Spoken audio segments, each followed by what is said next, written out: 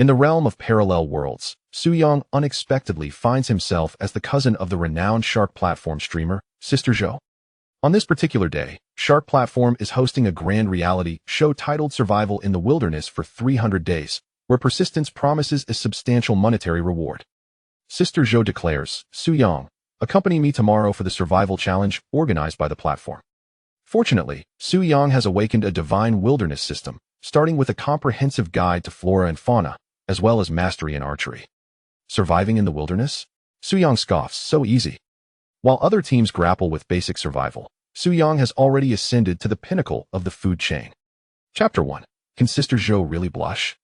In the bustling metropolis of Magic City, room 2301 of Liyuan Jinping.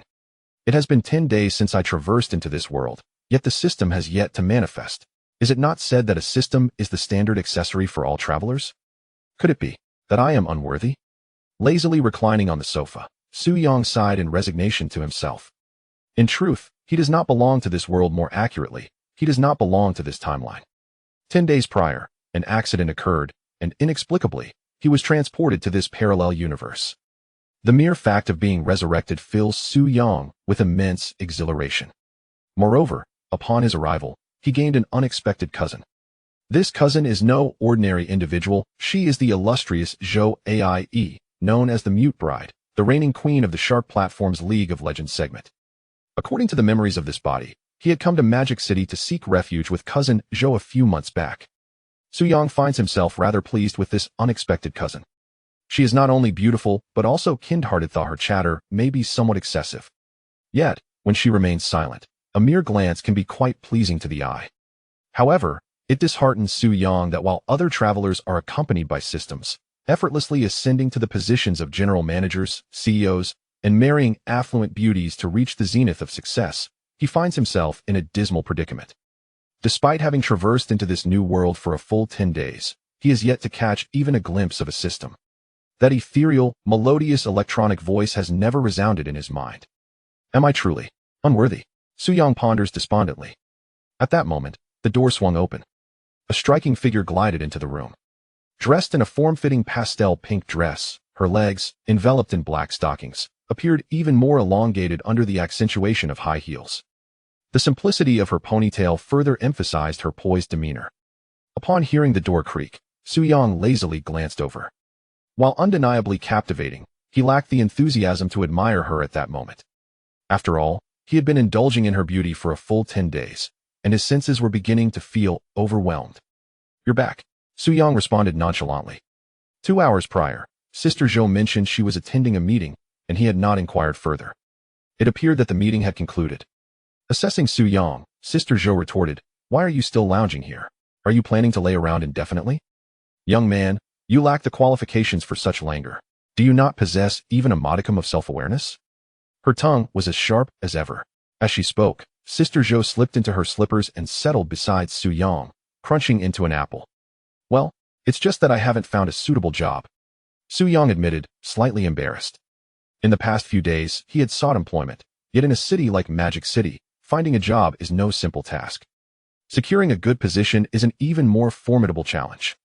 Most crucially, the former owner of this body possessed only an associate degree, resulting in his applications vanishing into the void without a response. Moreover, the absence of a system has left Su-Yang's mindset somewhat frayed. Thus, he decided to take a brief hiatus. You, my dear, are simply lazy. Stop making excuses, Sister Zhou scoffed, casting a disdainful glance at Su-Yang. Hell, why not? Let me live off you, cousin. That way, I wouldn't have to toil in search of a job and could fully embrace leisure, Su-Yang joked, resting his hands behind his head as he grinned at Sister Zhou. Though Sister Zhou occasionally speaks bluntly, she is still amenable to humor. Rolling her eyes dramatically, she retorted, How naive. I wish I could lounge around too. Why don't you support me instead? Realizing the impropriety of her words, she quickly added, All right, I will support you. Su-Yang nodded eagerly in response. Upon hearing Su-Yang's straightforward agreement, coupled with his cheerful gaze, Sister Zhou's cheeks flushed crimson. Although Su-Yang referred to her as his cousin, they bore no blood relation. It was merely that Su-Yang's mother and her mother had shared a close bond, addressing each other as sisters, thus creating this cousinly connection. You should focus on sustaining yourself first. It's too hot, I need to take a shower. Sister Zhou, still blushing, huffed softly and made her way towards the bathroom. Her demeanor suggested a hint of flustered retreat. She actually blushed? Su-yang pondered in bewilderment. The mute bride, Sister Zhou, was known for her prowess in verbal debates within her streaming realm. To think that mere words from him could render her face aflame? Yet, Su-yang was well aware that despite his handsome appearance and commendable physique, he ought not to harbor excessive thoughts in such a scenario. Half an hour later, Sister Zhou emerged from the bathroom. Her complexion returned to normal.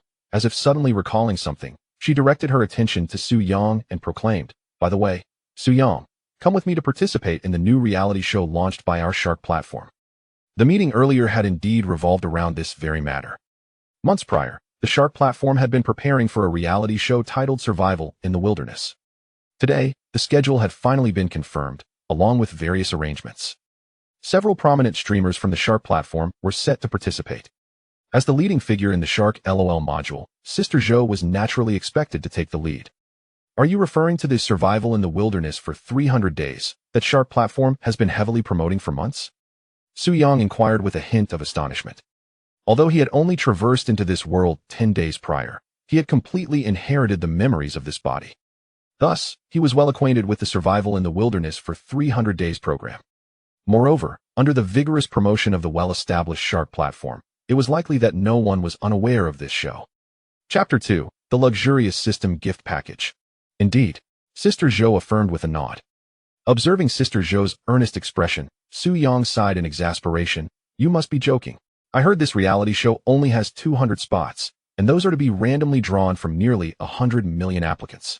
Additionally, the Shark platform undoubtedly has predetermined candidates. With odds of several 100,000 to 1, you can't possibly think I have the luck to be selected, can you?" The immense popularity of this reality show largely stems from its accessibility to ordinary participants. In such circumstances, expectations soar sky high. After all, everyone harbors dreams of overnight wealth. Furthermore, there are two additional vital reasons.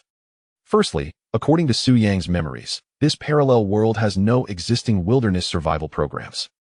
Nor do figures like Bear Grylls or other survival experts exist, making Shark platform's Survival in the Wilderness for 300 days truly one of a kind. Secondly, there is the immensely alluring prize. Surviving in the wilderness for 300 days would yield a staggering reward of 1 billion huaxia coins. It seems that the Shark platform is quite confident that no one could endure such an ordeal on a primitive island. Thus, the prize has been set to an outrageous amount. For some participants, even if they are unable to last until the end, they will still receive varying degrees of compensation. The longer one perseveres, the greater the reward becomes.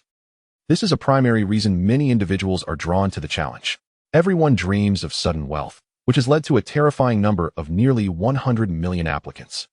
Had it not been for the age restriction of 18 to 40 years, the number of contestants would likely have been even higher. For many in the working class, 1 billion huaxia coins is an unimaginable sum that could hardly be amassed even if one were to labor since the era of Qin Shi Huang. Indeed, the odds of being selected are quite slim. And your luck is certainly not that favorable. Sister Zhou propped her chin on her hands, nodding earnestly. This made Su-yang's heart race with a flurry of emotions. Knowing that his luck was not particularly good, what was there to say? Sister Zhou smirked slyly and added, "However, you are correct, this reality show has many predetermined contestants. Our Shark platform has a total of 10 streamers participating, and each one can freely choose a partner. Moreover, in addition to our Shark platform participants, there are also 10 celebrities involved. They too may bring along a companion, which brings the total number of competitors to 40. This was classified information, known only to Shark's internal personnel and the participating streamers. Goodness gracious, is this what they call fairness and impartiality? Su-yang felt a buzzing in his head. Yet, he soon came to terms with it. In this world, fairness is a luxury, not accessible to the poor. You are still quite young, my boy. Sister Zhou chuckled meaningfully. After streaming for so long and having encountered numerous influential figures, she understood the complexities of this chaotic industry better than most when it came to the concept of fairness. Indeed, Su-yang nodded in agreement. The thoughts of the younger generation are, after all, still too naive. Hey, enough of this back and forth. Are you participating or not? I get along better with you, I've grown accustomed to it. Sister Zhou pressed again. In any case, she had no desire to last until the end. She saw it as merely a playful endeavor. Just as Su-yang was about to respond, A mechanical electronic synthesized voice suddenly echoed in his mind. Ding! Congratulations, host. The God-level wilderness check-in system has been activated. System rewards. Newbie gift pack. Would you like to open it? System? The moment the electronic synthesized voice resonated in his mind, Su Yang's body jolted as if struck by electricity. Then, overwhelming joy enveloped him. After much anticipation, he had finally received this coveted item. Truly, the ancients did not deceive me. The system may arrive late, but it will undoubtedly not be absent. Open it immediately. After calming his overwhelming excitement, Su Yang fervently recited in his mind. The newbie gift pack has been opened. Wilderness Flora and Fauna Analysis Compendium, Archery Mastery Perfect Accuracy, and 2 detoxifying elixirs. Wilderness Flora and Fauna Analysis Compendium. This will aid the host in understanding the species, names, edibility, and nutritional value of plants and animals. Archery Mastery Perfect Accuracy. As the name suggests, this grants the host unparalleled precision, an essential skill for survival in the wilderness and exploration. Detoxifying Elixir. This can significantly enhance the user's bodily functions. As the voice faded in his mind, a virtual projection appeared before him, presenting a series of blue text lines that clearly detailed the rewards of the newbie gift pack. This reward is simply extraordinary. Su Yang's excitement caused his body to tremble once more. He had not anticipated that the moment he accepted Sister Zhou's invitation, the system would manifest itself. Moreover, it was evidently tailored for this specific program. With these 3 abilities, Su Yang felt an absolute confidence in his capacity to endure until the very end. Prior to his transmigration, he had always been an avid fan of wilderness exploration programs. Whether it be Yi, Beiyi, or various other wilderness streamers, he had kept a close eye on them. The emergence of the system undoubtedly endowed him with a far superior capability for practical wilderness survival. What are you shivering about? Are you perhaps experiencing some kind of thrill just by sitting? Wow, you truly are my dear cousin. Goodness. Sister Zhou looked at Su Yang with disdain, her tone dripping with contempt. Get lost. You're the one who's being ridiculous. Can you at least speak a bit more gracefully, being a girl and all? I'll make sure to silence that mouth of yours one day. Su Yang shot her a significant eye roll. Chapter 3. Sharing a shelter. Stop beating around the bush. You still haven't answered my question. Are you going to join me for wilderness survival? Sister Zhou remarked, her demeanor alluring as she delicately pressed her lips together, leaving Su Yang with a dry throat. Unable to suppress a swallow, he found himself captivated by her presence, which was indeed extraordinary. Her physique and beauty were nothing short of exceptional. Of course, I'm going to participate, he exclaimed, excitement bubbling within him at the thought of sharing a night's rest with his cousin. The very idea sent shivers of exhilaration down his spine. Su Yang, also pursing his lips, took a moment to appraise Sister Zhou before responding. His primary motivation for joining was the awakening of his system, which afforded him ample confidence to not only participate, but also to triumph. How shameless! Can you not think of anything normal for a day? He retorted with a roar. Continuing, I'm quite serious about this. I intend to persevere until the end and dominate all the other streamers. Yes, that's the spirit. Sister Zhou encouraged herself, her fist clenched in determination. In that moment, she appeared surprisingly endearing. You better not hold me back, she admonished, playfully patting Su Yang on the shoulder. Well, that remains to be seen, he replied with a chuckle. With 3 days remaining, I will thoroughly research wilderness survival techniques and watch related videos. You should do the same. Make sure you're well prepared and don't end up slowing me down. After imparting her earnest advice, Sister Zhou retreated to her room to consolidate her knowledge on wilderness survival. She needed to inform her audience about her temporary absence from streaming. After all, a sudden halt could easily result in the loss of her hard-earned popularity. Given the competitive nature of the platform, many were eager to usurp her position as the leading streamer. If too many viewers drifted away, it could pave the way for those envious individuals to take her place. All right, I shall prepare diligently as well, Su Yang declared, his eyes sparkling with determination. This was undoubtedly a golden opportunity for a remarkable turnaround. The next 3 days passed in a blink, with both Su Yang and Sister Zhou immersing themselves in the study of wilderness survival materials and techniques. Despite the advantages bestowed by the system, proper preparation was essential. Seizing a favorable moment, Su Yang utilized the system's reward of cleansing liquid. Understanding that the earlier it was used, the better, countless dangers awaited them upon their arrival on the island. It is not an opportune moment to utilize the cleansing elixir. Moreover, The potential side effects of such a substance remain unknown until it is employed, necessitating its prior use. Fortunately, after using the elixir, only a few impurities were expelled from the body, leaving one feeling quite comfortable. Furthermore, both strength and various bodily functions experienced a significant enhancement. With the fortification provided by the elixir, Su Yang felt an increased confidence regarding the impending wilderness survival challenge. Sister Zhou finally emerged from her seclusion, albeit with the telltale signs of fatigue evident in her panda-like eyes. Nonetheless, she was dressed elegantly in a form-fitting athletic ensemble that accentuated her alluring figure. With a long, languid stretch, it was apparent that she had not enjoyed restful sleep over the past 3 days, underscoring her seriousness about this survival endeavor, which was far more than a mere pastime. "Are you all right? Surely you haven't gone an entire night without sleep?" Su Yang inquired with curiosity, observing Sister Zhou's weary appearance. "Well, something like that. I will prepare some food. After we eat, let us meet at the gym," she replied before heading off to prepare breakfast. This might very well be the only lavish breakfast they would have in the near future, so Sister Zhou was determined to make it sumptuous. After satisfying their hunger, the two set off for the gym. After an hour's journey, they finally arrived at their destination. The entrance was a sea of heads, bustling with eager participants, all likely hoping to catch a glimpse of the fortunate soul who might win the billion-dollar prize. Navigating through the crowd and completing a brief registration, they successfully entered the gym, which was equally crowded with shadows of people. Most of the contestants had arrived early, creating a vibrant yet overwhelming atmosphere that Su Yang found somewhat distasteful. As they made their way through, Su Yang recognized several familiar faces from the streaming world, such as Ji Sun, Dui, Xiao Mei, Chia Zi, Moz, and other well-known streamers, along with celebrities frequently seen in major variety shows. Their presence was evidently orchestrated by the platform, Shark, to attract a greater influx of viewership. These stars also sought to boost their popularity through this unique reality show, showcasing their skills while enhancing their visibility and appeal. In today's world, it is no small feat to maintain the status of a trending star. Without consistent engagement with the public eye, one risks fading into obscurity. The likes of Hua Fa Wang, Huang Xiaochu, Ji Kuan, Zhang Xiaoxiao, and the Koi Girl demonstrate Shark's considerable investment in securing these celebrities, likely costing several billion in fees.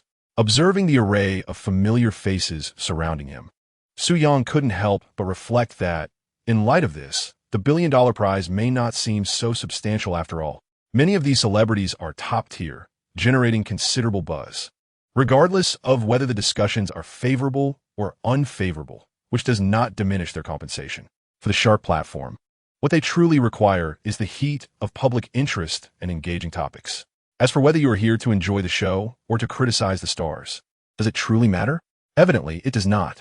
Numerous hosts warmly greeted Sister Zhou, while Su Yang was rather overlooked, treated as an inconspicuous presence.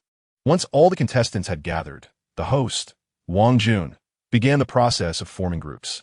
This time, a total of 200 participants were present, resulting in 100 pairs. The introductions were rather straightforward, merely detailing the prizes and the rules. Additionally, a liability waiver had to be signed for the Wilderness Survival Challenge, which inherently carries a certain degree of risk. Hence, the organizers bore the responsibility of informing all contestants of these dangers in advance, allowing anyone to opt out if they chose to do so. Chapter 4. Choosing Tools for Survival. Ergo, is this the cousin you mentioned before? He is quite handsome. At that moment, a teasing voice rang out, and a striking figure approached. Su Yang glanced over, and the speaker was none other than the beautiful host, Daimei, also a shark streamer. She was slender, slightly taller than Sister Zhou, yet both shared a commonality in their allure. While Daimei was indeed attractive, Su Yang felt she belonged to the type that captivates at first glance, whereas Sister Zhou possessed a more enduring beauty, provided she was silent in the live stream. "Yes, this is my cousin, Su Yang. Su Yang, this is Daimei. You should be familiar with her," Sister Zhou introduced succinctly, casting a curious glance at Daimei, who appeared to lack a companion. "Yes, I've seen your short videos," Su Yang replied earnestly, nodding. Daimei appeared much as she did in the clips. With no notable changes, her beauty remained striking. "Wow, what on earth about those short videos?" Both Sister Zhou and Daimei were momentarily taken aback. As seasoned veterans of the highways, they couldn't help but let their imaginations wander at the mere mention of short videos. Ege, honestly, I wanted to team up with you, but alas, you chose your cousin and abandoned me. Dai Xiaomei feigned sadness as she gazed at Sister Zhou. Initially, she had indeed wished to partner with Sister Zhou. However, as a well-known shark streamer, her decisions were often dictated by the need to maximize the platform's interests. At that moment, fellow host Ji Sun approached. After a brief exchange, it was revealed that Ji Sun had paired with Dai Xiaomei. Their amicable relationship and frequent collaborations in the live stream made this pairing a logical choice, as it would undoubtedly generate more traffic and discussion for the shark platform. Su Yang, however, remained indifferent, as he and Ji Sun had never been acquainted, let alone friends. Contestants, may I kindly ask for your attention? All the rules have been clearly articulated, and the potential dangers one might encounter during wilderness survival have been thoroughly analyzed. I see that everyone has found their preferred teammates. Therefore, let us now select our survival tools. Each duo may choose 2 survival tools and 1 set of tactical clothing. A gentle reminder, in wilderness survival, survival is paramount. So please approach the selection of your tools with utmost seriousness, opting for those that will aid your survival. With the host Wang Jun's voice fading, the staff presented all the survival tools. A table adorned with an array of survival implements stood before each group, including multifunctional military shovels, machetes, Swiss Army knives, large cooking pots, tents, bows and arrows, fishing rods, nets, flintstones, climbing ropes, mosquito coils, and compressed beef jerky, among others. The 100 competing pairs began to choose their survival tools. Su Yang, we can select a total of 4 tools. What do you think we should choose? Sister Zhou inquired earnestly, eager to hear Su Yang's perspective. Although he may lack extensive wilderness survival experience, he had spent 3 days reviewing relevant materials. The host's earlier statement was indeed accurate. Wilderness survival primarily revolves around survival itself, meaning our chosen tools must be pertinent to sustaining life and suitable for long-term survival. In the wild, a knife serves a multitude of purposes. It not only assists in constructing shelters and hunting small animals, but also serves as a means of defense against larger predators. Therefore, our first selection should be the machete.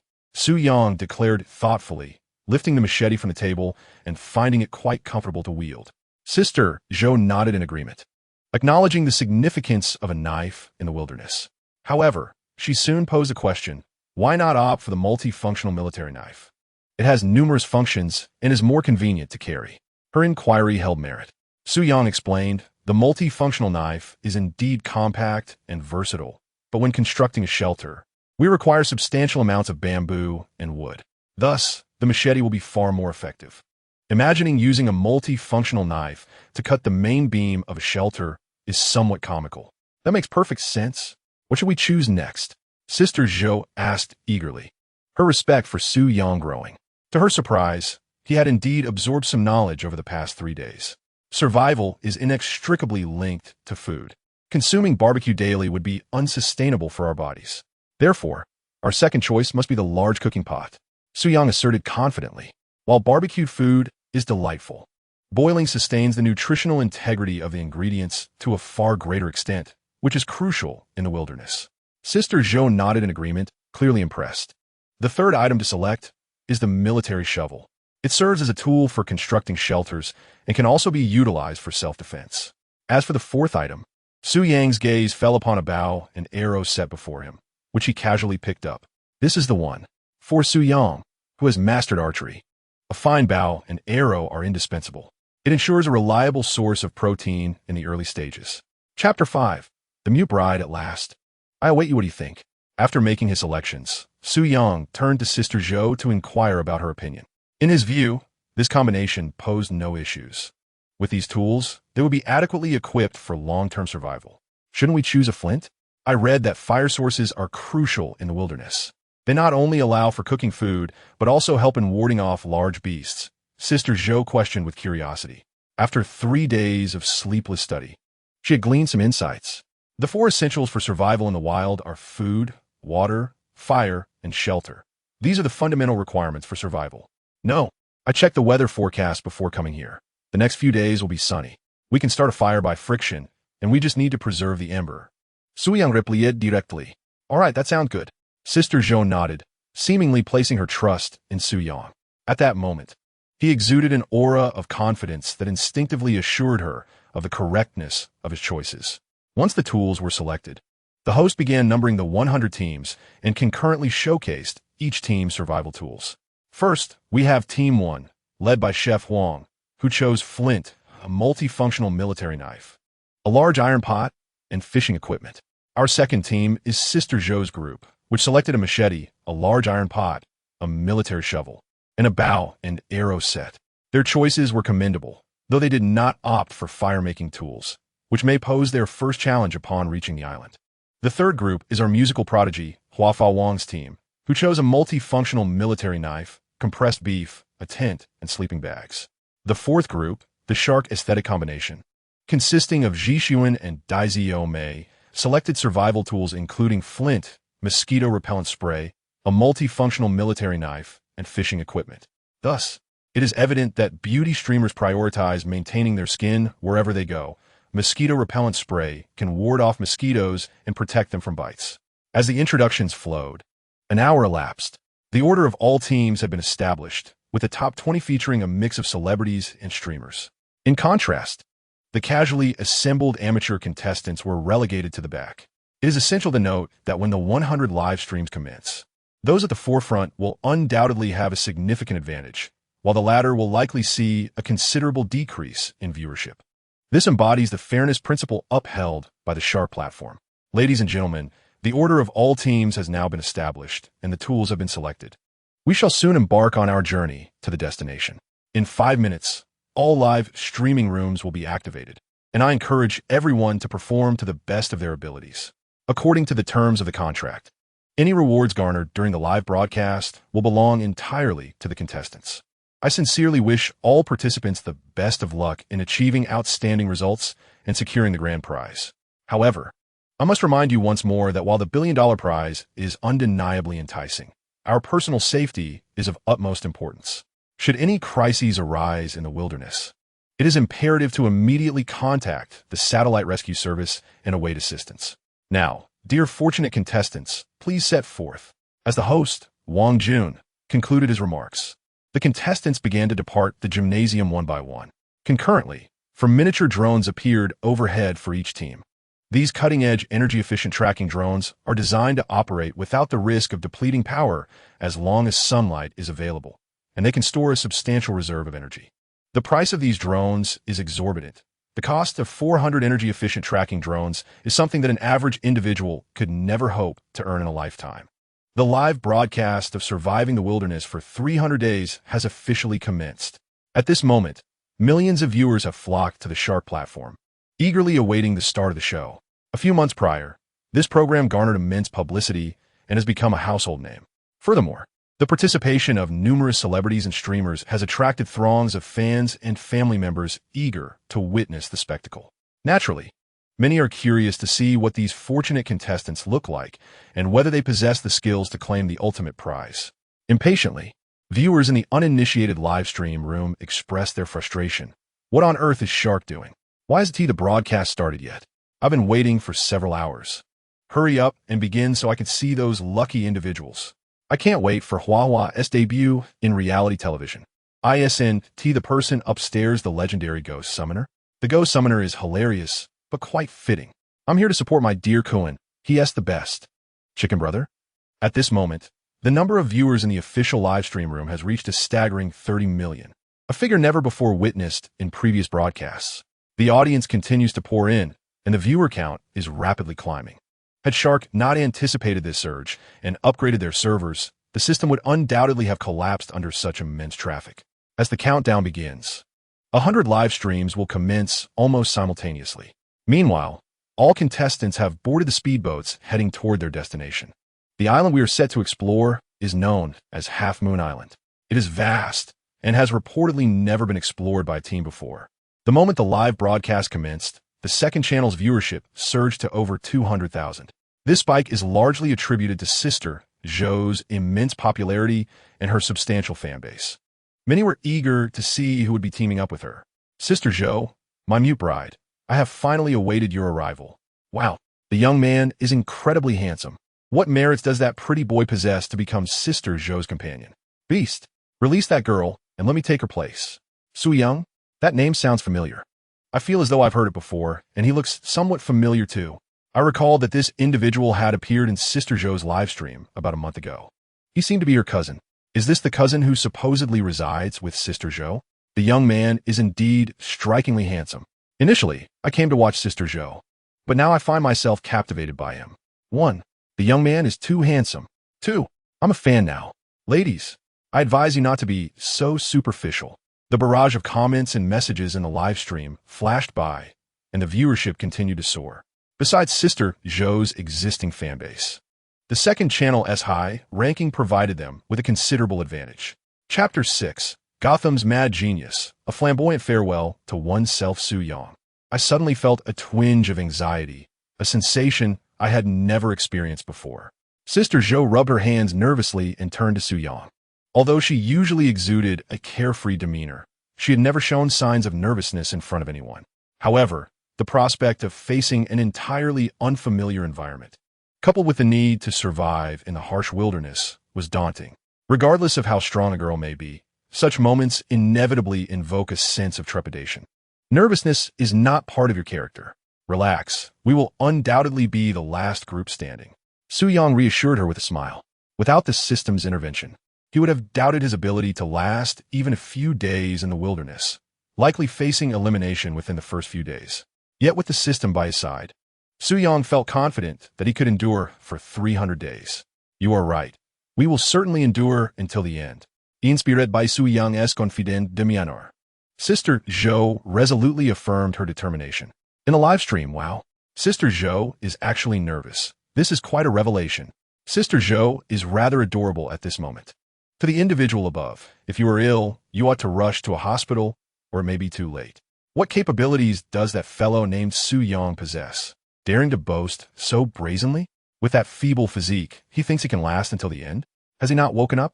To the basement-dwelling otaku above, you are merely envious of Su Yang's looks. Exactly. Always envying others. Such a lack of ambition. Su Yang, the young man, shall be protected by us. Two charming and confident young men captivated the audience.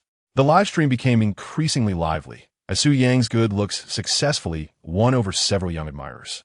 Whenever discordant remarks appeared in the chat, the young fans would swiftly retaliate. Of course, neither Su Yang nor Sister Zhou were aware of the happenings in the livestream, as they were entirely oblivious to the barrage of comments. 100 speedboats raced forward, swiftly approaching their destination. At this moment, aboard the third speedboat, the musical prodigy Huafa Wang had chosen as his companion a retired female bodyguard named Zhongli. Rumor has it that she possesses remarkable skills and has had some wilderness survival experience. Hua, I used to be your fan and truly enjoyed your singing. With such beautiful scenery, could you sing a song? Zhongli said to Huafa Wang with a smile. All right, I'll sing a rendition of Exaggerated. Huafa Wang confidently replied without a moment's hesitation, having made slight modifications to the melody to enrich the emotional depth of the song. The two staff members operating the speedboat exchanged glances, pondering whether this fellow could indeed sing well. They were pleasantly surprised at the prospect of enjoying a free concert. Zhongli nodded enthusiastically, her excitement palpable. The initial singing was quite standard, merely at the level of a mediocre performer. However, the subsequent delivery became increasingly erratic. The expressions of the two staff members began to shift dramatically. First astonishment, then confusion, gradually morphing into rigidity and distortion. They were baffled, utterly perplexed, unable to comprehend the spectacle before them. Is this really a performance by a star? They exchanged glances, both reflecting deep bewilderment. It dawned on them that while this concert was free, it might very well lead to unforeseen consequences. Even Zhongli, who had initially been filled with anticipation and excitement, found her expression shifting to discomfort and forced laughter. Just when everyone thought the situation would gradually come to a close, Huafa Wang unleashed an explosive performance. With a frantic scream, his body began to convulse uncontrollably, collapsing onto the yacht as he writhed in agony. He continued to shriek, the convulsions persisting. Goodness, someone stop this. Hua seems to be having a seizure. Hurry, call an ambulance. Zhongli panicked. How could a simple song lead to such a calamity? The frequency of his convulsions resembled that of someone possessed. Oh my! The two staff members were equally stunned, rather than being swept away by the performance. It seemed Huafao Wang had succumbed to his own turmoil. Such a person dares to call themselves a star? Gotham's madman. It seems he is only suited for the third word. One of the staff members immediately began preparing to make a call for assistance. Although this fellow sings atrociously, almost as if possessed, his status as a celebrity garners immense attention and a vast fan base. If an incident were to occur before the program even begins, it would tarnish their reputation.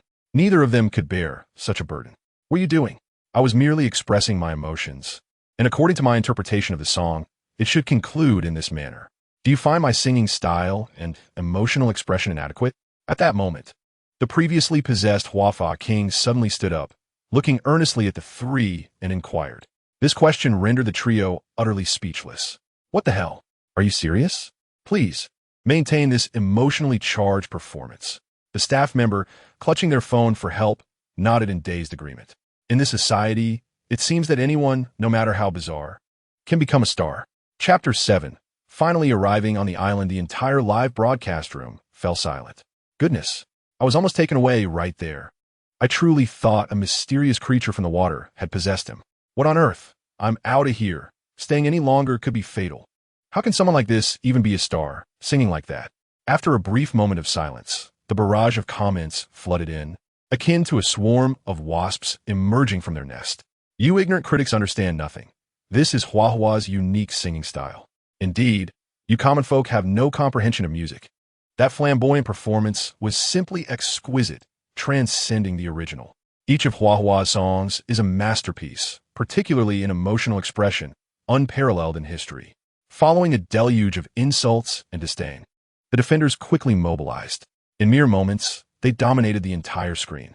One cannot deny the formidable power of these fans. It remains uncertain whether these individuals genuinely have issues or if they are merely bots. Perhaps for a mere pittance, they would forsake their families. The leaders of the official live streaming platform, Shark, were also taken aback. However, a smile of satisfaction soon graced their faces. Although this fellow's singing is utterly ridiculous, beyond comprehension, it is precisely the effect they sought. Once this video airs, the program will undoubtedly achieve greater popularity. If they could have a few more eccentricities like this, their show might explode in success severalfold. What is happening over there at Boat 3? It seems someone was screaming just now. Sister Zhou glanced at Boat 3 with a hint of curiosity and inquired. Just moments ago, she seemed to have heard a heart-wrenching scream, yet it appeared as though nothing was amiss. Could it be that the king of Wa-Fa was singing? However, the harrowing cry was clearly not a song. Perhaps it was some sort of mysterious summoning ritual? Su Yang remarked lightly, having also heard the earlier scream, reminiscent of the concert videos from his past life featuring this singer, which bore an uncanny resemblance to a ghostly gathering.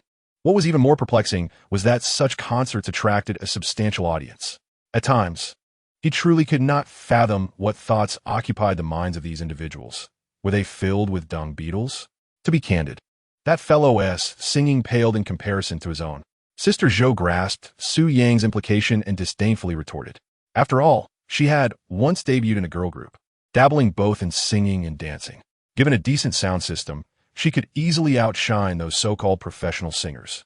Sister Zhou belted out. Indeed, indeed. Don't merely talk the talk. It had been a while since she last sang, and he found himself yearning to hear her voice again. I can attest that Sister Zhou's singing is far superior to that of the so-called genius. Let us not compare this streamer to our Huahua. She lacks the qualifications. You're absolutely right.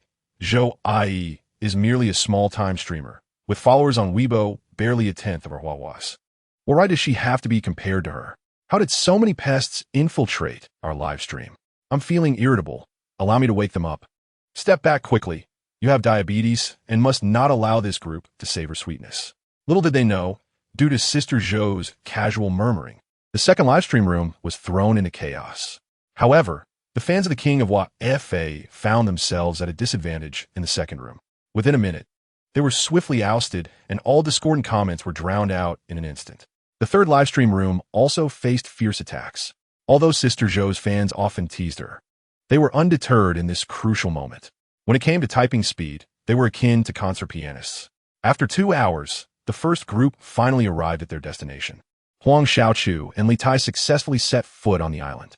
Half Moon Island was vast, so even with 100 groups present, the likelihood of encountering one another was rather slim. Another half hour passed, and Sister Zhou and Su Yang followed suit onto the island, buzzing. As the roar of the speedboat gradually faded away, Su Yang and Sister Zhou felt a tinge of solitude.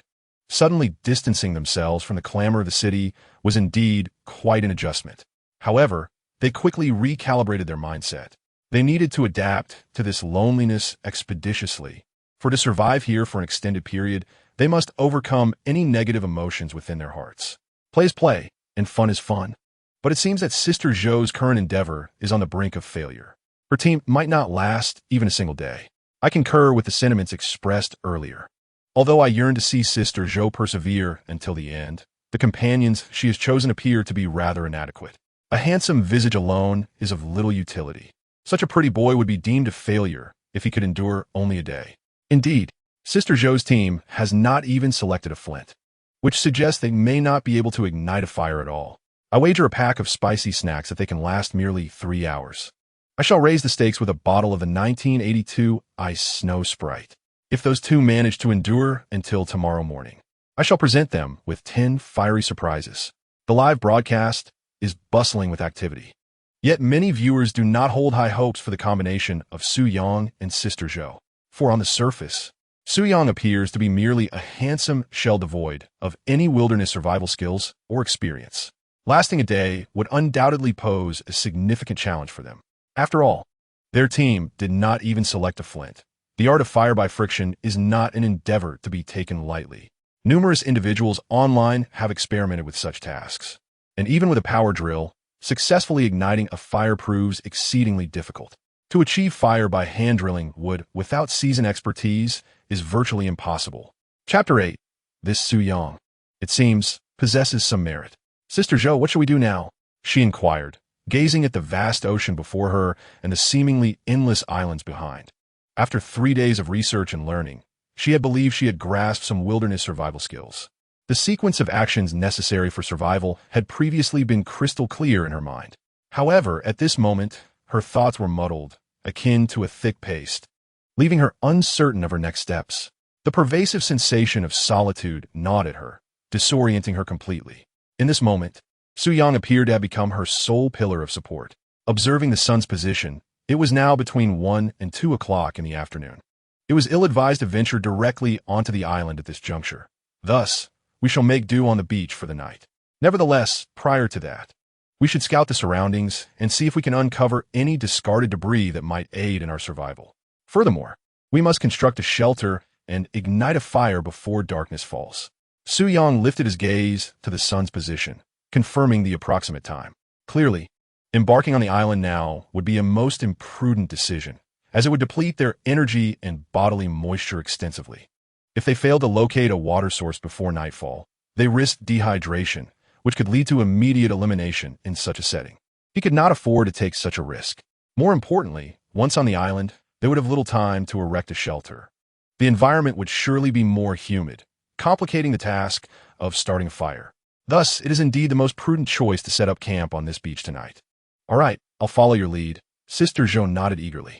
At this moment, her mind was utterly devoid of clarity, and she found merit in every word spoken by Su Yang. Subsequently, they began their search along the shoreline, hoping to uncover some discarded refuse. The refuse of everyday life could very well transform into treasures for them. Sister Zhou's earlier expression of panic tugged at the heartstrings. It was indeed a sight unseen in the live broadcast. She had never appeared so flustered. Suddenly, a wave of sympathy washed over for her. That expression of helplessness evoked a strong desire to protect her. Wait for me, Sister Zhou. I shall rush to your side to safeguard you. However, one must admit that Su Yang seemed rather capable. His previous assertion was entirely accurate. Venturing onto the island at this moment would not be wise. I concede. I may have underestimated him earlier. This fellow remains composed in the face of such an unfamiliar and desolate environment, exhibiting a commendable mindset. One can only hope that Sister Zhou and Su Yang can safely endure this first night. The audience in the live stream, witnessing Sister Zhou's earlier trepidation and disarray, began to feel a swell of compassion. Despite their usual banter, their affection for Sister Zhou was genuine, solidifying them as ardent supporters. Encountering her in such a vulnerable state inevitably ignited a protective instinct within them.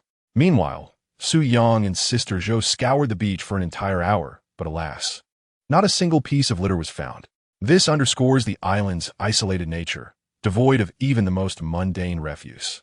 The temperatures over the past few days had soared, and under the blazing sun, the two had begun to perspire profusely within just an hour.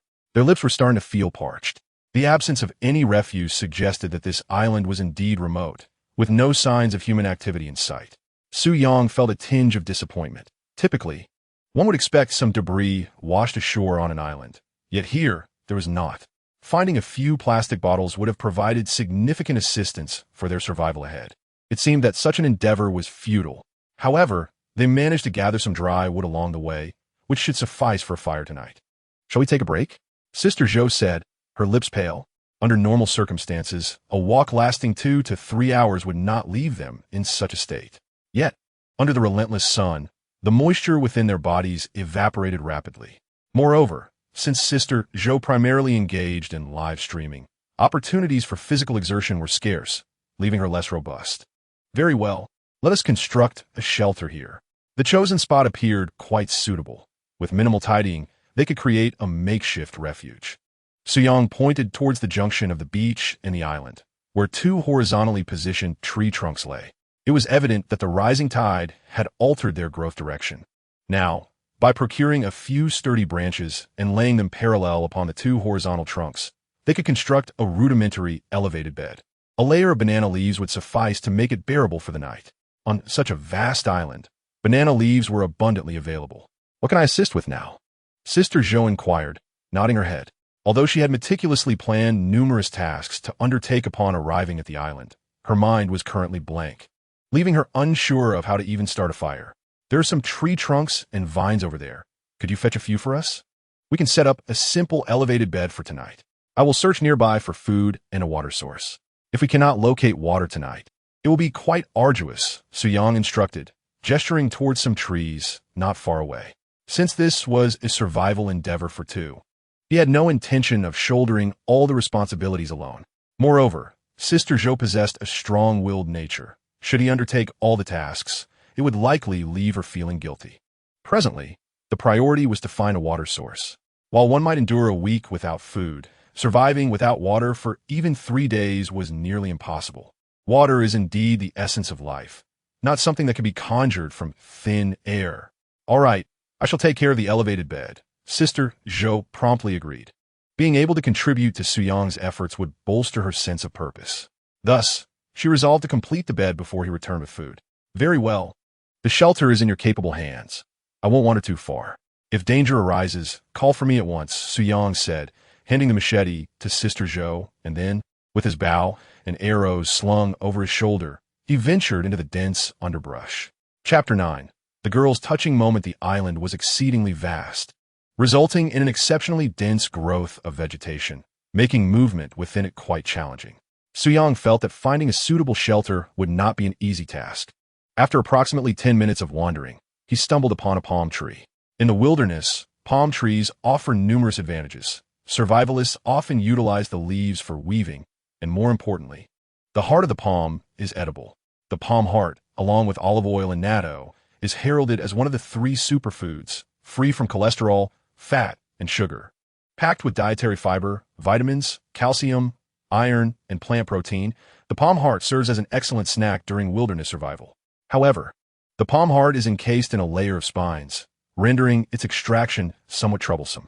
Nevertheless, Su Yang cautiously procured several pieces, for it was highly probable that they would serve as sustenance for the evening. After meandering through the verdant foliage for over half an hour, he chanced upon a few banana trees. The core of the banana tree is equally edible and is abundant in moisture. While it may not rival the taste of pristine water, it at least offers a means to replenish the body's hydration.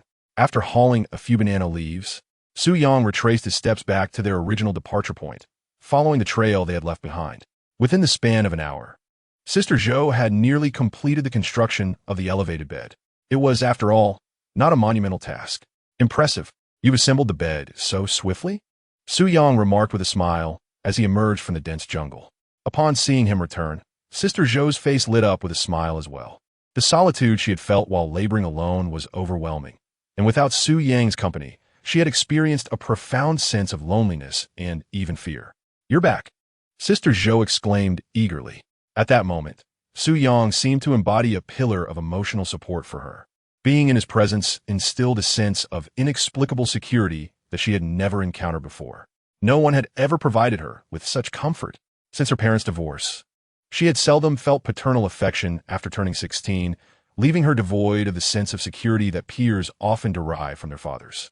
"I found some palm hearts and banana hearts. They can serve to replenish some hydration," Su Yang stated as he deftly used his machete to remove the spines from the palm heart, subsequently offering one to Sister Zhou. Receiving the palm heart, Sister Zhou eagerly began to consume it. The breakfast they had earlier was nearly depleted, and now she felt both thirsty and hungry. The palm heart was crisp with a slight astringency, though at that moment, she could only perceive its sweetness. "So crunchy, so delicious." Sister Zhou's face radiated with a joyous smile. At that moment, savoring a palm heart felt like a delightful blessing. Su Yang also peeled one for himself and began to eat. Indeed, although it lacked a drizzle of olive oil, it was still quite palatable. The two of them shared several more, feeling a warmth settle in their bellies and their thirst alleviated. Subsequently, Su Yang extracted some moisture from the banana tree core. A substantial piece yielded a small amount of liquid at the bottom of the pot. While these morsels felt hydrating, the extraction process yielded little water, as it was impossible to extract all the moisture without specialized equipment. "Quickly drink this," Su Yang urged Sister Zhou. "Though its taste may differ from the water we typically consume, it will at least help replenish your hydration." He handed the water to her. Due to the enhancements his body had undergone, the evaporation of moisture from his system was rather slow. "What will you drink?" Sister Zhou inquired. "I am not thirsty. Shortly, I shall seek out some food rich in moisture," Su Yang replied with a smile, gazing at Sister Zhou. In that instant, a warm sensation enveloped her heart. Emotional moments often arise in fleeting instances, sometimes from the most trivial of happenings. The water from the iron pot, once tinged with bitterness, now seemed to take on a sweetness. Bringing Su Yang here appeared to be her most judicious choice, regardless of how many days they could endure. She felt this journey was indeed worthwhile. After finishing the water, Sister Zhou instantly felt revitalized. "All right, I will enhance the shelter slightly." Although the weather forecast predicts clear skies for the next few days, the climate on an island can be as unpredictable as a woman's temperament. "Should it rain tonight, we will be drenched." Su Yang chuckled and began to upgrade the shelter using the banana leaves he had carried back. It was quite simple. All that was needed was to construct a basic gabled roof and evenly lay the banana leaves atop it to prevent rain from seeping through. Given that the banana leaves were fresh, they would serve their purpose well. "What do you mean by the island's weather being like a woman's temperament?" "I feel that is an affront to us women." Sister Zhou shot Su Yang a significant eye roll. Despite her words, her body was quite honest and began to assist. This was a matter of survival for both, and naturally, Su Yang could not do everything alone. Su Yang's earlier comment sparked a lively discussion in the live stream. Most men supported his perspective, especially those who were married or in relationships, relating to his sentiments. However, some martial artists launched vigorous critiques. Nonetheless, a number of more rational women acknowledged the validity of Su Yang's statement, recognizing that women's moods can indeed be quite variable, as they often lack the steadiness that men possess. Chapter 10. The Iroquois Method of Fire Starting. The audience is astonished. After simply constructing a roof with logs and vines, Su Yang evenly spread the banana leaves he had carried back on top. He inspected the shelter to ensure it would not leak before concluding his work. At this moment, it was around 3 in the afternoon, and the sun blazed fiercely. In such an environment, dehydration was a considerable risk. Although he had consumed 2 palm hearts earlier, they contained little moisture. Thus, he needed to devise a way to procure more food and water to endure the night ahead. "Cousin, please dip the remaining banana leaves in water and place them on the nearby rocks to dry," Su Yang instructed as he organized Sister Zhou's tasks. Although she had conducted a brief inquiry into the materials related to wilderness survival, it was far from sufficient. Moreover, in this parallel universe, there had never been a program akin to wilderness survival. Consequently, the available information was scarce, with some even fabricated by individuals devoid of practical experience. What purpose does that serve? Why must we wet something and then dry it? Sister Zhou asked, her confusion evident. Isn't wetting and drying equivalent to taking off one's pants to pass gas? A redundant act? At that moment, she realized her knowledge was woefully inadequate. Relying solely on her own understanding, she might not endure even a single night. Given the surrounding seawater, which is replete with salt, if we were to dip banana leaves into it and then dry them, we could obtain some salt. As you may be aware, iodine present in salt is an essential element for our bodies. A deficiency can lead to goiter and even affect our central nervous system and heart. Thus, during prolonged survival, salt is as crucial as water and food. Su Yang began to explain earnestly. In truth, these were fundamental concepts, not knowledge imparted by any system. He had always been fond of wilderness survival videos in his previous life, making him quite familiar with these basics. Of course, unrefined sea salt contains numerous impurities and harmful minerals, and magnesium chloride has a bitter taste. However, consuming a small amount would not have a significant impact. Once life stabilizes, it would be essential to refine edible salt. Oh, Sister Zhou nodded, somewhat dazed. She was indeed astonished by Su Yang's wealth of knowledge. I never realized you were so well informed. After a moment of surprise, Sister Zhou began to reassess her cousin's capabilities. Of course. Otherwise, do you think I would dare to endure hardship in a place like this? Su Yang replied proudly. His words earned him an eye roll from Sister Zhou, who felt he lacked humility. Nevertheless, she eagerly followed Su Yang's instructions. Seizing this opportunity, Su Yang also prepared to kindle a fire. In the wilderness, a flame can undoubtedly instill a sense of safety. Given the uncertainty of large animals on this deserted island, it was prudent to take precautions. At this time of day, when the sun blazed its hottest, igniting a fire was not a daunting task for him. The weather had been dry for several days, making it easy to find tinder. As Su Yang began to start the fire, he simultaneously elaborated on their current situation. They were live streaming, and perhaps sharing some expertise could attract an audience to their channel. Perhaps there may be some dashing and affluent individuals who generously bestow rewards. After all, the funds from such rewards entirely belong to the survivors. Many might perceive the art of friction fire starting as a daunting task, and even those who have attempted it may find themselves unsuccessful. However, for a seasoned survivor, friction fire starting is a fundamental skill. Provided the weather is favorable and there is dry wood and tinder, success is almost assured. Friction fire starting encompasses various methods, the most primitive being the hand drill technique. This method not only depletes physical stamina, but also poses a risk of injury to the hands. For novice survivors, this approach is highly inadvisable, as lacking sufficient strength and the dexterity honed over 2 decades of solitary existence makes success virtually unattainable. In addition to the hand drill technique, there exists another method known as the bow drill, which is considerably more common and boasts a higher success rate than its hand-driven counterpart. Nonetheless, this method is not infallible and also requires substantial energy, as the bowstring can easily snap under vigorous friction. Today, I shall introduce a lesser-known technique of friction fire starting, known as the Iroquois method. While educating the audience in the live stream, Su Yang has gathered the necessary tools for this technique: a straight drill rod, a handle, his shoelaces, and a baseboard. With a machete, he first creates a small hole at the edge of the baseboard, ensuring there is a notch connected to this hole. This notch is essential for allowing the wood shavings to better interact with the air, thereby enhancing the chances of ignition. The most crucial step involves securing a circular object, akin to a wheel, atop the drill rod. This serves as an accelerant, as inertia will cause the drill to rotate more swiftly. While most of the items are relatively easy to procure, this circular accelerant proves somewhat elusive. After a thorough search, Su Yang finds no suitable object. He then explains to the drone. The effect of the circular accelerant is merely to augment the inertia of the drill axis. Thus, 2 appropriately sized stones can serve as a viable substitute. With this revelation, Su Yang locates 2 stones and affixes them to the drill axis, effectively enhancing the inertial effect. With the assistance of his shoelaces, he swiftly constructs the tools for the Iroquois friction fire starting method. While it may not appear flawless, it is undeniably practical. Wow, Su Yang possesses quite a bit of knowledge. I am genuinely astonished. Initially, I assumed he was merely a pampered dilettante. following Sister Zhou into survival endeavors for mere appearances, yet it seems he is quite adept. Indeed, I have never even heard of this Iroquois friction fire-starting technique. The method of collecting fire using the Iroquois technique he demonstrated earlier was quite innovative. I had never encountered such a technique before. Su Yang, the charming young man, is absolutely captivating. With such good looks and impressive skills, I am utterly enamored. I wonder how long it will take for Su Yang to truly shine.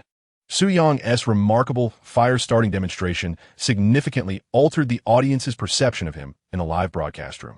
Initially, they believed he was merely a frivolous pretty boy, but to their surprise, he indeed possesses considerable talent. After all, the Iroquois method of fire-making was unfamiliar to most viewers. Many in the audience began to show their appreciation through gifts. Chapter 11 reveals that he is a true master, and I was blind to his prowess. By simply crafting the necessary tools for the Iroquois fire-starting technique, one can effortlessly produce fire.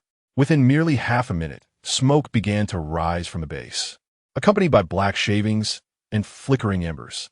Su Yang knew he had succeeded. In fact, after witnessing survivalists employ this skill in the wild, he had attempted it himself in real life and found it surprisingly easy to ignite a flame. Of course, several prerequisites are essential, such as all materials being dry, the base, the drill, and the tinder. Gently fanning the shavings containing embers with his palm facilitated their exposure to air. He then wrapped the shavings in tinder and blew softly.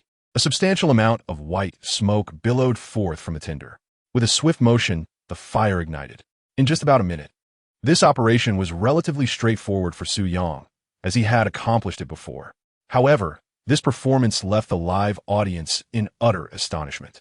Wow, a minute to start a fire using a drill. Su Yang is incredible. Initially, they assumed he was merely a novice, but it turned out he was a master. And I had misjudged. This guy is absolutely phenomenal. He managed to create fire in under a minute. He must be playing the part of a fool while concealing his true abilities. He is undoubtedly a skilled survivalist. There was a consensus. He has indeed played the role of a fool while hiding his talents. I have learned the Iroquois fire-starting technique thanks to Su Yang's guidance. Su Yang's little kitten sent a super rocket. Wow! To the generous lady above, I no longer wish to strive. To the lady above, I am strong and healthy. And I still enjoy evening work while maintaining a low profile. Do I still have a chance? A super rocket costs 2,000 yuan. 10 would amount to 20,000 yuan. Those capable of casually spending such an amount can indeed be considered affluent. Judging by the name, she must be a new fan of Su Yang, and a female fan at that. On the beach, Sister Zhou turned her head upon catching a whiff of smoke, only to be met with a roaring blaze. Leaving her utterly bewildered, she hurriedly approached Su Yang, her voice barely above a whisper. Did you sneak in a lighter? How could Su Yang possibly have ignited a fire within mere minutes of her turning away? This prompted her to question whether he had cheated by bringing a lighter. Don't be absurd. I am genuinely practicing the art of fire by friction. All the viewers in the live stream can attest to my authenticity, Su Yang replied, exasperated. The likelihood of successfully creating fire by friction in just a minute or two is exceedingly rare. He would certainly rank among the top 10 successful candidates in this endeavor. Really? You're quite the hidden talent. Sister Zhou exclaimed, her astonishment growing as she observed Su Yang. She had never suspected he possessed such a remarkable skill. Since arriving on the deserted island, he had exhibited not a trace of anxiety or panic, but rather a demeanor of calm, strategizing, so different from the laid-back Su Yang she had known just days prior. Previously, there were no opportunities, he responded. So, how are the banana leaves drying on your end? We should dry as many as possible to ensure we can last longer once we reach the island. After sharing a smile, Su Yang inquired earnestly. Before they set foot on the island, he intended to dry more banana leaves and prepare additional salt. It is well known that food lacking salt can lead to iodine deficiency and is exceedingly unpalatable. Moreover, once they reached the island, there was no telling when they might return to the shore, so it was wise to be prepared. Yes, they're all drying. Sister Zhou nodded seriously. She understood the gravity of the situation and refrained from any frivolity. With their shelter and campfire already established, their next priorities were water and food. Let us first stroll along the beach to see if we can find any edible seafood, Su Yang suggested, eager to test his luck. The deep brown hue of the tree trunks along the coastline indicated they had often been submerged in seawater, suggesting that tidal fluctuations were infrequent. Perhaps they might discover some stranded rock pools, and if they were fortunate enough to find seafood, they could enjoy a hearty meal that evening. Absolutely. Sister Zhou nodded obediently, gradually realizing that following Su Yang might indeed afford her the opportunity to endure until the very end. Previously, she had doubted her own abilities, believing it impossible for her to last a month, perhaps even a week. Yet Su Yang's performance today had ignited a flicker of hope within her. Naturally, she aspired to excel in this survival challenge, outshining all the other streamers and celebrities.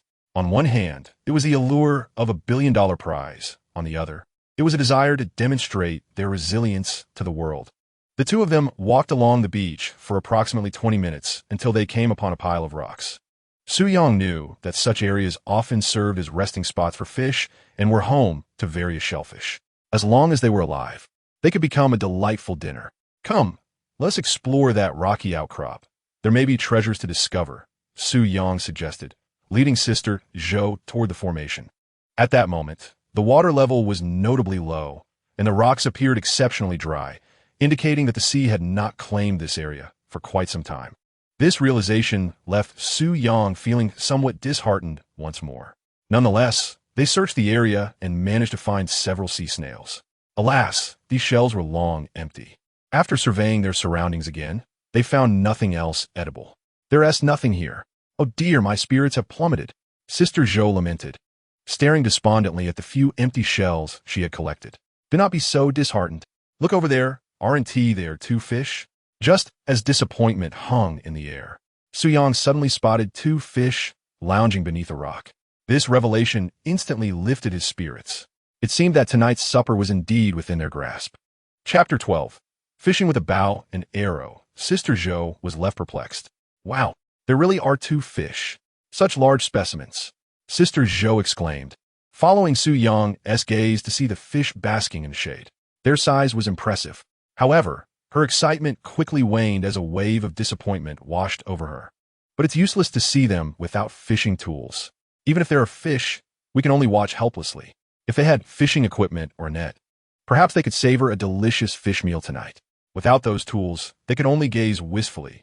Meanwhile, the audience in the live stream began to stir with renewed enthusiasm. There are few things more disheartening than spotting fish without the means to catch them.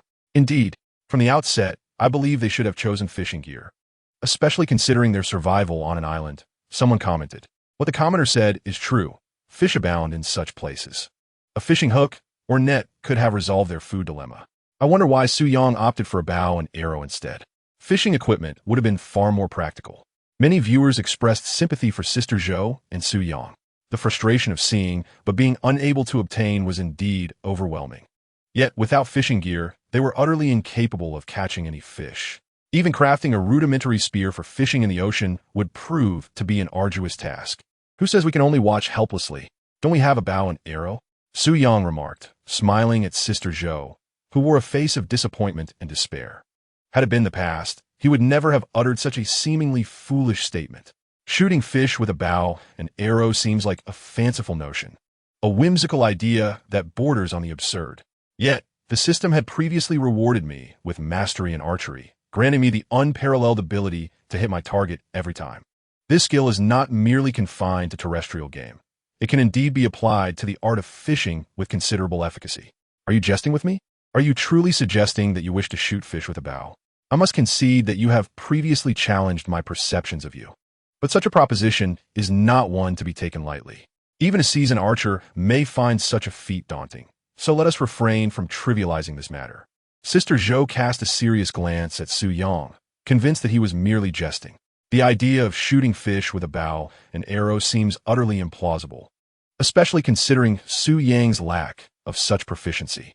After all, even professional archers would struggle with this endeavor, given the refraction of light in water.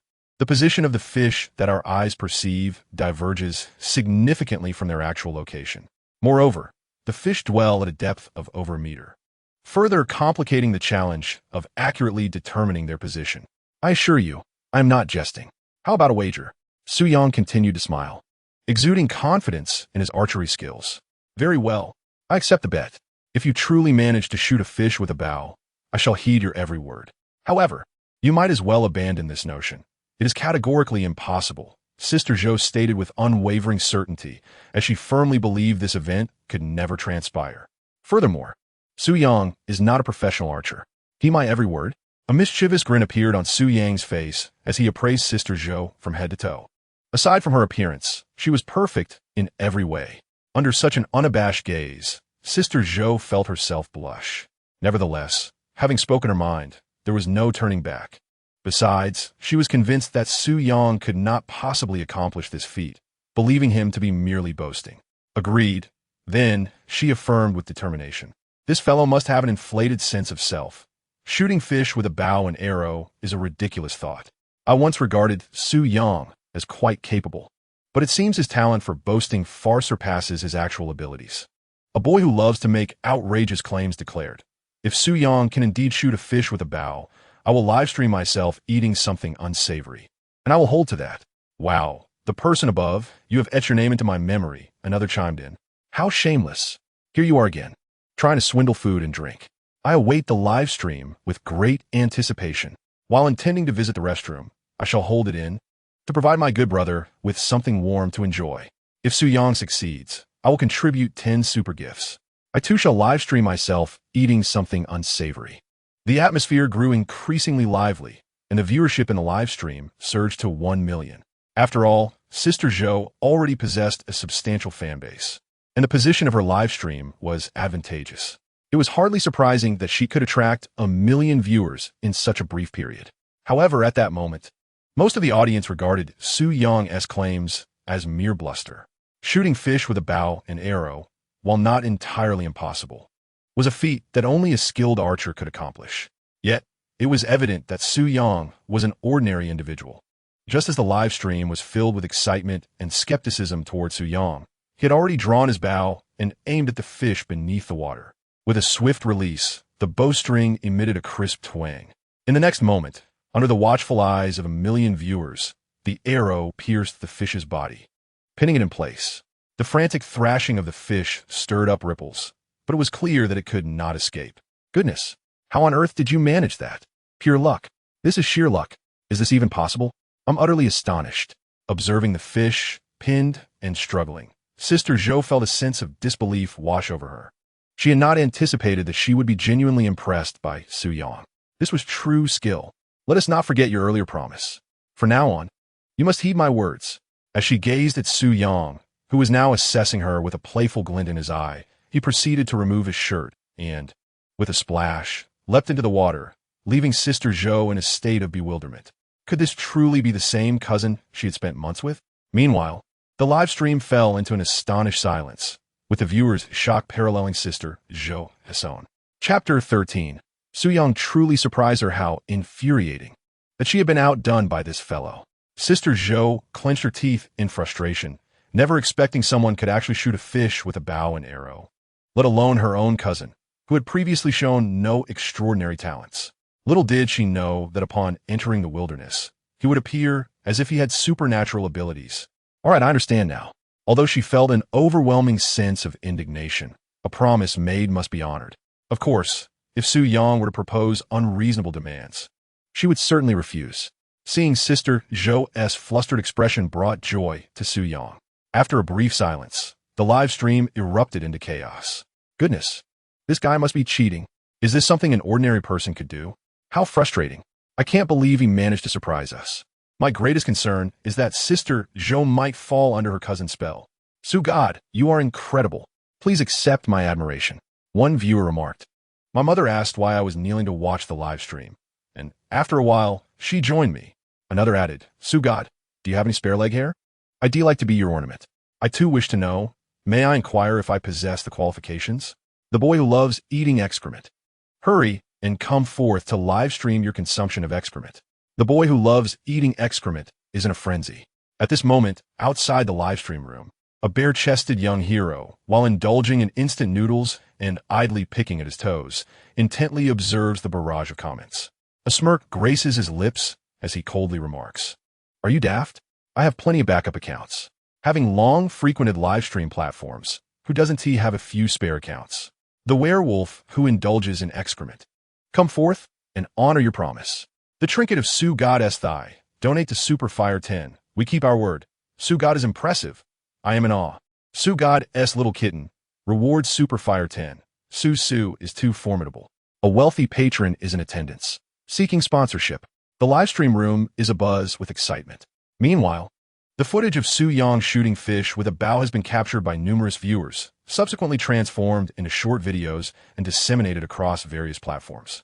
In just a few minutes, the audience in the livestream room astonishingly swelled by over 100,000. Many arrived drawn by curiosity. They wished to ascertain if the video was fabricated and whether such an incredible individual truly existed. Was that fellow perhaps a former Special Forces operative? However, Su Yang and Sister Zhou remained blissfully unaware of the unfolding events in the livestream. Su Yang had already donned his attire, clutching his spoils, feeling quite elated. Tonight's dinner was secured. More importantly, witnessing Sister Zhou's sulky expression only heightened his contentment. Su Yang, what kind of fish is this? It looks exquisite. Sister Zhou quickly composed herself, tempering her earlier frustration. Although losing the wager left her somewhat disheartened, it seemed they would indeed have fish for dinner tonight. To have fish on the very first day of survival in the wilderness was something she had not dared to dream of prior to her arrival. This is a black sea bream, residing in shallow coastal waters, boasting significant nutritional value and, correspondingly, a high price. In certain coastal cities, while black sea bream can fetch around 70 yuan per pound, the price escalates in inland cities. Su Yang elucidated. This knowledge stemmed from the comprehensive botanical and zoological compendium provided by the system. Otherwise, he would not have recognized such a wild sea fish. That is indeed quite expensive. This fish appears to weigh around 2 pounds, Sister Zhou exclaimed in astonishment. While she often consumed fish, she was not well versed in their pricing. If this fish were in the bustling metropolis, it might very well cost 200 yuan. For them, as prominent streamers, 200 yuan was not a substantial amount. Yet for the average person, spending 200 yuan on a single fish is exceedingly impractical. Not just that, it's likely around 3 pounds. Daimei, let us search nearby for a source of drinking water. If we can find it, that would be even better. Su Yang smiled as he spoke. After successfully spearing a fish, another one managed to escape. Nevertheless, this catch should suffice for their dinner. With a nod of compliance, Sister Zhou eagerly followed Su Yang. Her perception of him having transformed entirely. She felt a newfound sense of security, convinced that as long as she remained by his side, they would persevere until the end. The two explored for over an hour. Although they did not discover a water source, they stumbled upon several coconut trees, some of which bore mature coconuts, while others had fallen to the ground. After replenishing their bodies with much-needed hydration, they collected a few coconuts to take back. Coconut water serves as a vital freshwater resource on the island. How exhausting! But we will feast on fish tonight, Sister Zhou exclaimed cheerfully. Upon returning to their shelter, she rubbed her legs, feeling the fatigue from walking for 3 to 4 hours. Yet, gazing at the sizable black sea bream and the dozen coconuts, she felt every ounce of effort was worthwhile. They would enjoy a restful night. Why don't you take a moment to rest? I'll grill the fish, Su Yang said with a smile, noticing the beads of sweat on Sister Zhou's forehead. In such sweltering weather, a 3 to 4 hour trek posed a significant challenge for her. The fact that she hadn't complained about fatigue along the way was commendable, especially considering it had been quite some time since she had walked such distances. That's out of the question. You've walked just as far as I have, and you've done much more work than I have. You start grilling the fish. I'll look for some dry grass nearby to lay on our bed for warmth tonight, Sister Zhou asserted, rising promptly.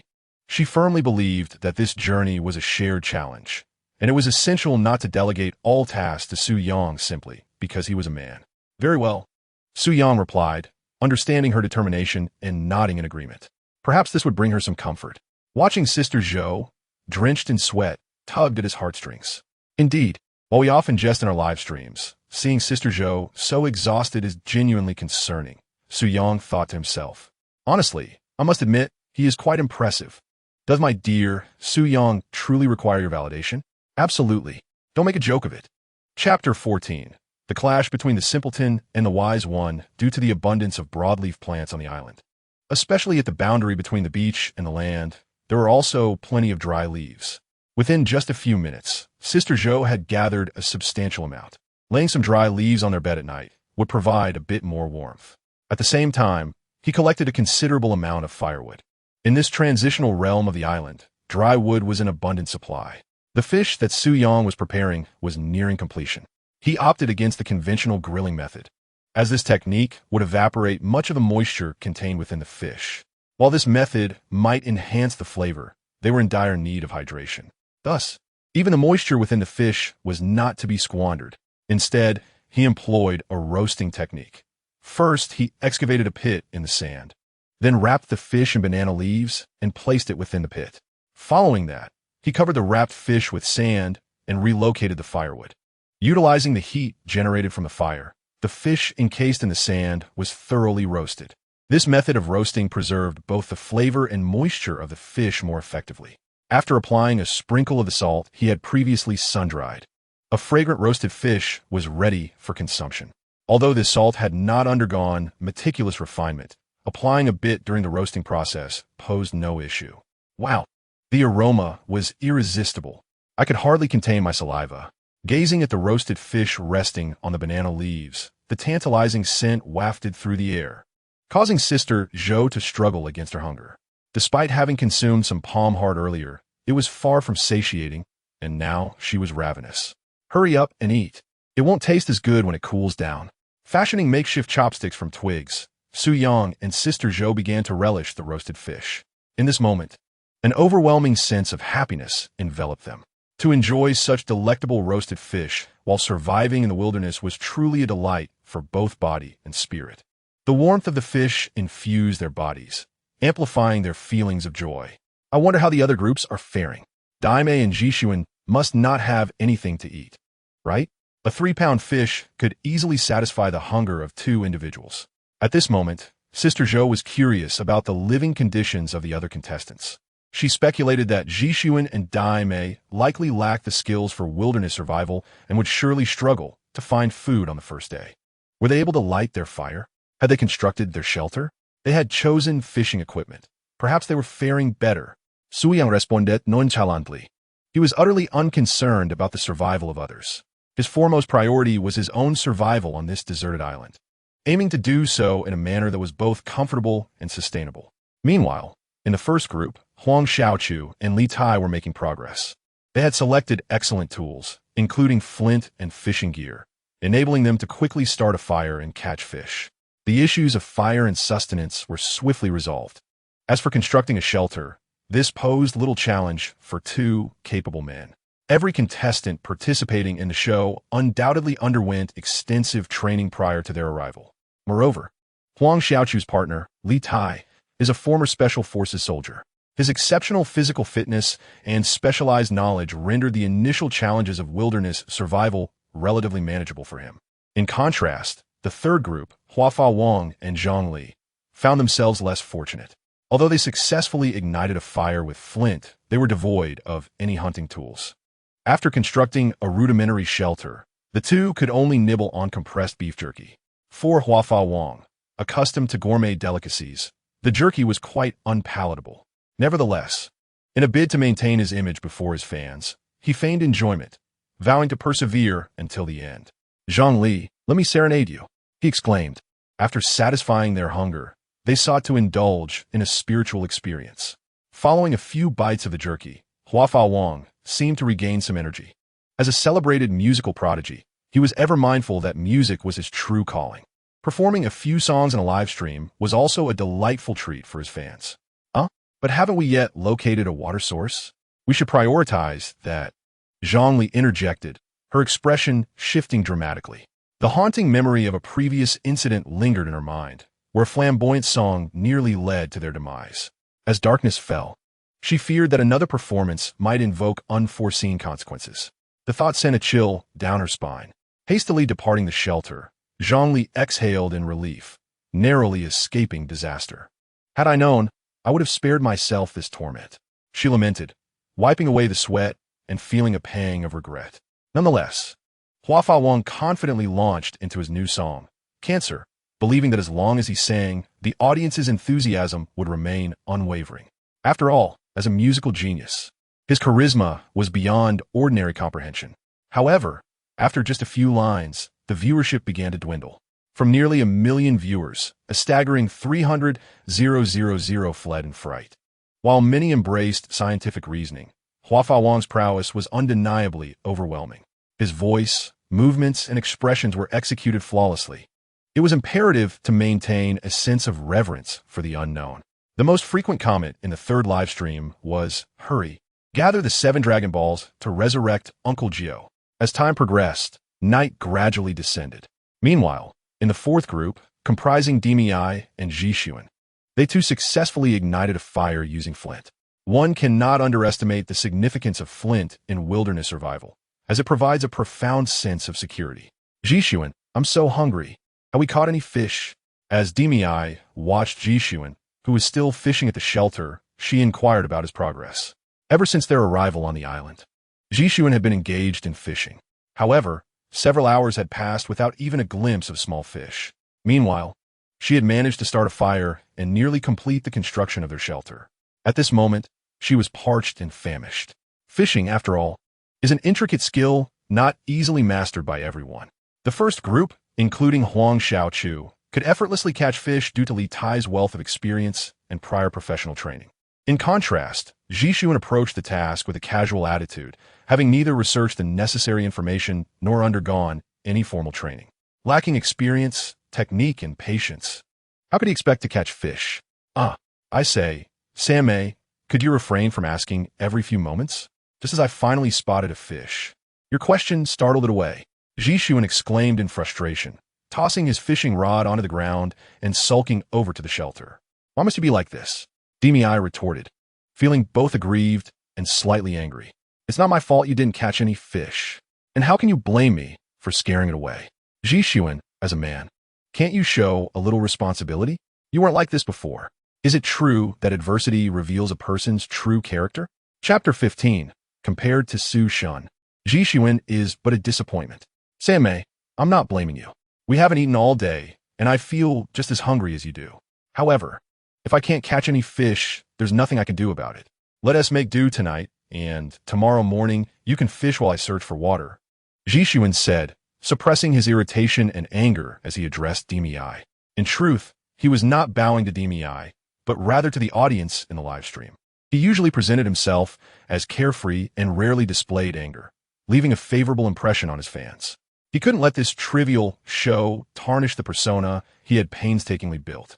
To put it bluntly, he was yielding to monetary concerns. Very well, I shall fish tomorrow, Daimei replied, her tone somewhat cold. She had devoted several days to studying wilderness survival techniques, which enabled her to adeptly construct a simple shelter. The atmosphere that followed was notably dreary, as neither of them felt inclined to speak, given the unpleasantness of their earlier exchange. Moreover, plagued by hunger and thirst, they were reluctant to utter a single word. As for the fifth group, they were the sensational stars known as the Jikuan team. Their rise to fame was truly propelled by a short video featuring their singing and dancing. Jikuan's partner, Liu Yang, was reportedly one of his devoted fans. Initially, they opted for flint, thus life posed no significant challenges for them. However, the scarcity of food and water became a pressing dilemma, even with fishing gear at their disposal. The act of fishing requires not only specialized knowledge and experience, but also a stroke of luck. If fortune were not on their side, catching fish would be utterly impossible. Clearly, Jikuan and his companions were not particularly fortunate. After laboring throughout the afternoon, they had yet to catch a single fish. Furthermore, they lacked sufficient time to search for water sources. Much like the fourth group, they decided to rest for the night and devise a plan come morning. Returning to the second group, Su Yang and Sister Zhou lay side by side on their bed, their hands cradling the back of their heads as they admired the twinkling stars. The flames danced continuously. Although their shelter was exceedingly rudimentary, it exuded a certain warmth. Compared to the fourth live stream, the ambience here was infinitely more pleasant. Thank you, Su Yang. Sister Zhou turned her head, looking at him with utmost sincerity. Huh? Thank me? Su Yang responded, somewhat puzzled. He felt it should be he who expressed gratitude towards Sister Zhou, for she had afforded him the opportunity to win a substantial prize, potentially altering the course of his life. Thank you for accompanying me on this journey, and for your vast knowledge that spared me from hunger on the first day, Sister Zhou said with a gentle smile, radiating beauty. Su Yang found himself momentarily captivated. It was undeniable that Sister Zhou was indeed stunning. As the esteemed teacher Piao had remarked, the private Sister Zhou surely would not be as boisterous as she appeared on screen. In private, she must be incredibly pleasant to be around. Indeed, Teacher Piao's words resonated with great wisdom. This is the result of our collective efforts. I believe we will grow stronger and persevere until the end. Observing Sister Zhou's earnest expression, Su Yang replied with equal seriousness. His purpose for participating in the program was firmly aimed at securing first place. He had no intention of backing down midway. Yes, you're absolutely right. As long as we strive together, we will certainly endure until the very end, Sister Zhou declared, clenching her fist with resolute determination. In truth, prior to joining the program, she had never contemplated the possibility of lasting until the conclusion, as it seemed an insurmountable challenge. However, witnessing Su Yang's survival skills in the wilderness had ignited a flicker of hope within her. She believed that as long as the two of them worked together, they would surely persevere until the end. Indeed, they would. Su Yang nodded softly, his tone resolute. It seemed he was responding to Sister Zhou while also engaging in a moment of self-reflection. Look, the starry sky tonight is so beautiful, and the moonlight is absolutely enchanting. Tomorrow will undoubtedly be a sunny day. Su Yang lifted his gaze lazily to the horizon. Such a splendid night. Tomorrow would surely be delightful. Sister Zhou quietly admired the breathtaking starry sky. The night was so tranquil. Occasionally, the crisp sound of a few calls would break the silence. Having dwelled in the bustle of the city for so long, she had not enjoyed the serene beauty of a night in ages. The night is truly lovely, Sister Zhou murmured. Meanwhile, the live stream room seemed exceptionally quiet, as if it were sharing in the peaceful beauty of the starry sky alongside Sister Zhou and Su Yang. What a beautiful night. What a heartwarming scene. This moment was simply enchanting. The exquisite night, combined with the presence of handsome men and beautiful women, was indeed a perfect match. Suddenly, one realized how well Sister Zhou and Su were paired. Indeed, they were a striking couple. I approve of this union. Brother Su is mine. He should be with me, and I will do my utmost for him. Absolutely, Brother Su belongs to us. I just came from the 4th live stream room, and compared to Su, Ji-sun is utterly lacking. A man without an ounce of responsibility. Blaming Daimei for his problems, I'd love to give him a couple of slaps. Exactly, I just came from there too. He truly brings shame to men. I used to think he was rather handsome, but now he seems so nauseating. Poor Daimei. Sympathy for Daimei. I just left the 3rd live stream room, and the King of Magic has begun his incantations again. Thankfully, I managed to escape quickly. Otherwise, I would have been lost. Why not enjoy life above? Why go to the 3rd live stream room? The fellow who came from the 3rd live stream, turn around quickly. A long-haired beauty in white is watching you through her flowing locks. Oh no, don't scare me like that at night. Time passed by minute. After a busy day, Sister Zhou soon drifted off to sleep. Su Yang sat up. He needed to prepare for survival the following day. The temperature on the island at night tends to be quite low, and the air is rather humid. Thus, it is easy to collect some fresh water at this time. Although they still had some extra coconut juice, they were uncertain when they would find a fresh water source. Every drop of fresh water was crucial. He planned to create a simple device to collect fresh water. This device was actually quite straightforward. Given the island's relatively humid air, he only needed to suspend his machete in the air, with a large iron pot placed below it. The water droplets that condensed on the blade would flow down to the pot. Though this method of collection is rather slow, one night should yield a considerable amount. Due to limited equipment, gathering more freshwater proves to be a challenge. Chapter 16, System Check-In, Elementary Beast Language, and Beast Tamer. After completing all these tasks, Su Yang returned to his makeshift bed. The energy of a solitary individual is finite. Even after using the cleansing elixir, the day's exertions left him somewhat fatigued. Casting a glance at Sister Zhou, who had already fallen into a deep slumber, a gentle smile inadvertently graced Su Yang's face.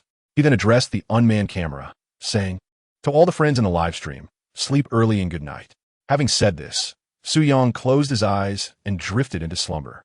His greeting to the audience was not an attempt to curry favor, but rather a remedy for his overwhelming boredom. As dawn broke, nature's alarm clock rang punctually, filled with the incessant melodies of various birds. Sister Zhou rubbed her eyes, bleary and disoriented. And upon realizing Su Yang was already awake and boiling water in a large iron pot, she inquired, "Su Yang, why are you up so early?" Her tone was somewhat indistinct, as she had not slept well the previous night. Although dried grass cushioned her makeshift bed, it remained unyieldingly hard, causing discomfort. "Last night, I fashioned a water collection device, so I rose early to check its efficacy." Su Yang replied with a smile, observing Sister Zhou's sleepy demeanor. In truth, he had risen several times during the night. Had he not, their source of fire might have extinguished. While kindling a fire posed no challenge for him, preserving the embers was a more prudent use of energy. "You've worked hard." Sister Zhou lowered her head, her expression tinged with guilt. She understood well that Su Yang had indeed stoked the fire numerous times throughout the night. Otherwise, their flames would have long since died out. Perhaps fatigue had been too overwhelming, causing her to sleep soundly through it all. "I say, my beautiful Sister Zhou, must you always feel guilty?" Su Yang contested earnestly. "You supported me for several months. By your reasoning, I should be drowning in guilt. You may be courteous with others, but I wish for you to dispense with such formalities with me, as we have a long journey ahead." It was important to note that during the months when Su Yang struggled to find work, Sister Zhou had been his steadfast provider. "I'm wrong." Sister Zhou playfully stuck out her tongue. Indeed, she should not be overly polite with Su Yang, as he was her dear cousin. "That is more like it. Now hurry down, brush your teeth, and let us seek out some breakfast." Observing Sister Zhou's mischievous expression, Su Yang couldn't help but smile in satisfaction. They had a daunting 300 days ahead of them, and if they continued to treat each other with such formality, the time would indeed be arduous. Brushing teeth? Sister Zhou paused, bewildered. In this desolate wilderness, how could one brush their teeth without a toothbrush or toothpaste? Moreover, her previous research had focused solely on survival techniques, neglecting such details. Well, although we lack toothbrushes and toothpaste, charcoal possesses remarkable absorption and cleansing properties. Many survivalists utilize charcoal to clean their teeth, Su Yang elucidated. Indeed, charcoal's cleaning efficacy is commendable, yet has its drawbacks. The coarse fibers can easily damage teeth and gums. Thus, while it may be acceptable to use it occasionally, daily brushing with charcoal is inadvisable. "Charcoal, you say?" Sister Zhou displayed a look of distaste. She had never considered using charcoal for dental hygiene. However, in her quest for survival on this island, she ultimately chose to acquiesce. Although the taste and comfort could not compare to conventional toothpaste and toothbrushes, her teeth felt significantly cleaner after using charcoal. For the next 2 hours, Su Yang skillfully shot an arrow, catching a fish. His archery skills proved invaluable in the wilderness. Upon returning to the fire, Sister Zhou eagerly volunteered to grill the fish. To thrive on this barren island, she recognized the necessity of honing her culinary skills. Meanwhile, Su Yang ventured further into the island to gather more banana leaves, intending to dry and store additional sea salt. Once on the island, finding salt would not be an easy task. Beep. The Supreme Sign-In system is now available for the 3rd day's sign-in. Would the host like to sign in? Just as Su Yang was engrossed in his tasks, the electronic voice of the system echoed in his mind. Could he sign in now? A flicker of surprise crossed Su Yang's face. He was acutely aware that each sign-in and its corresponding rewards were pivotal for the survival challenges that lay ahead. "Congratulations, host. Sign-in successful. Reward: Beginner Beast Language Skill, Beginner Beast Tamer. Beginner Beast Language Skill enables simple communication with animals. Beginner Beast Tamer allows the taming of smaller, less dangerous animals. Friendly reminder: do not attempt to tame large wild animals unless the host desires self-destruction." Once the system's voice faded, Su Yang felt a new awareness blossoming in his mind. Beast language and beast taming? This system was truly remarkable, although it was only a beginner level, rendering him incapable of taming larger wild creatures. Understanding beast language afforded him the leverage to negotiate with them. Naturally, Su Yang felt elated. Originally, these two abilities were merely rudimentary. One can only anticipate their eventual enhancement. If I could tame some of the larger wild creatures inhabiting this island, I would undoubtedly be able to traverse it with great confidence. The thought alone fills me with a delightful thrill. It appears that after breakfast, I shall embark upon my exploration of the island. I am truly eager to encounter its charming inhabitants. With a subtle smile, a glimmer of yearning appeared on Su Yang's face. "Su Yang, the grilled fish is ready. Come and savor my culinary skills," called out Sister Zhou from a distance. Coming. Su Yang replied, after devouring a piece of grilled fish. Both of them had nearly finished their meal. Earlier, Su Yang had gently scraped the sea salt that had dried on the banana leaves, wrapping it all within another leaf. This supply of sea salt should sustain them for a month. However, once their basic survival needs are met and they establish stable resources, it will be prudent to refine the sea salt. Su Yang, what shall we do now? Sister Zhou inquired after finishing the fish. Ever since they had arrived on the island, she felt utterly disoriented, unsure of what tasks lay ahead, thus relying entirely on Su Yang's guidance. Let us venture onto the island. Our first priority is to locate a water source, for it is the most critical resource for our survival, Su Yang asserted. Surveying the island's dense underbrush, they could not possibly survive for 300 days on the beach, relying solely on the meager freshwater obtained through condensation, which would not suffice to meet their hydration needs. Moreover, there were hardly any coconuts left on a few palm trees. The fundamental issues could only be addressed once they set foot on the island. Indeed, Sister Zhou nodded obediently. Chapter 17. Finding Water Sources. Danger approaches before officially entering the island. Su Yang gathered a few coconuts, uncertain of when he might next discover a potable freshwater source. Thus, it was essential to procure some coconut juice for emergencies. He also found a piece of fungus, which would serve to preserve their fire source. Given the island's likely humid environment, igniting a fire afterward could prove challenging, making it necessary to keep the fire source intact. With that, the two departed the beach, officially stepping into the heart of the island. Chirp, chirp, hoot, hoot. Within the dense thicket, the calls of various creatures echoed incessantly. Navigating through such a thick underbrush was no simple task. Fortunately, with Su Yang wielding a machete to clear the path, their progress was considerably eased. The underbrush felt ominous. Even with the day's bright weather, sunlight struggled to penetrate through. The dense jungle, combined with the cacophony of strange sounds, weighed heavily on their spirits. Sister Zhou's vigilant gaze darted around, a hint of panic evident as she clutched the hem of Su Yang's shirt tightly. Those sounds are rather unsettling. Sister Zhou spoke with a hint of apprehension in her voice. Even in broad daylight, it was entirely normal to feel fear in such an environment. It's nothing to worry about, just some birds, Su Yang reassured her as he turned his head, then continued walking.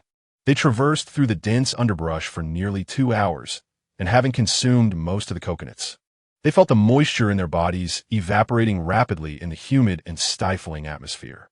Suddenly, a sound of flowing water reached Su Yang's ears, eliciting a look of delight on his face. Did you hear that?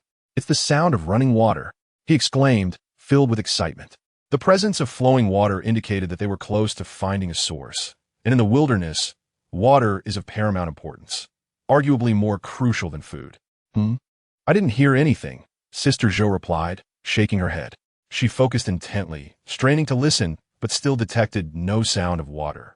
This was not particularly surprising, given that Su Yang's body had undergone transformation through the cleansing liquid, enhancing all his bodily functions, including hearing, smell, and perception. Follow me, he urged, grasping Sister Zhou's hand and quickening his pace. After 5 or 6 minutes, they indeed came upon a clear, trickling stream. More importantly, beside this pristine flow was a relatively open area, basking in direct sunlight, a perfect site for establishing a shelter. Glug! Water, it's water! How wonderful! Upon seeing the flowing, crystal-clear stream, Sister Zhou swallowed hard, her excitement overwhelming her as she embraced Su Yang. Having finished the coconut juice earlier, she was acutely aware of her thirst.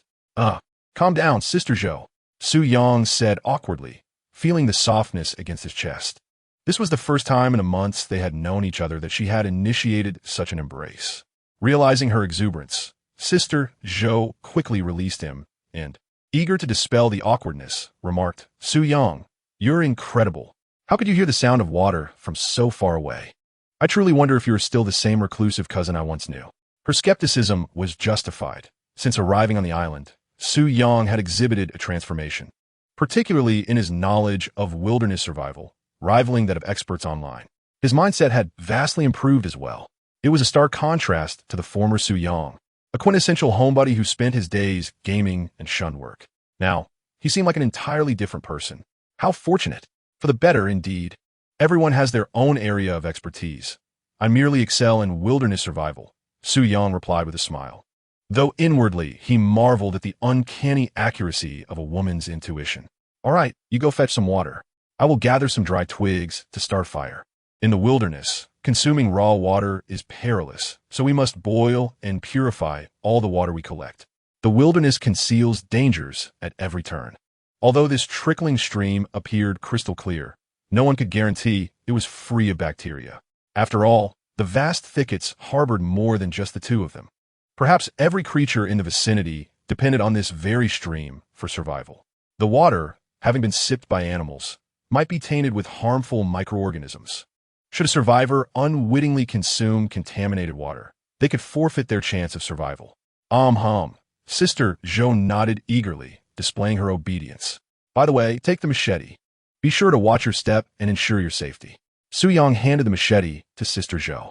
With only the stream nearby, the likelihood of venomous snakes and other dangerous creatures lurking around was high. A single bite from a poisonous serpent could not only jeopardize one's survival, but potentially threaten their very life. Sister Zhou nodded again, wielding the machete to beat back the dense underbrush. This method could help drive away any hidden snakes or insects. She was well aware of these basic survival tactics. After half an hour of diligent effort, the two finally had access to safe boiled water. Su Yang, bringing you along for this survival experience was the wisest decision I ever made. Without you, I might not have made it through last night, Sister Zhou said earnestly. This was not mere flattery. It was the truth. Wilderness survival is no easy feat without Su Yang's extensive experience and formidable survival skills. She might still be wandering, hungry and without a drop of water. Don't say that. You are remarkable too. Without your help, I would have faced great difficulties, Su Yang chuckled softly. Sister Zhou recognized his attempt to comfort her, yet she felt a surge of happiness within. Suddenly, as they conversed, a rustling sound emanated from the nearby thicket. Su Yang's expression shifted dramatically. He sprang to his feet in an instant, drawing his bowstring taut. His keen, vigilant gaze fixated on the subtly swaying grass. Sister Zhou felt her heart race, her complexion paling with anxiety as she quickly positioned herself behind Su Yang. Su Yang, what is it? Sister Zhou whispered fearfully. I'm not sure, but don't be afraid. I am here. Su Yang gently patted her hand, signaling her to remain calm. As long as the creature is not a large animal, with Su Yang's archery skills, he can effortlessly resolve any crisis. Meanwhile, in a live broadcast room, an exclamation of surprise erupted. What is that? It startled me. The atmosphere was palpably tense. Could it be a black bear? Or perhaps a giant python? Everyone fell silent, the suspense hanging thick in the air, my heart racing in tandem with the tension. Chapter 18. What the hell is that cat? It's a leopard. Please, let there be no large animals. If that happens, I won't be able to see Sister Zhou anymore. In the second live stream, after witnessing the anxious expressions of Su Yang and Sister Zhou, many viewers also began to feel the weight of apprehension. In the wilderness, danger lurks at every turn. Perhaps hidden in the dense grass nearby is a creature capable of forcing Sister Zhou and Su Yang to abandon the game. Banyu Island remains an untouched, primordial paradise. Thus, no one can precisely ascertain the types of animals that inhabit it. The rustling of the grass persisted. Su Yang's gaze sharpened at this moment. His bowstring was drawn taut. Regardless of what it was, striking first was paramount. A glint of cold determination flashed in Su Yang's eyes. Before any threat could endanger them, he must extinguish it completely. Sister Zhou clutched Su Yang's shirt tightly. He could sense her fear, the tremor in her hands. Suddenly, just as the sword in Su Yang's grasp was about to slip, a clear chirp resonated. From the sound, it was evident that it was the call of a young animal. It resembled the peeping of a chick, yet the tone was sharp, unmistakably not indicative of wildfowl. Is it a chick? Sister Zhou paused, her fear dissipating instantly. The sound mirrored that of a wild chick. It seemed they had overreacted. What a relief. It turns out to be just a little wild chicken, making me worry for nothing. This must be a bit of showmanship, right? Indeed, this dramatic moment perfectly heightened the entertainment value. The viewers in the live stream had also caught wind of the sound. Clearly, it was not the large beast they had envisioned. Judging by the noise, it was likely a type of avian chick. The tension that had gripped their hearts suddenly lifted. Some even speculated that this was merely a ruse orchestrated by Su Yang and Sister Zhou. No, This is not a chick. The voice of a chick is not so shrill. Stay back. I will investigate, Su Yang insisted, shaking his head, his demeanor still grave. In the wilderness, one must exercise utmost caution. Even young creatures are not to be underestimated. For where there are young, large predators may not be far behind, perhaps lurking nearby. Sister Zhou nodded vigorously, placing her complete trust in Su Yang's words. He cautiously approached, gently parting the thick underbrush with a stick. Meanwhile, a fluffy little head lifted, locking eyes with Su Yang.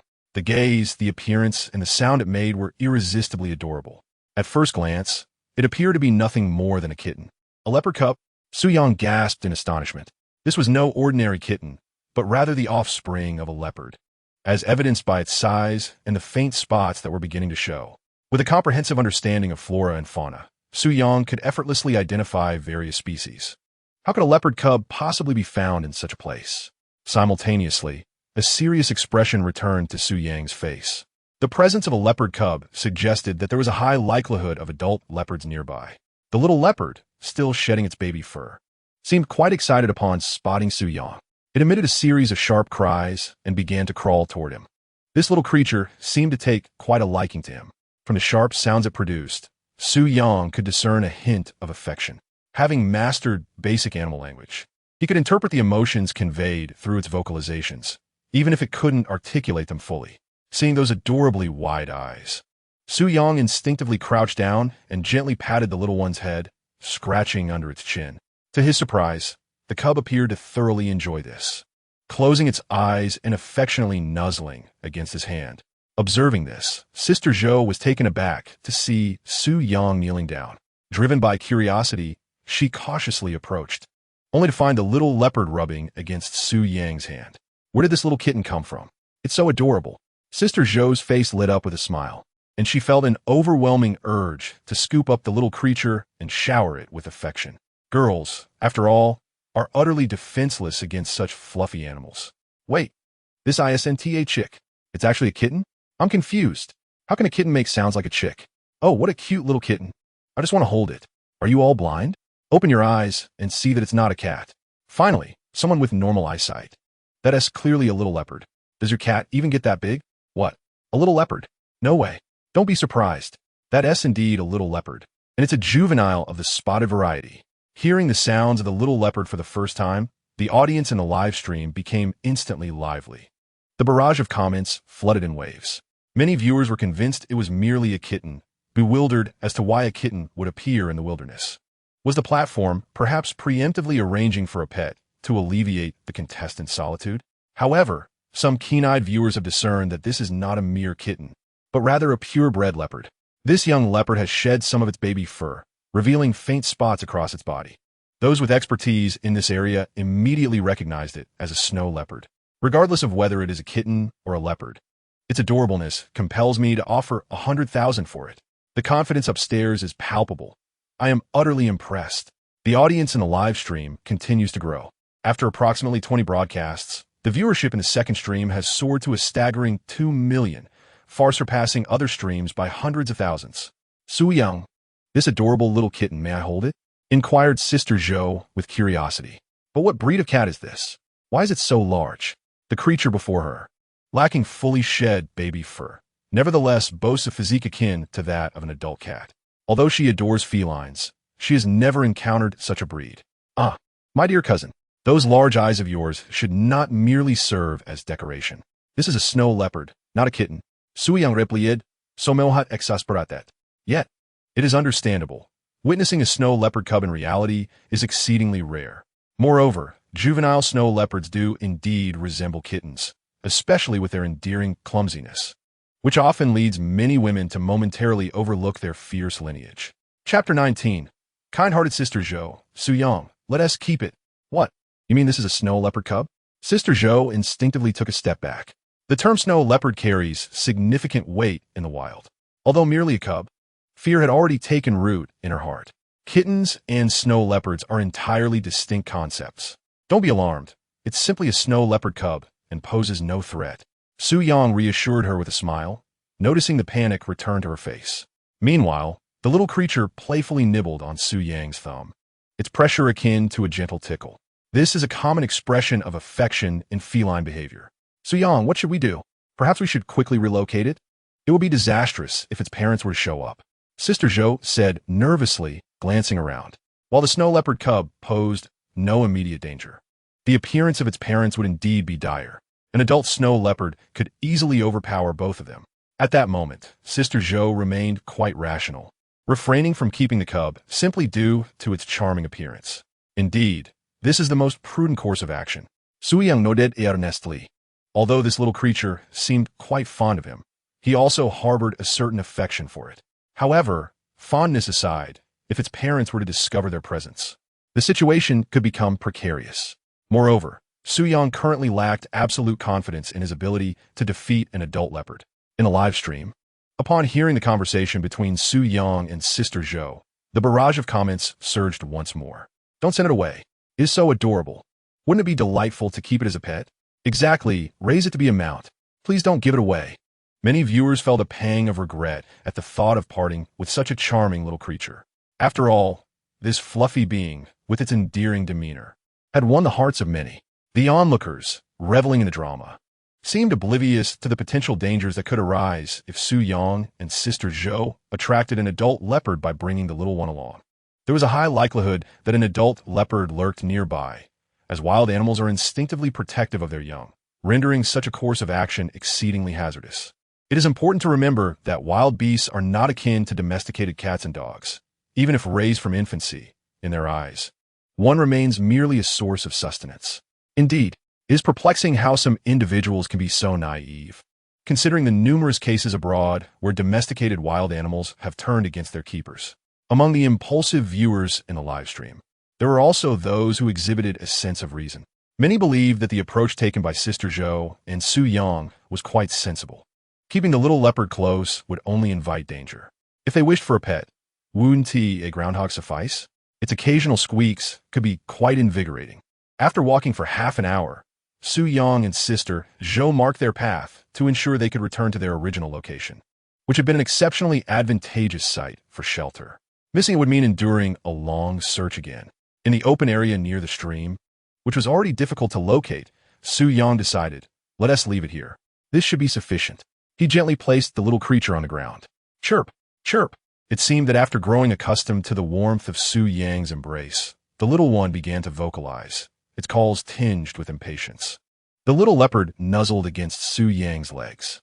He understood well that this creature truly cherished him, and he could hear the clarity of joy in its sounds.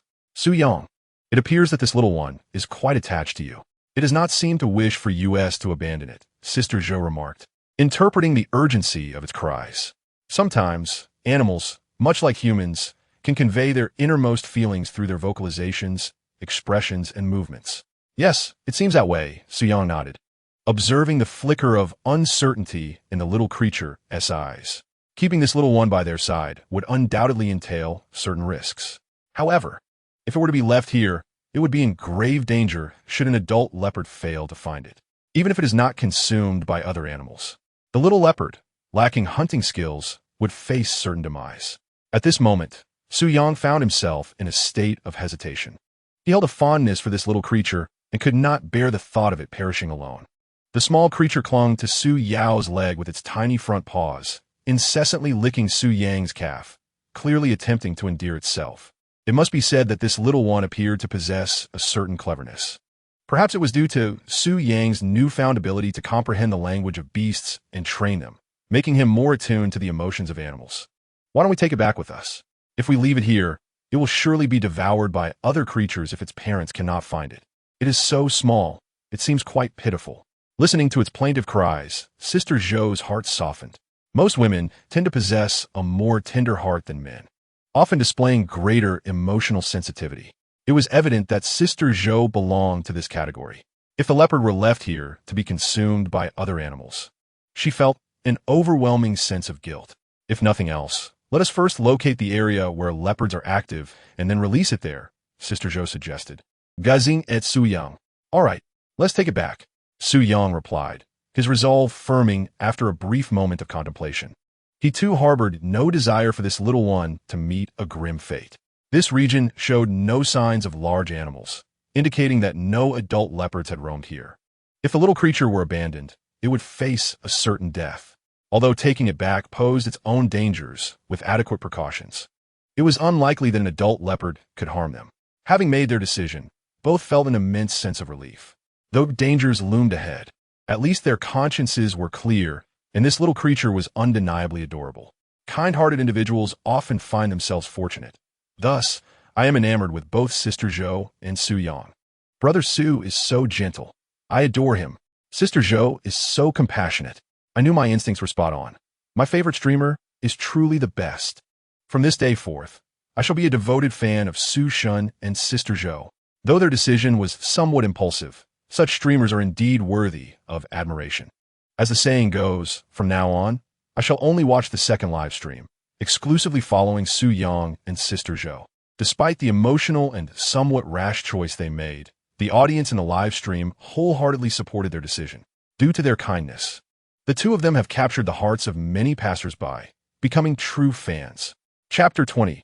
Mastering Archery, the live stream shakes again. In less than a day, the donations in the second live stream have reached a staggering 100,000. It is worth noting that a single Superfire gift costs 2,000 Huaxia coins, and the live stream has never lacked affluent supporters. 10 Superfire gifts amount to 20,000 Huaxia coins. For a major streamer, 100,000 Huaxia coins is indeed insignificant, compared to the recent controversy surrounding a certain influencer involved in tax evasion. It is merely a drop in the ocean. However, for Su Yang, this is undeniably a considerable sum. The popularity of the second live stream has surged to the top position. Meanwhile, in the director's room, they were astonished. Sister Zhou had found a partner with such wilderness survival experience. Together, they could very well become the dark horse of this event. The operations manager, Ma, was also observing the second live stream, a smile gracing his face. The more popular the live stream became, the greater the benefits it would bring them.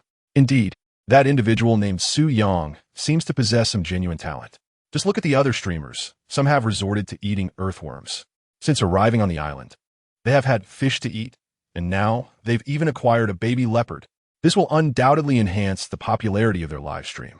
The assistant nodded in agreement, remarking that the popularity of the second live stream continued to soar. It was evident that it completely overshadowed other streams.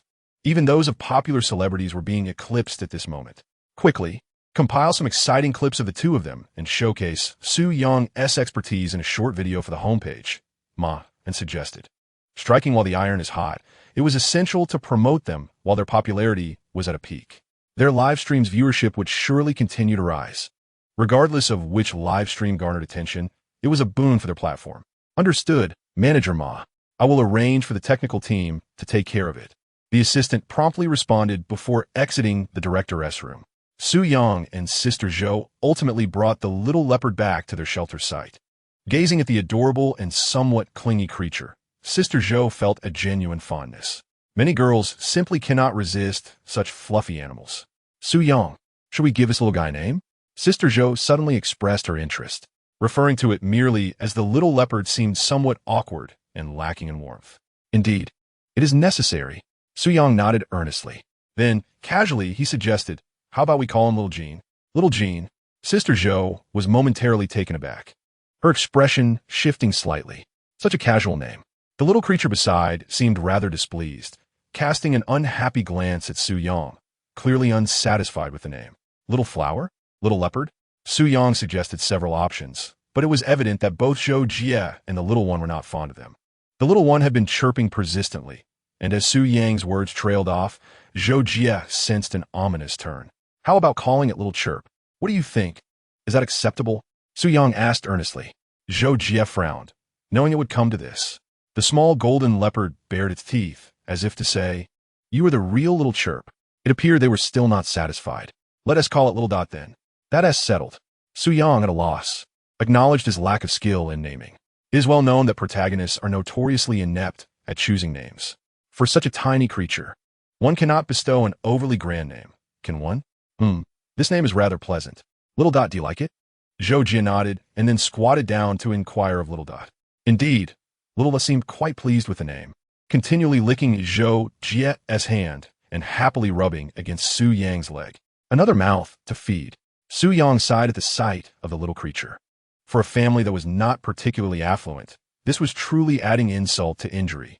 However, since the decision to adopt this little one had been made, preparations for its sustenance must be arranged before it learns to hunt. In a month or two, little duck should be capable of hunting. At that point, it would be responsible for resolving the family's meat supply issue. Let us first explore the surroundings, gather some food, and familiarize ourselves with the environment, Su Yang suggested. Surveying the area.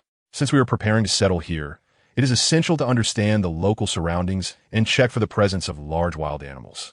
Additionally, we must ascertain the availability of food. If this area is barren in terms of sustenance, even the most favorable geographical location cannot support long-term survival. Zhou Jin nodded in agreement, cradling little Dot in her arms, clearly smitten.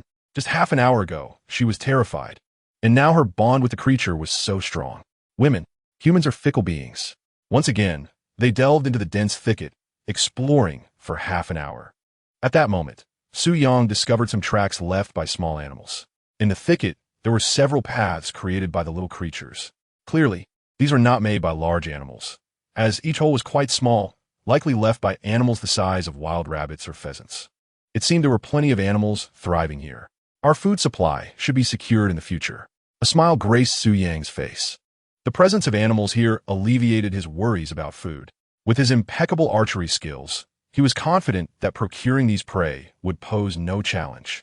As long as he could locate them, after advancing a short distance, he stumbled upon rabbit droppings and those of wild chickens, indicating that not only were there hares in the area, but also that the wild chickens were quite active. Look over there. Is that not a wild rabbit? At that moment, Sister Zhou cautiously tapped Su Yang's shoulder and lowered her voice. Su Yang quickly turned to the direction she pointed. Indeed, there was a wild rabbit engrossed in its meal. Splendid. Tonight, they would feast on braised rabbit. Watching the rabbit munching on grass, Su Yang's heart soared with joy. He swiftly knocked an arrow and, with a smooth motion, released it. Whoosh! The arrow flew and pierced the rabbit's neck, pinning it firmly to the ground. The creature thrashed in a frenzy. In the next instant, Su Yang darted forward like a cheetah, his speed leaving Sister Zhou in awe. It felt as though a gust of wind had swept past. Such velocity could rival that of professional sprinters.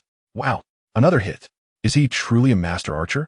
Sister Zhou marveled at his incredible speed, likening him to a whirlwind. Su Yang is astonishing. I'm in awe. Is he a professional archer? His seemingly simple maneuver once again left the audience in the live stream astounded. If his previous success in fishing had been mere luck, this time it was undoubtedly skillful prowess. Su Yang's archery was simply remarkable. Chapter 21. The reapplication of the cleansing essence. An astonishing power in a flash. Su Yang seized the rabbit by its ears. Though the creature struggled fiercely, its fate was already sealed. At that moment, Sister Zhou hurried over, her expression one of disbelief as she exclaimed, Su Yang, how on earth did you achieve that? In this thicket, how could you move so swiftly? Her curiosity was palpable. From an outward perspective, Su Yang did not seem particularly fragile, yet he certainly did not appear formidable. Moreover, over the past 3 months, he had not engaged in any physical training. Yet, the speed he had just exhibited seemed to surpass that of professional sprinters. Noticing Sister Zhou's intense curiosity, Su Yang replied with a smug expression, human potential is limitless. In the face of sustenance, my potential has been unleashed to its utmost. Is it not reasonable to run a bit faster? Sister Zhou, I find myself at a loss for words. In response to Su Yang's predicament, the entire audience in the live stream is equally speechless. While it may seem somewhat far-fetched, there is truth in his assertion. For Su Yang, sustenance is indeed the cornerstone of survival. Thus, the notion of awakening one's potential in the face of food seems plausible. Yet, there lingers an unsettling feeling, as if something is amiss. After exploring the surroundings for half an hour, Su Yang stumbled upon an expanse of bamboo grove not far away. In the wilderness, bamboo has often been dubbed the hardware store of the wild. Its versatility is remarkable. It can be utilized to construct shelters or fashion any survival tools. What a grand bamboo forest! Su Yang exclaimed, this is splendid. We can use these bamboos to erect a shelter, can't we? Sister Zhou responded with evident delight. Having studied wilderness survival techniques, she was well aware that bamboo, is an excellent material for shelter construction. Compared to other trees, bamboo is easier to fell and grow straighter, resulting in a more structurally sound shelter. Indeed, your observation is spot on. Utilizing bamboo to construct a temporary shelter is indeed the most appropriate choice, Suyang concurred. Visibly pleased. To swiftly erect a makeshift shelter, bamboo is the optimal material. However, it is worth noting that dried bamboo may warp. Thus, it is only suitable for temporary structures. For long-term survival in this locale, earth and bricks would be necessary. Fortunately for Suyang, acquiring wood and soil on this deserted island poses no challenge. Here, you take the wild rabbit, and I shall gather some bamboo to bring back. We must strive to complete our shelter before nightfall, Suyang stated, handing over the now motionless rabbit to Sister Zhou. He then picked up his machete and set to work. With a few decisive strikes, the bamboo fell with a satisfying thud. In a matter of minutes, he had felled over a dozen stalks, each approximately the thickness of his wrist. Such sturdy bamboo would undoubtedly support shelter. After removing the excess branches and trimming the thinner sections, he divided the bamboo into halves. The fresh bamboo retained a considerable weight. Even after trimming, each piece weighed around 20 pounds, totaling approximately 200 pounds. In his previous state, Suyang would have found it impossible to lift such a load. However, after undergoing transformation through the essence of cleansing, carrying over 200 pounds of bamboo posed no challenge. To conserve even more energy, Suyang decided to utilize the essence of cleansing once more. System, utilize the essence of cleansing. There remained one dose of the essence after the previous use. Should he exhaust it entirely, his physical capabilities and strength would see a significant enhancement, further aiding their survival in the wilderness. Affirmative, host. The successful use of the marrow cleansing liquid triggered the electronic synthetic voice of the system to resonate within his mind. Subsequently, Suyang delved into his personal profile. Host, Suyang. Strength, 18, base strength 7. Speed, 15, base speed 6. Stamina, 15, base stamina 7. Skills, comprehensive flora and fauna analysis, maxed archery. Beginner beast speech, beginner beast taming. Soon, a complete virtual personal template materialized before his eyes. The foundational values reflected Suyang's previous strength and speed. Following the application of the marrow cleansing liquid, his physical capabilities experienced a significant enhancement. Simultaneously, Suyang could distinctly perceive the transformations occurring within his body. Clenching his fist, he sensed a feeling entirely different from before. He then gathered several vines and bound all the bamboo together. Suyang, are you planning to carry all the bamboo back at once? However, with so much bamboo, it must weigh over 100 pounds. Can you manage it? Perhaps we should lift it together. Observing Suyang's actions, it was evident he intended to transport all the bamboo in one go. Yet, for someone like Suyang, whose muscles were not particularly developed, this seemed a daunting task. Even if they teamed up, it would be challenging to retrieve it in such an environment. However, Sister Zhou's estimation was incorrect. The weight of the bamboo far exceeded 100 pounds. No need, I can handle it alone. This amount of bamboo is no trouble for me, Suyang replied confidently with a smile. Had it been before, without the system, he would have never possessed such assurance. Yet now, with his strength and stamina nearly tripled, he brimmed with newfound confidence. As he spoke, he effortlessly lifted a substantial bundle of bamboo. After a brief assessment of its weight on his shoulder, he found it surprisingly light. Observing Sister Zhou's look of astonishment, Suyang remarked, "Let us go. We have a significant task ahead of us today." After saying this, he paid no mind to Sister Zhou, who was momentarily bewildered, and sauntered toward the location designated for constructing their shelter. Simultaneously, the audience in the live broadcast was equally astounded. Oh my, those bamboo pieces must be a ruse. With so much bamboo, at least over 100 pounds, and he lifted it with such ease. Shocked exclamations filled the chat. Isn't this survivalist doing something extraordinary with that bamboo? Laughter erupted. Surely, the astonishment department is up there? Honestly, Suyang's strength seemed overwhelmingly impressive. He appeared rather slender, yet displayed such power. Lifting over 100 pounds of bamboo with ease was indeed remarkable. Even a robust adult would not manage it so effortlessly. Indeed, if it were on level ground, lifting 100 pounds wouldn't be too difficult, but in the wilderness, that is truly commendable. The precise weight of the bamboo remained uncertain to most viewers in the broadcast. Upon my observation, that bundle of bamboo must weigh well over 100 pounds. Su Yang is remarkably robust. Indeed, even without the branches and the thinner tips, a single piece of bamboo should weigh around 20 pounds. I harbor grave suspicions that Su Yang is merely playing the part of a fool while concealing his true strength. The audience in the live stream grows increasingly intrigued by Su Yang. Not only does he possess impeccable archery skills and extensive wilderness survival experience, but he now also reveals extraordinary physical prowess. Within his seemingly unassuming physique lies an astonishing reservoir of energy. This only deepens the curiosity surrounding the extent of hidden power within Su Yang. Chapter 22. It appears Sister Zhou has developed affections for Su Yang. Carrying over 200 pounds of bamboo, he traversed nearly half an hour without so much as a flushed face or labored breath. Both Sister Zhou and the viewers in the live stream were once again astounded by Su Yang's physical capabilities. In this day and age, young people, due to the conveniences of modern society and the internet, are few and far between when it comes to physical fitness. To bear 200 pounds, even on level ground for just a few minutes, would leave most gasping for air. Yet he had navigated the rugged wilderness for more than half an hour without a hint of breathlessness. Many were left to ponder if Su Yang was even human. For how could an ordinary individual possess such extraordinary strength and stamina? Su Yang, I'll take care of the rabbits and begin preparing lunch, Sister Zhou offered, taking the initiative to start cooking. In their shared existence as a woman, it was naturally her role to tend to the fire and prepare meals. As for the physical labor, much of that was beyond her capability, leaving it in Su Yang's capable hands. All right, I will gather some vines and banana leaves to expedite the construction of our shelter, Su Yang replied, nodding in agreement before venturing back into the thicket. The wilderness is abundant with wood and vines, so it wasn't long before Su Yang returned, bearing a hefty bundle of vines and a generous quantity of banana leaves. The banana leaves would serve as a roof, acting as shingles to shield them from the rain.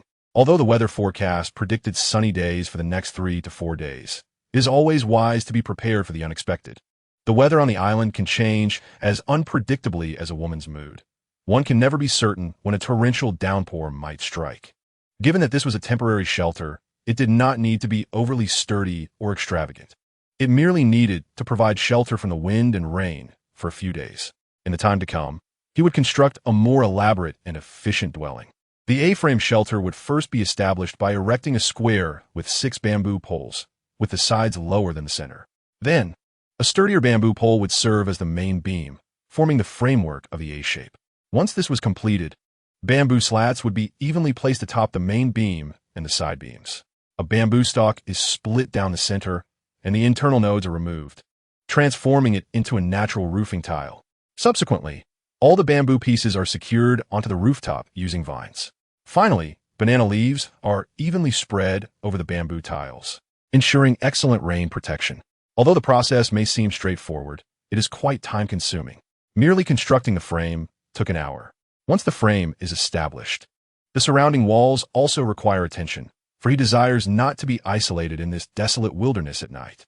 Employing the same technique, the bamboo is split in the center once more, and a supporting bamboo is affixed in the middle of each wall.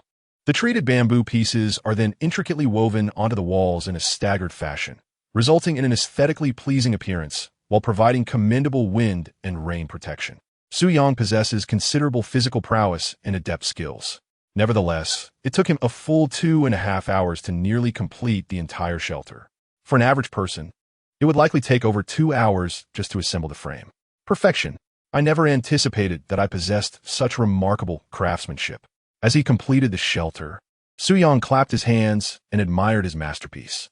It appeared quite symmetrical, with any irregularities skillfully rectified. Only the front was left with an opening for a door, which he planned to weave from bamboo after dinner. Su Yang, you are truly impressive. It's hard to believe that such a beautiful shelter was constructed by you in merely 2 hours. How did you manage that? Even after witnessing the entire process, Sister Zhou remained astounded. Although the shelter was not particularly large, it was sufficient to accommodate both of them. The ability to construct such a shelter in just over 2 hours is a feat that most would find unattainable. More importantly, building a shelter requires not only physical strength, but also a well-formed concept in one's mind. Su Yang exhibited a proficiency that suggested he had erected numerous shelters before. I'll refine it further when I have more time. Tonight, at least, we shall not be at the mercy of the wind and rain. Observing Sister Zhou's astonishment, Su Yang spoke with a hint of pride. Even he was somewhat surprised by his own dexterity. Although he had witnessed countless survivors build shelters in his previous life, he had never attempted it himself. Yet, it seems his skills are on par with theirs, and his speed in constructing the shelter far surpasses theirs. Indeed, it is a splendid house. The bamboo house before them resembled those secluded abodes of reclusive masters depicted in television dramas, eliciting an excited remark from Sister Zhou. In that moment, this quaint dwelling seemed far more appealing than the apartments in the bustling metropolis. Come, let's indulge in a meal. Taste my culinary skills. The rabbit stew in a large iron pot is nearly ready. The meat of the wild hare is exceptionally delectable, with just a pinch of salt.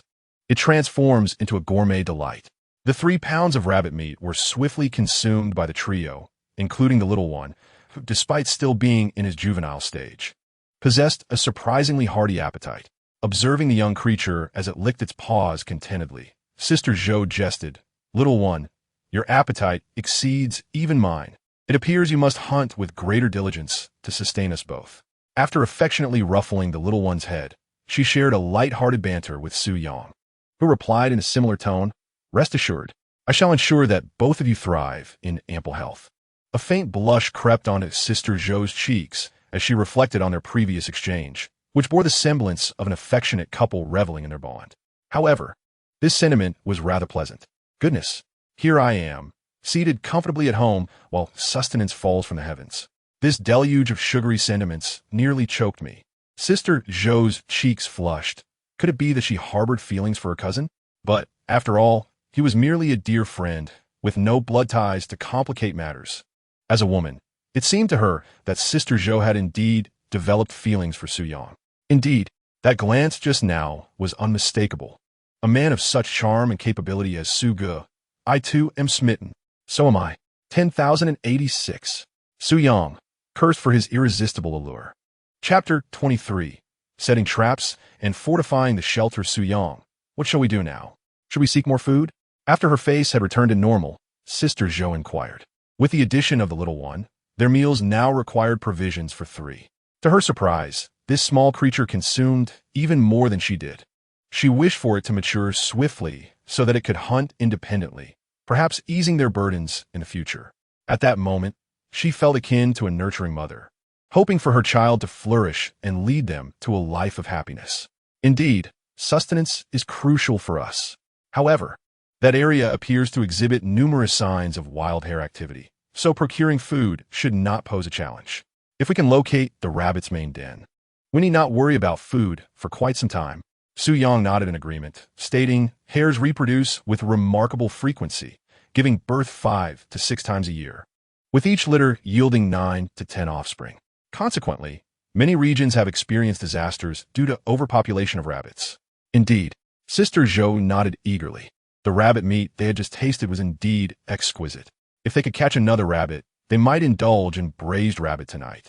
Armed with a cleaver and a bow, the duo set off once more. Along the way, Su Yang gathered some finer tree bark, for its delicate fibers could be woven into ropes, enabling the creation of snares. After 20 minutes, they returned to the area where rabbits were known to be active. However, this time, no signs of the rabbits were evident. Su Yang searched for larger stones nearby and set up a few traps along the rabbits' usual paths. The likelihood of capturing a wild hare with a rope made from tree bark was minimal, as they could easily gnaw through the fibers. Such snares were generally more effective for catching animals like wild chickens. After half an hour of effort, they successfully installed 4 stone traps. If a rabbit were to pass by and trigger the mechanism, the stones would ensure a swift demise.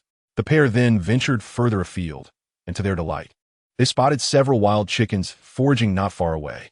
Upon their arrival, the chickens sensed danger, halting their feeding and scanning their surroundings warily. Wild animals possess a keen sense of alertness, quickly detecting any impending threat. Su Yang and Sister Zhou crouched down. How splendid! It appeared they had indeed chosen an excellent spot. To their surprise, this area not only showed signs of rabbit activity, but also hosted a multitude of wild chickens. Just these 2 species could sustain them for a considerable time. Amidst their excitement, Su Yang stealthily readied his bow and arrow. Drawing the string taut, he released the arrow with a swift whoosh. A perfect shot. One of the roosters abruptly began to flail about. Su Yang sprang forth like a cheetah, reaching the chicken in the blink of an eye, his speed dizzying. At that moment, Su Yang's velocity far surpassed that of an average person, even exceeding that of professional sprinters. He seized the chicken, estimating it weighed about 3 to 4 pounds, plump and promising for a hearty meal. Another successful shot? How could Su Yang be so accurate? Sister Zhou stood in astonishment. Could he be the legendary god of archery? Every arrow struck true. The audience in the live stream was equally bewildered. Truly, Su Yang was remarkable. His archery skills were nothing short of miraculous. I seriously suspected he was cheating. I, along with others, wholeheartedly endorse you, Su God. I'm inclined to call you the strongest. Please accept my admiration. Su brother, you are truly remarkable. I humbly request the privilege of bearing your offspring. This fellow's archery skills are utterly extraordinary. Is it not a travesty that he does not compete in the Olympic Games? Once again, his display of archery astounded the live audience, many of whom appeared somewhat numb to the spectacle.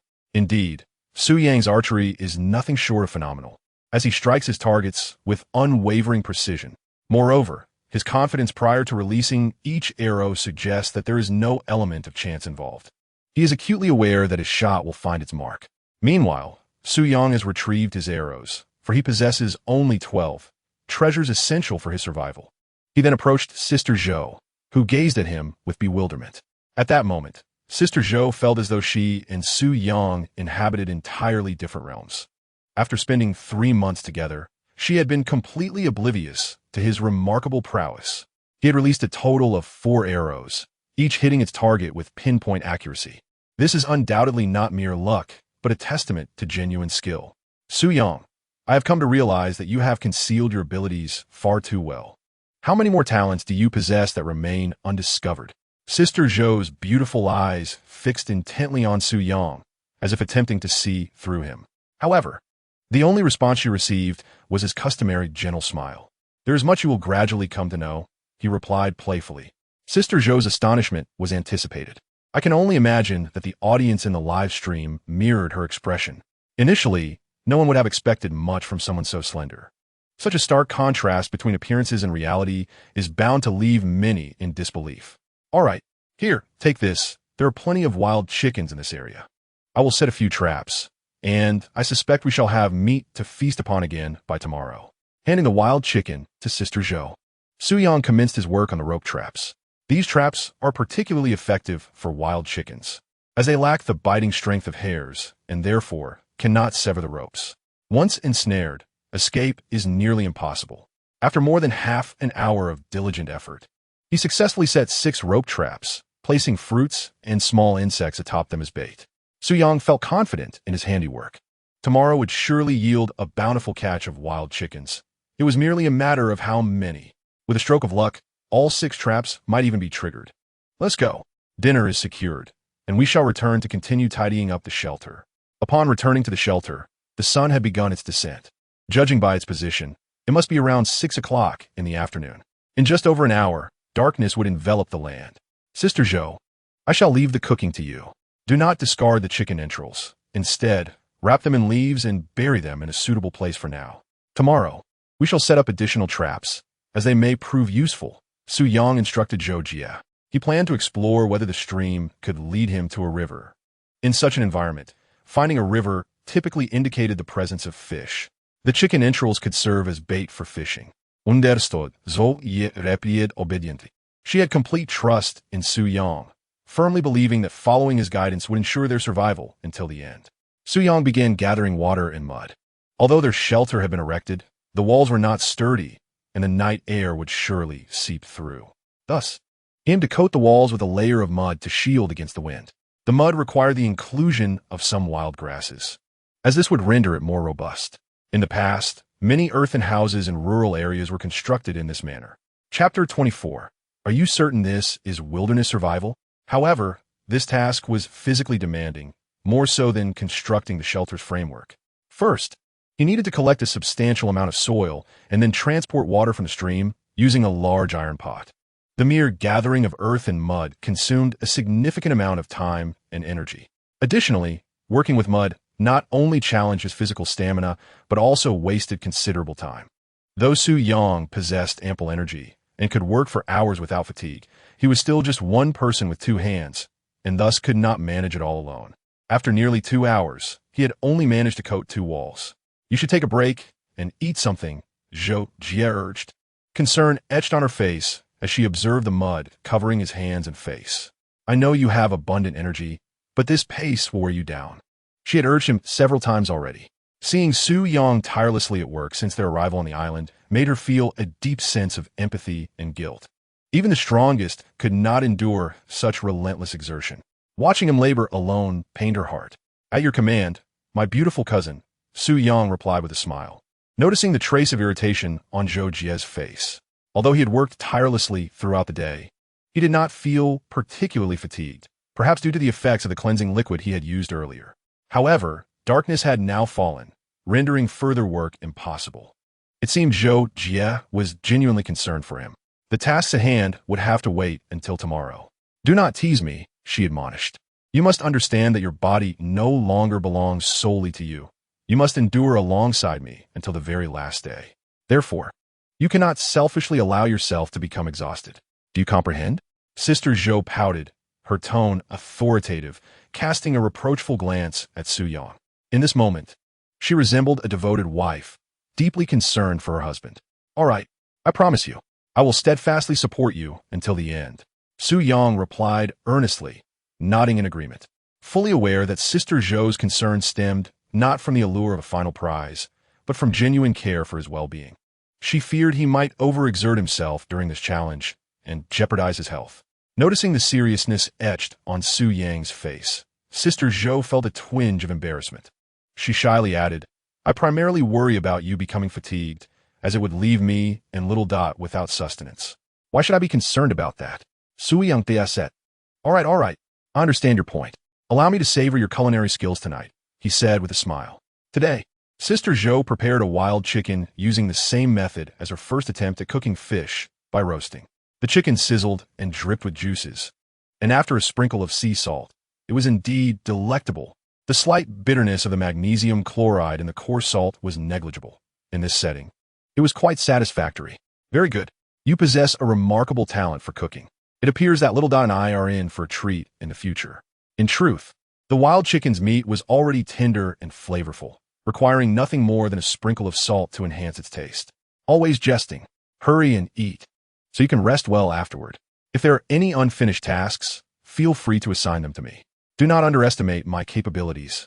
Sister Zhou pouted, yet her heart swelled with joy. At least in Su Yang's eyes, she held significant value within the group. That was sufficient for her. The opinions and judgments of others were inconsequential. She had never been particularly concerned with what others thought. Otherwise, she would not have been so carefree in the live broadcast, often engaging in playful banter. Indeed, Su Yang nodded in agreement. "Sister Zhou, you have changed. You are no longer my mute bride." Wow, Su Yang and Sister Zhou are so heartwarming. It feels as though they are not surviving in the wilderness, but rather on a honeymoon. Exactly. I share that sentiment. Is this the sweet scent of romance? While other live broadcasts are preoccupied with concerns over food and water, these two are exchanging flirtations. Is this how you display politeness? Daisai, can't you leave me a shred of dignity, given that Ji Sun is also a man? Sister Zhou and Su Yang have transformed wilderness survival into a new spectacle. I wish I could join Su Yang in this adventure. As the two individuals transformed their wilderness survival experience into a honeymoon, the viewers in the live stream were filled with envy. Their palpable sweetness was evident, not through grandiloquent declarations of affection, but rather through the tender concern they exhibited for one another, revealing their profound happiness. In stark contrast, other live streams showcased discord among team members, particularly the unresolved tensions between Daimei and Jishuan, which had only intensified despite a night's rest. In this moment, more viewers began to criticize Jishuan for lacking the magnanimity expected of a man, resulting in a significant decline in his popularity. Moreover, numerous other live streams were grappling with their own conflicts, as the unfamiliar environment and the absence of prior collaboration exacerbated tensions. In such a setting, many individuals find themselves easily agitated, especially given the formidable challenges of securing food and water, which only deepened their anxiety. This scenario is reminiscent of many families, where poverty often breeds discord. A wild chicken was quickly consumed, and the little one was diligently gnawing on the bones, seemingly finding them more delectable than the meat itself. I'm so full. Su Yang belched contentedly, a look of satisfaction on his face. In this wilderness, being well-fed and hydrated was indeed a source of immense gratification. Casting a glance at Sister Zhou across from him, accompanied by a charming companion, the little one, after finishing its meal, excitedly circled around the two. Let us search for some firewood. We must ensure our campfire doesn't extinguish, Su Yang insisted after satisfying his hunger. In the wilderness, a fire is of paramount importance, especially at night, as it serves to deter larger animals and plays a crucial role in survival. Therefore, the fire must not be allowed to go out during the night. Indeed, Sister Zhou nodded earnestly, obediently following Su Yang. He picked up a half-burnt branch to use as a torch. Realizing that they would need to create candles in the coming days, for the darkness at night was quite disconcerting. After fumbling in the dark for over half an hour, they finally located some dry twigs. These tasks would have been straightforward during the day, a reminder of the challenges stemming from their lack of wilderness survival experience. Many realizations came too late, with necessities only being acknowledged when they were needed. Tonight, we will take turns watching the campfire, 2 hours each, no objections, Sister Zhou asserted resolutely upon reaching the shelter. She had been utterly exhausted the previous day, sleeping through the night, and felt it was her responsibility to help Su Yang with the campfire duties after he had worked so hard. All right, I thought it was a bigger issue than that. Su Yang smiled and agreed. Chapter 25. The trap yields abundantly. Ready for breeding after a day of labor, he was indeed feeling a bit fatigued. Under Sister Zhou's insistence, Su Yang decided to rest first, allowing her to tend to the fire for the initial 2 hours. He did not refuse, as the early part of the night is generally easier to endure than the latter half, which tends to be more challenging. Thus, he planned for Sister Zhou to manage the first half of the night while he would take on the latter half. Before long, Su Yang drifted into slumber. Perhaps due to the considerable physical exertion of the day, he slept soundly. Sister Zhou sat quietly beside him, gazing at Su Yang, her face unconsciously softening into a gentle smile. He was indeed quite handsome. Moreover, his capabilities were impressive. Wouldn't you agree, little one? She whispered to the small creature she held, tightening her embrace around it. Clearly, she was speaking to herself. The little creature nuzzled affectionately against her. Oh no, our Sister Zhou has truly succumbed. That gaze, without a doubt, shows complete infatuation. Truth be told, Su Yang was remarkably exceptional. He was good-looking and possessed formidable wilderness survival skills, enough to stir even the heart of a male. Upstairs, preparations were underway to welcome a male guest, a gathering of men. Although it was already 10 in the evening, the audience in the live stream room was dwindling rather than increasing. Meanwhile, the second live stream room had amassed nearly 3 million viewers. The substantial viewership was attributed not only to the commendable performances of Su Yang and Sister Zhou, but also to the vigorous promotion by the planning manager. At this moment, the homepage of the Shark live streaming platform was predominantly filled with short videos featuring Su Yang and Sister Zhou. Among these were clips showcasing Su Yang's impeccable aim, videos demonstrating his strength as he effortlessly carried over 200 pounds of bamboo, and heartwarming exchanges between the two. Under the skillful editing, it appeared as though Sister Zhou and Su Yang were a blissfully happy couple. Consequently, these videos attracted a multitude of casual viewers. Compared to certain other live streams, Su Yang and Sister Zhou seemed to be thriving, and their relationship appeared devoid of any fissures. As time passed, it soon reached midnight. Strange sounds occasionally pierced the night, causing Sister Zhou to cast fearful glances around. In the wilderness, these eerie calls were quite unsettling. Even with Su Yang by her side, she still felt a twinge of fear, a fear that was difficult to conquer. Little one, do not be afraid.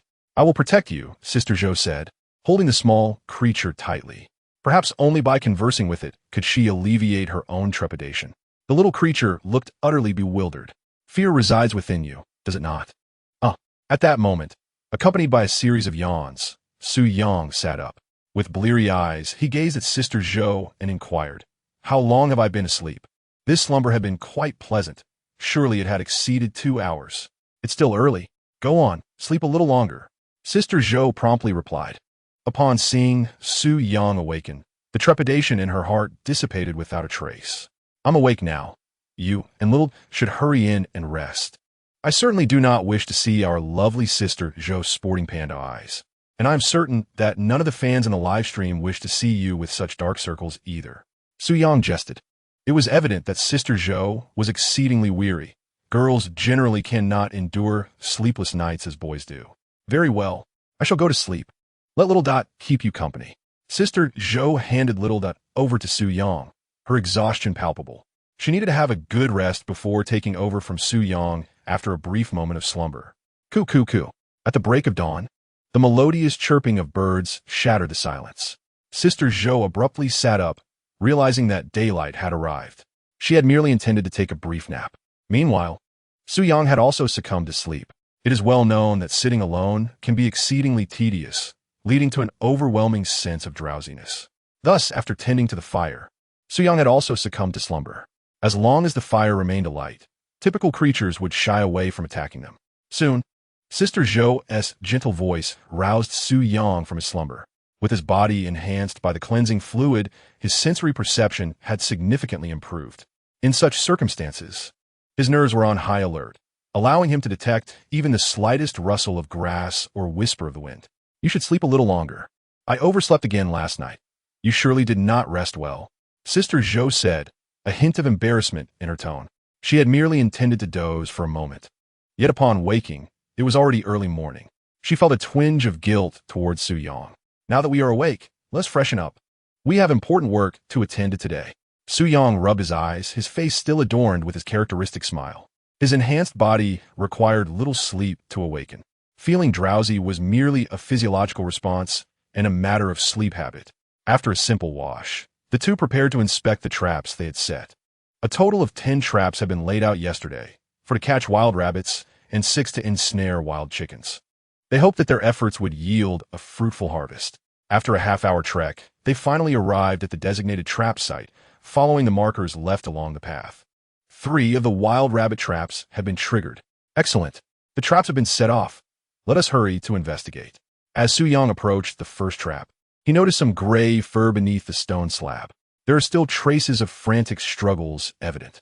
It is clear that the trap has indeed ensnared a wild rabbit. Yet it ultimately managed to escape. It is somewhat regrettable. Subsequently, I proceeded to inspect the second trap. This trap was also triggered, but it failed to capture the wild rabbit.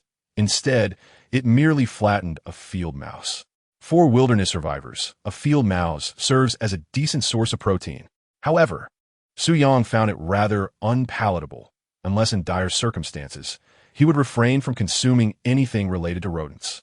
The third trap did not activate. The fourth trap, however, was triggered and successfully caught a plump wild rabbit. The ground bore numerous signs of struggle, yet this unfortunate creature did not manage to break free. Its body still felt warm, indicating that it had not been dead for long. Excellent. Today's meal is secured, and Su Yang was naturally elated. After all, he would not have to endure hunger today. Sister Zhou gazed at Su Yang with admiration. After retrieving the rabbit, the two made their way to the rope trap. Su Yang, Loa, we've caught a wild chicken, and it's still alive. Sister Zhou exclaimed excitedly. One of the rope traps had been triggered, ensnaring the wild chicken by its leg. At that moment, the creature seemed to sense impending danger, flapping its wings and struggling vigorously. However, given its strength, it was utterly unable to free itself from the confines of the rope trap. What a delightful catch. And it's alive. We can keep it for breeding. Su Yang remarked with a smile. In times of abundance, living prey can indeed be raised. Wild chickens can lay eggs, and wild rabbits possess remarkable reproductive capabilities. Raising wild chickens and rabbits is undoubtedly a prudent measure for future preparedness. Indeed, Sister Zhou wholeheartedly agreed. After binding the first wild chicken's wings and claws with rope, they continued to inspect the other traps. In total, 4 traps had been triggered. Among them, 3 wild chickens were still alive, while 1 unfortunate chicken had succumbed to strangulation. This was an immense bounty for them. The 3 living wild chickens could easily be raised. Perhaps before long, they would enjoy fragrant fried eggs for breakfast. Chapter 26. The Gaze That Drives One Forward. Su Yang's Remarkable Prowess. For the next 2 days, food would not be a concern. Let us return. Once back, we can complete the tasks left unfinished yesterday. Holding several wild chickens in hand, Su Yang felt exceedingly cheerful. When the worries of food and water dissipate, one can pursue material pleasures. For instance, reinforcing one's shelter and constructing a stove would be ideal. As night fell, the shelter was enveloped in darkness, thus making the creation of candles all the more essential. Although the weather remains mild for now, it is imperative to prepare in advance. Autumn has officially arrived, and they must survive on this island for nearly a year. Hence, they must be ready to embrace the impending chill of winter. Well, today I shall assist you. Let us tackle this together, Sister Zhou said with a cheerful smile. Having watched numerous survival videos, she knew that few wilderness survivors are fortunate enough to possess an ample supply of food. The fact that they can currently go about their days without worrying about sustenance already brings her immense satisfaction. She felt that if this continued, enduring for 300 days would be quite manageable. As the saying goes, teamwork between men and women makes the task less burdensome. It's time to test the veracity of that adage, Su Yang remarked, casting a suggestive glance at Sister Zhou. She was well aware that Su Yang was merely jesting. However, being seasoned in such matters, she easily discerned that his implication of teamwork was not merely about working side by side, but rather about a more intimate collaboration. At that moment, she could not help but marvel at the profundity of Chinese culture. To race in the wilderness, one must not fear the pitfalls, she said with a blush, disdainfully turning away. Su Yang could only follow closely behind. Their survival journey was inherently tedious. If both of them maintained a solemn demeanor, treating each other with excessive formality, unable to share a single jest, the experience would be even more monotonous. Thus, occasionally indulging in light-hearted banter served to enliven the atmosphere. After more than half an hour, they passed through a bamboo grove, subsequently chopping down some bamboo to take back. Bamboo, often referred to as the hardware store of the wilderness, has a myriad of applications. Its uses extend beyond merely constructing shelters. Bamboo segments can be fashioned into cups or bowls, and it can be woven into various everyday items. This time, the bamboo was primarily harvested to craft a cage for raising wild chickens. An hour later, the pair finally returned to their shelter. Although their excursion had been under 2 hours, Sister Zhou felt parched and weary. After all, the paths in the wilderness are far from smooth. Each step demands caution and greatly depletes one's energy. She quickly added more firewood and began to boil water, while Su Yang diligently set about weaving the chicken coop. In truth, creating a chicken coop is quite straightforward. One simply needs to cut the bamboo into thin strips, then weave them in an alternating pattern to form a mesh of 6 panels. Finally, using slender vines, the 6 panels can be secured together. This simple craft does not consume much time or energy. Within 20 minutes, Su Yang had completed a chicken coop measuring 1.5 meters square, into which he placed 3 wild chickens. Plop! It is evident that the pheasants are utterly unaccustomed to their new abode, having been accustomed to freedom and now confined. They are understandably unsettled. They flit about restlessly, feathers flying in disarray. Observing his spoils, Su Yang's face radiates a paternal smile, reminiscent of a father's pride. He hopes they will soon acclimate to their new surroundings. Otherwise, come tomorrow, they may regrettably find themselves on the dining table. In such a case, Su Yang would be left to weep over 3 substantial bowls of their fare. In the ensuing hours, Su Yang crafted several cups from bamboo. Thanks to the oily outer layer of the bamboo, these cups are entirely watertight. Once Sister Zhou had boiled the water, she promptly handed a cup to Su Yang, recognizing that his labor was far more strenuous than her own. This indeed embodies the traditional division of labor, with men tilling the land while women weave. It seems rather agreeable, does it not, Sister Zhou? As Su Yang savored the water, he gazed contentedly at Sister Zhou and remarked on his fortunate circumstances. With ample food, the company of a beautiful companion, and the prospect of substantial rewards, life appears exceedingly pleasant. Sister Zhou shot him an exaggerated eye roll before responding. If you can satisfy both me and little Dot every day, then life would indeed be delightful. However, should you fail to meet our needs, that would be an entirely different matter. Su Yang paused, scrutinizing Sister Zhou and little Dot. Satisfying Sister Zhou would be well within his capabilities, given that his body had been thoroughly enhanced. A couple of hours would be a mere trifle. Yet, when it came to little Dot, he found himself at a loss. TCH, Has this fellow now developed an ability to read my gaze? Sister Zhou thought indignantly, realizing that her seemingly unassuming cousin was not only remarkably capable, but also possessed an impressive skill and subtlety. Suyang, you're quite the adept driver, aren't you? Who would have guessed our Su god is an experienced hand?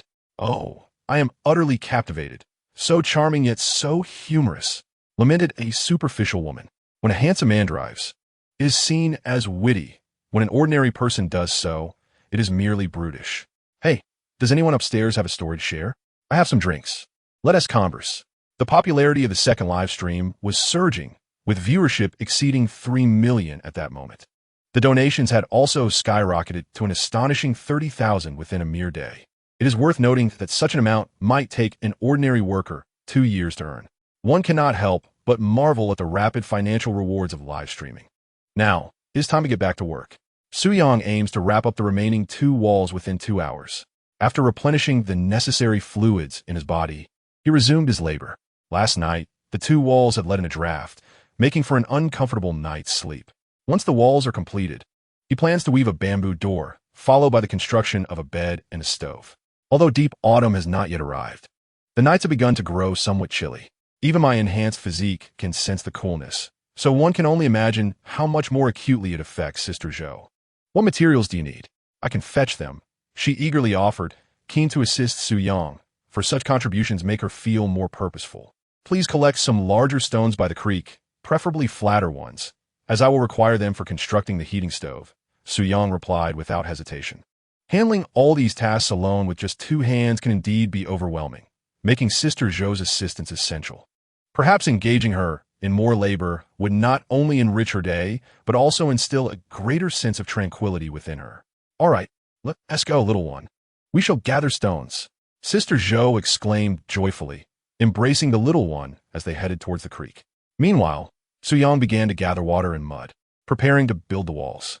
As anticipated, 2 hours later, they completed the 2-sided stove. Glancing at the sun's position, it was now between 11 and 12 o'clock, and surprisingly, he did not feel particularly hungry. After another hour of work, he crafted a comfortable bed. Although he had slept well amidst the dry grass the previous night, the ground's dampness posed a discomfort, and sleeping directly on the earth often invited insects, making rest uneasy. Thus, a raised bed was indeed essential. Constructing such a bed is quite straightforward. One merely needs to drive 4 stakes in the ground to form a rectangle.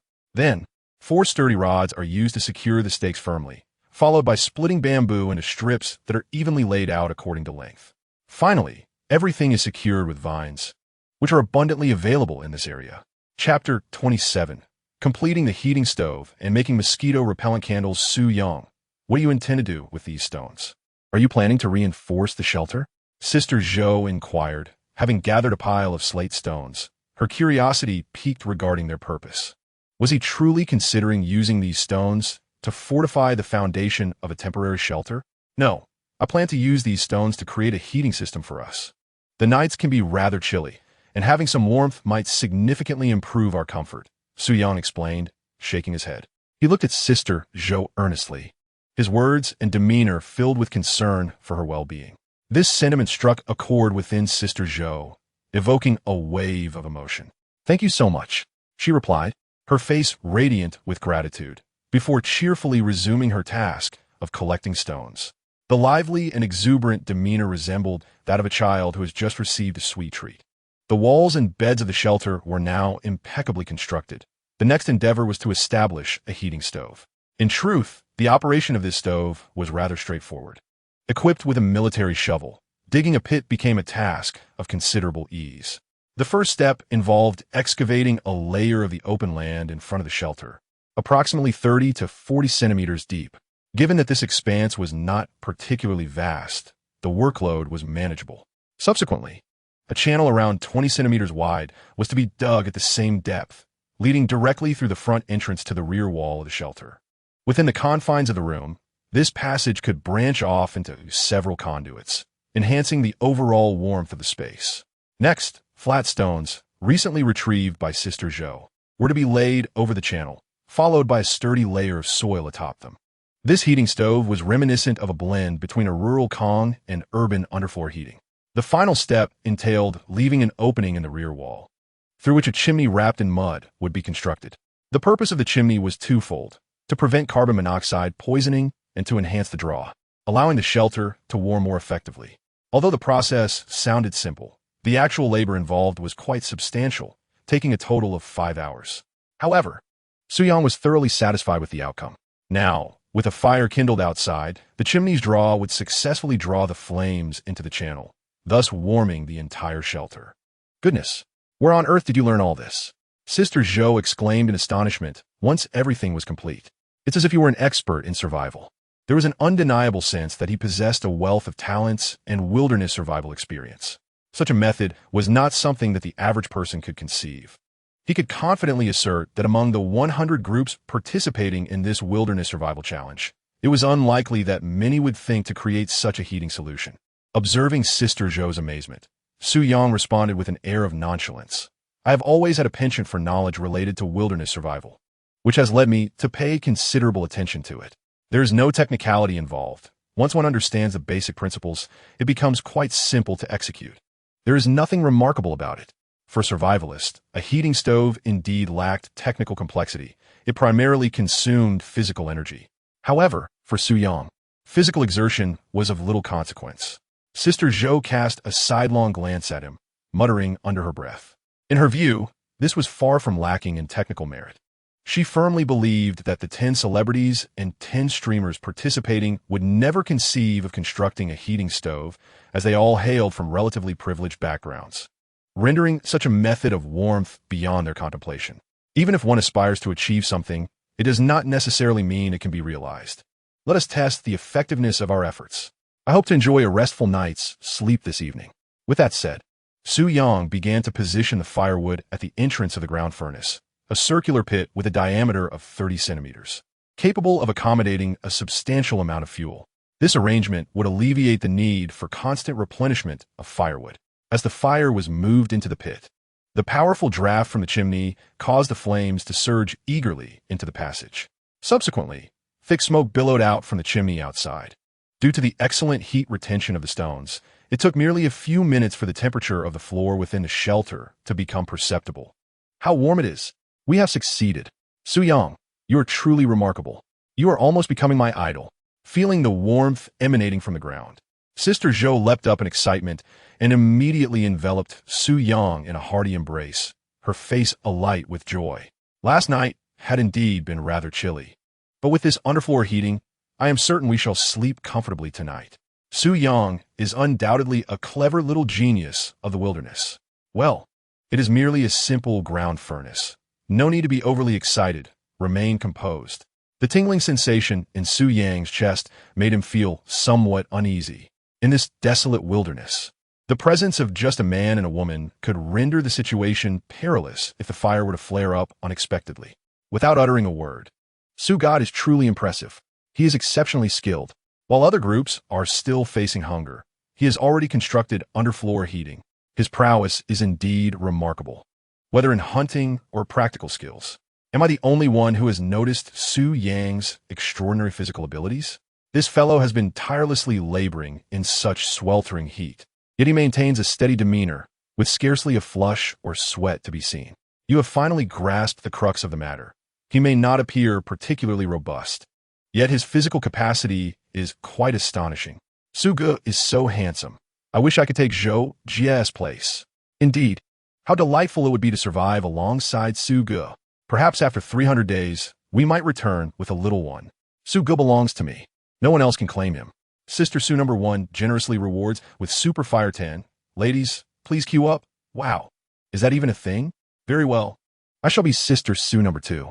A series of astonishing actions led the audience in the live stream to wholeheartedly acknowledge Su-yang's abilities. After all, there has never been a wilderness survival program in this world before. Even the likes of the Yi and Bei Yi from Su-yang's previous life have not graced this realm. Thus, there are very few true island survivalists, and ordinary viewers have naturally lacked the opportunity to acquire knowledge in this domain. Half an hour later, the entire room felt pleasantly warm. Fortunately, it was already past 5 in the afternoon, and the temperature was beginning to drop. If it were midday, the heat in this room would indeed make it unbearable. However, This underfloor heating can be adjusted to suit one's preferences. We must venture out once more. Yesterday, in the pitch darkness, we fumbled about for an entire night. And now we seek materials to craft candles. Suyang had made up his mind the previous night to create some candles today, though he did not anticipate that constructing the stove would consume so much time. Nevertheless, with 2 hours remaining before dusk, there should be ample time to gather the necessary supplies for candle making. Chapter 28. Success with Mosquito-Repellent Candles. Suyang, you are truly a genius. In fact, it is not particularly challenging to produce candles in the wilderness, provided one can find the appropriate materials. First and foremost, one must locate highly combustible birch bark, as it is incredibly flammable and coated with a thick layer of resin that aids combustion. Next, one should procure some tree resin and pine needles, mixing them together evenly. The birch bark is then rolled into a small strip, with the resin and pine mixture inserted inside, thereby forming a rudimentary candle. The tree resin is also flammable, yet it burns at a slower rate, extending the candle's burn time. The pine needles serve as the wick. In the wild, aside from pine needles, birch bark and tree resin are nearly ubiquitous, making them easy to find.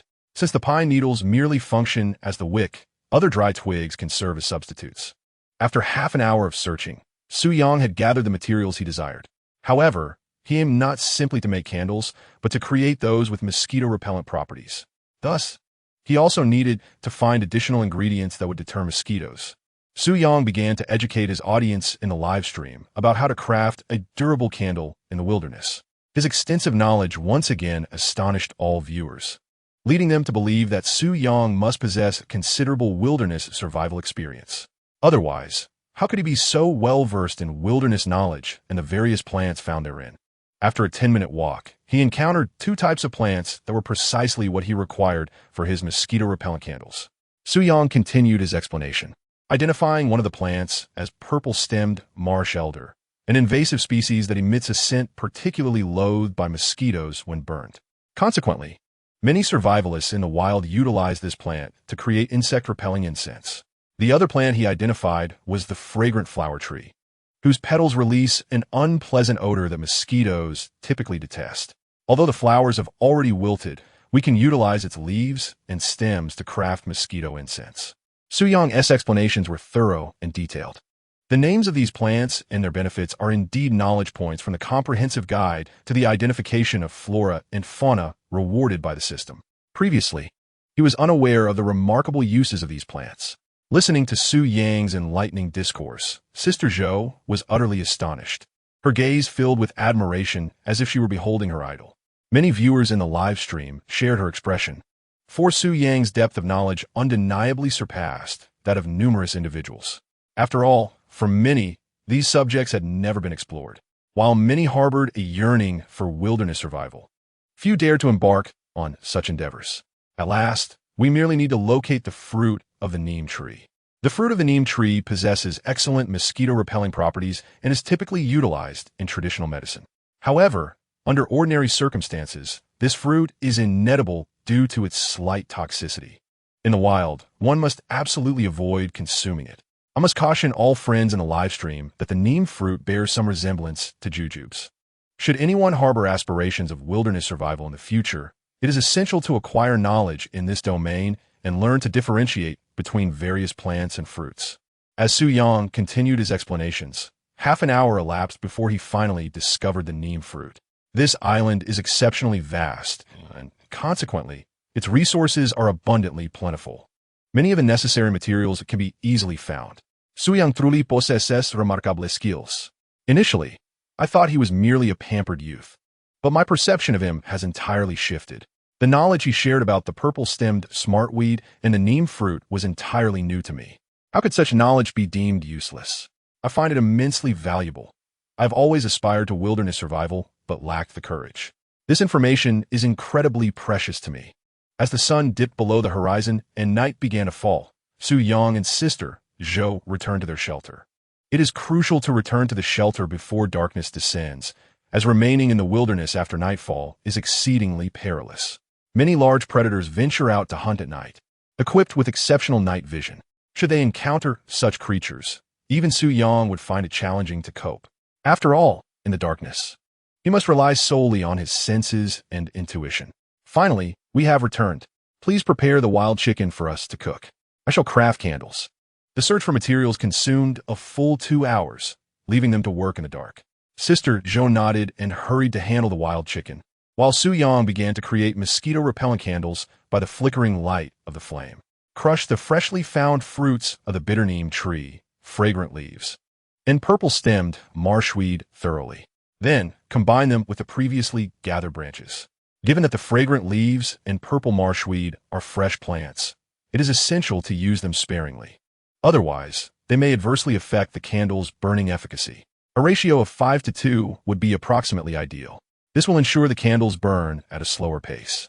As time passes, Sister Zhou busies herself with cooking, while Su Yang has successfully crafted a total of 10 candles. These 10 candles should suffice for 5 days. Although he still has a considerable amount of materials left, there is no need to complete everything tonight. He can take his time tomorrow morning. With the issues of food and water resolved, there's no rush for other matters. Upon igniting the freshly made candles, an unpleasant odor immediately fills the air. The oil stains on the birch bark emit a crackling sound. The flames dance erratically, but the desired effect has been achieved. Indeed, he has successfully made candles. Can I truly say you are a genius? Watching the flickering flames, Sister Zhou admires Su Yang even more. Is there anything this fellow cannot create?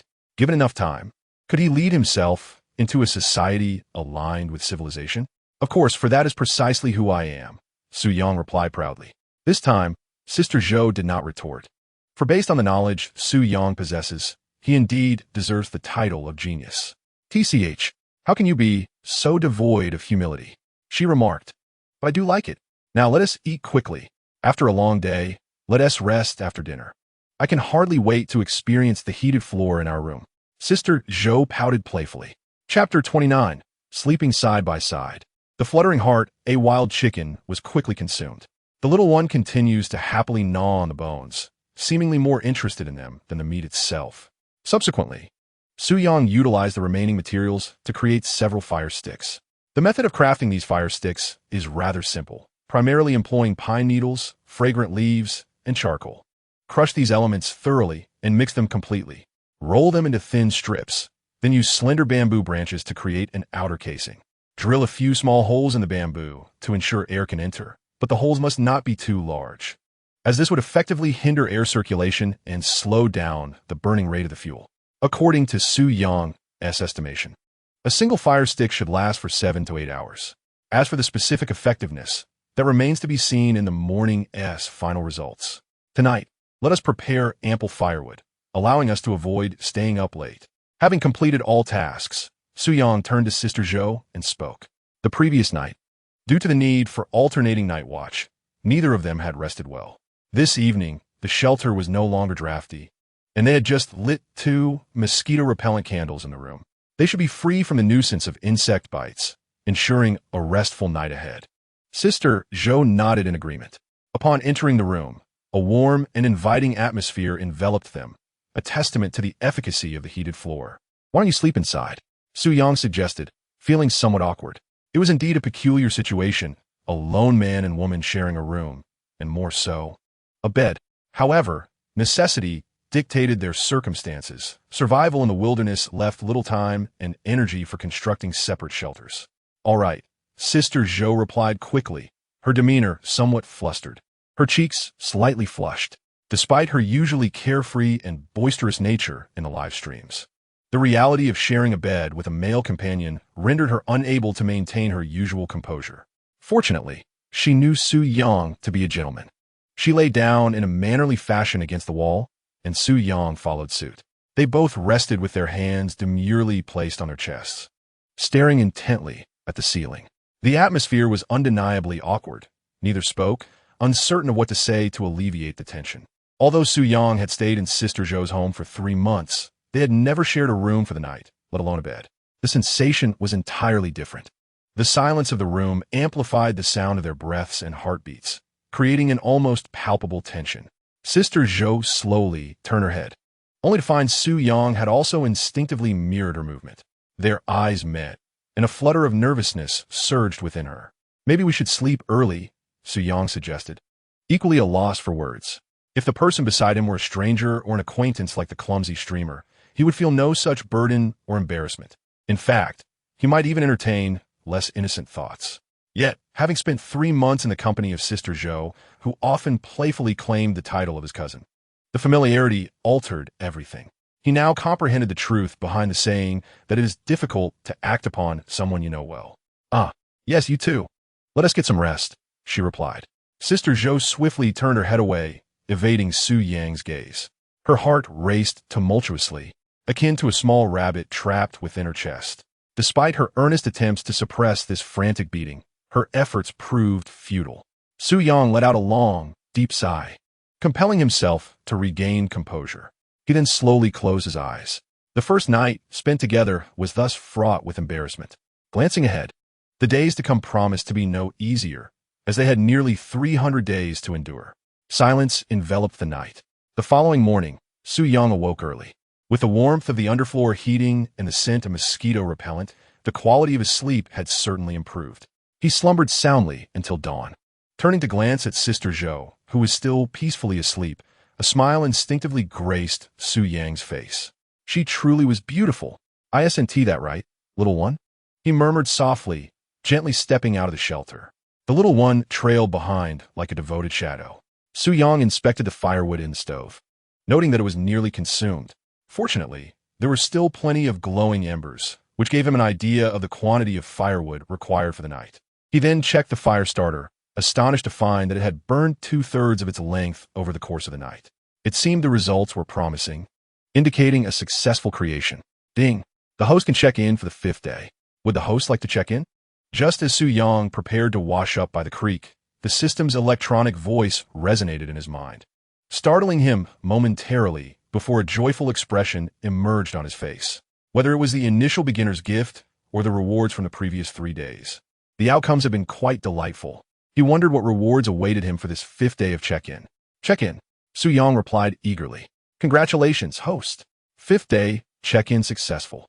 You have received 3 essence cleansing elixirs, 5 spirit soil, and master weaving technique," the system's synthesized voice promptly announced. Su Yang was well aware of the benefits of the essence cleansing elixir. Just one could induce profound changes in his physique. Receiving 3 at once was an exceptional reward.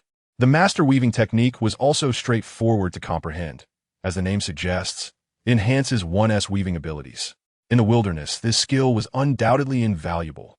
Spirit soil can be used to cultivate crops, significantly accelerating their growth rate and maturity time, as well as enhancing the quality and quantity of the harvest. Note, each portion of spirit soil covers 1 square meter. The system clearly recognized Su Yang's unfamiliarity with the effects of spirit soil, and immediately displayed a line of blue text to elucidate its purpose.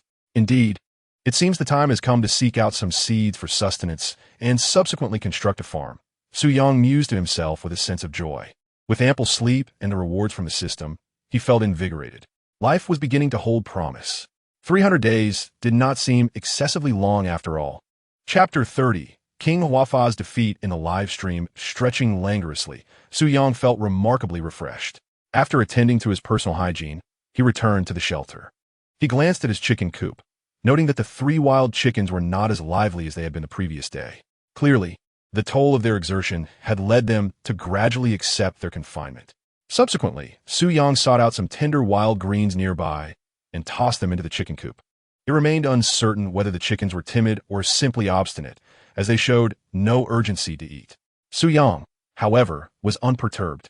Should they refuse to eat before the morrow, he would have no choice but to make the painful decision to slaughter them.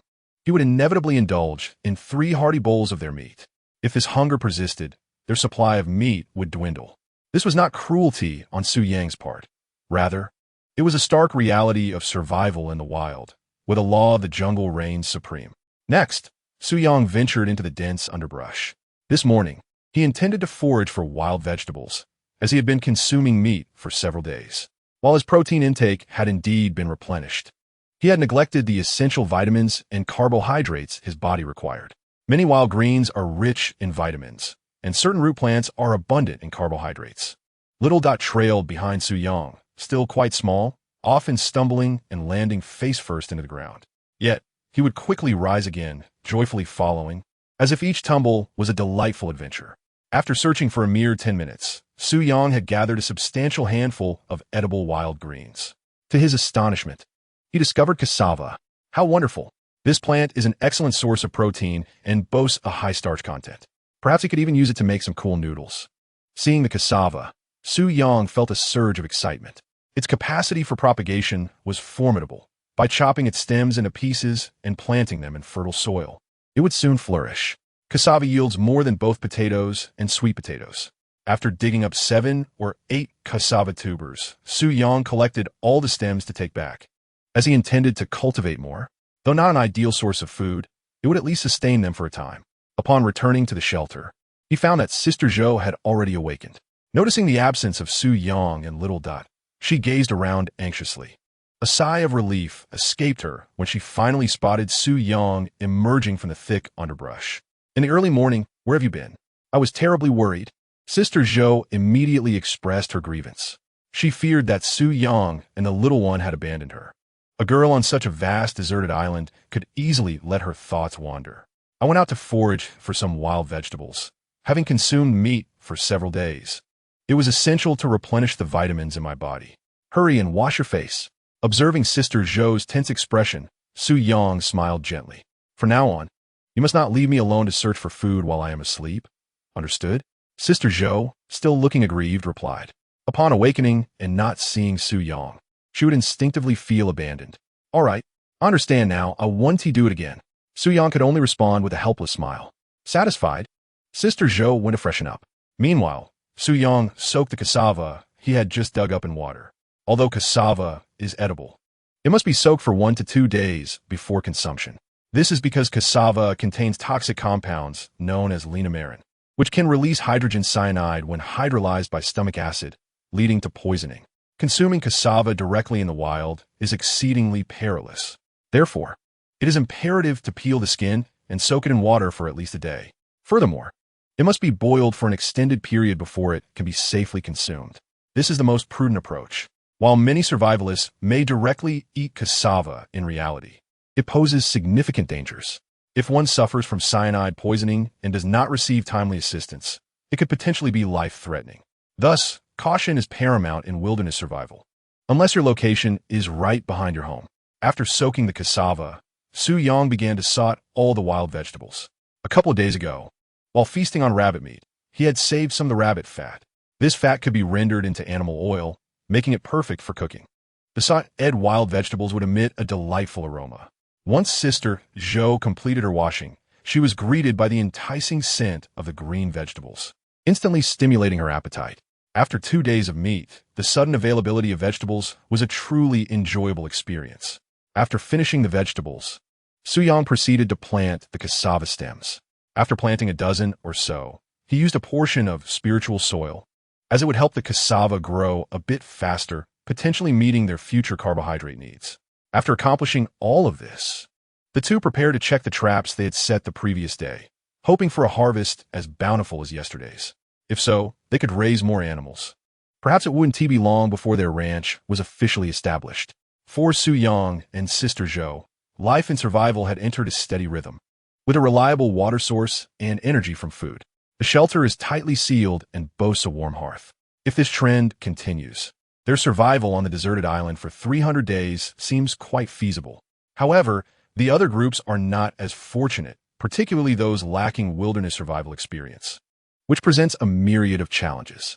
This is especially evident in the performances of the 3rd, 4th, and 5th groups. The 3rd group consists of Huafa Wang and Zhongli. After more than 2 days of cohabitation, Zhongli has begun to grow weary of Huafa Wang. This man, aside from his late-night wailing and singing, contributes nothing of value. He possesses no wilderness survival skills whatsoever. From the very beginning, she has single-handedly undertaken the tasks of sourcing water and constructing a shelter. Although she is a retired bodyguard, her stamina cannot withstand such relentless exertion. Li Jia, why haven't you gone out to search for food yet? Are we really going to subsist on wild vegetables again today? You're a retired bodyguard. Can't you perform to a more satisfactory standard? Huafa Wang, still groggy from sleep, directed his dissatisfaction at Zhang Li, who was busy weaving a fishing net. His tone was clearly filled with discontent and reproach. This man truly lacks substance. How could he be so shameless? Indeed, I have never encountered someone so brazen. This grown man relies entirely on a woman for survival. Ever since arriving on the island, it has been Li Jie bustling about, whether in search of water, constructing the shelter, or foraging for food. This man has contributed nothing. More importantly, as a supposed singer, his voice is akin to a banshee's wail, simply unbearable. Li Jie, give him a good beating. Why indulge such a useless person? I genuinely wish to give this good-for-nothing a couple of slaps myself. I once admired him, but now I want to chastise myself for that. Li Jie, let us stop catering to him and let this waste of space fend for himself. Having just come from a second live stream, Huafa Wang pales in comparison to Su Shun, not even worthy of being called a man. Please do not insult Su Shun. There is no comparison. I was mistaken. At this moment, the third live stream hosts just over 1 million viewers, a stark contrast to the second stream. Most of the audience is there to support Zhongli. Every comment and bullet screen in the live chat seems to condemn Huafa Wang. The gentle and humble persona, carefully crafted by his management team, has been laid bare, revealing a slothful individual devoid of any discernible talent. Even in the realm of singing, which he supposedly excels at, his performance is nothing short of disgraceful. Chapter 31. The King Snake appears. Huafa Wang is terrified. Huahua. This is inherently a two-person survival endeavor. Although I have experience as a bodyguard, I am not omnipotent. With only 2 hands, how can I possibly manage everything? While I seek sustenance, it is only reasonable that you attend to other matters. It is unnecessary for me to bear all the burdens alone. Over the past couple of days, Zhongli has accumulated a great deal of frustration, which she can no longer contain. Initially, she held a certain fondness for Huafa Wang, but through their interactions, she has come to realize that he is nothing short of a scoundrel and a fool. Such individuals, if not for their celebrity status, contribute nothing to society and merely exist in a state of lethargy. Huafa Wang was taken aback. He had not anticipated Zhongli would address him in such a manner. Just days prior, she had been exceedingly compliant. What am I to do then? He inquired, though soon he took the initiative to ask. This was not an act of capitulation, but rather a consideration for the audience in the live stream, many of whom were his devoted fans. To engage in petty disputes with a woman could potentially tarnish his image in their eyes. Fetch water, boil it, and I shall see if I can find some food nearby, Zhongli stated coldly.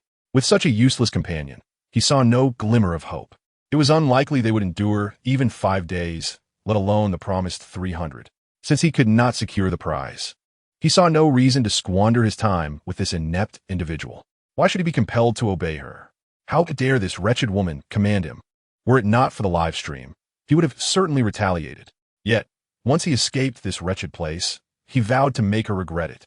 Huafa Wang clenched his fists, flames of rage igniting in his eyes as he contemplated her blatant disrespect. He would find a way to settle the score with Zhongli once he was free from this cursed environment. For now, he could only suppress his fury and attend to the task of fetching water. Upon reaching the water source, he kicked and struck a patch of grass, clearly venting his pent-up anger. He was a recognized musical genius in the Chinese music scene, yet here he was, ordered about by a mere retired bodyguard. This was simply intolerable. As he continued to vent his frustrations, an unexpectedly vibrant snake coiled around his leg. Ah, a snake! Help! Zhongli, come quickly! He shrieked in abject terror, his voice akin to a pig being slaughtered. Overcome with fear, he collapsed to the ground, trembling violently. A damp stain quickly spread between his legs, leaving a shallow yellow liquid on the ground, accompanied by a foul odor. Indeed, Huafa Wang had been so frightened that he lost control of his bladder. His eyes rolled back, and he fainted from sheer fright. Upon hearing his cries, Zhongli rushed over with great urgency. Subsequently, she beheld the serpent coiled around the leg of the King of Law, examining the snake's intricate patterns. It was evident that it was a royal rat snake, also known as the corn snake. This species is non-venomous, yet possesses a remarkably aggressive demeanor. Once it senses a threat, it retaliates fiercely. It is likely that the King of Law's earlier movements were perceived as a danger, prompting the snake to strike first. Zhongli swiftly unsheathed her military knife, and, with a speed that was almost blinding, seized the snake by its head and severed it in one decisive blow. Although she was a woman, She had previously served as a bodyguard, and thus, the act of slaying a snake stirred no emotional turmoil within her. Moreover, it was merely a non-venomous royal rat snake. It seemed that a feast was in their near future.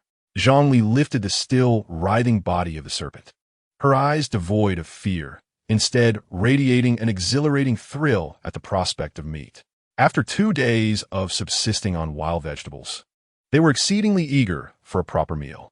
Wow, Sister Li is incredible. 66,666. Sister Li is undoubtedly a heroine. I have feared snakes my entire life. I was genuinely startled just now, but the King of Law truly faltered, being so terrified. The audience could almost sense the embarrassment from afar. Surely, the King of Law would find himself trending on social media tomorrow. What disgrace. Sister Li is formidable. She should continue to survive independently and leave this burden behind. Exactly. Why keep this liability around? The chat was filled with admiration for Sister Li's prowess. The live stream was abuzz with excitement, as most viewers rallied behind Zhong Li while simultaneously denigrating the King of Law.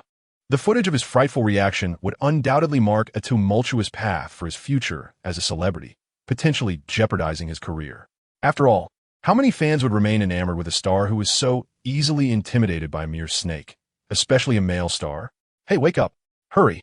Noticing that the King of Law had fainted, leaving a rather unpleasant odor in his wake, Zhongli vigorously slapped his face. Her expression was one of utter disdain. A grown man, reduced to a state of fright by a royal rat snake. It was unfathomable to her. As the King of Law regained consciousness, he let out a heart-wrenching wail. Could you not be so dramatic? It was merely a non-venomous royal rat snake, Zhongli remarked with a tone of indifference. She had lost all hope for him, perceiving him as nothing but a liability. If possible, she now desires to survive alone and urgently wishes to remove this individual from her presence. It is utterly humiliating, and he is a hindrance to her. How can one remain calm when uttering such nonsense? If a serpent were coiled around your leg, would you maintain your composure? Huafa Wang erupted in a torrent of curses. Feeling a dampness in his groin, Huafa Wang was both ashamed and enraged. This could very well jeopardize his career. What is this thing? Zhongli draped the body of the King Cobra around her neck. Huafa Wang was once again rendered unconscious by sheer fright. Upon regaining consciousness, he utilized a satellite phone to contact the production team, fervently demanding to withdraw from this inhumane show. He had originally come here to garner more popularity, to have more people appreciate his melodious voice. Yet, following today's incident, it is likely that he would lose his existing fans, and his career could be irrevocably damaged. Truly a case of losing both the lady and the soldiers. However, the rescue team from the production crew soon arrived. Are you absolutely certain you wish to withdraw? A staff member inquired for confirmation. Yes, I want to leave this dreadful place immediately, Huafa Wang asserted vehemently, his voice laced with fury. It was terrifying. Should there be another occurrence like this, he might lose his nerve entirely. And what about you, Sister Li? The staff member turned to Zhongli. They had been monitoring the various live streams and were keenly aware of Huafa Wang's performance over the past few days. It had been utterly pathetic. Conversely, Sister Li was truly a remarkable woman. It was likely that her chances of survival would be better without a burden. May I continue?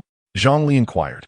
She genuinely wished to proceed, as the upcoming prize money was crucial for her. Surviving for a month would secure her 1 million, a sum substantial enough to sustain her for several years. Certainly, the production team stipulates that if one person withdraws, the first individual to endure until the end will receive the same prize money. You are entirely qualified to persist alone, and I believe the live stream will be even more engaging, the staff member candidly remarked. Then I shall continue. Zhongli resolutely nodded. The greatest challenge of survival alone is solitude, yet she is someone who can endure it. This is madness, absolute madness. Hurry and take me away from here. Huafa Wang bellowed furiously at the staff. In that moment, as he was terrified to the point of losing control, the audience's impression of him had likely solidified. Thus, at this juncture, he felt liberated to act without restraint. Very well. Come on, Sister Li. After the staff finished speaking, they took the king of Huafa away from Half Moon Island. Chapter 32. The New Hunting Trap Bug. What a waste. Truly a case of mud that cannot be molded. Abandoning such an excellent teammate like Sister Li. Indeed, how many people have strained their brains to secure this opportunity? Who would have thought this fool would give up in just 2 days? This is a classic example of occupying a latrine without doing the deed. In a live stream, waves of insults ensued. The king of Huafa had become the first contestant eliminated from the wilderness survival program, and notably, he was a celebrity contestant. It was evident that in mere minutes, he would undoubtedly trend on social media. However, such notoriety was certainly not something the king of Huafa wished to see. Buzzing sounds interrupted the atmosphere. On the other side, Su Yang and Sister Zhou heard the roar of a speedboat. What is happening? Why is there the sound of a speedboat? Has someone already been eliminated? Sister Zhou asked, her brow furrowed in confusion. It was only the third day. Could someone really not hold on any longer? Yet, reflecting on it, she thought that if Su Yang weren't present, she might not have lasted this long either. 3 days could indeed be agonizing for those lacking any wilderness survival experience. Yes, it seems someone has indeed been eliminated. Given that it's only the third day, I suspect more will follow in the coming days, Su Yang replied, nodding calmly. Whoever was eliminated bore no significance to him. His focus was on swiftly locating necessary resources to enhance their living conditions. Let's not concern ourselves with them. We should check on the traps, Su Yang suggested to Sister Zhou, and then, with his bow slung over his shoulder and armed with a machete and a military shovel, he made his way toward the trap site. Today, they needed to set additional traps to capture live hares. Hares reproduce rapidly, and once they could catch a few alive, they would no longer need to labor over hunting and trap setting. Indeed, Sister Zhou followed closely behind. Su Yang's words held merit. Under these circumstances, it was commendable enough to take care of themselves. As for the fate of others, it truly had little bearing on them.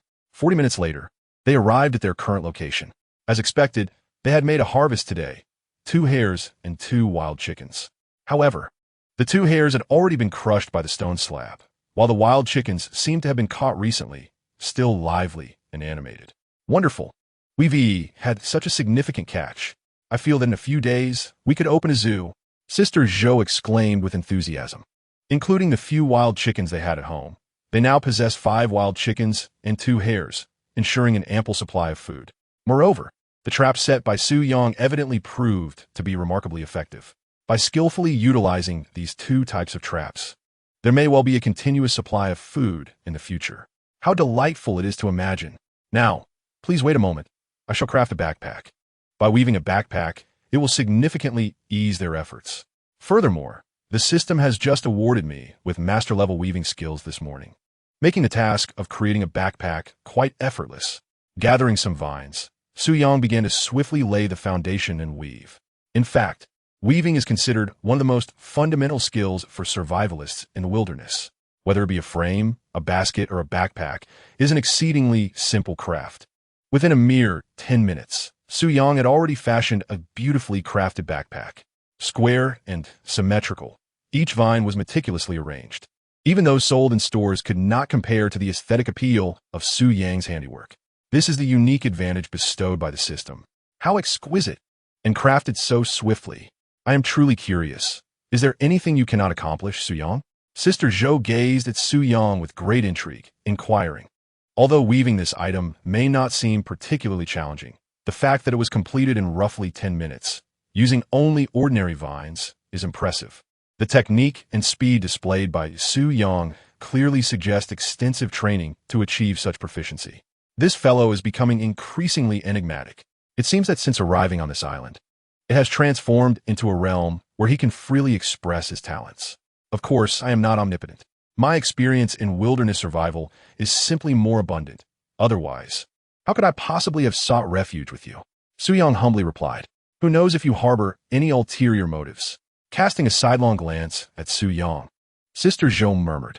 Perhaps this fellow intentionally approached me just to be close. Otherwise, with his physical abilities, he could easily earn 600 or 700 by working on a construction site daily. Moreover, with so many skills, establishing a successful venture should not be particularly difficult, right? All right, let's hasten to pack these into the backpack. I plan to set several more traps today in hopes of capturing some live rabbits.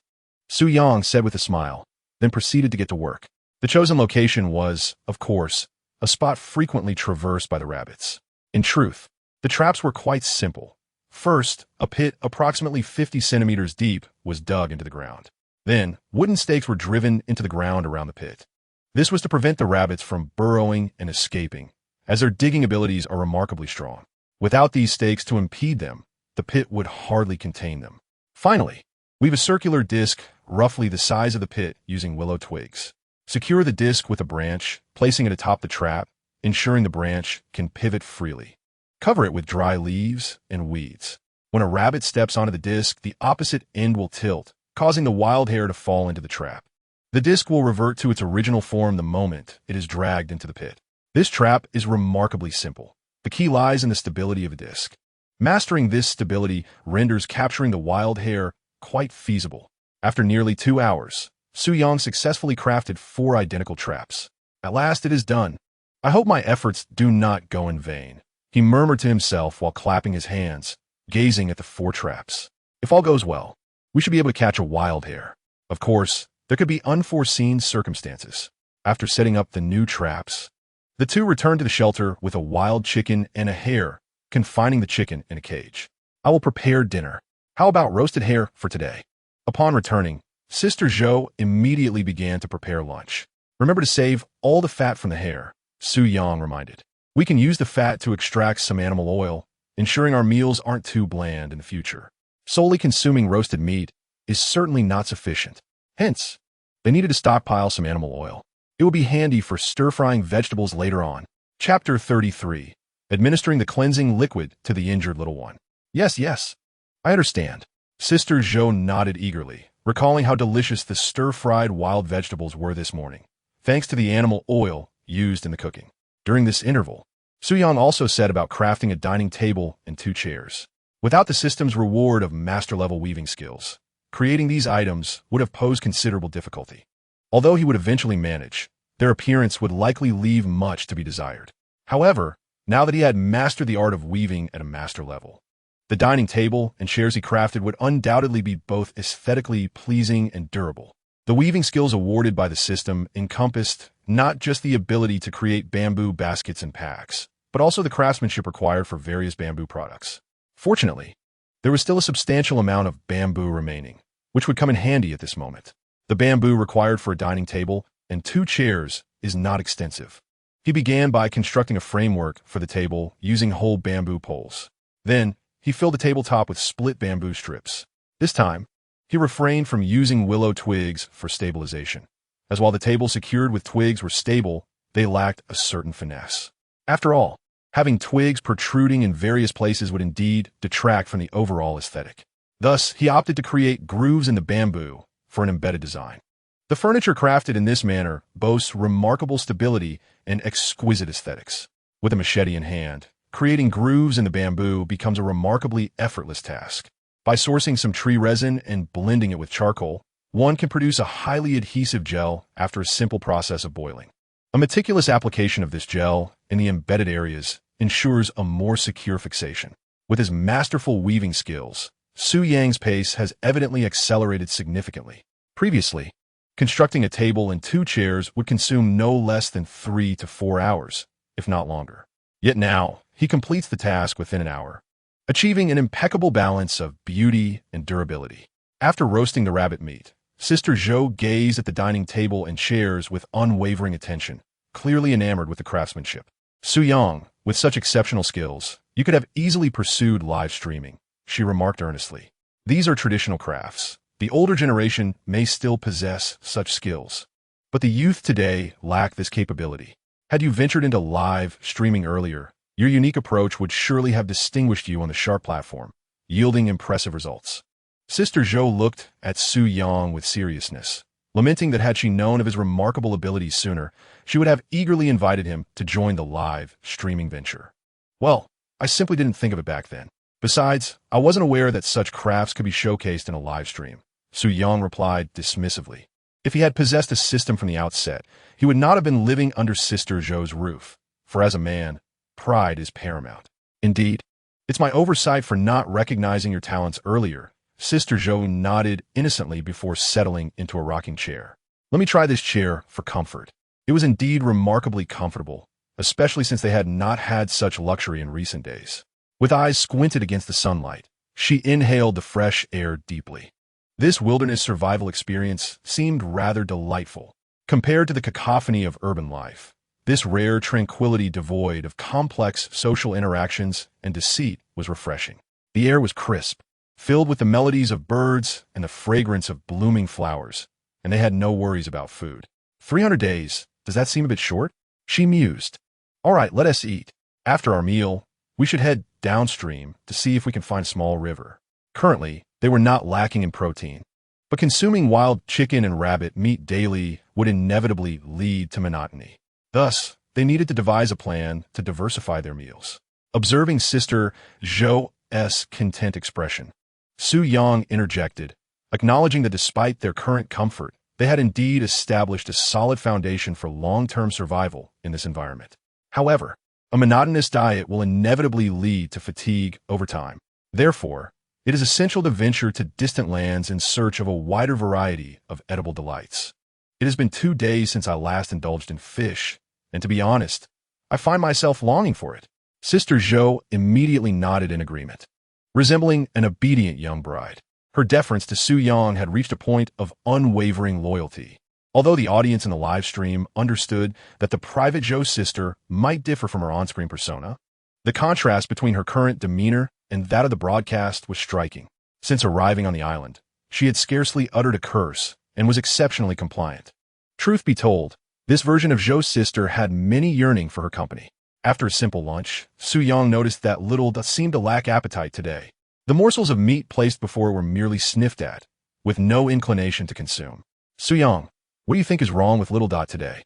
Its appetite was quite robust yesterday, yet today it appears disinterested in food. Could it be that the long journey has fatigued it? Sister Zhou also observed Little Dot's unusual behavior. Just a few days prior, this little creature was remarkably spirited, eagerly snatching at meat. Yet today, it showed no interest whatsoever. It was likely that the extensive walking had worn it out. Let me take a look, Su Yang said as he lifted Little Dot for inspection, only to discover that its tiny paws were scarred from thorns, and both front paws were beginning to swell, rather severely. After all, Little Dot was still quite small, with its juvenile fur not yet shed. Consequently, its paws were not as resilient as those of an adult leopard. The moment it moved its paw, Little Dot yelped in pain. Witnessing this, Sister Zhou felt a pang of concern. Had she known, she would have held onto Little Dot the entire time. System.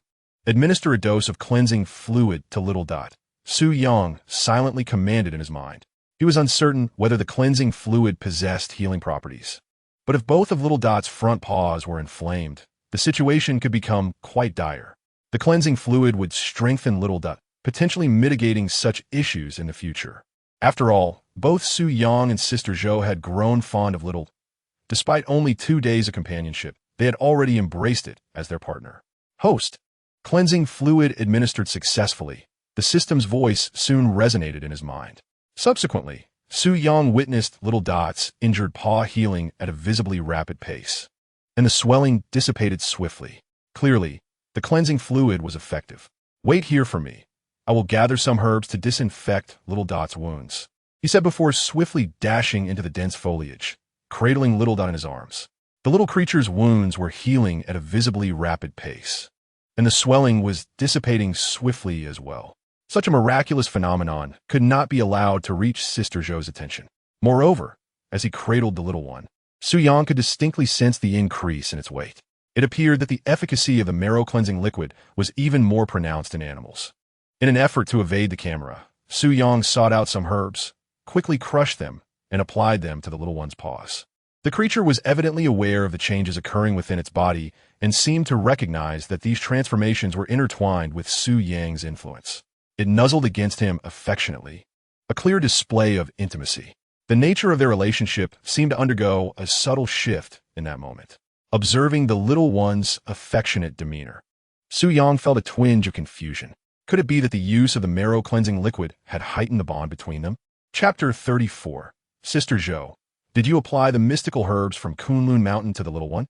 Quite impressive. It seems the applications of the marrow-cleansing liquid are indeed extensive. Grow quickly, little one. Our sustenance will depend on you once you mature. Su Yang leaned down to gaze at the little creature in his arms. Noting its noticeable weight gain, 2 or 3 pounds it seemed, its size had increased, and the soft fur was beginning to shed. The effects of the marrow-cleansing liquid on such a small animal were beyond Su Yang's expectations. The little creature, as if comprehending Su Yang's words, nodded in a remarkably human-like manner.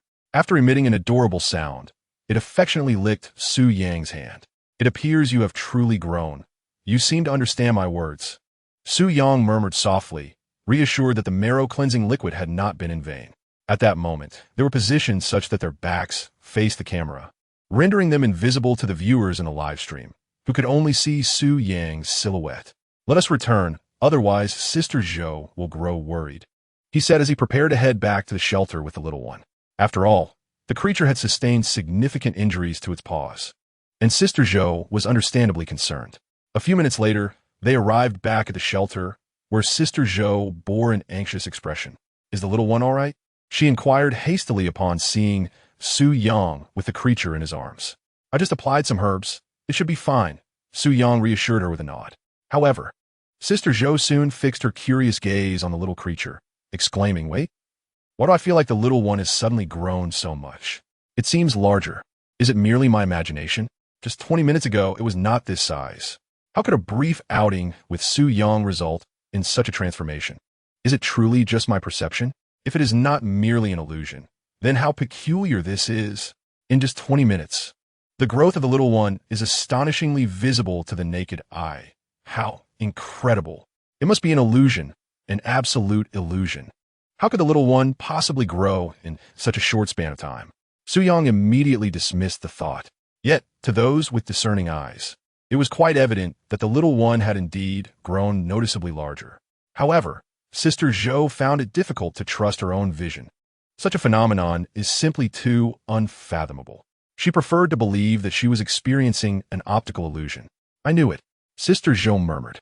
"How could such a thing possibly occur?" At that moment, nearly all the viewers in the live stream had also noticed this anomaly. "What the heck? Is this an illusion?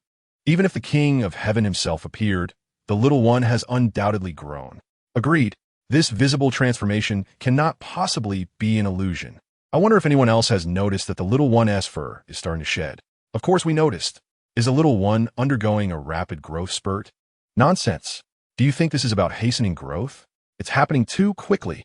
I seriously suspect that Su Yang just fed the little one some kind of growth elixir. Indeed. That's it. The person above must be lost in a fantasy novel. This is real life, not a tale of the supernatural. That individual is surely entranced by novels, to even mention such unrealistic terms as growth elixirs. Meanwhile, the majority of the audience in the live stream had also observed the little one's transformation. If one person believes its growth to be an illusion, surely millions of eyes cannot be mistaken. Yet, they could not find immediate evidence to support their observations. Moreover, as the previous hero mentioned, such elixirs are hardly believable. This is a reality grounded in science. How could elixirs possibly exist? Although they were profoundly puzzled, everyone chose not to dwell on it. After all, most were there to watch Sister Zhou and Su Yang. The little one's growth, or lack thereof, was not their primary concern. All right. Today, I shall hold the little one. We must not let its feet become infected." As she spoke, Sister Zhou reached out to take the little one from Su Yang's hands. Yet in that very moment, the little creature leapt down from Su Yang and began to frolic joyfully on the ground, a stark contrast to its earlier, sickly demeanor. Its little feet appeared completely unharmed. This left Sister Zhou and the viewers in the live stream momentarily stunned. Just moments ago, it had seemed so pitiful and frail. How could it transform into such a lively little being in less than half an hour? It appeared even more agile than before. Witnessing this scene, some viewers in the live stream began to suspect that Su Yang had indeed secretly fed the little one some miraculous elixir. The transformation occurred in less than 30 minutes. Despite their skepticism, they possessed no evidence to substantiate their doubts, and few would believe such preposterous claims. In this scientific era, the occurrence of any extraordinary phenomena is simply inconceivable. How astonishing. Su Yang, could it be that the herb you applied on the little one is the celestial grass from Kunlun Mountain? Sister Zhou blinked her large eyes in disbelief, her gaze oscillating between Su Yang and the little one.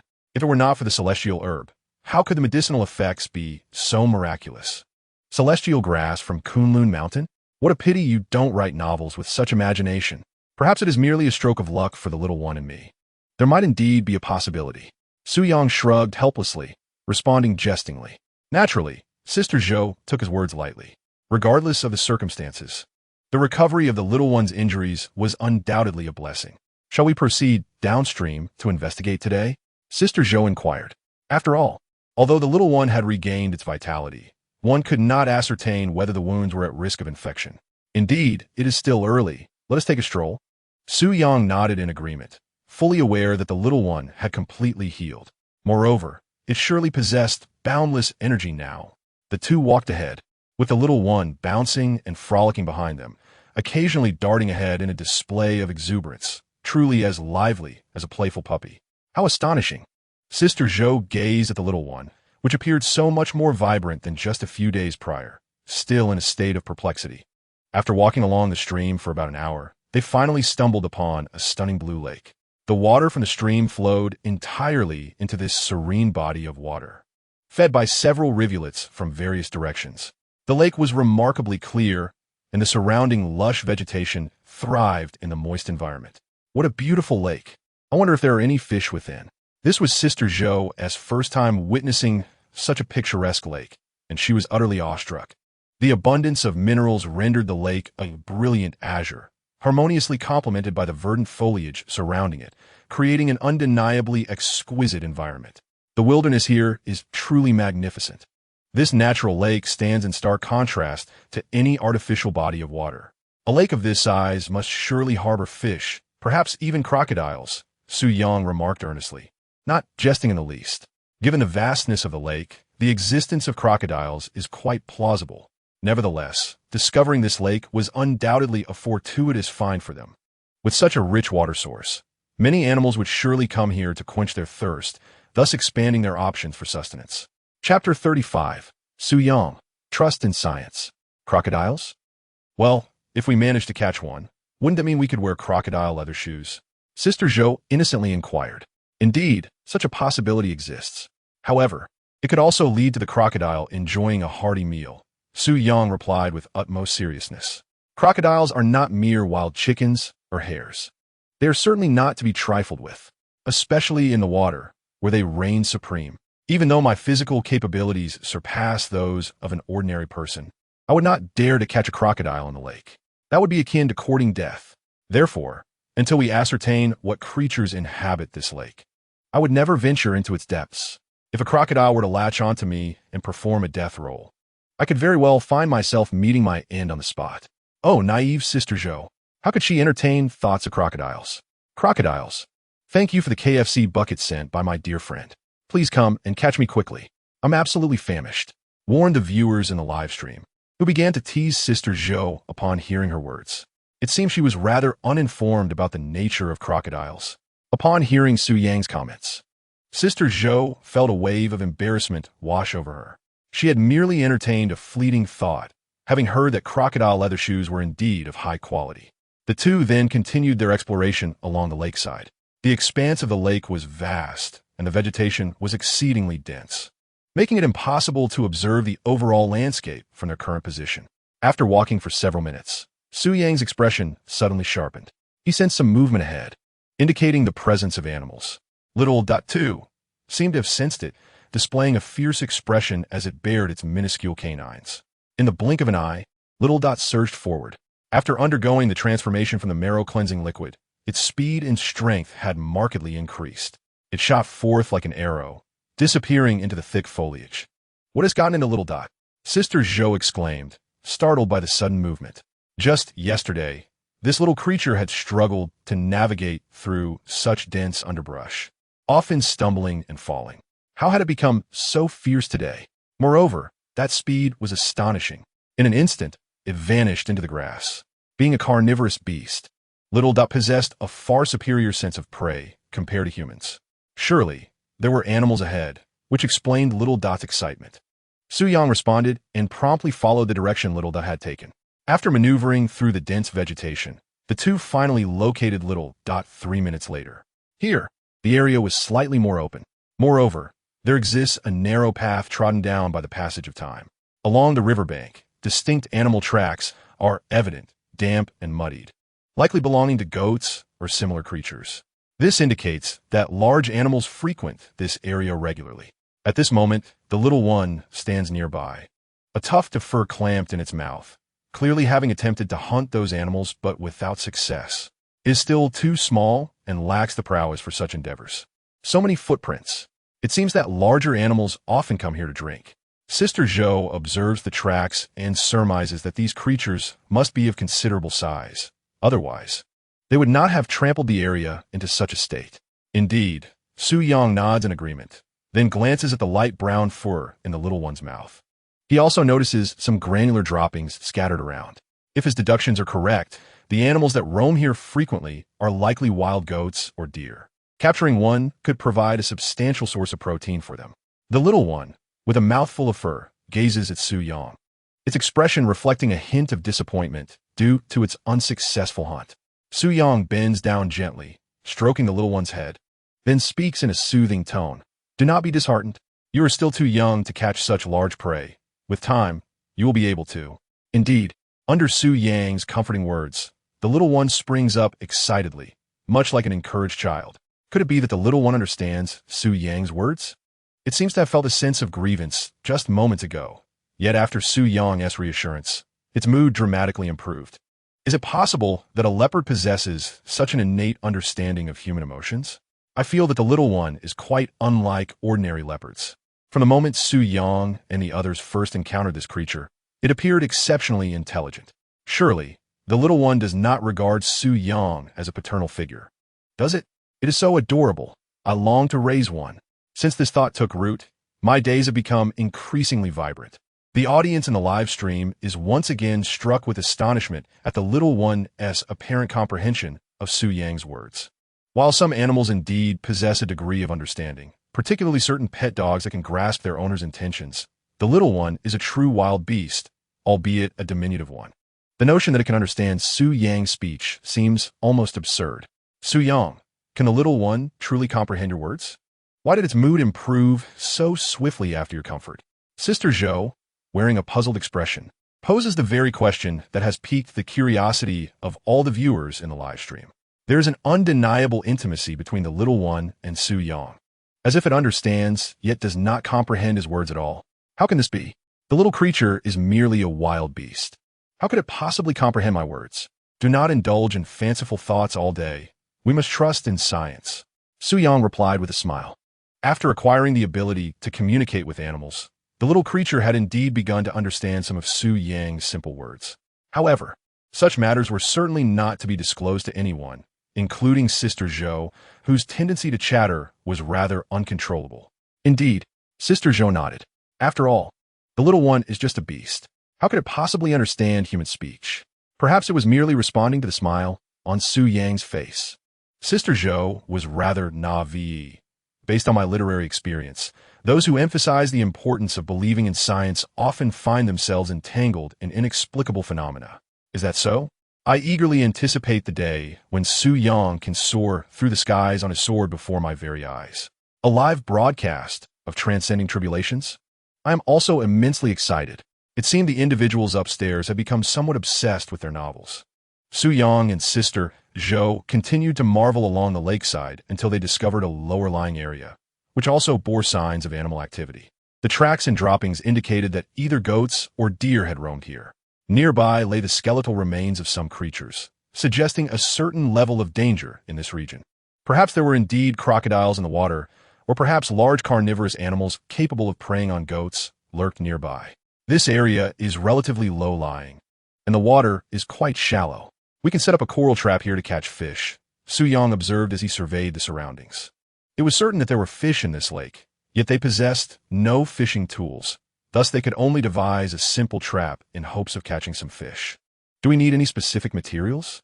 Sister Zhou inquired with a nod, eager to assist Su Yang in gathering the necessary supplies.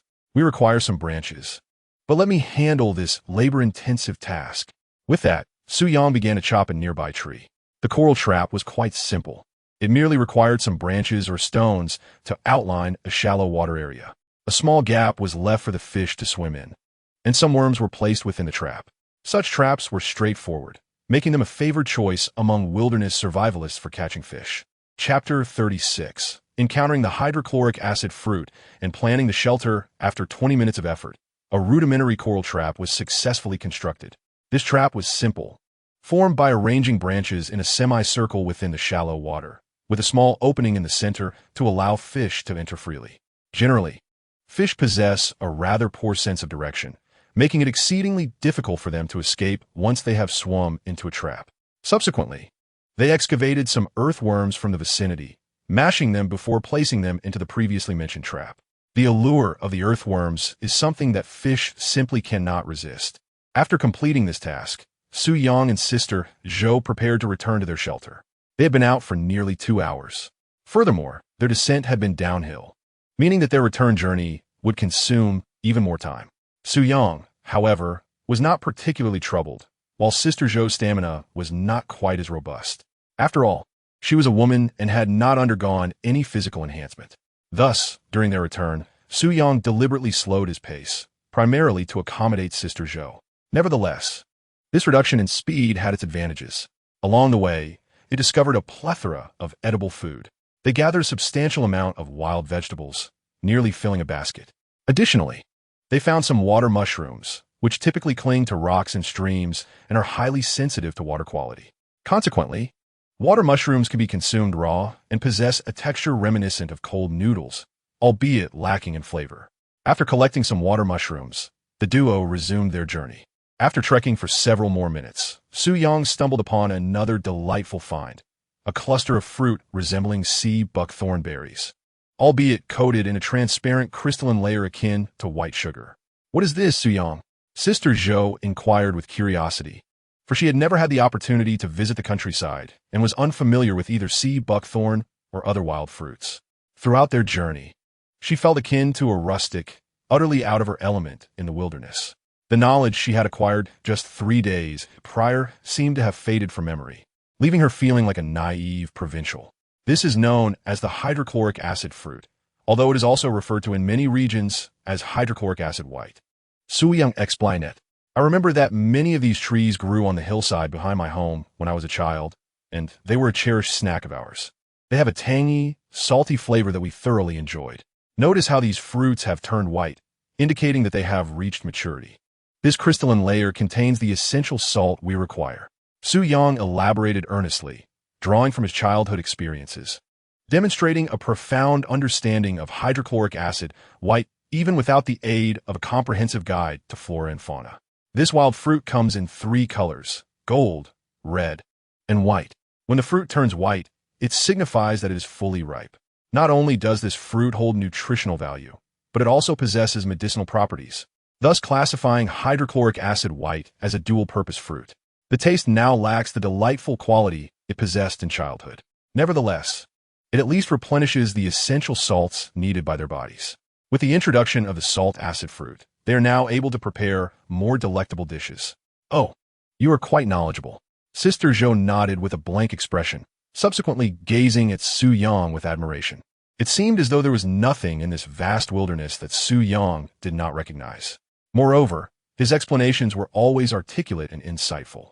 This was no mere acquaintance with these items. It was a profound understanding of them. Wow, how nostalgic to see childhood snacks. I am utterly enamored.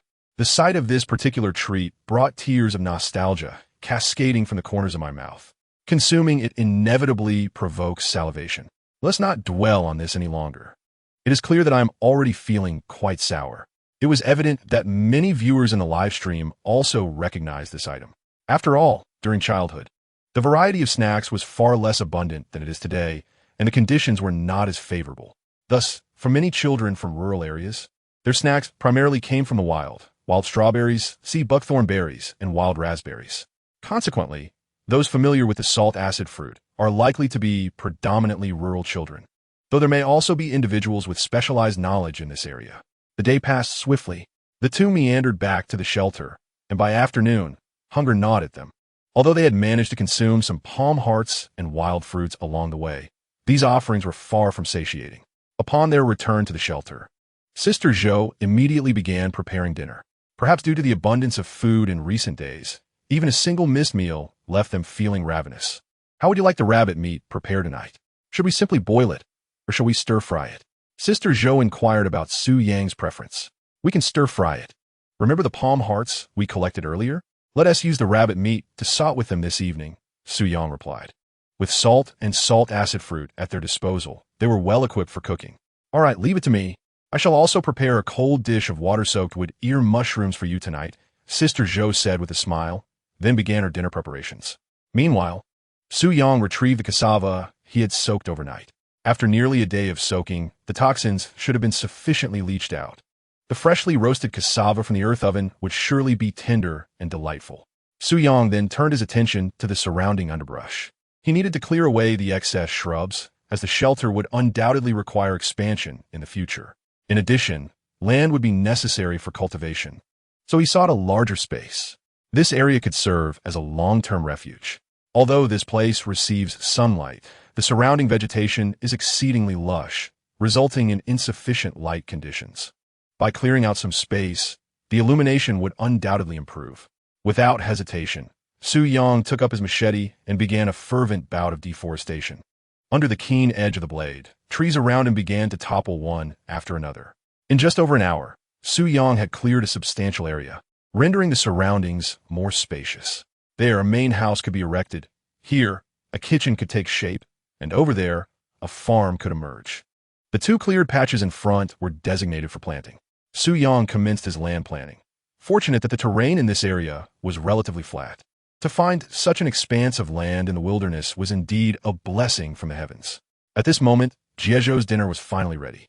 Sought Ed rabbit meat, cold-tossed wood ear mushrooms, which, under the tangy dressing of sour fruit juice, took on a delightful flavor. Accompanying this were 2 large cassavas and 2 bowls of wild vegetable soup. 3 dishes and a soup. It appeared lavish in the context of survival in the wild. Was this truly what wilderness survival entailed? Observing Su Yang and Jiezhou's feast, I suddenly found my instant noodles rather unappetizing. I had intended to witness their struggles. Yet unexpectedly, I was inflicting discomfort upon myself. I implore you both to act like mere mortals. Next door, the daft girl and Ji-sun had stripped the bark from the surrounding trees. Meanwhile, Jikuin next door was already grazing. After wandering through numerous live streams, it became evident that only Huang Laoshe and Su Yang were faring well. Chapter 37. Jiezhou, could it be that you have feelings for me? With 3 dishes and a soup, the meal provided ample protein, carbohydrates, and vitamins. The addition of sour fruit enhanced the flavors, making it remarkably delicious. Of course, it paled in comparison to street-side spicy hot pot and sour rice noodles. Yet for many survivalists, enjoying such a meal in the wilderness was a luxury. It is known that even the formidable Yi adhered to the principle of enduring 3 days while suffering from hunger for 9 meals during wilderness survival. If one could not endure such deprivation, the latent potential within Ye's body could never be awakened. The feeling of being well-fed was truly exhilarating. After the meal, Su Yang patted his round belly. Surprisingly, he had not anticipated that they would have such a smooth journey over these past few days. Even with a system at his disposal, without a stroke of good fortune, life would not be so carefree. After all, this island was vast. Had they chosen a less favorable geographical location, even food could have become a significant challenge. Ah, how delightful! If every day from now on could be filled with such delectable meals, I would be utterly content. Jiezhou also patted her flat stomach, expressing her satisfaction with a beaming smile. Since arriving on the island, I have never experienced hunger, and I enjoy meat daily. Such a wilderness survival scenario, I suppose, would be beyond the capabilities of many contestants. Su Yang was indeed astonished. Although Sister Zhou consumed a diet quite similar to his belly was already round and full, whereas hers remained flat. Could this be a unique talent possessed by women? By the way, Su Yang, given your remarkable qualities, did you have a girlfriend in the past? Sister Zhou cast a sidelong glance at Su Yang before feigning nonchalance in her inquiry. However, she quickly added, I am not prying into your privacy. I merely asked out of boredom, and you are free to choose not to answer. Perhaps the former Su Yang did not stand out, aside from his handsome appearance. He possessed no other exceptional traits, resembling a typical introvert. Yet, after spending these past few days together, she realized that Su Yang was indeed quite impressive, a man capable of exhibiting such strength in the wilderness. In reality, he could not possibly be an introvert. Furthermore, It is undoubtedly false to claim that such an outstanding man would have no female admirers. More importantly, Su Yang's features were strikingly handsome. Not at all. You know, I haven't found a job in months, and I lack any source of income. Do you think contemporary women would be interested in someone like me? Su Yang remarked with a hint of self-deprecating humor. This self-mockery was a reflection of reality. Most women today are exceedingly pragmatic. When given the choice between a handsome man without wealth and a rich, elderly gentleman, they would prefer the latter. Yet, absolutes do not exist. Su Yang still believes in the existence of true love, as well as in the existence of good girls who do not worship materialism. It is merely society's prevailing trends that have transformed the majority of young women into such individuals. This has even fostered a distorted culture of comparison regarding such matters. A decade ago, young women primarily compared their charming boyfriends and outstanding academic achievements. Now, however, the focus of comparison has shifted to which sugar daddy possesses the best physique and gives the most luxurious handbags. There are even many who regard being the other woman and breaking up families as a form of supreme glory. Thus, under such circumstances, it would not have been easy for the former Su Yang to find a girlfriend. Meh, meh, meh. Choose me, Brother Su. I want to be a goddess woman. I arrived first. Brother Su, pick me. Brother Su, I am beautiful, sweet-tongued, and very skilled. At that moment, a 36-year-old woman strolled by. Wow, is this what women are like? I want to get off. This is not a bus headed to kindergarten. Just watching the comments can make one nosebleed. This is outrageous. A single remark from Su Yang stirred a frenzy among the majority of female fans in the live stream. I don't believe it. In my eyes, you must have been a king of the deep seas, surrounded by flowers in the past. Sister Zhou scoffed, still pretending to maintain her composure. Believe what you will. Su Yang Sruget. With a smile, she remarked, Sister Zhou, your concern for my personal matters suggests you may have an interest in me. If that is indeed the case, please feel free to express it. I shall give it due consideration. Su Yang, not one to be easily deceived, sensed a shift in Sister Zhou's attitude towards him over the past few days. This feeling transcended mere admiration. Perhaps it was intertwined with deeper emotions. Capturing the heart of a young lady, especially one with whom he shared both meals and living quarters, was not an insurmountable challenge. Stop flattering yourself. I harbor no such feelings for you. Moreover, I am your cousin, remember? Sister Zhou retorted, her cheeks flushed and her gaze evasive. Yet her heart raced like a startled deer. That is a mere pretense. We share no blood relation, thus, this connection poses no issue, Su Yang replied, still smiling. Sister Zhou's averted gaze and defensive tone spoke volumes. Enough of this. I assure you, I have no romantic inclinations towards you. With that, she hurried back to her room, flustered. Observing her flustered demeanor, Su Yang couldn't help but chuckle softly. As night enveloped the island, it once again succumbed to solitude. The cacophony of various nocturnal sounds infused the once tranquil atmosphere with an eerie ambience. The night passed without incident. At dawn, Su Yang and Sister Zhou rose early. The stove remained effective, and the mosquito-repelling candles proved their worth, allowing for a restful night as sleep. Upon awakening, they felt invigorated. Su Yang roasted 2 cassavas and prepared a simple dish of palm hearts for breakfast. After their meal, it was time to inspect the traps. Sister Zhou, with a basket on her back, cheerfully trailed alongside them. 30 minutes later, they arrived at the trap set for catching wild rabbits and chickens. They first examined 2 stone traps, successfully capturing a wild rabbit, albeit a lesser yield than in previous days. Next, they checked the chicken traps. Perhaps due to their earlier captures, the remaining wild chickens had been disturbed and vacated the area. This time, they managed to catch only a small chicken. The day's bounty paled in comparison to the previous 2 days. It was evident that these traps could not sustain their food supply indefinitely. Both wild rabbits and chickens were astute creatures. After experiencing a few disturbances, they would relocate. It seemed the population of wild chickens in this area had dwindled. Furrowing his brow slightly, Su Yang addressed Sister Zhou. He had initially believed that the wild chickens and rabbits in this vicinity were inexhaustible. However, it had become apparent that his prior assumptions had been overly simplistic. Sister Zhou too wore a worried expression. The wild chickens and rabbits were their primary sources of sustenance over the past few days. If these food chains were to fail, they would be compelled to seek new sources of nourishment. Let us proceed to inspect the other traps, she suggested. Subsequently, he uttered a few words and made his way toward another trap. The deep pit trap was primarily designed to capture live wild rabbits. Carefully, he opened the first trap, revealing an adult rabbit, estimated to weigh around 3 to 4 pounds. What a stroke of luck.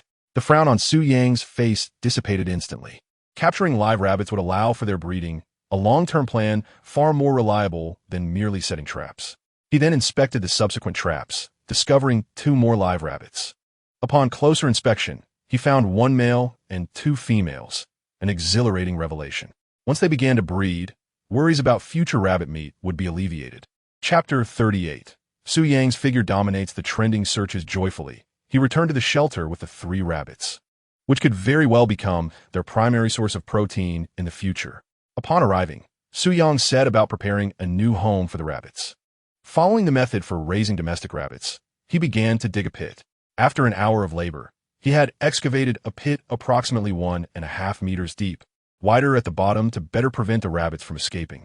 Given their superior leaping abilities compared to domestic rabbits, a standard pit of that depth would be insufficient. He then crafted a lid from bamboo strips, ensuring their security. With everything in place, he gently placed the rabbits inside, hoping they would quickly adapt to their new abode. However, it was evident that the 3 rabbits, accustomed to their freedom, were not fond of their new surroundings. Their temperament was unusually agitated, darting about restlessly. He then foraged for some wild vegetables and casually tossed them into the pit. Should they fail to adapt to their new environment, they would unfortunately have to be culled. Perhaps cooking them would be the greatest respect he could offer. I feel that our place is increasingly resembling a home, evoking a sense reminiscent of a utopian paradise from a historical drama. Sister Zhou glanced at the chicken coop and rabbit enclosure, a smile gracing her face.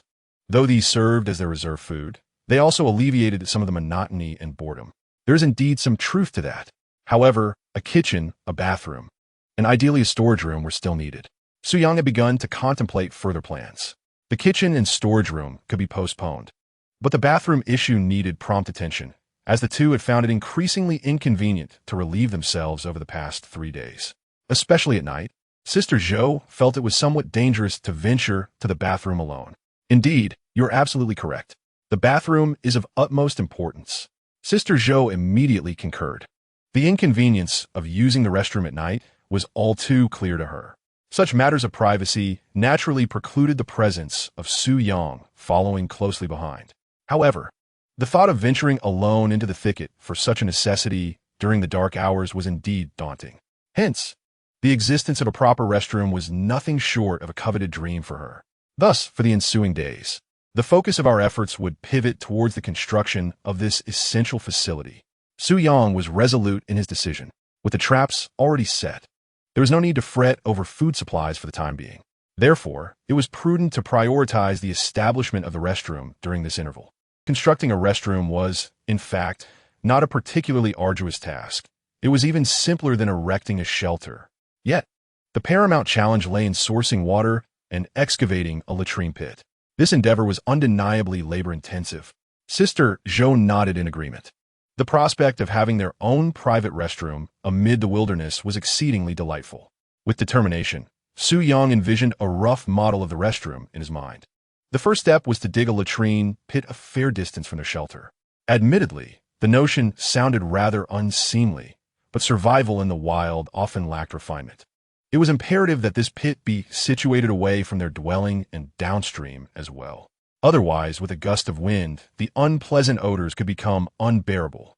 Ultimately, Su Yang selected a location for the pit over 100 meters downstream from their shelter, separated by dense underbrush. This arrangement would likely mitigate the spread of unpleasant smells. Should other survivors be located downstream, Su Yang would have to sincerely apologize to them. With the site chosen, Su Yang wielded his tools and commenced digging. Fortunately, the proximity to a small stream rendered the soil relatively moist, making the task less strenuous. Sister Zhou assisted by clearing the intervening bushes and wild grasses. Given that the restroom might be utilized for up to 300 days, it needed to be sufficiently spacious, approximately 1 meter in diameter and about 2 meters deep. Despite Su Yang's commendable physical fitness, the labor was quite taxing. After excavating a rabbit hole of 1.5 meters, he began to feel the strain in his arms, and beads of sweat had already formed on his forehead. By this time, it was around 10 in the morning. With the sun blazing overhead, and in such a humid environment, waves of heat were palpable. After half an hour, Su Yang's clothes were thoroughly drenched in sweat. It was unbearably hot. Clearly, it was time to shed some layers. In such conditions, wearing a windbreaker was indeed uncomfortable. Thus, Su Yang removed all his clothing, revealing his bare torso. His skin was fair, yet his physique was remarkably robust. The well-defined pectoral and abdominal muscles, along with the prominent muscle striations and a V-taper, instantly captivated all viewers in the live stream. Goodness, am I seeing things? Su Yang actually has muscles? Incredible. Such a physique is utterly flawless. I am utterly envious. One should not judge by appearances. Although Su Yang appears somewhat slender, his muscularity is astonishing. I recall the last time Su Yang went fishing. His muscles did not seem so developed then. I must have overlooked it. Was it really necessary to be so astonished? It is only natural for a man who can carry over 100 pounds of bamboo through the wilderness to possess some muscle. This is true muscle, not merely the excess gained from protein supplements. This physique is enough to make anyone green with envy. His muscles remind me of Dragon Brother. Wow, Su Yang's physique is simply exquisite. I am enamored. Ladies, come forth and drool over the screen. I have already taken a screenshot. This will be my future screensaver. Such a perfect body. I can hardly contain myself. Ladies, I am positively swooning. Ladies, I am done. The body pillow is ready. Su Yang will keep me company tonight. Su Yang, I absolutely must bear your children. Upon witnessing Su Yang's perfect physique and muscle definition, the live stream erupted into chaos, spiraling out of control. Most of the men were envious while the women began to drool over the screen. Within just half an hour, a video of Su Yang removing his shirt went viral across various short video platforms. Undoubtedly, this batch of fans is quite supportive. Some adept fans even combined multiple handsome screenshots of Su Yang into one video. In a remarkably short time, they amassed over 10,000 followers. The likes, shares, and comments reached an astonishing level. Moreover, during this half hour, Su Yang's flawless physique soared to the top of Weibo's trending searches. Certified full expert Su Yang. In Real Men, Su Yang occupied the 4th and 5th positions on the trending list, respectively. A mere act of undressing, a small display of his physique, unexpectedly stirred up a tremendous uproar. Many viewers entered Su Yang and Zhou Jia's live stream through these screenshots and edited videos. In an instant, the number of online viewers skyrocketed to a staggering 5 million. Even some leaders from the Shark platform were left bewildered. They had not anticipated that mere screenshots of Su Yang would garner such immense popularity. However, they are seasoned veterans. Upon witnessing Su Yang's soaring popularity, they began promoting the second group with utmost fervor, even placing the second group's live stream in the most prominent position on the Shark platform. This is the reality. Regardless of the celebrities' immense popularity participating in this program, if they fail to bring traffic and benefits to the platform, they will inevitably be sidelined. Here, the reign of popularity prevails. In Chapter 39, Sister Zhou was left in awe as the live broadcast room and the outside world stirred up a tremendous uproar. However, the protagonist, Su Yang, remained blissfully unaware. The body, transformed by the washing fluid, indeed appeared remarkably impressive. At that moment, Sister Zhou caught sight of Su Yang's bare torso and was equally astonished by his muscular physique. Oh my goodness, are those muscles truly Su Yang's? Could it be special effects? Or am I just imagining things? Sister Zhou rubbed her eyes vigorously, ensuring that her vision was clear. The well-defined muscles undeniably belonged to Su Yang. No way. After 3 months of interaction, I had no idea he possessed such perfect muscle contours. Dear heavens, how many secrets has this fellow been concealing? Sister Zhou gazed intently at Su Yang's upper body, captivated by the sight. Su Yang, aware of her scrutiny, lifted his head and glanced over, as if entranced by her gaze. He waved at her, but she remained oblivious. Hey, your saliva is about to drip. You might want to wipe it. He teased. If you're interested, feel free to come over and take a closer look. Sister Zhou's astonishment was entirely anticipated. After all, he had not possessed such a perfect physique in the past 3 months. It was only natural for her to express surprise upon discovering the multitude of secrets harbored by her cousin. Upon hearing Su Yang's voice, Sister Zhou instinctively wiped away her drool. His flawless figure had indeed mesmerized her momentarily. As a young woman, she found herself utterly defenseless against such a physique. Her cheeks flushed and she awkwardly lowered her head to resume her work. That scoundrel Su Yang has kept this from me for so long. How dare he embarrass me in public? It's infuriating. Despite her embarrassment, it was undeniable that Su Yang had genuinely captivated her. Both his looks and physique were nearly perfect. Oh no, I can see that Sister Zhou has completely fallen for him. She is simply too adorable in this state. Mother, quickly prepare the betrothal gifts. I believe I am falling in love. Sister Zhou, let us exercise a bit of restraint, shall we? I want to touch. I want to touch. The audience in the live broadcast room also began to realize the gravity of the situation. Sister Zhou's gaze towards Su Yang had evidently transformed. It seemed she was indeed showing signs of infatuation. In this remote wilderness, with a solitary man and woman surviving together for 300 days, feelings were bound to blossom over time. Su Yang, however, paid little heed to the unfolding drama and continued with his work. The workload was immense, extending until around 3 or 4 in the afternoon. At last, the pit was excavated, and he was drenched in sweat. His physical stamina surpassed that of an average person by 2 or 3 times. However, under such sweltering conditions, the expenditure of energy on such laborious tasks was alarmingly rapid. Sister Zhou, with thoughtful consideration, prepared some warm water and brought it to Su Yang. You've sweated so much. Drink some water to quench your thirst, she said, handing him the cup while discreetly glancing at his muscles before quickly averting her gaze. Indeed, Su Yang nodded, acknowledging his fatigue. After consuming several cups of warm water, the weariness began to dissipate gradually. With the pit completed, the next task was to create the drainage channel. Su Yang surveyed the nearly 100-meter distance ahead. This was also a considerable undertaking. Once the drainage channel was excavated, stone slabs would need to be laid to ensure it would not become obstructed. Perhaps we should pause for today. You've worked so hard, and you must be utterly exhausted. Your body might not withstand it, Sister Zhou said, her concern palpable. Although she was aware of Su Yang's extraordinary stamina, even a body of iron required rest. Continuing at such a relentless pace would undoubtedly lead to exhaustion. It's fine.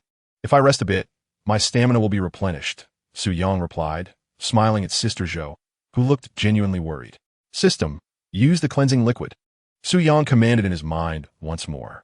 After utilizing another portion of the cleansing liquid, he instantly felt revitalized, the previous fatigue vanishing completely. He gently clenched his fists, feeling a surge of strength greater than before. With only one portion of the cleansing liquid left, he resolved to preserve it for future necessity. In a critical moment, it might prove invaluable.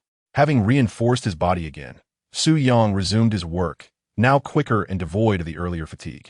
Watching him work like a machine, Sister Zhou felt a mix of compassion and astonishment. As for the viewers in the live stream, they were all astonished by Su Yang's superhuman endurance. He had been working continuously for 4 or 5 hours, showing no signs of slowing down. By 7 in the evening, night had descended. Su Yang had nearly completed a 150-meter drainage channel. Such a workload would be unachievable even for seasoned workers on a construction site within just a few hours. Sister Zhou had thoughtfully prepared dinner, roasted wild rabbit, sauteed palm hearts, and vegetable soup. Su Yang devoured his meal voraciously. With increased exertion came an equally heightened appetite. After finishing dinner, the night had completely enveloped the island.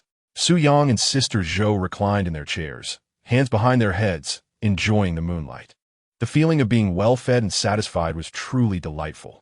The scene of 2 individuals leisurely admiring the moon is indeed poetic. Many viewers captured this moment in screenshots. The enchanting night, coupled with handsome men and beautiful women, is truly delightful. However, not all contestants are as fortunate as Su Yang and Sister Zhou. The discord between the 4th group, consisting of Daimei and Zhixuan, has been escalating. In another part of the island, there exists a simple yet rudimentary shelter, barely tall enough for a single person, resembling an uncomplicated A-frame structure. Before it flickers a trembling flame. Daimei and Zhixuan sit by the fire, gazing in opposite directions. Their expressions far from pleasant. Particularly, Daimei wears a countenance tinged with anger and grievance. Though only 4 days have passed, her ordeal has been arduous. Throughout this duration, they have not consumed any meat. The fishing equipment they selected has proven utterly ineffective.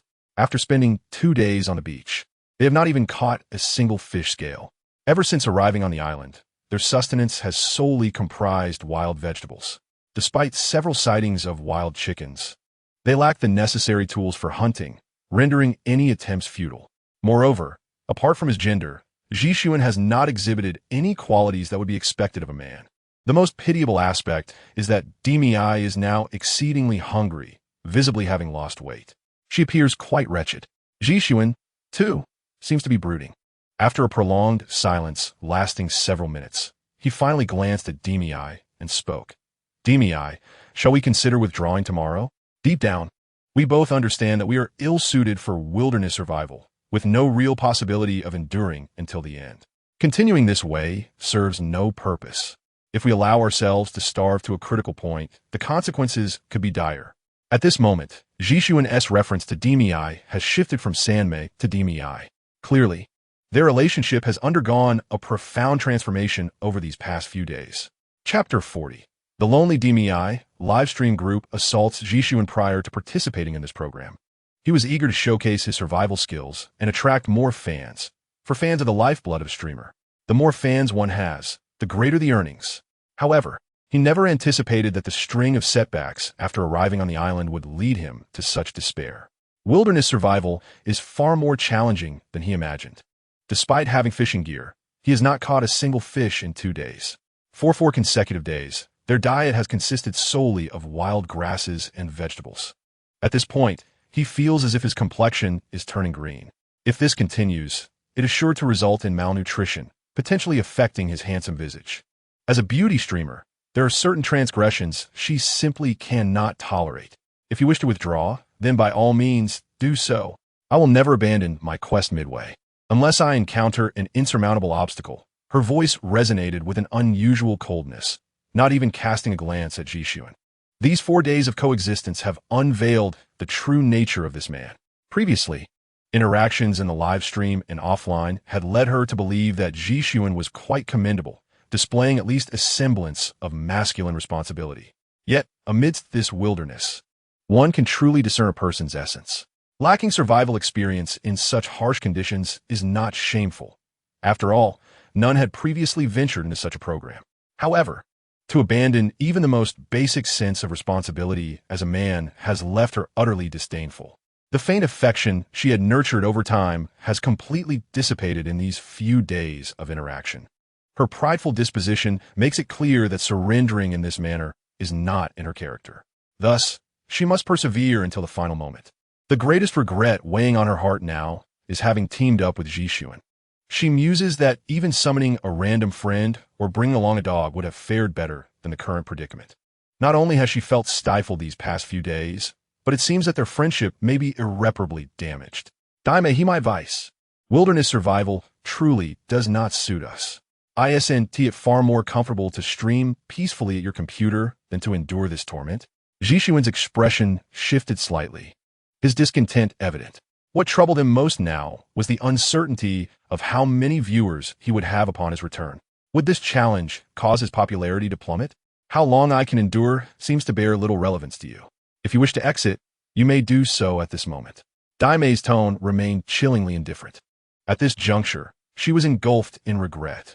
She pondered over how Jie and Mosey were faring, whether they faced similar dilemmas.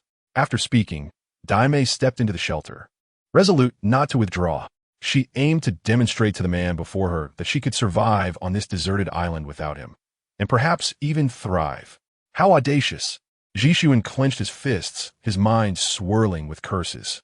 If she wishes to endure this suffering alone, so be it. After all, without his company, she would likely falter within days. Perhaps she would even encounter formidable beasts. However, at that point, it would no longer concern him. The night stretched interminably. Daimei found little respite, her mind consumed with formulating her survival strategy for the days ahead. As dawn broke, she was acutely aware that from tomorrow onward, she would be left to fend for herself. The first light of day illuminated the scene as Zhixuan asked once more, Daimei, I implore you, will you join me in withdrawing? Do not endure this torment any longer. His primary intention was to salvage a fragment of goodwill in her eyes. Daimei's future aspirations held no sway over him. At most, it would merely mean the loss of a companion for their broadcasts. What mattered most to him was to leave a favorable impression in the hearts of their fans. He could not afford to offend the very source of his sustenance. You go your way, Daimei replied coolly. At that moment, she had come to terms with her situation. Each person has their own aspirations. Paths diverging do not warrant collaboration. Zhishuan gritted his teeth and nodded. He then promptly dialed the program's emergency satellite phone. The roar of the rescue boat's engine soon filled the air. The rescue team was stationed on a nearby island to prevent any unforeseen incidents among the contestants. Thus, whenever the satellite distress signal was activated, they would respond with utmost urgency. Within minutes, 3 staff members had located Daimei and Zhishuan's shelter via satellite coordinates. You wish to withdraw? The staff inquired incredulously, observing that neither appeared injured. They were indeed a popular duo, both streamers possessing a considerable fan base, often surrounded by rumors. The program had deliberately instructed them to endure together for an extended period to generate greater traffic for the platform. Yet, surprisingly, on the 5th day of survival, they had resorted to calling for help.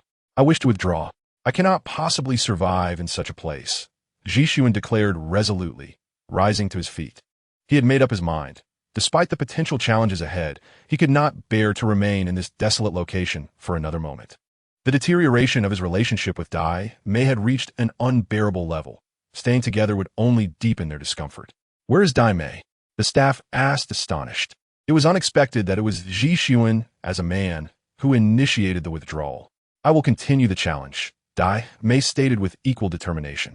The staff, taken aback, cast a sidelong glance at Zhishuan, their gaze tinged with disdain. It was perplexing that a girl was willing to persist while a man sought to abandon the endeavor. Zhishuan, I must ask you seriously, are you certain you wish to withdraw? The staff inquired earnestly, fixing a serious look on him. Yes, we must withdraw, he affirmed. Zhishuan firmly nodded in agreement. All right, since that's the case, let's proceed together. It was evident that the participants' decision to withdraw was something their staff could not prevent. He then turned to Dai Sister and said, Dai Sister, if you're on your own, make sure to stay strong. Should you find it too difficult to carry on, please contact us immediately. We will come to your aid at the earliest opportunity. You're just a girl, and I believe all the viewers in the live stream will understand if you cannot endure alone. Dai Sister nodded appreciatively, responding, Thank you, I will. Subsequently, Zhishuan followed the staff away. It seemed that on the vast, desolate island, only Dai Sister remained, a solitary figure, appearing profoundly lonely, fragile, and diminutive. Good heavens! Watching this makes me want to confront that fool Zhishuan. He truly does not deserve to be called a man. Indeed, I feel that even if Dai Sister were to take a dog with her, it would be 1,000 times better than that individual. Please, do not insult dogs in such a manner. What has a dog ever done to deserve such humiliation? Poor Dai Sister, she looks so lonely and helpless. Indeed, I wish I could be there to accompany her. Dai Sister, stay strong. We are all supporting you. Absolutely. Regardless of how long you can endure, our support remains unwavering. Let us unite to confront that fool. Those willing to join, press 1. Instantly, the entire chat was inundated with the number 1. Chapter 41. A Promising Harvest. There's fish to eat at that moment. On the other side of the island, Dai Sister stood there all alone. To be honest, her solitary figure in such a scene tugged at the heartstrings. Many were acutely aware that Dai Sister lacked any wilderness survival experience. Leaving her alone in the wild was a source of deep concern. They knew she could not last long without sustenance. The absence of food would inevitably lead to her elimination. However, every viewer in the live stream felt that even if Dai Sister could not endure any longer, they would not blame her. After all, Dai Sister had already outlasted Zhishuan. Jamanwai, stay strong. You can do it. Dai Sister encouraged herself and began to gather her belongings to leave the area. The food and water resources here were scarce, so to survive, she needed to find a new source of sustenance and water. Although being alone felt exceedingly isolating, and she was uncertain if she could face her fears at night, she resolved to overcome all challenges since she had chosen to persist. Meanwhile, on the side of Su Yang and Sister Zhou, they were also up early. Su Yang, did you hear the roar of the speedboat just now? Is someone else withdrawing? While he was washing up, he heard the roaring sound of a speedboat. This indicated that the rescue team had arrived on the island, suggesting that someone had chosen to withdraw. It was the 5th day, and it was quite normal for some individuals to reach their limits. Su Yang nodded and remarked that for contestants lacking any wilderness survival experience, each day could be a torment. Without the discovery of a food chain or a water source in the early stages, survival would be nearly impossible. 5 days had likely reached the threshold for many. The two recent roars of the speedboat seemed to be quite close. Perhaps it was Daimei and her companions. Sister Zhou pondered before speaking. This island was vast. If there were 70 or 80 teams, or even 100, those at such a distance would probably not hear the speedboat's roar. However, the previous and recent sounds seemed to come from a relatively close vicinity, indicating that a contestant near them had indeed withdrawn. It was quite likely. Based on my observations, the fellow named Zhishuan appeared to possess little survival capability. Moreover, one of the survival tools they chose was mosquito repellent, which had no utility in the wilderness. It seemed they had also neglected to select cooking utensils, significantly limiting their survival potential. Su Yang nodded in agreement. Whether it was Daimei or Zhishuan, they were accustomed to a leisurely lifestyle. Wilderness survival was evidently ill-suited for them, so it was not surprising that they chose to withdraw. Indeed, Zhishuan had a penchant for showing off, likely lacking any real wilderness survival experience. Sister Zhou nodded thoughtfully. In truth, he and Daimei had a fairly good relationship. They often interacted privately and participated in numerous activities together. Although their bond had not reached the level of best friends or confidants, they were certainly decent friends. Enough about them. Let us have a light meal before checking our traps. Hopefully, we can catch some fish today. It's been several days since we've eaten fish. Su Yang did not wish to squander time discussing other contestants, as their withdrawals had no bearing on him. Furthermore, the more contestants who withdrew, the greater their chances of persevering until the end. After all, each team was in competition with the others. All right, I'll prepare breakfast right away. Sister Zhou quickly nodded, casting aside all other thoughts. Their focus should be on enduring together until the end. As for extraneous matters, there was no need to waste time contemplating them. After finishing breakfast, the two first inspected the traps they had set for catching wild rabbits and chickens. This time, their luck was evidently worse. Neither type of trap had captured any rabbits. Moreover, they had only managed to catch a pitiful single wild chicken. However, it sufficed to sustain them for a meal. Upon their return, the two filled bamboo tubes with water and proceeded downstream to the fishing traps. If they could catch some fish, it would significantly augment their protein intake. After more than an hour, they finally arrived at the fishing traps. "Look, Su Yang, there are indeed fish," exclaimed Sister Zhou, spotting several fish swimming in the trap. Her excitement was palpable. Having subsisted on wild chicken and hare for days, the prospect of feasting on fish invigorated her spirit. Indeed, it appears promising. This lake seems to harbor a good number of fish. Su Yang concurred with a nod. After counting, they discovered a total of 7 fish, among which 3 were substantial, exceeding a pound, while the remaining 4 were somewhat smaller. Wait a moment. I shall weave a fish basket. Su Yang swiftly gathered some slender vines from the surroundings and, in just a few minutes, crafted a basket. He then carefully bundled all 7 fish. This bounty should suffice for their sustenance for an entire day. Shall we explore the area further to see if we can make additional discoveries?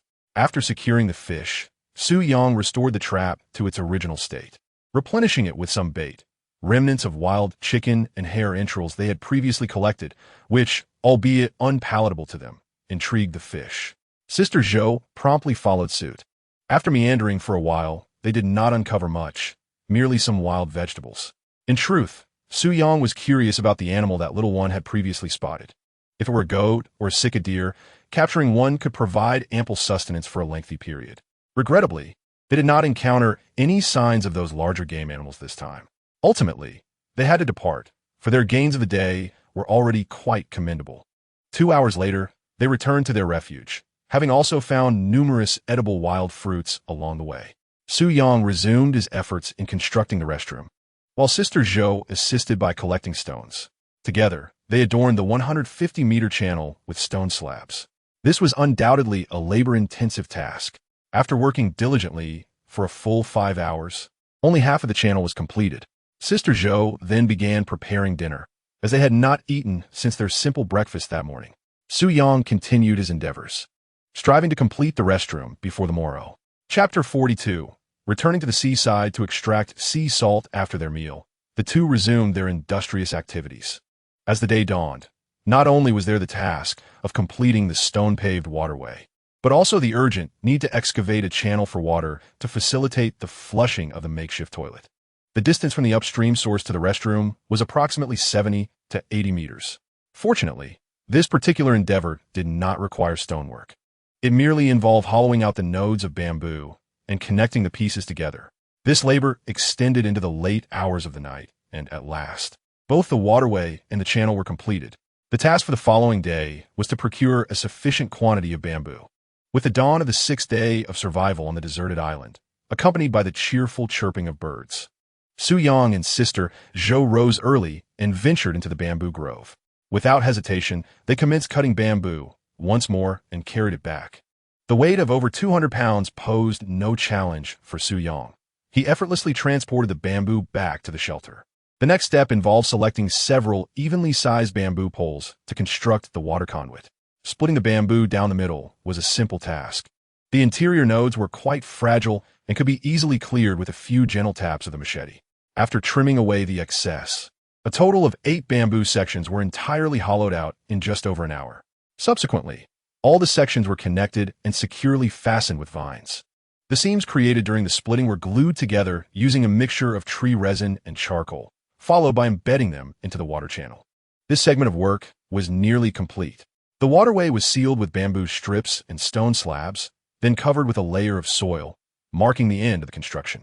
Although it sounded straightforward, Su-yang and Sister Zhou invested nearly 2 hours to accomplish this task. After this flurry of activity, it was already midday. Following a quick meal, they resumed their work, which was now considerably simpler, constructing a rudimentary toilet using stones. Next, they merely needed to erect a simple hut from bamboo and cover it with banana leaves. Thus, a basic restroom of approximately 4 to 5 square meters was completed. The bamboo water conduit was connected directly to the rear of the squat toilet.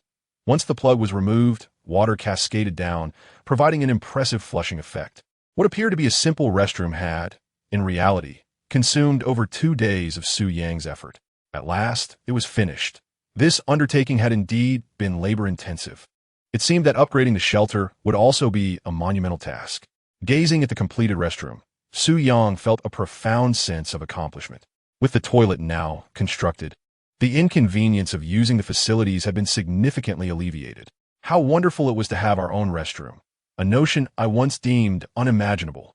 Sister Zhou gazed at the bathroom before her, her face alight with joy. It appeared more luxurious than her own.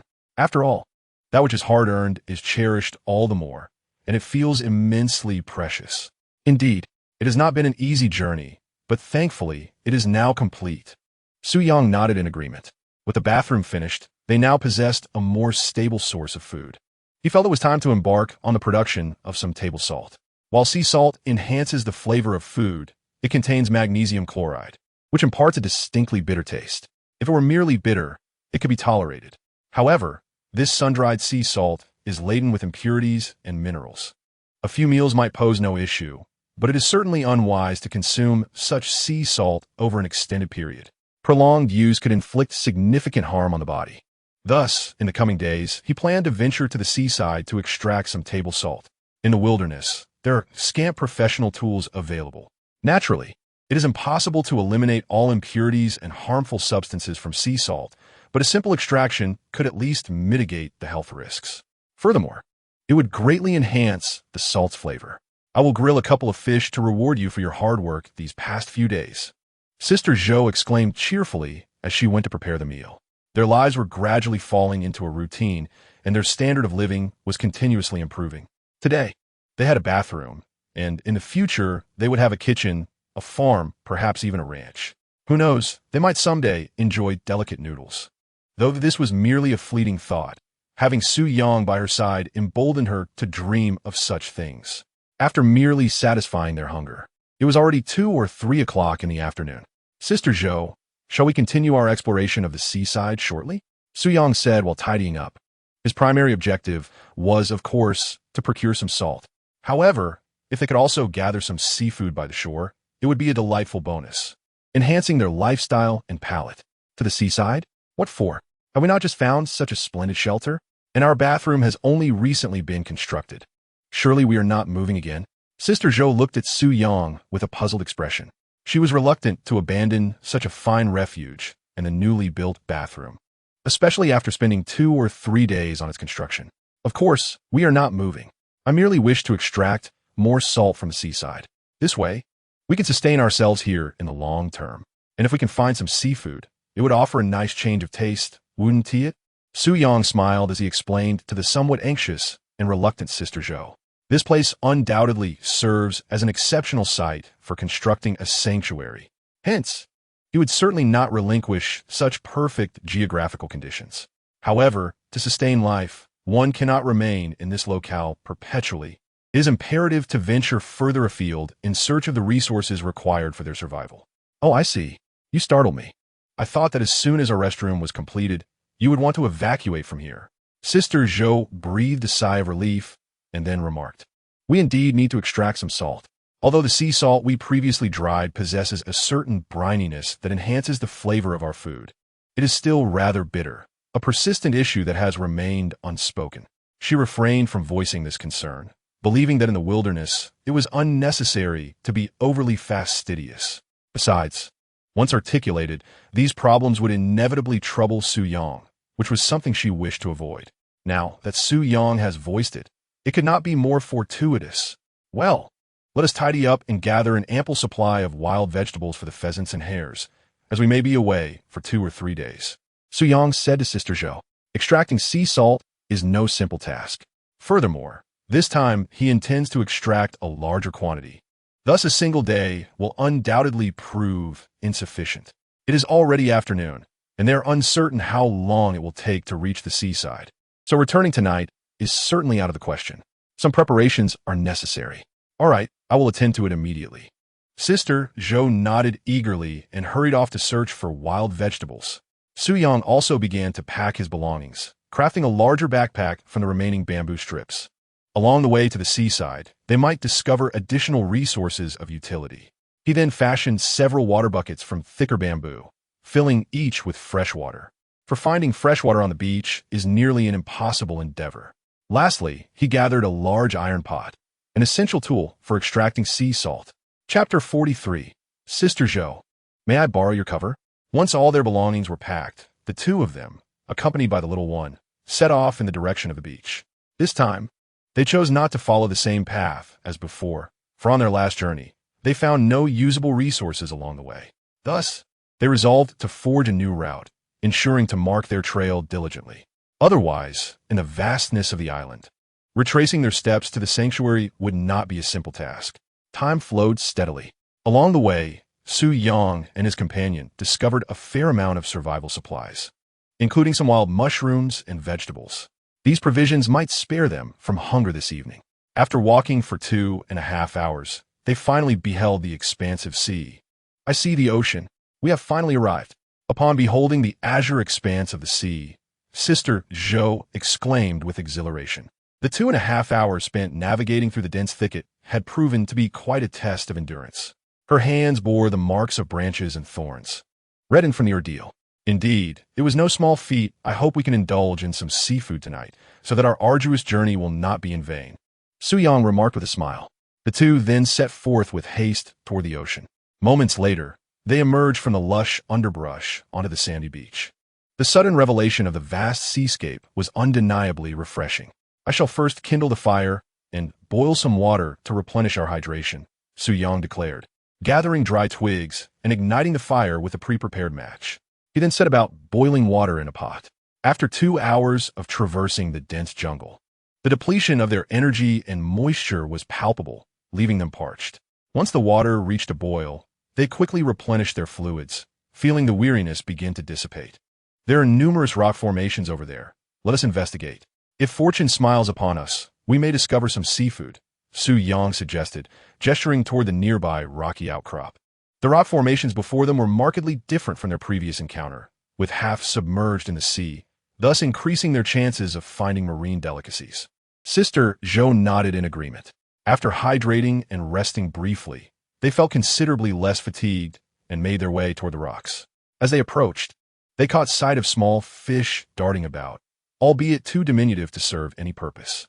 Such trivial catches were not Su Yang's objective.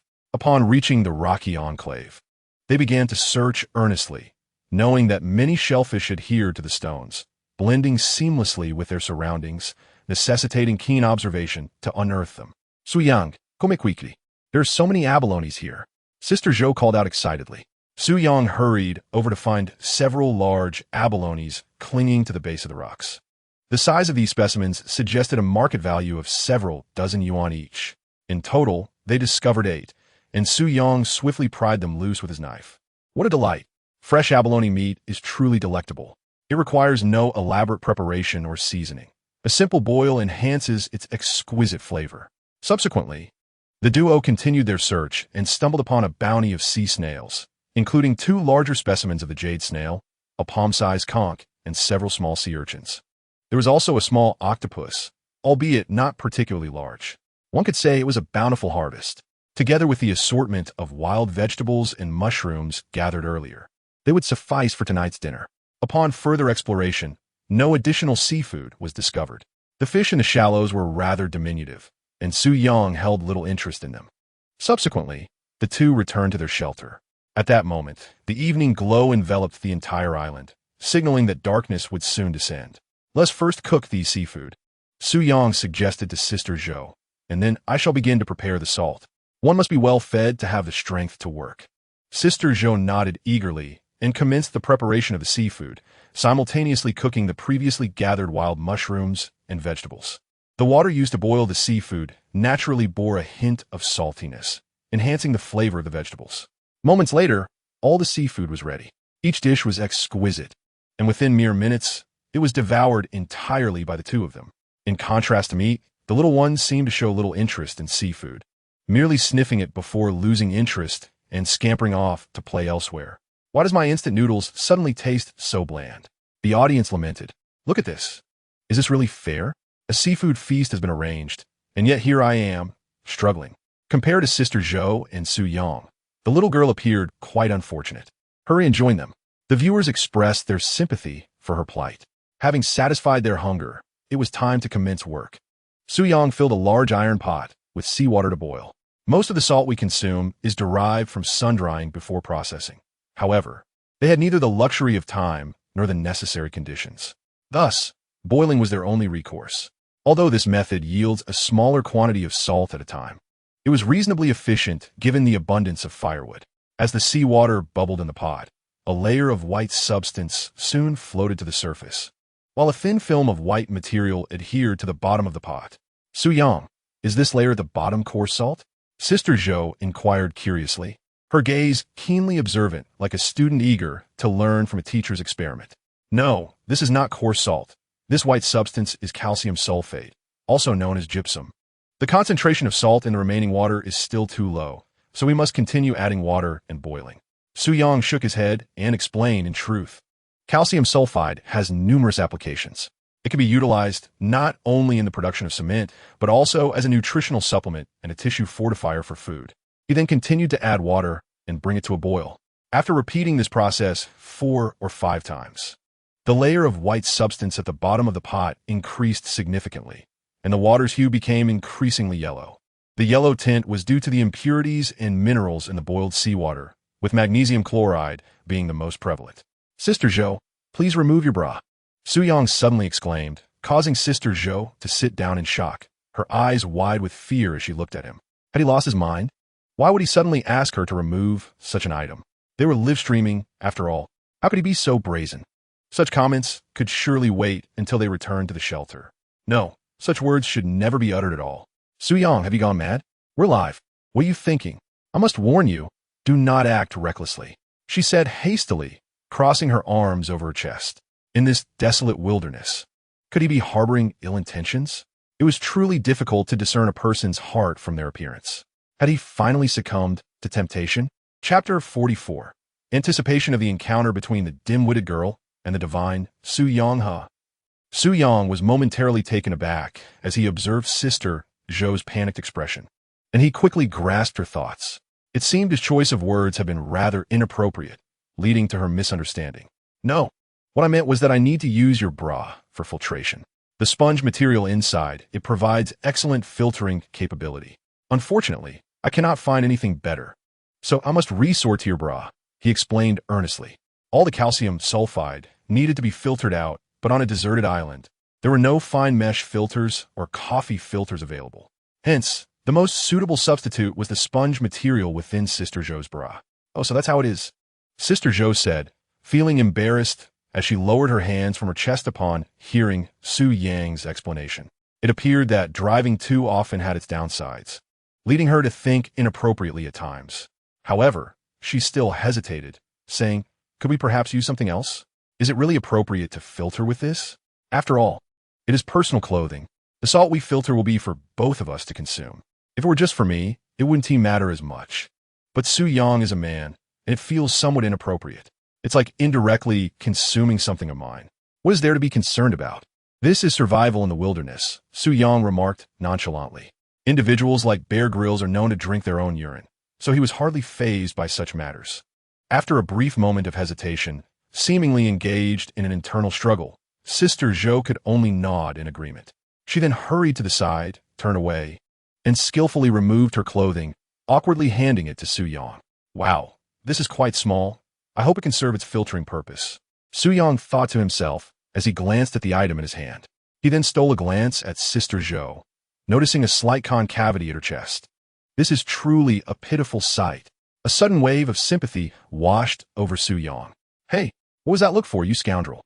Sister Zhou's face flushed upon noticing Su Yang's gaze, and she immediately felt a surge of indignation. With her hands on her hips and chest out, she declared, "But the effect of that posture is evidently not significant. Those who understand, understand," she added. "In the future, I will explore the island more thoroughly to see if there are any papayas or the like to help you out," Su Yang said earnestly. This statement left Sister Zhou's face a deep shade of red. How hurtful. "Su Yang, you're such a thoughtful little darling. I can't wait to see the changes," she thought, feeling both insulted and amused. Let us face it, papayas won't save Sister Zhou. After filtering out the calcium sulfide, what remained was a saline solution with a relatively high salt content, which was then brought to a boil. As the moisture evaporated, the salt crystals began to emerge gradually. It was essential to stir them evenly. When only a small amount of moisture remained, the brine underwent a secondary filtration to eliminate a substantial amount of magnesium chloride. While magnesium chloride is not toxic and poses no issues with short-term use, often employed in tofu production due to its bitter taste, it still needed to be filtered out. After nearly 2 hours of simmering, 3 to 4 taels of salt were finally obtained. The process of salt extraction proved to be far more challenging than anticipated. It was likely that tomorrow would bring a considerable workload. Even after 2 rounds of filtration, the salt still contained numerous impurities, with magnesium chloride not entirely removed. However, in the midst of a deserted island, obtaining such edible salt was quite commendable. Truth be told, many competitors likely had no knowledge of the salt filtration method. After completing all these tasks, a simple sleeping area was constructed, and soon both individuals were enveloped in slumber. Today has been exceedingly exhausting. I have engaged in numerous tasks and traversed considerable distances. Upon awakening, I found it was already the dawn of the following day. The sun bathed the entire island in its golden light, and the morning breeze carried a refreshing chill. After rising, the two of them briefly rinsed their mouths. Su Yang resolved to search the island for some food. "You stay here and tend to the salt, while I venture inside to see if there is anything to eat." He entrusted the task of salt boiling to Sister Zhou, as it was quite straightforward. Once she grasped the general procedure, all that was required was to stir evenly. It posed no difficulty whatsoever. "All right, be swift and return promptly. Do not wander too far." Sister Zhou nodded, her voice laced with concern. After all, being alone in such a place made her feel exceptionally vulnerable. "Understood. I'll have little dot accompany you. I shall return shortly." Su Yang nodded in agreement, then shouldered his bow and arrow and brandished his machete as he delved into the underbrush. Half an hour later, Su Yang emerged from the thicket, carrying 2 birds. He was uncertain of their species. However, he did not need to dwell on such matters, for he had already signed an agreement with the production team upon joining the show. Any creatures on this island could be hunted, provided the contestants possessed the capability. The birds were slightly larger than pigeons, yet once plucked, their meat was rather meager. One was given to Little Dot, while the other became their breakfast. After their morning meal, Su Yang resumed his salt boiling, while Sister Zhou ventured to a nearby cluster of rocks in search of seafood for lunch. Time flew by swiftly, and before long, noon had arrived. Su Yang had successfully produced 2 batches of salt, totaling approximately a pound. However, this was far from sufficient for their needs, necessitating further preparation. Sister Zhou, true to her name, had managed to find some seafood, which would provide a modest source of protein. Su Yang's sole responsibility was the laborious task of boiling salt.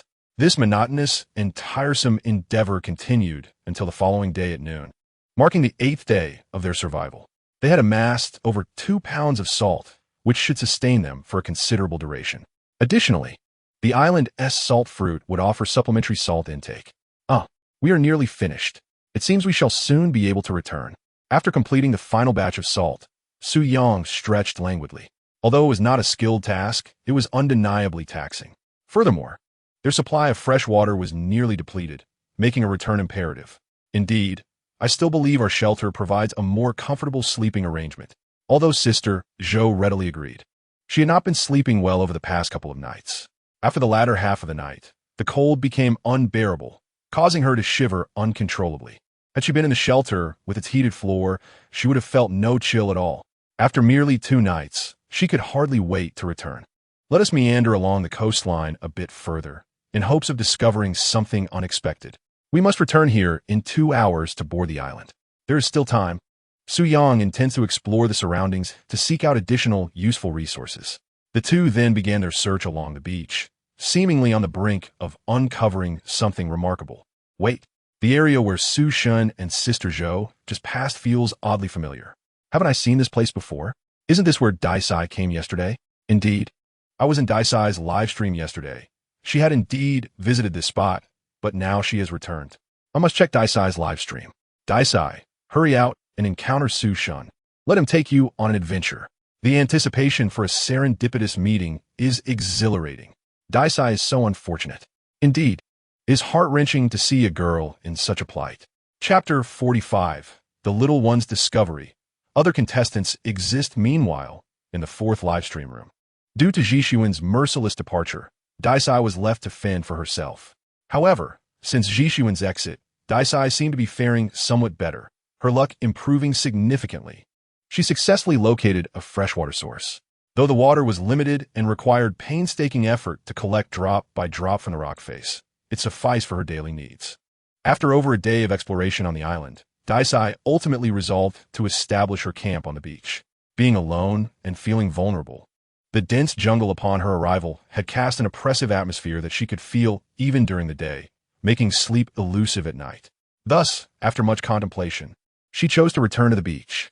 Although the freshwater source was a bit distant, the danger level would be significantly reduced on the beach. Most wild beasts typically roam deep within the jungle and seldom venture to the shore in search of food. A makeshift shelter offered no real protection against the elements. After all, a girl with limited physical strength could hardly construct a proper refuge. Perhaps a girl with wilderness survival experience might possess such capabilities, but Daimei clearly lacked the skills described. Daimei, Sister Zhou, and Su Yang have arrived here. Hurry, go and encounter them. Yes, indeed. I just came over from the 2nd livestream room. They're nearby. Quickly go find them. Make haste. Otherwise, they will leave, and you might have the chance to rejoin them. The urgency was palpable. It would be wonderful if the naive girl could see the barrage of comments.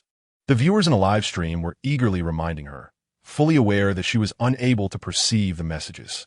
Nevertheless, each comment echoed a similar sentiment, urging her to venture out and chance upon Su Yang and his companions. If she could gain Su Yang's protection, it would undoubtedly enhance her chances of survival until the very end. One cannot help but acknowledge Su Yang's exceptional wilderness survival skills. As of now, among all the contestants, he stands out as the most adept and experienced in the art of survival in the wild. The naive girl, of course, remained oblivious to the barrage of comments. Yet, she continuously engaged with the audience in the live stream, as it alleviated her sense of solitude. Having grown accustomed to the live broadcast, she felt compelled to share her thoughts. Just a couple of days ago, fortune smiled upon her as she successfully caught 2 small grouper fish using her fishing gear, momentarily satisfying her protein needs. However, at this moment, her countenance still bore signs of weariness, for she had yet to discover any food to replenish her carbohydrates. It is essential to recognize that carbohydrates are vital nutrients for the human body. She appeared even more pitiful in her already slender state. Dear viewers, I spent the entire morning trying to catch fish, but alas, I came up empty-handed. It seems my luck has run out, she lamented. I might be on the verge of elimination. What a pity it is that I cannot persevere until the end. While conversing with the audience, her demeanor reflected a palpable sense of disappointment. She had hoped that her previous success in fishing would herald a turnaround. Yet after hours of fruitless efforts this morning, she was once again engulfed by the despondency of failure. However, she resolutely declared, I shall not surrender so easily. I will venture out to see if I can find some edible wild vegetables. With that, she gathered her fishing tools and multifunctional knife, preparing to explore her surroundings. In truth, she had already traversed the vicinity extensively in the past few days, yet had not discovered much in the way of survival resources. Now, her decision to explore was simply a manifestation of her unwillingness to relinquish hope for survival. Quickly, head toward the place you visited yesterday. Sister Zhou and Su Yang are over there, exclaimed one viewer. Why can't the host see the fans' comments? It's so frustrating, echoed another. Poor naive girl. May she succeed in meeting Su Yang and his companions. To the generous viewer wishing to support the naive girl, please refrain from such flamboyant remarks. The nearly 3 million viewers in the live stream shared an anxious sentiment for her. If she were to succeed in meeting Su Yang and his group, her chances of enduring until the end would greatly increase. However, should she miss this opportunity, she might face elimination within a couple of days. Meanwhile, on the other side, Su Yang and Sister Zhou have once again discovered a splendid shallow area. Within it, there are some fish, though they are modest in size. They are sufficient to satiate their hunger. Utilizing his impeccable archery skills, Su Yang successfully caught several of these fish. However, the smaller ones proved to be beyond his reach. Su Yang, do you think those are kelp? Sister Zhou inquired, pointing at a cluster of olive-brown entities. These brown formations were ensnared around a large reef, camouflaged by their resemblance to the surrounding rocks. They appeared somewhat akin to kelp, yet they were remarkably large. After all, her previous encounters with kelp had primarily involved pre-cut strips and tide bundles, and she had never seen it in its natural oceanic habitat. Upon a brief glance, Su Yang nodded eagerly, declaring, Indeed, those are all kelp. It seems they were washed ashore during high tide. What a delightful surprise. With that, he and Sister Zhou hurried over. So much kelp. It appeared that this unexpected find was quite bountiful. Gazing at the substantial mass of broad-leaved kelp before him, Su Yang's face read yet excitement.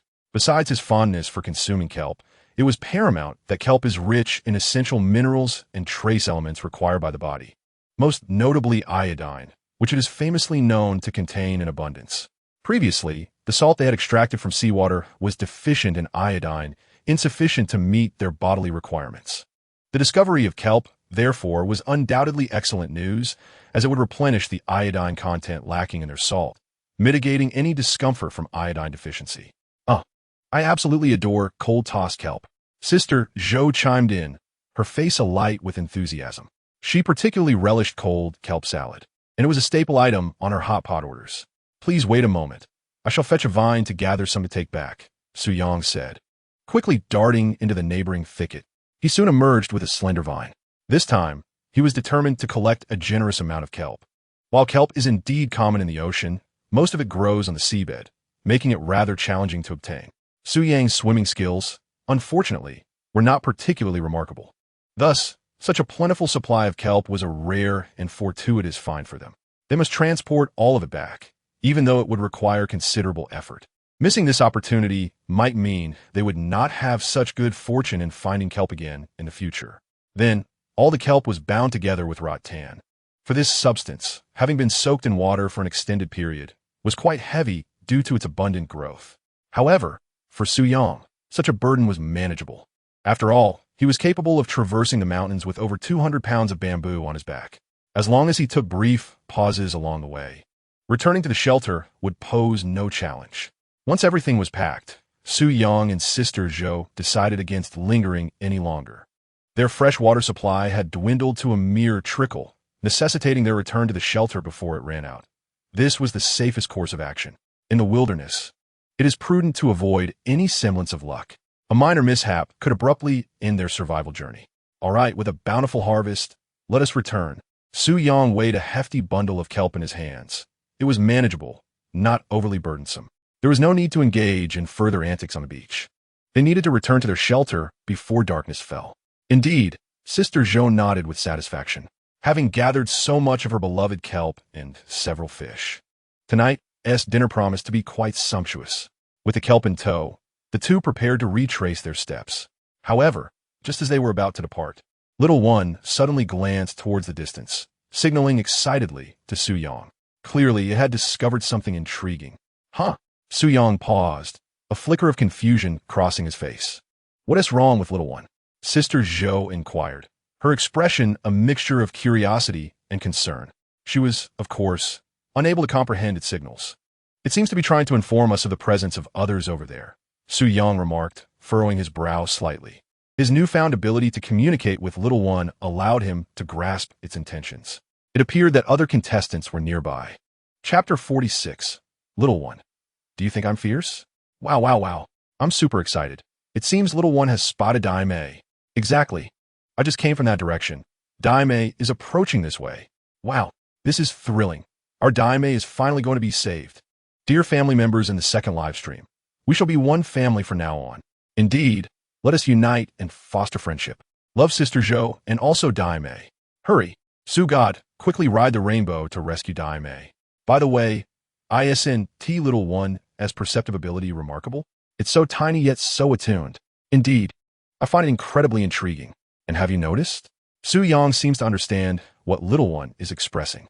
Is it a telepathic connection? Or perhaps a superpower? The live stream audience was abuzz with excitement, and viewers from both streams began to interact with one another. From today onwards, it is possible that two live streaming rooms may converge into one. All the viewers are eagerly anticipating the encounter between Sister Zhou and the naive girl. Their rapport in the streaming room has always been quite amicable, and it is said that their off-screen relationship is equally strong. However, one cannot help but wonder if their camaraderie is merely superficial. If their friendship is genuine, then perhaps this time the naive girl will find salvation. It may grant her the chance to live a more comfortable life, proving that without him, she can indeed find a better home. Consequently, the audiences from both streaming rooms are filled with excitement, eagerly awaiting the upcoming meeting of the three. Meanwhile, on the beach, the little one began to sprint towards the horizon. Little one, don't frighten anyone, Su Yang shouted loudly, concerned about the sudden appearance of the creature. Given the little one's size, which now surpasses that of an adult cat, it is evident to anyone with a modicum of common sense that it is a leopard, not merely a cat. The sudden emergence of a leopard in the wilderness, even a smaller one, would likely startle anyone, and for some of the female contestants, it would be especially alarming. The little one glanced back at Su Yang before dashing forward once more. Come on, let us go see. Su Yang quickly set down the kelp he had been carrying and hurried after the little one, with Sister Zhou following closely behind. What sort of individuals might they encounter next? The little one moved swiftly, and Su Yang was fit enough to keep up. However, Sister Zhou's physical stamina was considerably weaker, having not undergone any enhancements. After 3 minutes of running, she began to pant heavily, prompting Su Yang to slow his pace to accommodate her. On another note, the naive girl was exploring her surroundings with her fishing gear and a multifunctional army knife, searching for edible wild greens. Suddenly, a crisp sound pierced the air. Instinctively, she turned around, only to be met by a creature barreling towards her. Oh! The naive girl let out a terrified scream, collapsing on the ground, trembling uncontrollably while clutching her army knife tightly. What on earth? Is that a leopard?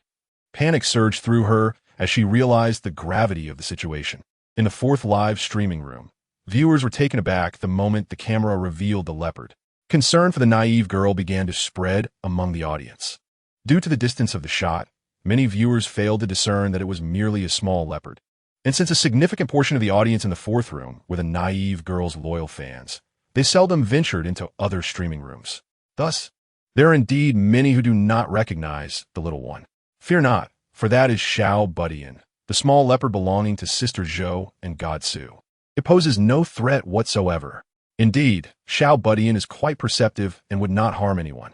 Everyone, rest assured, just a moment ago, Su Yang instructed Xiao Budian not to hurt anyone. Do not inquire how I know this, as I have just come from the second live broadcast room. How exhilarating! Are Sister Zhou and Daimei finally about to meet? Su, do hasten to manage your little one. Daimei might be so frightened that she becomes disoriented.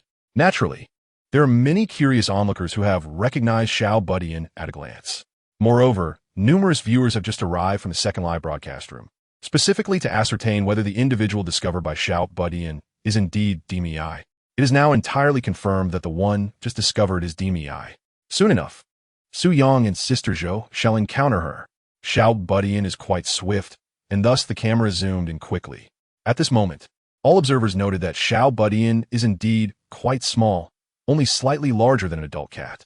This petite leopard can appear somewhat intimidating, yet it poses no significant threat. Daimei, perhaps not having seen clearly earlier, was understandably startled. When Xiao Budian was 5 meters away from Daimei, it slowed its pace, then wobbled its way to stand before her. "Do not come any closer." Daimei, frightened, continued to scream, wildly brandishing her multifunctional military knife. Xiao Budian gazed at Daimei, casting a surprisingly disdainful glance. Was it truly expressing disdain toward her? Has this little creature become sentient? I seem to recall that it was stated that sentience was not permitted post-establishment of the nation. The viewers in the live broadcast room were equally bewildered. Although these creatures are not particularly dangerous, what on earth was that disdainful glance? It was far too anthropomorphic. Meanwhile, not far away, Sister Zhou and Su Yang also heard the earlier screams. That voice sounds so familiar. It seems to be Daimei's. Sister Zhou was astonished to realize that the scream had indeed come from Daimei. Due to their close relationship, her voice was relatively easy to recognize, and she had a penchant for vocalizing. Thus, this sound was unmistakably familiar. "Daimei, we must go see." Su Yang urged anxiously. The likelihood was quite high, for the landing positions of the second and fourth groups were not too far apart. Therefore, encountering Daimei in this location was not beyond possibility. Yet, why had they not heard Zhishuan's voice? Were they not in the same group? They hurriedly followed the sound. A few minutes later, they indeed found Daimei sitting on the ground, terrified and waving her multifunctional military knife. It was truly Daimei. Excitement illuminated Sister Zhou's face. Encountering acquaintances on this desolate island is indeed a delightful surprise. Hastily, I turned to Daimei and reassured her, "Do not fear, it's just a little one. It won't bite." With that, I rushed toward her, followed closely by Su Yang. Upon hearing a familiar voice, Daimei quickly lifted her head. The moment she laid eyes on Sister Zhou, tears uncontrollably streamed down her cheeks. "Ergo," she sobbed, overwhelmed with emotion, her tears flowing freely. "Come back, little one. Didn't I tell you not to frighten anyone?" Su Yang scolded, and little one hurriedly scampered over to Su Yang, nuzzling his thigh with a sense of pride, as if to say, "Look, I have brought you such a substantial catch. Am I not impressive?" Daimei's expression indicated that she had indeed been startled by little one. However, her curiosity was piqued regarding the whereabouts of the individual named Zhishuan. Weren't they supposed to be a team? Chapter 47. Daimei, do you not yearn for a life of 3? Yet, such inquiries were not particularly concerning to Su Yang. After all, he was not well acquainted with either Daimei or Zhishuan, rendering it unnecessary to ponder the events that transpired between them, or why Zhishuan was absent at this moment. Perhaps Daimei's emotional outbursts stemmed from excessive fright or the pent-up frustrations of her recent experiences. She clung to Sister Zhou and wept for a full 5 minutes before her emotions began to subside. Eventually, she released Sister Zhou and surveyed her surroundings, her gaze ultimately resting upon Sister Zhou's chest. With a lingering hint of sorrow in her voice, she asked, "Ergo, what have you been through these past few days? Why have you seemingly diminished in stature? It even appears somewhat sunken." Her curiosity was palpable, as she could not detect any of the usual contours. To her recollection, Sister Zhou, though not exceptionally endowed, had always possessed some figure. Yet now, it was completely indiscernible, almost as if she had transformed into a flat expanse, reminiscent of the Congo Basin. "What do you mean by sunken?" Sister Zhou thought to herself. "I simply didn't dress appropriately. Moreover, this jacket is far too loose." Sister Zhou remained true to herself, immediately resorting to her characteristic eloquence, fervently clarifying her situation. Little did she expect that the very first words exchanged would leave her feeling vulnerable. "I still have my figure, you know. It's merely that this jacket is excessively baggy, obscuring my shape. Not dressed properly? Ergo, does that mean you too?" Daimei's gaze flickered between Sister Zhou and Su Yang. her eyes betraying an awareness of something more. Could it be? In just 8 days, have they truly advanced to such a level? Although she understood that Sister Zhou and Su Yang were not related by blood, the thought left her in disbelief. They can be considered acquaintances.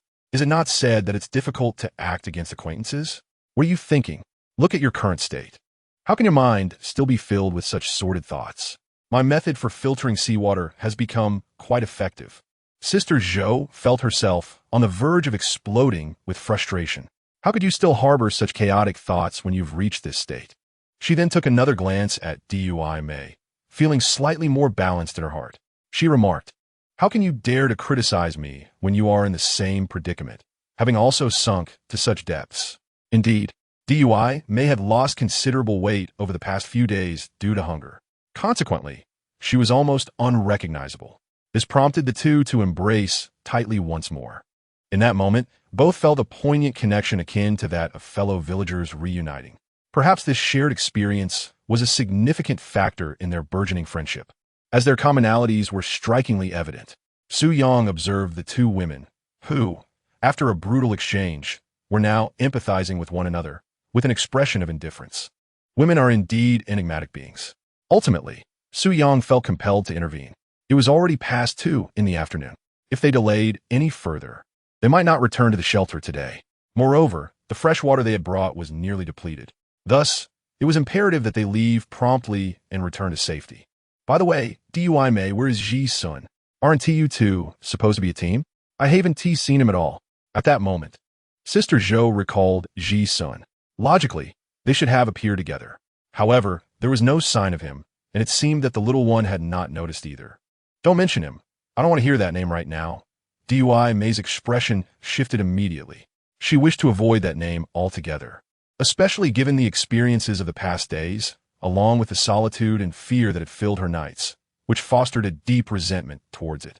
Has he withdrawn?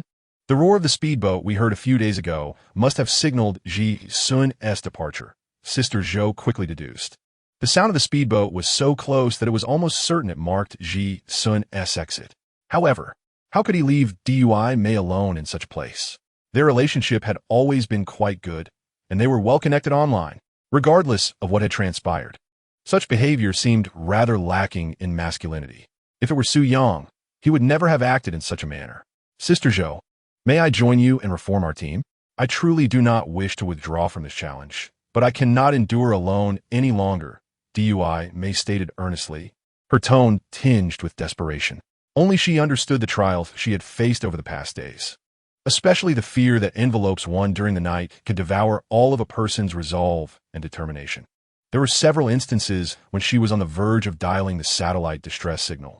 Sister Zhou was evidently wavering, as she was uncertain whether the production team would permit contestants to form private alliances. Within their group, the authority largely resided with Su Yang, for nearly everything they possessed had been established by him alone. If Su Yang were to refuse, she would have no alternative. The addition of another person merely meant an extra voice. Daimei, like herself, lacked any survival skills. I cannot decide, for I too rely on Su Yang for my existence. Without him, my performance might even fall short of yours. After a moment's hesitation, Sister Zhou replied earnestly. She truly could not take charge of this matter, nor did she wish to make unilateral decisions on Su Yang's behalf. At that moment, Su Yang and Xiao Budian approached. You should discuss this with Su Yang, Sister Zhou could only say as she watched Su Yang draw near. Deep down, she did not desire to team up with Daimei again. People tend to be rather selfish, and women often exhibit this trait more prominently. The inclusion of a third party would make her feel that her standing in Su Yang's heart was jeopardized. Yet, the sight of the pitiable Daimei stirred her compassion. Ultimately, however, the final decision rested in Su Yang's hands. Su Yang, please let me join you. Regardless of how long I manage to hold on, the prize money will ultimately be split between the three of us. I simply do not wish to be eliminated so soon. Daimei implored Su Yang with utmost seriousness. In truth, she had not entered the competition solely for the prize money, as she was well aware that, given her and Jishuan's wilderness survival skills, they stood little chance of winning the grand prize. If, with Su Yang's assistance, she could endure longer, she would unhesitatingly agree to share the prize money with him and the others. Upon hearing Daimei's words, Su Yang hesitated. It was evident that Daimei possessed minimal wilderness survival skills. To allow her to join would, quite frankly, mean adding a burden. Nevertheless, the conditions she proposed were indeed tempting. If they could all endure for 300 days, they might collectively receive the ultimate prize of 1 billion huaxia coins. Even if their two groups placed first and second respectively, the second place would still garner 500 million huaxia coins. If split evenly, he would gain a few hundred million more. Such an amount would be astronomical for Su Yang. Additionally, Daimei was indeed quite attractive. Having her around would be pleasing to the eye, and perhaps they might even reap unexpected rewards. Thus, at this moment, Su Yang found himself in a quandary, grappling between reason and impulse. Several naive girls, merely an additional mouth to feed, should pose no significant challenge given their wilderness survival skills. Observing Su Yang's hesitation, one of the girls continued, "Are you not excited about a trio's wilderness life?" "What? A trio?" Su Yang was taken aback, a glimmer of realization flashing in his eyes. "Very well. Seeing your earnestness and your good rapport with Sister Zhou, I shall consent to your joining us." Su Yan mantan da kandimina. A trio? A human pyramid? Who could possibly refuse? For Su Yang, it merely meant an extra voice among them. With his capabilities, he could undoubtedly ensure their sustenance.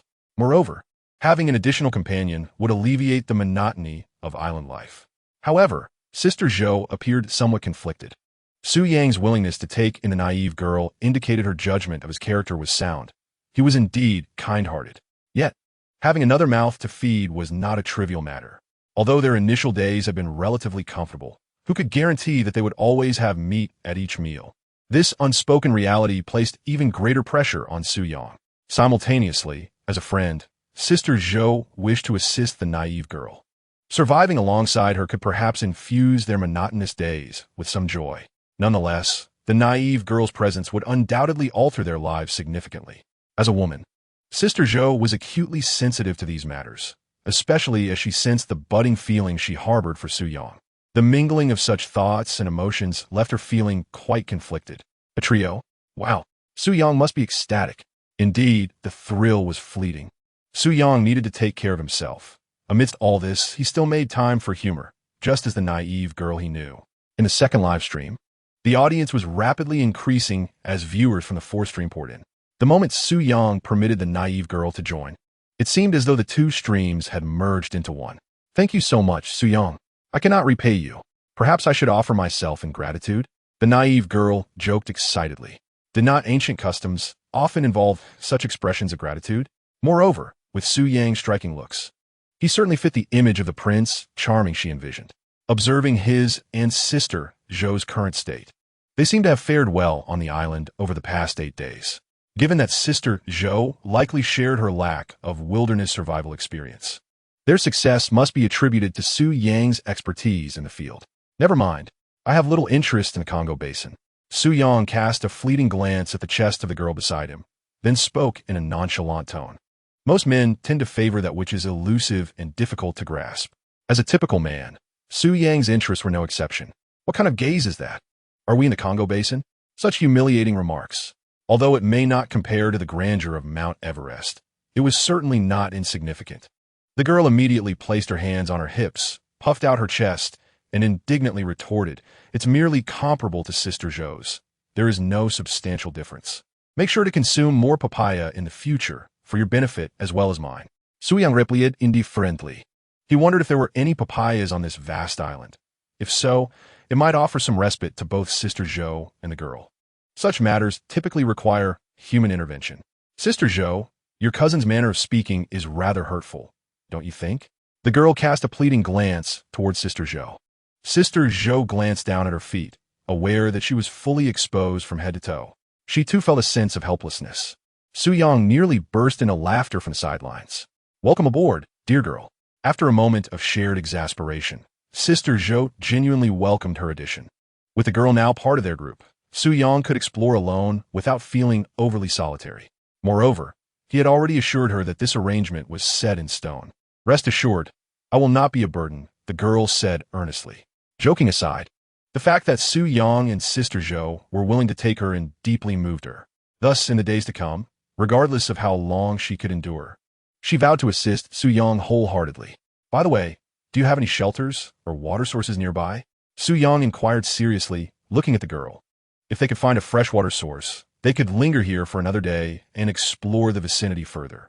Once they returned to the shelter, opportunities to come back would be scarce, making this exploration essential. Yes, I do. My shelter is quite rudimentary, and fresh water is limited, but I have stored some. The girl nodded in response. Very well, then let us stay here for one more night. Tomorrow morning, we will return to the shelter. What do you think? Su Yang turned to Sister Zhou to seek her opinion. I have no objections. Let this be our decision. Sister Zhou nodded, as she had always followed Su Yang's lead. In this place, he was undeniably the core of their group, and his choices were invariably sound. Then it is settled. After a brief nod, under the girl's guidance, the three returned to her shelter, which was indeed quite shabby, merely constructed from some dried wood to form a rudimentary framework. The haphazardly cut leaves provided little shelter from the wind and rain. The sleeping arrangements were nothing more than a few banana leaves laid upon the sand, presenting a rather pitiful sight. It is indeed commendable that a young girl could survive alone for 2 or 3 days without companions. Generally, girls tend to possess a smaller measure of courage, and it is estimated that fewer than 5% would manage to spend a night in the wilderness alone. Thus, the bravery of this girl is truly praiseworthy. Why don't you both take a moment to rest here? I shall venture onto the island to see if I can procure some supplies essential for our survival. Of course, once you feel rejuvenated, we can explore the nearby rocky shores in hopes of finding dinner for the evening. After a brief glance at their meager shelter, Su Yang prepared to further explore the island. It seemed that this area, after today's exploration, would not warrant another visit.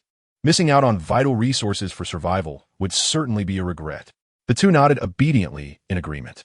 Subsequently, Su Yang and the little one ventured into the thick underbrush, while Sister Zhou and the girl engaged in lively conversation. The girl was evidently intrigued by the recent events involving Su Yang and Sister Zhou, leading to a spirited exchange between them. However, amidst their playful banter, the importance of tonight's dinner loomed large. After a brief respite, the two began their search for rocky outcrops. For them, fishing was no simple task due to their lack of skill. Thus, locating rocky areas to gather seafood seemed a more pragmatic approach. Upon reaching the island, Su Yang meticulously observed his surroundings. Could that be the fruit of the sapindus tree? At that moment, he stumbled upon a type of fruit resembling longan in size, shape, and appearance when ripe.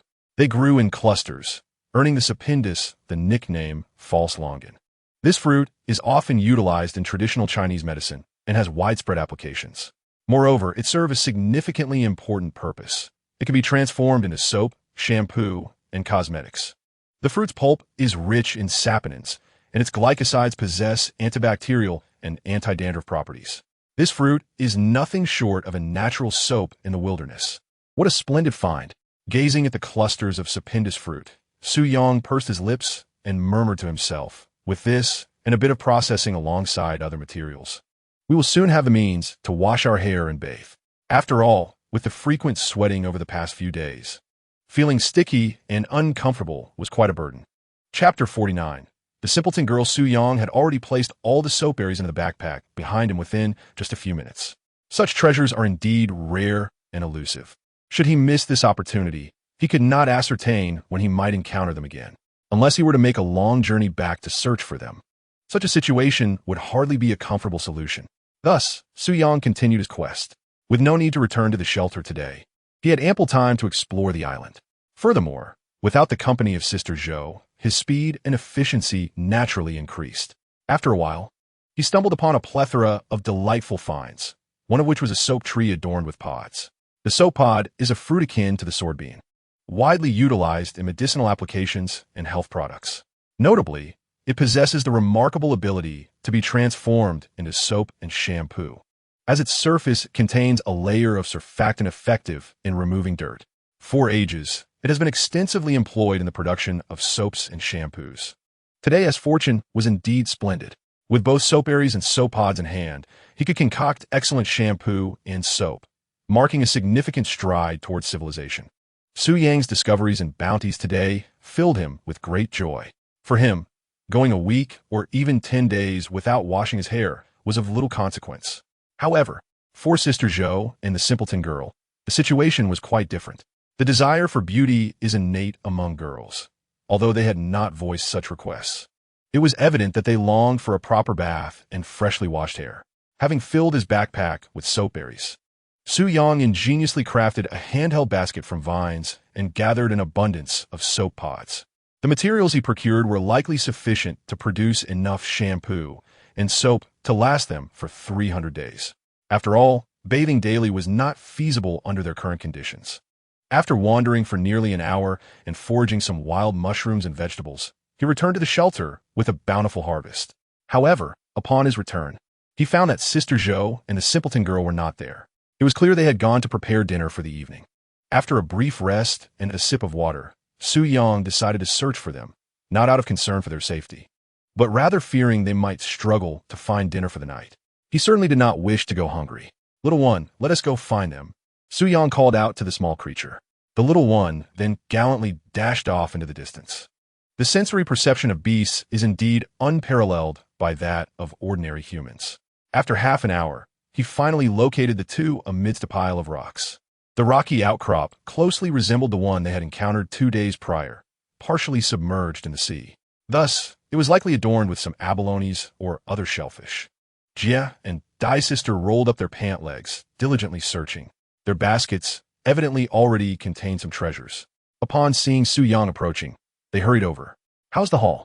Jia inquired first. "Quite splendid," Su Yang nodded in response, soon standing before them. At that moment, Dai Sister held 2 abalones in her grasp, clearly elated with her bounty. "Oh, these 2 abalones have clamped down on my fingers quite tightly. Su Yang, come help me." Her expression and tone hinted at something more than mere annoyance. "Goodness, aren't you afraid of a mishap on this treacherous path?" Jia stood frozen, typically more boisterous in her live streams, where she often spoke of traditional culture. Yet her driving skills paled in comparison to those of Dai Sister and Mosey, placing her firmly in the novice category. "It's just an abalone."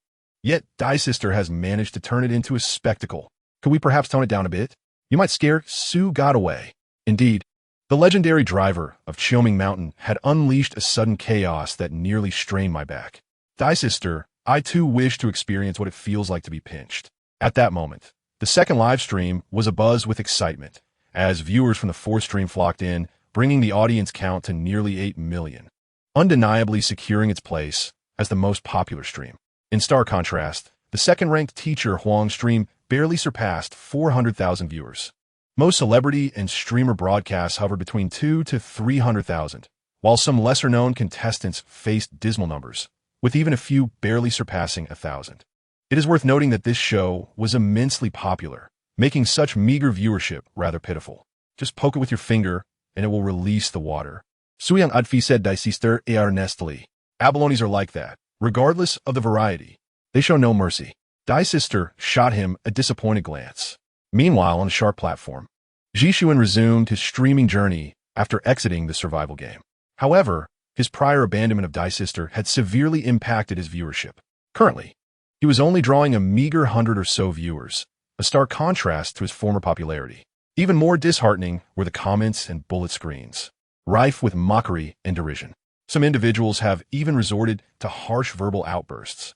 Fortunately, these streamers possess a robust psychological resilience. Had they been ordinary individuals, they would have likely engaged in a heated exchange or simply shut down the stream. However, as their livelihood depends on streaming, they cannot afford such actions. Jishuan was also aware that Daimei had joined the ranks of Su Yang and Sister Zhou. After bidding farewell to the audience and concluding his stream, he quietly registered a new account and infiltrated the second live broadcast room. Witnessing the radiant smile adorning Daimei's face ignited a surge of anger within him. When she was with him, she consistently wore a serious expression, devoid of any smiles. To his astonishment, she appeared so joyful in the company of those two. What a show-off. I refuse to believe you can maintain this arrogance with 2 deadweights in tow. Seated before his computer screen, Jishuan's countenance was decidedly grim. He quickly began to type furiously on his keyboard. Such a mindless survival endeavor, accompanied by 2 burdens, I guarantee you 1T last 3 days. How utterly disgusting. This flagrant violation of team regulations. Does the production team not intervene? Shark official. After hastily posting 2 comments, he was instantly bombarded with backlash from the audience. Moreover, His private messages lit up with a red notification of 99, and just as he intended to continue his tirade against the viewers, he discovered his account had been banned. Even his main account received a notification of suspension. Truly, he had suffered a double loss. Chapter 50, Sister Zhou, if you're uninterested, I may take action. Minutes later, the trio returned to their sanctuary. Today's haul was quite commendable, featuring abalone and an abundance of sea snails. Among the rocky outcrops and crevices, these seafood treasures were easily discovered. However, while such cold-natured foods can enhance one's diet when consumed occasionally, a prolonged intake would undoubtedly be detrimental to one's health. Teaming up with you all has been splendid. I have finally grasped the essence of the saying, a man and a woman working together makes the labor lighter. With one man and two women, it has become even more effortless. Indeed, not exhausting at all. Daimei gazed at Su Yang and Sister Zhou, her face aglow with smiles. The previous days of survival had left her feeling constrained and uncomfortable, but today her spirits were entirely transformed. Su Yang and Sister Zhou exchanged glances at Daimei. Why did it feel like her words carried an underlying meaning? She did not mention any of the actual work. Why are you both staring at me like that?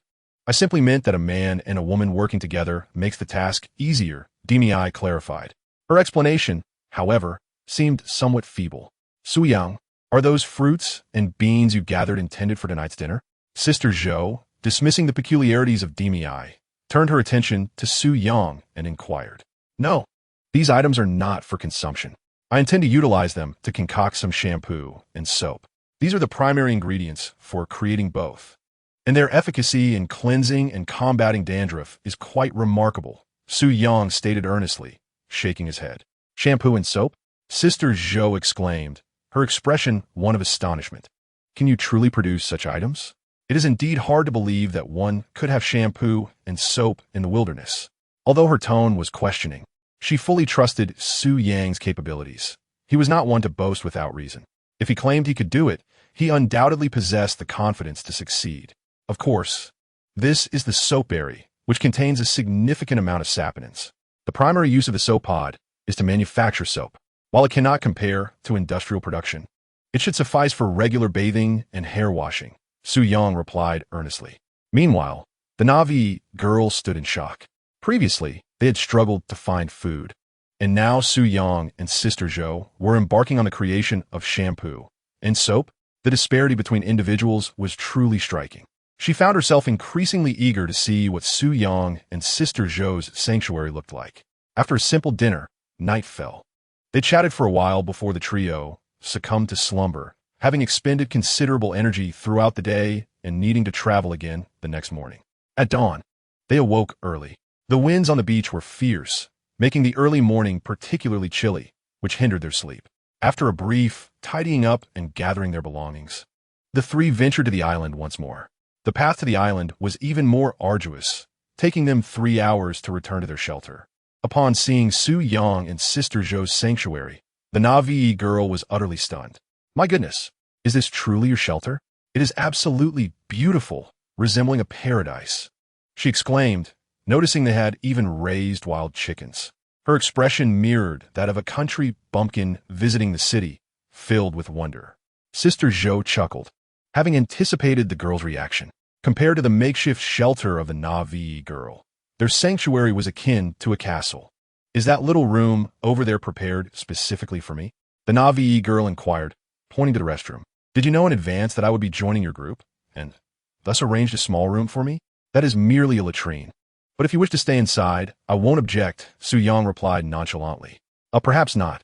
I can manage squeezing in with you, the Na'vi girl said, feeling embarrassed yet increasingly astonished. It is estimated that many contestants have yet to secure their basic needs, while Su Yang and his companions have even managed to establish a restroom. The disparity is simply staggering. Sister Zhou's smile radiated with brilliance.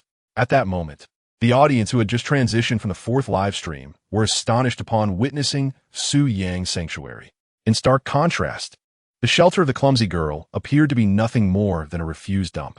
Moreover, by the 8th day of survival, Su Yang and Sister Zhou had already embarked on livestock farming. Such pace is truly beyond the reach of the other competitors. Even the relatively outstanding group, led by teacher Huang, has merely addressed their immediate sustenance, achieving a somewhat stable food source.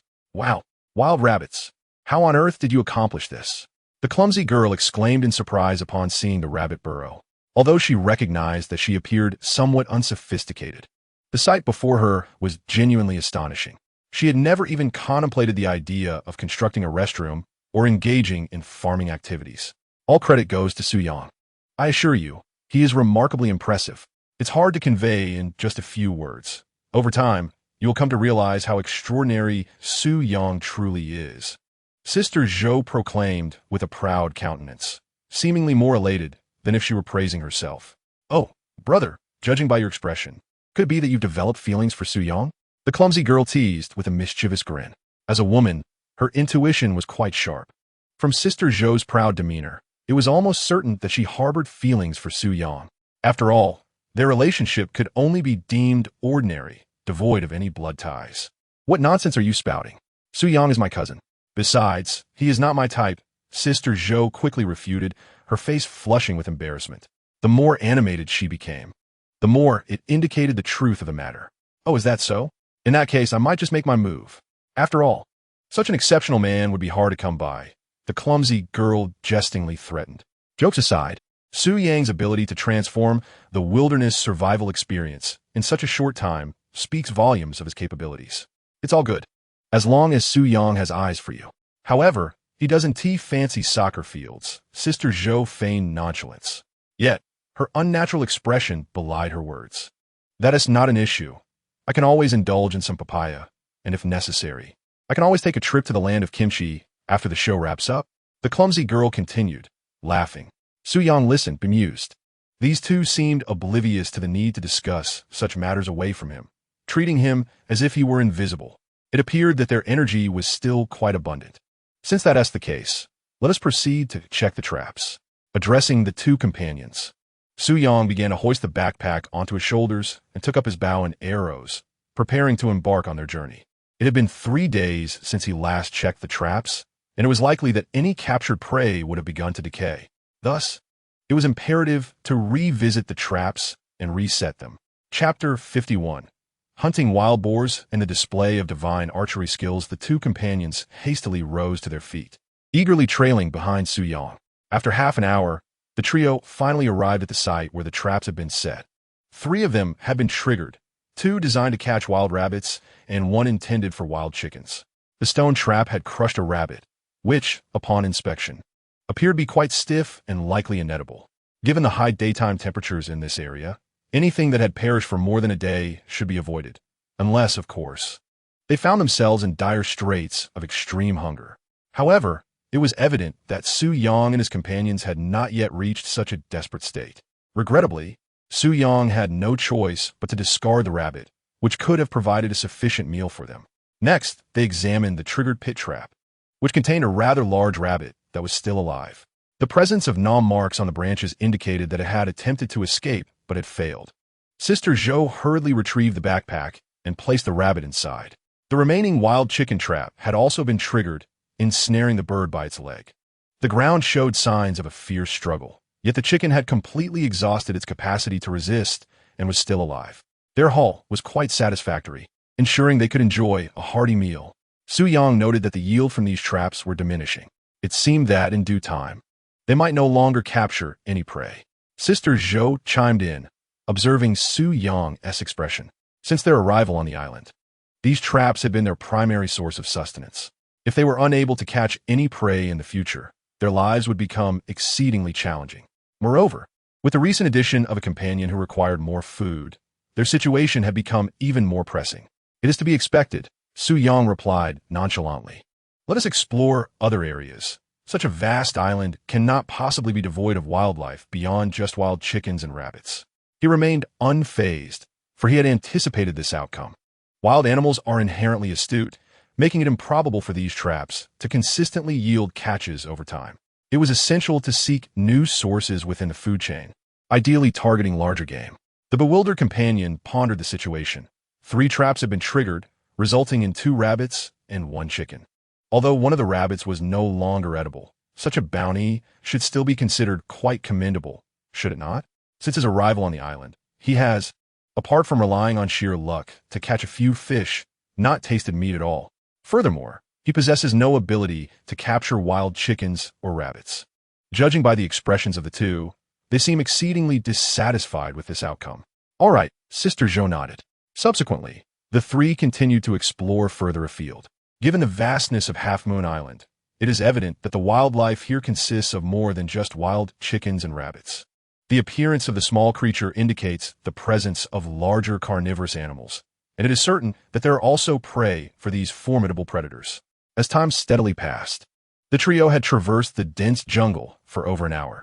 It was clear that Sister Zhou and the dull-witted girl were beginning to lag behind in stamina, especially after the 3-hour trek to the island that morning. At that moment, Su Yang discovered tracks on the ground, indicative of animals having passed through. Additionally, there was a hole amidst the thick underbrush, surely a frequent passage for animals.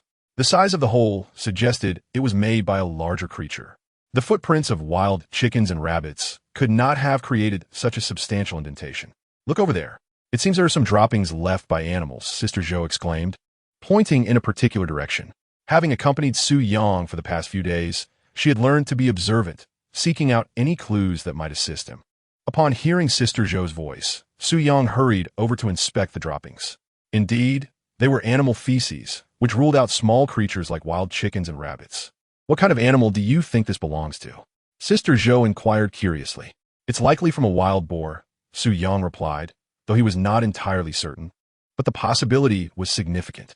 Moreover, the droppings were not dry, indicating that these animals had passed through not long ago. Let us continue forward.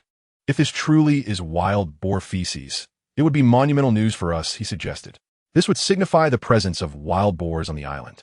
Given their rapid breeding, they typically travel in groups. Capturing a single wild boar could potentially resolve their food scarcity for half a month. Upon hearing the possibility of finding a wild boar, both Sister Zhou and the dull-witted girl instantly perked up, feeling much of their fatigue dissipate. They understood well what a wild boar represented in the wilderness. Capturing one might afford them a comfortable existence for a substantial period. At this juncture, the trio endeavored to lighten their movements, for if wild boars were nearby, their commotion could easily startle them away, or worse, provoke an attack. The ferocity of a wild boar's charge is formidable. As the trio advanced, lowering their voices, the little one suddenly dashed in front of Su Yang, calling out to him a couple of times. What's wrong, Su Yang? Has the little one spotted prey? Sister Zhou inquired softly from behind. After spending time with the little one, she understood its heightened senses, which often allowed it to detect prey faster than they could. Whether it was their previous encounter by the lake or this time finding the dazed girl, the little one's perceptive abilities have been remarkably evident. Indeed, it seems we shall soon have an abundance of meat to savor, Su Yang replied with a smile, nodding in agreement. The little one had indeed indicated that it had detected prey ahead. However, the specific nature of this prey remained unclear to the little one. Yet, answers would soon unveil themselves. Having just arrived from another live stream, some new viewers wondered if the little one had become sentient. Clearly it had. Goodness, can Su Yang truly communicate with the little one without barriers? Curious, viewers noted that it appeared as though Su Yang could comprehend the little one's intentions. This was astonishing, as the little one was a leopard, a wild beast, not merely a clumsy dog or an airheaded creature. With a swift motion, the little one began to advance rapidly, prompting Su Yang to hasten his pace to keep up.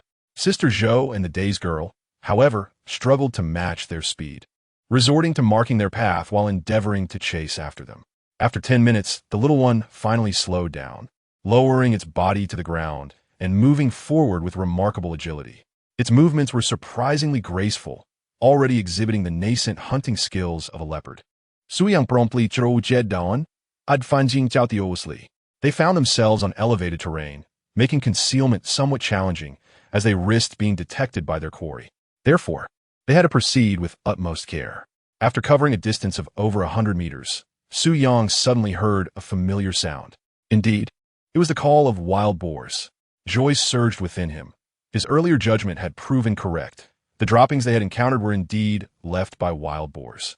Upon hearing the sound, Su Yang immediately crouched down and retrieved his bow and arrows from behind. The little one remained perfectly still, its focus unwavering. The tension was palpable. Viewers echoed the sentiment, holding their breath, fully immersed in the moment. I'm so nervous my palms are sweating. I feel even more anxious than Su Yang. Could it truly be wild boars? Encountering them on a deserted island? Surely this was orchestrated by the production team. Wow, the truth has been revealed, exclaimed one viewer. You know too much, my friend. Be careful. Cease the barrage of comments. Let us savor the live broadcast in peace. The palpable tension enveloping the room imbues the audience with a sense of immersive presence. Naturally, many spectators harbor doubts regarding the authenticity of the wild boar. Yet, Su Yang remains oblivious to these murmurs, and even if he were aware, he would pay them no heed. Regardless of the origins of the wild boar, it is destined to become his meal today. After stealthily advancing several meters, Su Yang finally discerned the sound of the wild boar, Peppa. There were 4 Peppas in total, 1 adult and 3 juveniles, each appearing to weigh around 30 to 40 pounds. The adult Peppa, previously engrossed in foraging for wild grass, suddenly seemed to sense an impending danger. With a vigilant gaze, it scanned its surroundings. Having detected no immediate threats, it resumed its frenzied feeding. You are the one. Su Yang's eyes sharpened in determination. Gently, he drew the bowstring back, the bow taut and ready. Buzz! In the next moment, the arrow was released with a swift whoosh. The piercing cry of Peppa echoed around them. Subsequently, the 4 Peppas bolted in a frenzied escape. Whoosh! The small creature darted forward like a cannonball. Su Yang rose leisurely, a faint smile gracing his lips. His shot had found its mark directly in Peppa's eye, the force sufficient to disrupt its central nervous system. The ensuing chaos was merely a death throw. The creature was as good as caught. Chapter 52. Little one, do not bring shame upon yourself at that moment. Sister Zhou and Daimei, panting heavily, caught up with him.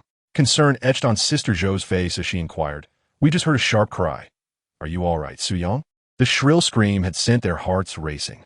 In the wilderness, aside from small creatures like wild chickens and rabbits, animals can be quite aggressive. Thus, Sister Zhou feared for Su Yang's safety. "I'm fine. That was merely the wild boar's cry. Let us proceed. Its vitality is nearly extinguished." Su Yang reassured her with a shake of his head. His arrow had been infused with power and had struck true, directly impacting the boar's eye. Consequently, it would severely compromise the animal's brain function. Although the thrashing before death may appear vigorous, it would not endure for long. Now, they need only follow the trail of blood to locate the wild boar. "Did you hit the wild boar?" Daimei exclaimed in disbelief. For her, shooting a target with a bow was akin to winning a lottery, an endeavor fraught with difficulty. Thus, Su Yang's ability to strike the wild boar directly astonished her. Even as she witnessed the survival environment of Sister Zhou and Su Yang, Su Yang's striking handsomeness left a profound impression on her. In her subconscious, she still perceived him as merely a charming young man, lacking in formidable survival skills in the wilderness. Perhaps all they possessed was a stroke of good fortune, having stumbled upon a place of great geomantic significance. Indeed, let me tell you, Su Yang's archery skills are nothing short of extraordinary. He hits the mark every single time. He can even strike fish swimming in the water, not to mention the massive wild boars.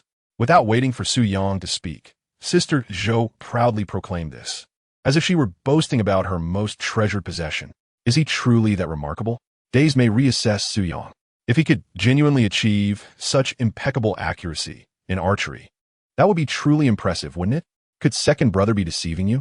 Sister Zhou patted dazed Mei's shoulder, her expression and tone radiating pride, as though she were asserting her claim over him. "All right, I know I'm quite exceptional, but your praise does make me feel a tad bashful." Su Yang smiled at Sister Zhou, then promptly strode toward the direction the wild boar had vanished. A sweet smile graced Sister Zhou's face. Every time Su Yang wore that smile, it instilled in her an overwhelming sense of comfort and security. However, Daimei by the side appeared somewhat disheartened.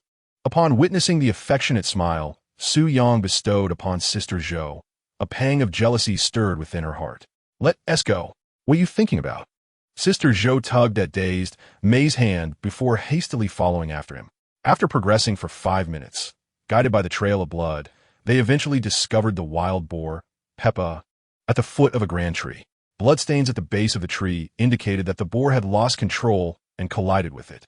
At that moment, the wild boar lay there, barely clinging to life, while the little one continued to gnaw at its throat, seemingly showcasing its sharp little teeth. However, despite its fervent efforts, it was unable to pierce the boar's hide, as it was still too small. With teeth that lacked the necessary sharpness and biting power to penetrate the skin of an adult wild boar. Goodness, did a real boar crash into the tree? Sister Zhou and Daimei gazed in bewilderment at the boar lying beneath the tree and the bloodstains at its roots. They had often heard tales of boars colliding with trees, but today they were witnessing it firsthand. Poor wild boar, enduring a second injury. Truly, the boar crashed into the tree, and the little one crashed into the boar. Peppa, you naughty creature, why did you have to eat my daddy pig? Su Yang's archery was nothing short of miraculous. He had precisely struck the boar's eye with a single arrow. One could not help but admire Su Yang's archery skills. He was indeed remarkable, hitting the target consistently with every shot. Su Yang had long understood that hitting other areas would not be fatal in a short time. However, striking the eye was an entirely different matter. He was nothing short of an archery deity. I would gladly bestow upon him the title of the strongest. Our husband is truly remarkable. Sister Zhou, refrain from making such exclamations. I am the rightful consort, while sympathizing with the wild boar. The audience in the live stream was once again awed by Su Yang's archery skills. Just moments ago, he had stood at a considerable distance from the wild boar, yet he managed to accurately pierce its eye, resulting in an instant demise. Such precision in archery is, to be frank, something even some shooting champions might struggle to achieve. At that moment, the little one continued to emit fierce cries, wildly gnawing at the boar's neck. Its claws dug in with force, yet the boar remained utterly still. All right, little one, cease this self-degradation. Su Yang could hardly bear to watch any longer. The little one's antics were quite comical, possessing a foolish charm. Regretfully, it released its grip and returned to Su Yang's side, its face displaying a remarkably human-like expression of grievance. The wild boar was evidently on its last breaths, its abdomen barely heaving, still warm. Sister Zhou, bring out the bamboo tubes, Su Yang instructed. In a wilderness survival scenario, no edible resource should be squandered unless it poses a danger to one's health. The blood of the wild boar, once coagulated, was entirely consumable, possessing both flavor and nutritional value. Wasting the blood of such a large creature, estimated to weigh around 100 pounds, would indeed be a shame. Oh, very well. Sister Zhou nodded eagerly, promptly handing 2 bamboo tubes to Su Yang. These tubes had originally been used to carry water, but they were now empty. The dazed girl observed quietly, not wishing to interrupt Su Yang. He crouched before the wild boar, executing his task with a swift and decisive precision. The boar's neck soon gushed with blood, and in no time, Su Yang filled both bamboo tubes. A small amount spilled over, but he chose not to collect it, as they possessed a total of 3 tubes, one of which still contained water. The journey back would require physical exertion, necessitating hydration. The little one hurried over to lick the blood, relishing it as if it were a delectable beverage. For Sister Zhou and the dazed girl, such a scene was undeniably gruesome. Su Yang is truly a formidable figure. His pig slaughtering skills are quite impressive. To be frank, I lack the courage for such tasks.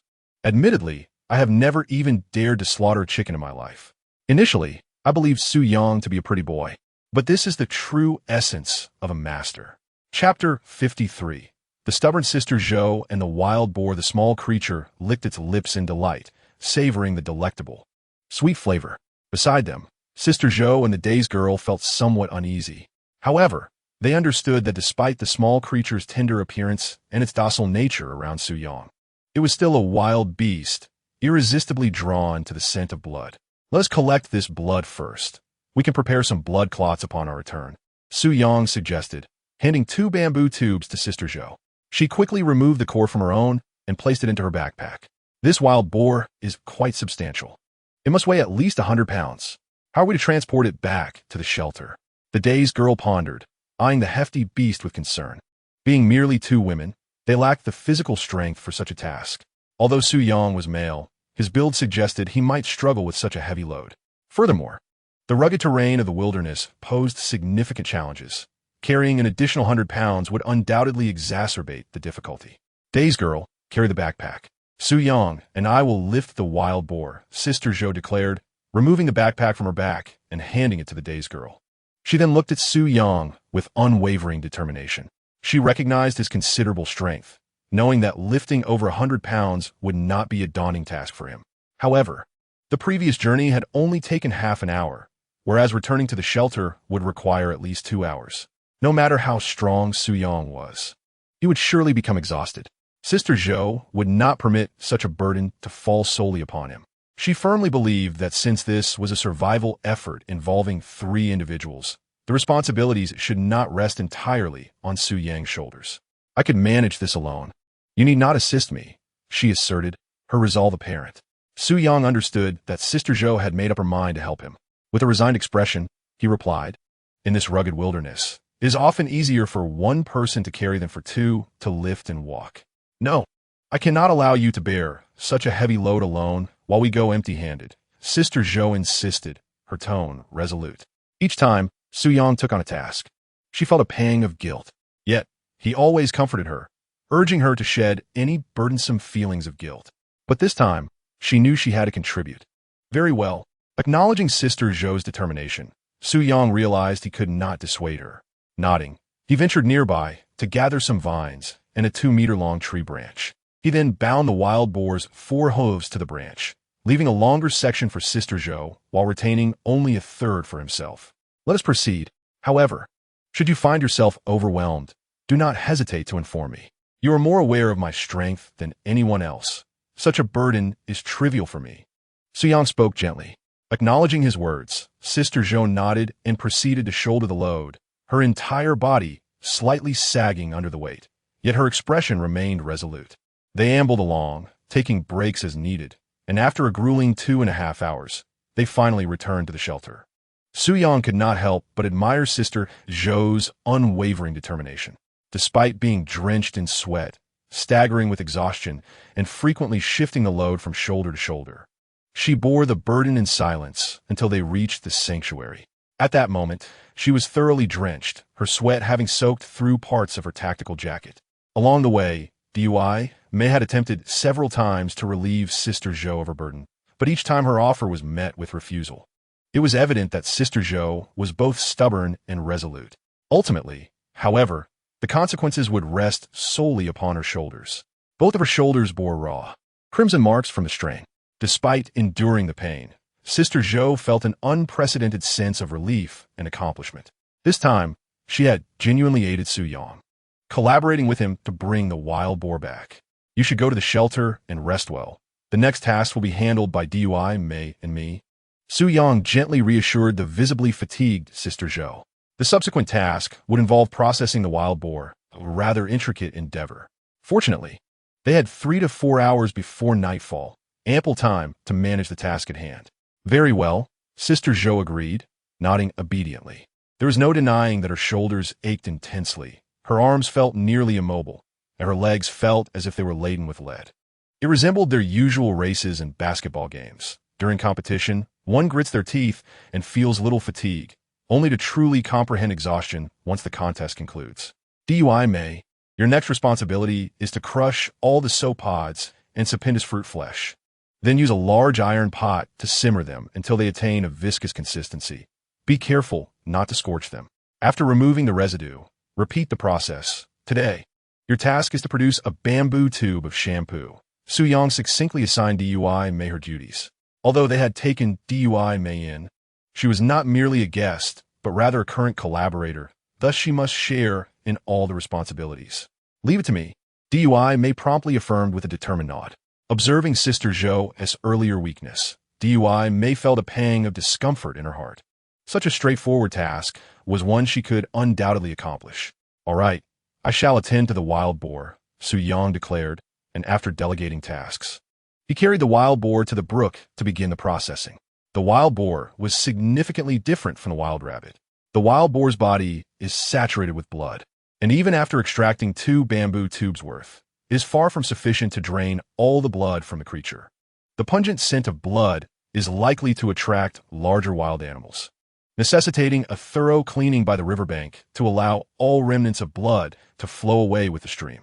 Ordinarily, the procedure would involve scalding the boar's bristles with boiling water. However, this is rather cumbersome given their limited resources. With only 1 iron pot at their disposal, there is simply not enough time to boil water for this task.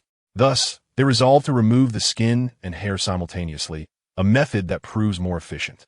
In the wilderness, they lack the means to meticulously scrape off all the bristles. As time slips away, the sun begins its slow descent. In the blink of an eye, 3 hours have passed.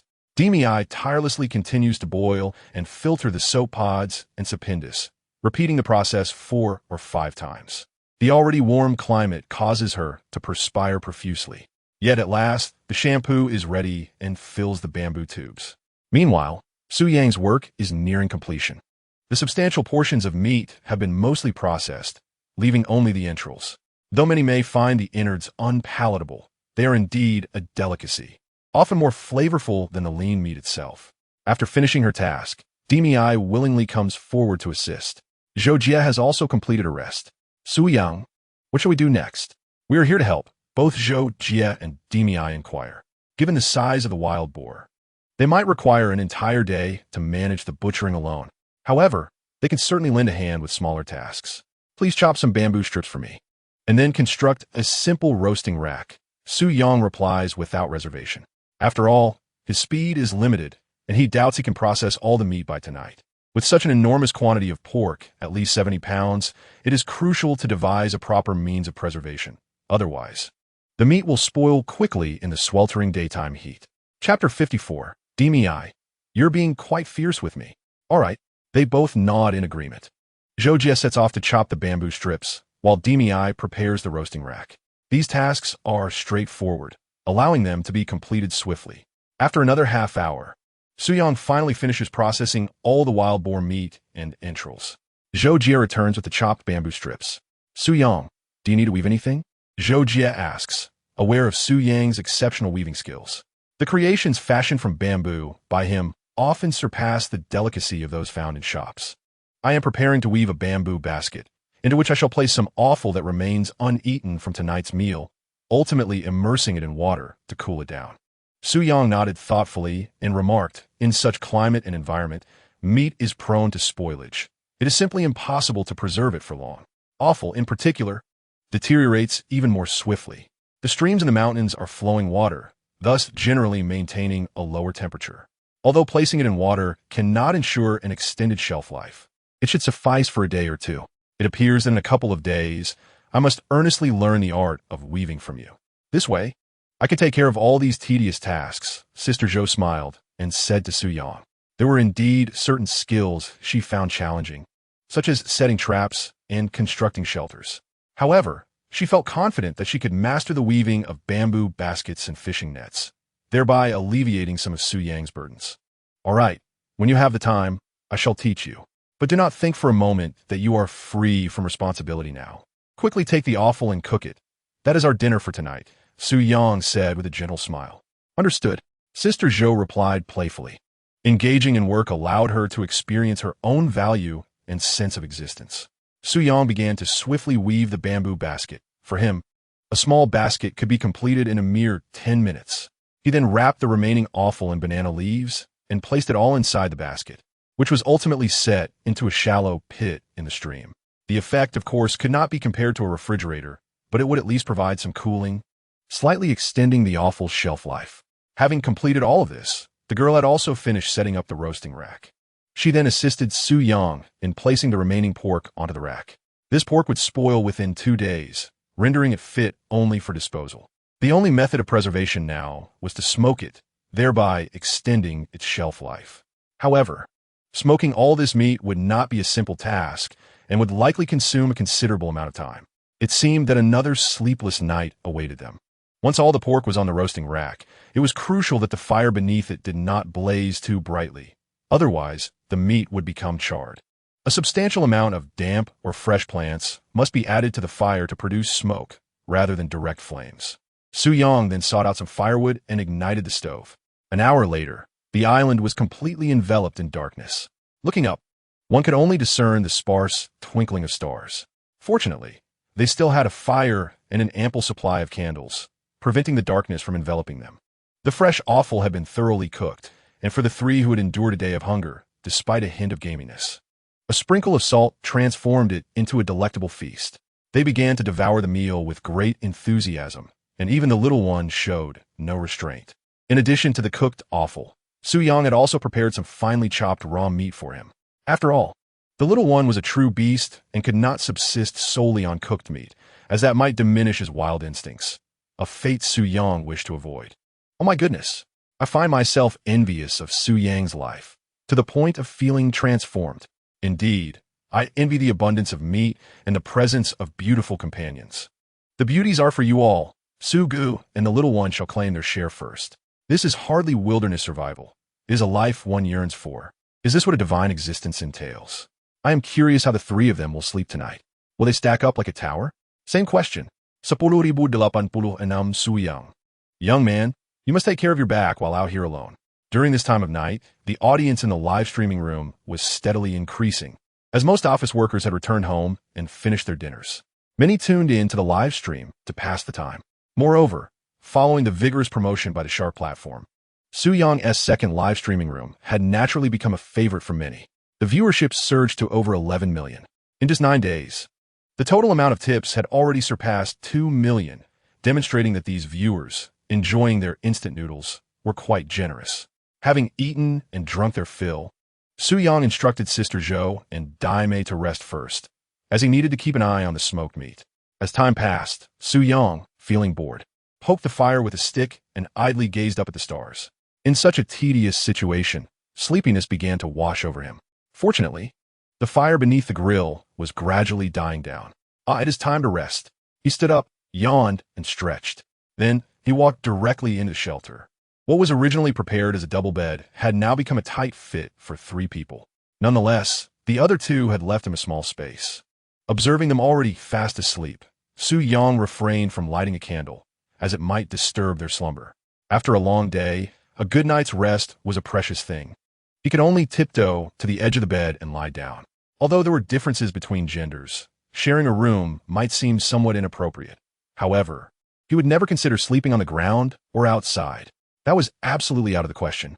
Just as Su Yang settled onto the bed, Daimei suddenly rolled over. Thus, before he could evade, Su Yang's arm inadvertently collided with the mouth of the dazed girl. A muffled exclamation escaped her lips, clearly indicating she felt the pain. Su Yang was momentarily taken aback. It was not often that he noticed just how formidable this girl could be, even more so than Zhou Jie. Nevertheless, Su Yang's reflexes were remarkably swift. Lowering his voice, he apologized. "I sincerely apologize, dazed girl. My arm must have bumped into your head, quite rigidly, I presume." Su Yang thought to himself, "Indeed, I am the cleverest lad on this entire island."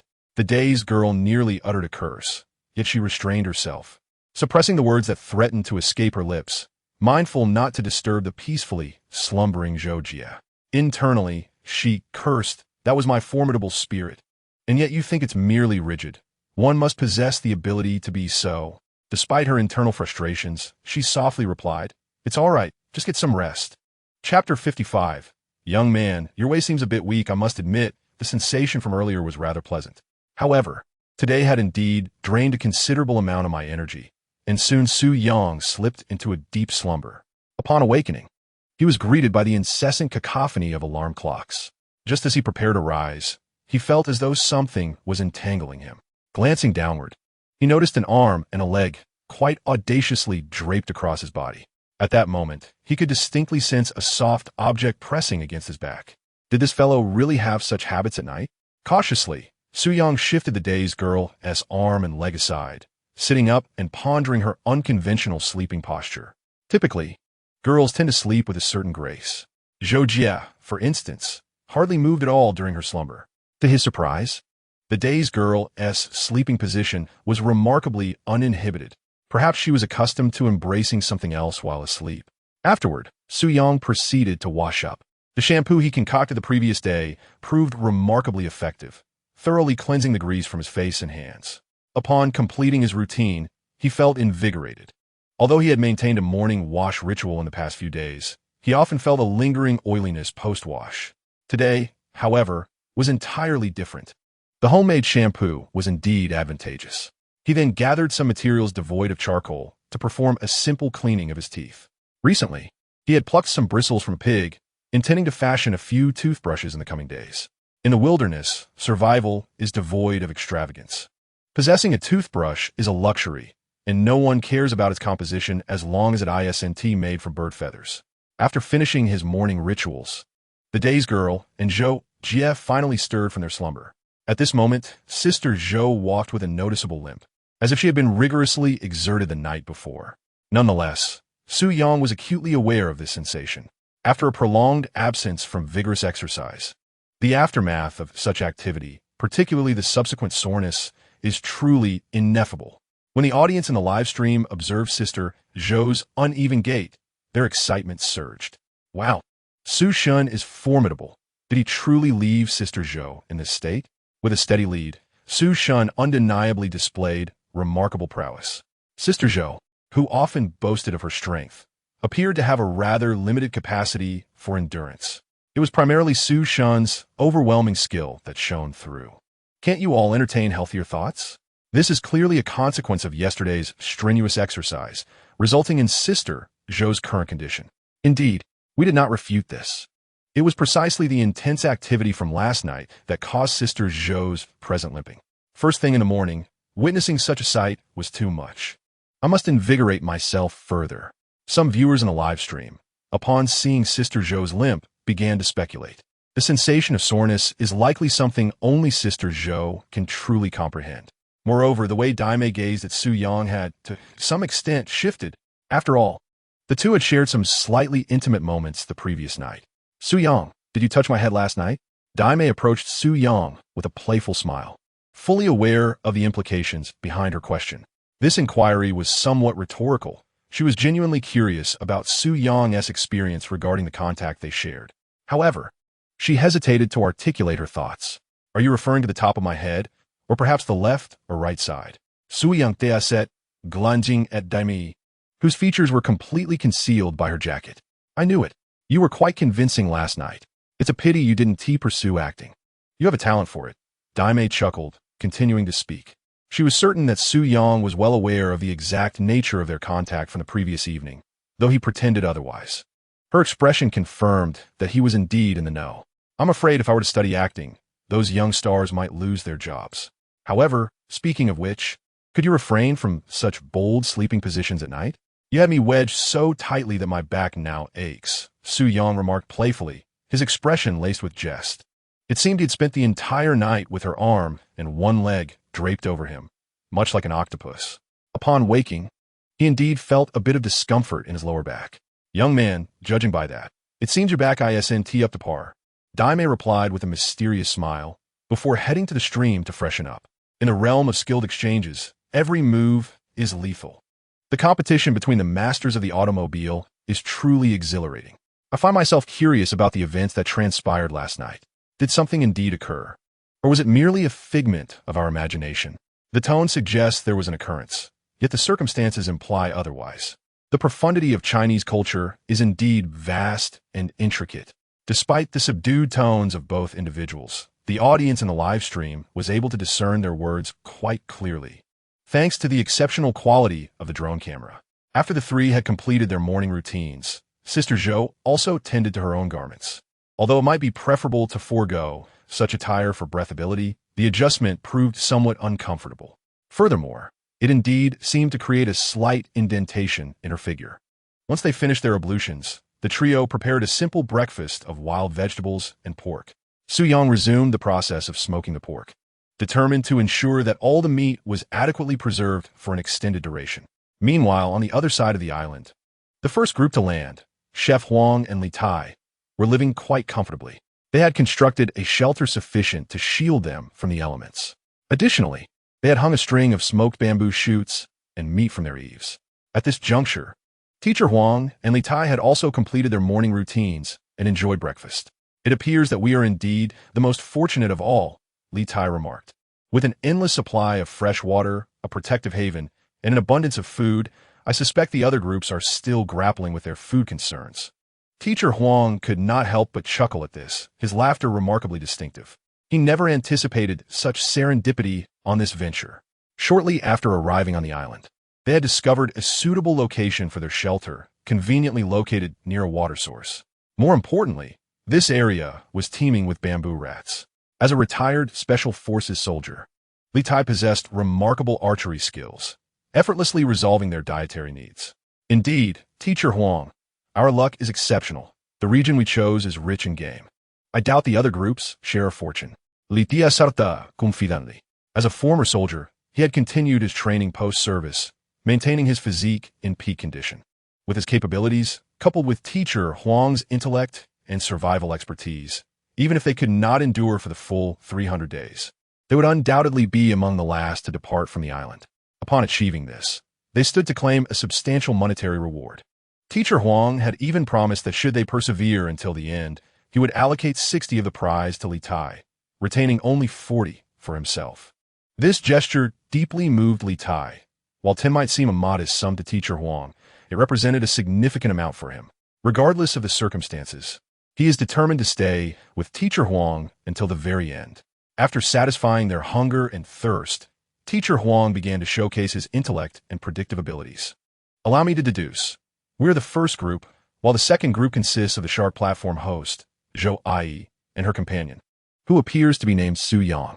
I have a vivid impression of Su Yang, as he bears a striking resemblance to my younger brother, Xing. You should be familiar with him, little lamb. They both belong to the category of handsome young men. However, despite their good looks, given his age, he likely lacks substantial wilderness survival experience. I doubt they will endure for long. As for the third group, known as Huahua's team, their companion Zhang Li seems to possess considerable strength. However, Huahua himself has little experience in wilderness survival and has been accustomed to a rather privileged upbringing, making it unlikely for him to last long in such dire conditions. Chapter 56. A surprising discovery, oil palm trees. The fourth group consists of 2 hosts from the Shark Platform.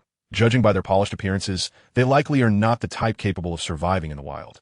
The fifth group, comprising Ji Kuan and his fan, is also expected to struggle.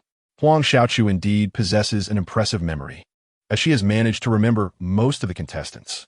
After thorough analysis, she feels confident that she and Li Tai have a strong chance of making it to the end. Thus, there is a significant possibility that we will achieve ultimate victory. Li Tai, upon hearing this, was equally thrilled. If they could secure the billion-dollar prize, it would alleviate any worries for the rest of his life. However, the atmosphere in the first live broadcast room seems somewhat skewed. It is akin to a grand spectacle of online rivalry. Su Shun and Zhou Jie are undoubtedly faring much better than you. Teacher Huang, you may not be aware of Su Shun's prowess. Indeed, while it is undeniable that Tai Gu excels in archery, he is simply not on the same level as Su Shun. Moreover, in terms of strength, Su Shun appears to completely overshadow Tai Gu. Just yesterday, he astonishingly shot a wild boar, which is quite remarkable. This is accurate. I have been oscillating between the first and second live broadcast rooms, and Su Yang does indeed exhibit great skill. Furthermore, Teacher Huang's memory is nothing short of astonishing, being able to retain so many contestants. That is certainly true. The old fox is aptly named. Based on current observations, it is likely that Su Yang and Zhou Jie will emerge victorious, while Teacher Huang's group will secure second place. Given the present circumstances, this probability is exceedingly high. From the current state of the live broadcast rooms, it is evident that the first and second rooms are faring the best. These 2 groups have fully met their basic survival needs, while others continue to struggle without a stable food source. If this situation persists, they will inevitably face elimination. The 9th group comprises the celebrity Zhang Xiaoxiao. This individual has been quite active in the entertainment industry in recent years, and 4 words can aptly describe his established image among netizens, notoriously infamous.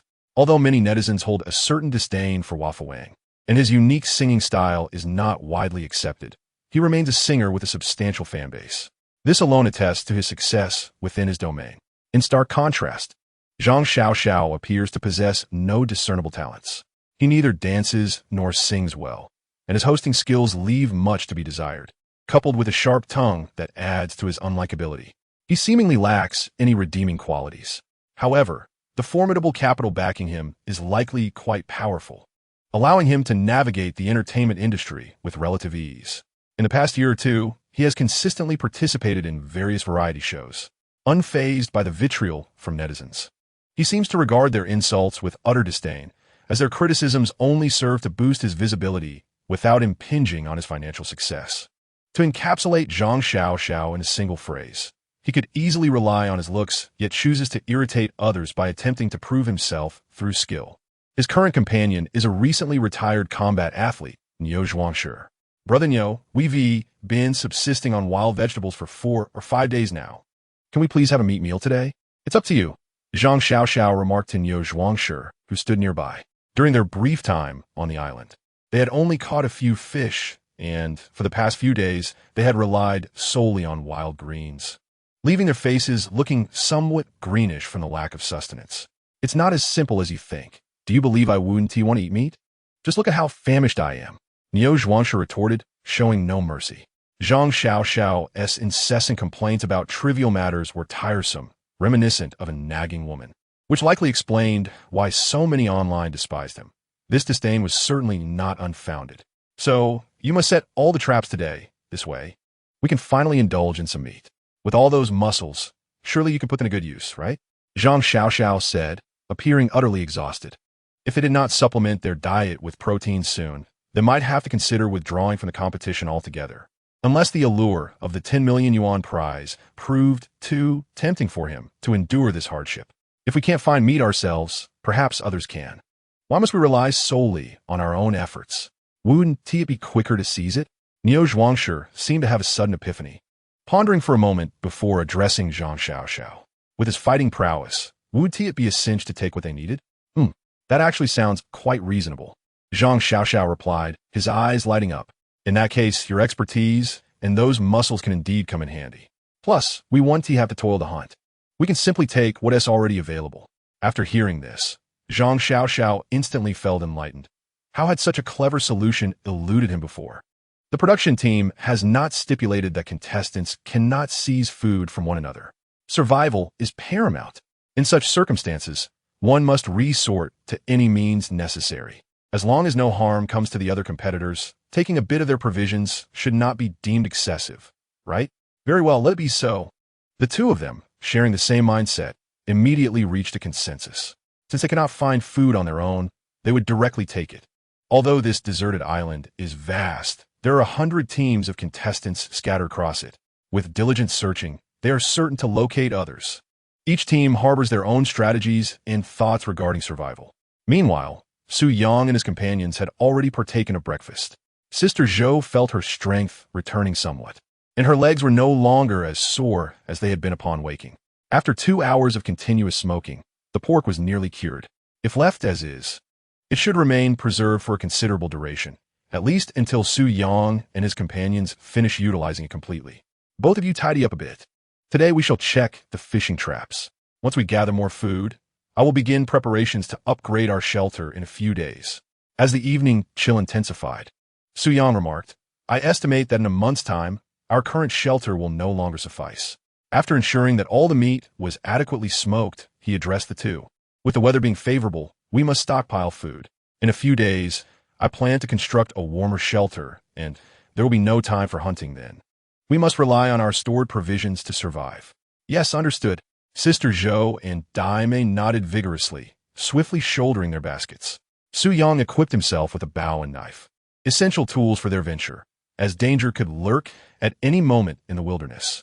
This time, drawing upon his memory, Su Yang began to navigate toward the Blue Lake along a different path, having traversed the route by the creek twice already, which offered few survival resources. Thus, they needed to explore an alternative route. After a considerable distance, they arrived at a relatively sparse area of vegetation, well lit by sunlight, with a turbulent stream flowing below and sturdy trees lining the banks. Su Yang, look over there. So many coconuts. Sister Zhou exclaimed excitedly, her voice tinged with enthusiasm. Having been reliant on water recently, the sight of coconuts naturally thrilled her. At last, they could enhance their diet a bit. Su Yang lifted his gaze, and a smile graced his face, for what appeared to be a coconut tree was, in fact, a palm tree laden with an abundance of coconuts. Regrettably, the height of the tree poses a significant challenge. It seems insurmountable, does it not? The naive girl was equally exhilarated, yet reality swiftly brought her back to earth. The tree before them stood at least 7 or 8 meters tall. To scale its heights in pursuit of the fruits was nearly an impossible feat, fraught with peril. This is not a coconut tree. is a genuine oil palm tree. The fruits you see are not coconuts, but rather the yield of the oil palm, Su Yang elucidated. The fruits of the oil palm do bear a resemblance to coconuts, which is why they are sometimes referred to as oil coconuts. Discovering an oil palm tree here is far more delightful than finding a coconut tree. While coconut water may quench thirst temporarily, the oil palm can be processed to yield vast quantities of palm oil, with production levels significantly surpassing those of peanuts and soybeans, at least 5 to 10 times greater. Chapter 57. The prey has vanished. Are there other carnivores? An oil palm tree? Is the palm oil extracted from this? Sister Zhou inquired with keen curiosity. Although she was not well versed in oil palms, she had heard of palm oil. This edible plant oil has become quite prevalent in supermarkets, and in certain African nations, it constitutes 90% of the cooking oil used. Indeed, we have struck gold this time. With such a magnificent oil palm tree, we can extract a substantial amount of palm oil. Su Yang nodded in affirmation. Previously, they had subsisted on animal fats, and he had deliberately preserved all the fat from the wild boar. However, wild boars differ from domestic pigs, possessing significantly less fat content. Once rendered into animal fat, it would likely be consumed swiftly. Thus, discovering an oil palm tree is a most fortuitous gift. How splendid! If we manage to extract palm oil, we might soon indulge in delectable fried eggs for breakfast. Both Sister Zhou and the naive girl exclaimed with excitement. While it is prudent not to harbor excessive expectations in the wilderness, the availability of stable food is a remarkable stroke of fortune. Yet, if the food were enriched with oil, the flavor would undoubtedly be greatly enhanced. The pressing dilemma, however, remains. The tree's considerable height makes it exceedingly difficult to retrieve the oil palm fruits. What shall we do now? This tree appears to be no less than 7 or 8 meters tall, situated precariously on a steep slope, making the act of climbing perilous. In the midst of their exhilaration, both felt a wave of uncertainty. Climbing the tree is evidently too dangerous, and they were unwilling to put Su Yang at risk. The solution is simple. We shall fell the tree directly. Su Yang, decisive and resolute, approached the oil palm tree with his machete in hand. Without further ado, he began to chop. With a few swift strikes, he carved out a substantial gash. The density of the palm tree trunk is significantly lower than that of other trees, which gives it an appearance of effortless lightness. Just 2 minutes later, the oil palm tree could no longer withstand the pressure and crashed to the ground with a resounding thud. This is precisely why Su Yang initially opted for a machete. Had he chosen a multifunctional army knife, felling such a large tree would have proven exceedingly difficult. Well, isn't that the end of the matter? Su Yang shrugged casually, addressing the two with an air of nonchalance. Zhou Jian and Daimei were left utterly bewildered. They had been preoccupied with thoughts of climbing the tree and had never considered the option of chopping it down. Although such an action seemed somewhat violent, its efficacy was undeniably remarkable. This is quite forceful. I am growing fonder of Su Yang by the minute, Daimei mused, resting her chin on her hand and wearing a lovesick expression. Hey, you're drooling. Wipe it up. Zhou Jie remarked scornfully at Daimei. This was a phrase Su Yang had previously shared with her, and now she finally comprehended how foolish she had been when caught up in her infatuation. The two then approached the fallen oil palm fruits, and with a series of decisive strikes, they chopped down all the fruits. Clearly, it would be impossible to carry them all back in one trip, necessitating 2 or 3 journeys. Moreover, their plans to inspect the traps by the lake today had to be set aside. The value of these oil palm fruits far surpassed that of a few fish, and the traps might yield no returns at all. After spending over 2 hours, Su Yang and the others finally transported all the oil palm fruits back to the shelter. Su Yang, how should we proceed with this? Zoya inwarded. Although they now understood that oil could be extracted from the fruits, they were entirely unfamiliar with the specific operational steps. First, remove all the kernels from the fruits and then boil them in water. Once they are adequately cooked, you can crush the kernels, extract the seeds, and then proceed to press them for oil, Su Yang explained succinctly. Though he had never performed the process himself, he had seen videos of Africans extracting palm oil in this manner. All right, let us get to work. Zhou Jie and Daimei immediately set about their tasks. It seemed increasingly unrealistic to check the traps by the lake today. Therefore, Su Yang picked up his bow and arrow, slung his backpack over his shoulder, and prepared to inspect the traps he had set for capturing wild chickens and rabbits a few days prior. Little Dot joyfully followed closely behind him. Half an hour later, Su Yang arrived at the traps. A total of 3 traps had been triggered today. Beside the traps, he noticed an abundance of rabbit and chicken feathers. However, there were no signs of prey in any of the traps. What would be the issue? Given the struggle marks and the feathers on the ground, it appeared that wild rabbits and chickens had indeed been captured. Had they managed to escape? Su Yang wore a perplexed expression. However, he quickly discovered that the snares set for capturing the wild rabbits had been forcibly torn apart. This was unexpected, given the strength of a pheasant. It should not have been capable of breaking these ropes woven from tree bark. Additionally, a rabbit struck by a stone would have had a minimal chance of fleeing. At this moment, he found himself utterly bewildered. While it would be understandable for a single captured prey to escape, as a rabbit had indeed eluded capture the day after the traps were set, the current situation was different. All 3 traps had been triggered, and the signs of struggle on the ground indicated that prey had been caught. Yet, how could they have all managed to flee? The little one was incessantly sniffing around on the ground, seemingly in search of some trace. Could it be that other carnivorous animals inhabited this area? The thought immediately crossed Su Yang's mind. If other wild creatures were present, it would indeed explain the disappearance of his prey. However, he soon dismissed this suspicion. They had been surviving here for 10 days without encountering any signs of carnivorous animals. Moreover, the wild chickens and rabbits captured a few days prior had posed no issues. There was still a possibility that some carnivorous creature had recently arrived in the vicinity. Yet, this was merely speculation on Su Yang's part. Just then, the little one, who had been searching for scents, suddenly lifted its head and called out to Su Yang twice. "Are you suggesting that you have found our prey?" Su Yang inquired. At this point, he was fully capable of understanding the meaning behind the little one's calls. The little one nodded in a remarkably human-like manner. "Goodness, this little creature truly seems extraordinary." It actually nodded in response to Su Yang. "Had you just entered this live stream?" The little one had been nodding for days. "I seriously suspect that this little being possesses a higher intellect than I do. It must have consumed some miraculous elixir. Wasn't it stated that no beings were allowed to gain intelligence after the establishment of the nation? What on earth is this? If my pet Hatsi had even half the intelligence of the little one, I would be utterly satisfied." Observing the little one's behavior and then glancing at Hatsi, who only knew how to cause havoc, I could only sigh in disbelief. Given the current situation, I would recommend heating some oil in a pot. The interaction between Su Yang and the little one left the viewers of the live stream astonished, especially those who had just recently entered the room.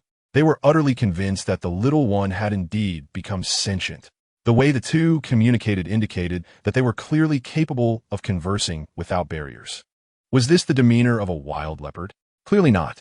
Chapter 58, The Oppression Brought by Carnivorous Beasts. Erecting a fence. "Come on, little one, let us venture forth," Su Yang called out to the diminutive creature. Upon receiving his command, little one sprang ahead with astonishing swiftness, exhibiting a velocity that was utterly uncharacteristic for such a small leopard. Su Yang, too, moved with remarkable speed, keeping pace without being left behind. This was not his full potential, for he was aware that he was currently live streaming. A slightly exaggerated performance might impress the audience. Yet if he were to exhibit excessive prowess, he risked being captured and subjected to dissection for study. Such an outcome was far from his desires. After advancing for 5 or 6 minutes, little one finally came to a halt, gazing intently ahead. Su Yang hurried forward and soon beheld a pool of blood and a rabbit pelt, entirely stripped of flesh. A few steps further revealed a scattering of feathers. Observing this scene, Su Yang's brow furrowed slightly. It appeared that his earlier conjecture was correct. Carnivorous animals had indeed made their presence known in this area. The fact that a rabbit and a wild chicken had been consumed so thoroughly, down to the bones, implied the involvement of a predator far from ordinary. It cannot be mere small carnivores, such as foxes, that could achieve such devastation, Su Yang mused aloud. This was not a favorable revelation. Although Su Yang possessed strength and speed that far surpassed that of an ordinary human, the presence of larger carnivorous beasts in the vicinity posed a significant threat. The safety of both Sister Mei and Sister Zhou would be compromised, and should he encounter such formidable creatures, he would have to take a wide detour. "Little one, do you have any idea what creature devoured our prey?" Su Yang inquired, casting a glance at the small leopard. Little one shook its head. clearly unaware of the identity of the beast responsible for their lost quarry. This was to be expected, as Su Yang had found little one when it was scarcely a month old. Had it encountered these predators earlier, it would likely have met a grim fate. What could it be? Perhaps an adult leopard? Su Yang pondered, stroking his chin. This possibility was indeed plausible. An adult leopard could easily consume a chicken and a rabbit, leaving no remnants behind. From the moment little one had appeared, Su Yang had suspected the presence of mature leopards on the island. After all, it was unlikely that the production crew had placed little one there. Yet, all of this remained mere speculation. Let us continue our exploration ahead. After a moment of contemplation, Su Yang resolved to survey the surroundings. The emergence of carnivorous creatures had already compromised their safety. He felt an unsettling restlessness, as clarity regarding the nature of these animals was imperative for his peace of mind. Moreover, if they were not addressed, these predators would pose significant challenges to their ongoing survival. The presence of wild animals would frighten the local prey away, making the capture of small creatures like hares and wild chickens considerably more difficult.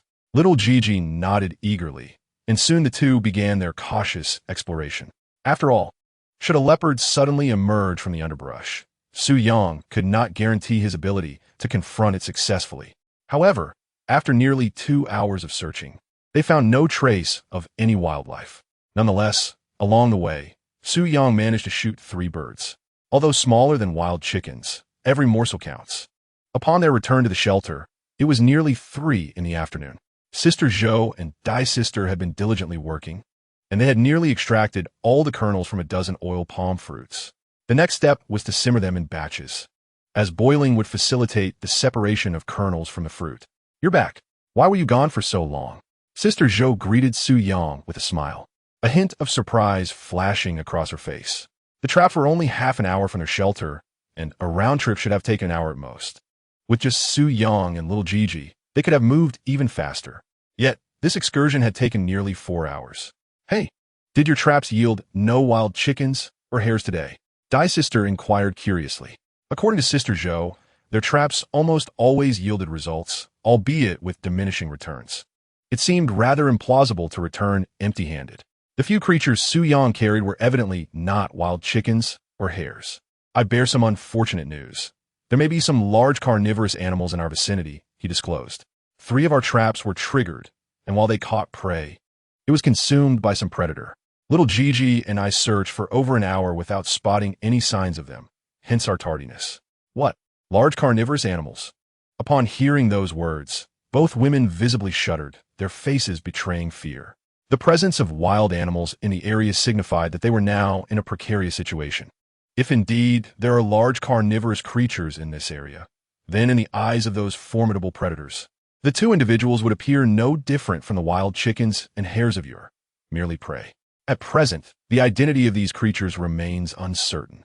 However, there is no need for the 2 of you to be overly frightened. As long as we are together, even carnivores typically refrain from launching an attack. Observing the fear etched on their faces, Su Yang offered words of comfort. "Oh, all right," they replied obediently, though the trepidation within them was not easily quelled. The sudden transition from hunter to hunted was not a simple adjustment. Nevertheless, after casting a glance at Su Yang, whose demeanor exuded calmness, their anxiety and fear began to wane. Su Yang always seemed to provide a certain sense of security, particularly for Sister Zhou, who placed her utmost trust in him. "Now, you 2 continue with your tasks. I shall venture to gather some bamboo and construct a fence around our shelter. Given the presence of large carnivorous animals, erecting a barrier has become exceedingly vital. This will offer a measure of protection, especially at night, allowing us to sleep more soundly." "Do take care," Sister Zhou promptly cautioned. The potential for large beasts to roam the area rendered every outing fraught with danger. "Indeed, I will," Su Yang affirmed, nodding before vanishing once more into the dense thicket. Chapter 59. The howls of wolves disrupt the night's tranquility. After more than 2 hours, Su Yang had made several trips carrying bamboo, along with vines and thorns. He meticulously divided the bamboo into thirds. For Su Yang, this labor was not exhausting. Rather, it was quite effortless. Before long, he had sorted the bamboo into approximately equal lengths. Next, he proceeded to dig a series of small holes around the shelter, spaced about 20 centimeters apart. He then buried a quarter of each bamboo pole into the ground, compacting the surrounding soil to ensure stability. Of course, each pole had to be interconnected with vines to enhance their solidity. Additionally, the thorns he had collected were interspersed among the bamboo, further fortifying the structure.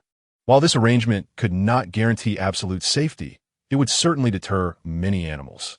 Time passed swiftly amidst the busyness, and by the time he completed his tasks, it was around 5 in the afternoon.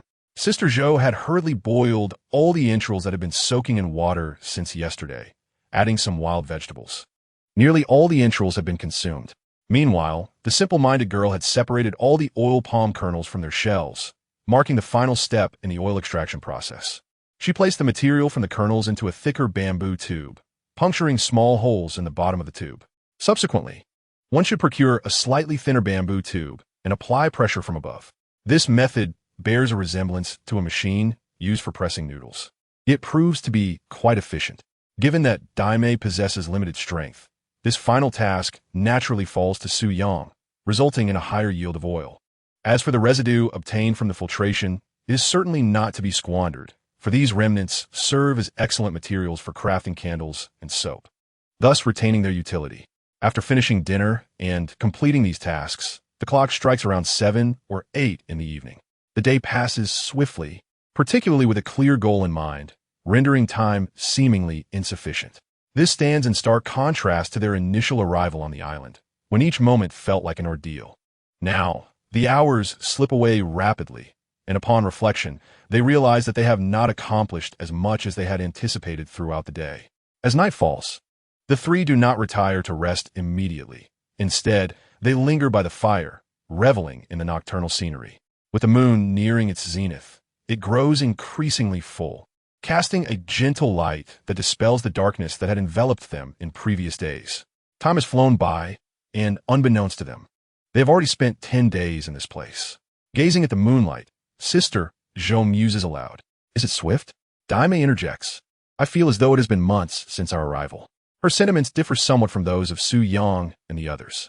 Since meeting them, she has sensed a slight acceleration in the passage of time. In their initial days on the island, both she and Zhishuan were utterly devoid of wilderness survival experience. Struggling to locate water and food, the physical strain and psychological turmoil quickly led to discord between them. The preceding days were primarily sustained by wild vegetables, and although only a handful of days had passed, they felt interminable, almost akin to an eternity. In retrospect, the conflicts with Zhishuan seemed trivial. After all, in such dire circumstances, devoid of sustenance and hope, tempers flared, including her own. Thank you for your hospitality, Daimei suddenly declares earnestly to the two. Reflecting on the hardships of the preceding days, she indeed feels a profound gratitude towards Su Yang and Sister Zhou for their refuge. What are you saying? Are we not still good friends? Sister Zhou retorts with a playful eye roll, clearly wishing for Daimei to forego such formalities. Over these past few days, Daimei has been quite helpful, contributing equally to their efforts. While camaraderie is paramount, gratitude must still be expressed. A gentle smile graces Daimei's face as she speaks. As Su Yang gazed at the enchanting figures of Sister Zhou and Daimei flanking him, illuminated by the flickering campfire and the silvery moonlight, they indeed appeared strikingly beautiful. Numerous hormones within the human body tend to surge during the night. Thus, we owe our gratitude to Su Yang. Sister Zhou remarked, casting a grateful look at him. Had it not been for Su Yang, she doubted she could have persevered this far, and life would have undoubtedly been far from smooth. Since arriving on the island, they had seldom faced hunger. Well, I've mentioned before that I could offer myself in gratitude. Daimei teased, a playful glint in her eye as she regarded Su Yang. Through their days of companionship, she had come to understand that he possessed a sense of humor. Moreover, his driving skills seemed to rival her own. Let us forge a bond of brotherhood, Su Yang declared earnestly after a moment of contemplation. Goodness, are you implying that Sister Zhou and I are unattractive? That is quite insulting, Daimei retorted, her displeasure palpable. She comprehended Su Yang's insinuation. In most dramas, if one finds the other appealing, they might offer themselves in gratitude. Whereas if their beauty does not meet expectations, they might suggest a platonic bond instead. Clearly, Su Yang was subtly suggesting that they were not to his liking, which was rather disheartening. While neither she nor Sister Zhou could be deemed exceptionally beautiful, they were certainly not unattractive. To be rejected was infuriating. What does it matter to me? It is you who should offer yourself, not I. Sister Zhou chuckled from the side, relishing Daimei's discomfiture.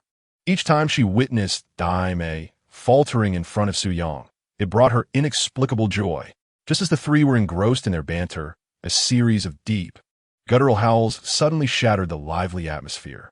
Both Sister Zhou and Daimei trembled, their faces instantly reflecting horror. What was that sound? Was it a wolf? They instinctively inched closer to Su Yang, their expressions laden with fear. Although the howl seemed distant, they were certain it was indeed the cry of a wolf. They had encountered wolves at the zoo and recognized their calls from television.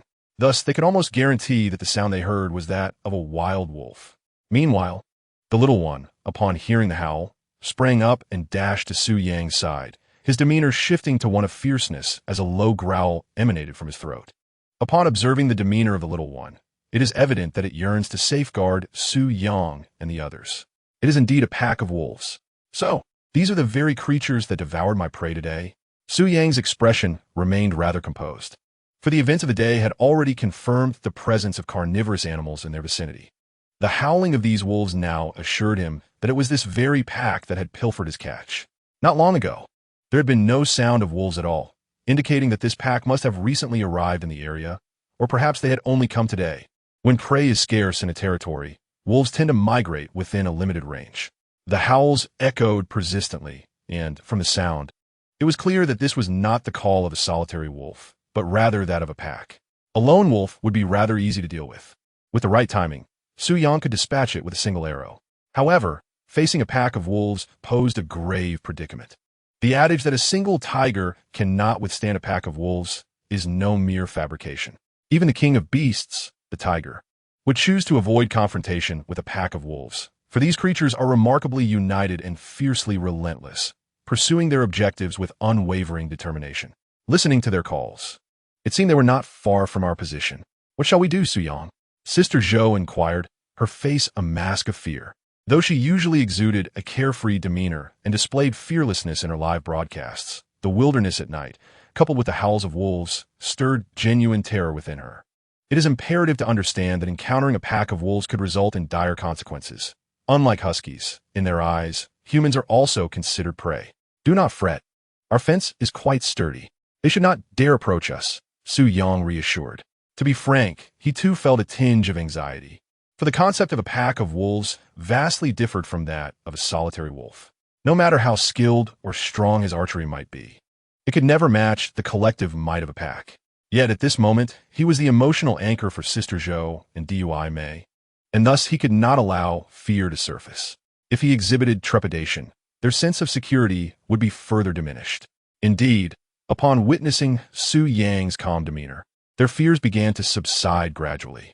Their fence stood a full 2 meters high, and it was unlikely that the wolves could breach it. Moreover, with a fire burning, most wild beasts would think twice before approaching. Very well, let us go inside and rest, Su Yang said in a tranquil tone. One must contemplate thoroughly on how to confront these packs of wolves. If they linger here for an extended period, it becomes imperative to devise a strategy to deal with them. He certainly despises the notion of being regarded as prey. Indeed, Sister Zhou and the naive girl promptly nodded in agreement.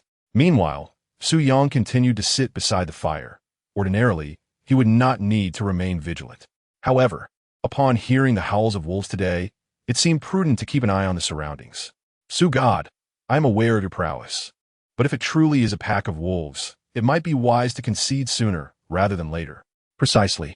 Though we genuinely wish for you to persevere until the end, it is not worth risking your life.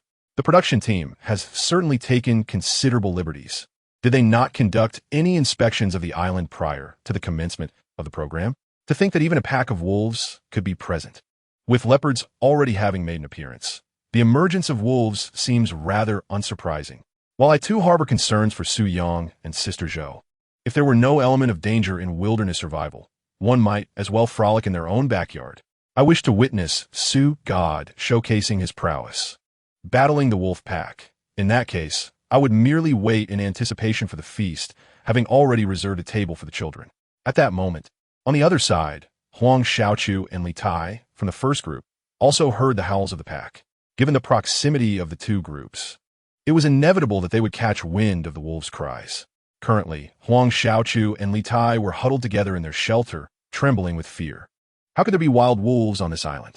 This development complicates matters significantly. The danger of enduring until the end escalates. Although Li Tai is a retired Special Forces soldier, he is acutely aware of the ferocity of wolf packs, more so than the average person. If it were a solitary wolf, perhaps he could devise a means to resolve the situation. However, a pack of wolves, which even the king of beasts dares not provoke, present a grave threat should they be discovered. Fortunately, the howls had only been faintly audible, indicating that the wolves were still a considerable distance from their shelter. What should we do? Are we to retreat? Our existence on the island has just begun to stabilize. Abandoning it now would be quite regrettable. Huang Xiaochu was evidently reluctant to withdraw. The howls had been distant. As long as they remained active within this area, the likelihood of encountering the pack should be minimal. Teacher Huang, let's endure a few more days and assess the situation. They could fortify their shelter's perimeter tomorrow, and besides, wild animals generally harbor a fear of fire. If they maintain a robust fire, the wolf pack would likely refrain from launching an attack. Li Tai, too, clenched his teeth, clearly unwilling to concede so easily. If they could endure until the conclusion, a substantial monetary reward awaited them, enough to allow him to live a life of ease and comfort for the latter half of his days. Moreover, Teacher Huang had previously promised him that after leaving the island, he would receive 60% of the prize. Very well, let us observe the situation further. Tomorrow, prepare more dry firewood and stoke the flames. Huang Xiaochu nodded and remarked. It must be said that Huang Xiaochu possessed considerable courage, being a man who had participated in extreme challenges. However, the current struggle for survival entailed far more than mere physical limits. It was a profound test of psychological endurance. The audience in the live stream expressed their admiration for the bravery of Huang Xiaochu and Li Tai. Where there are those of great courage, there are also those of lesser fortitude.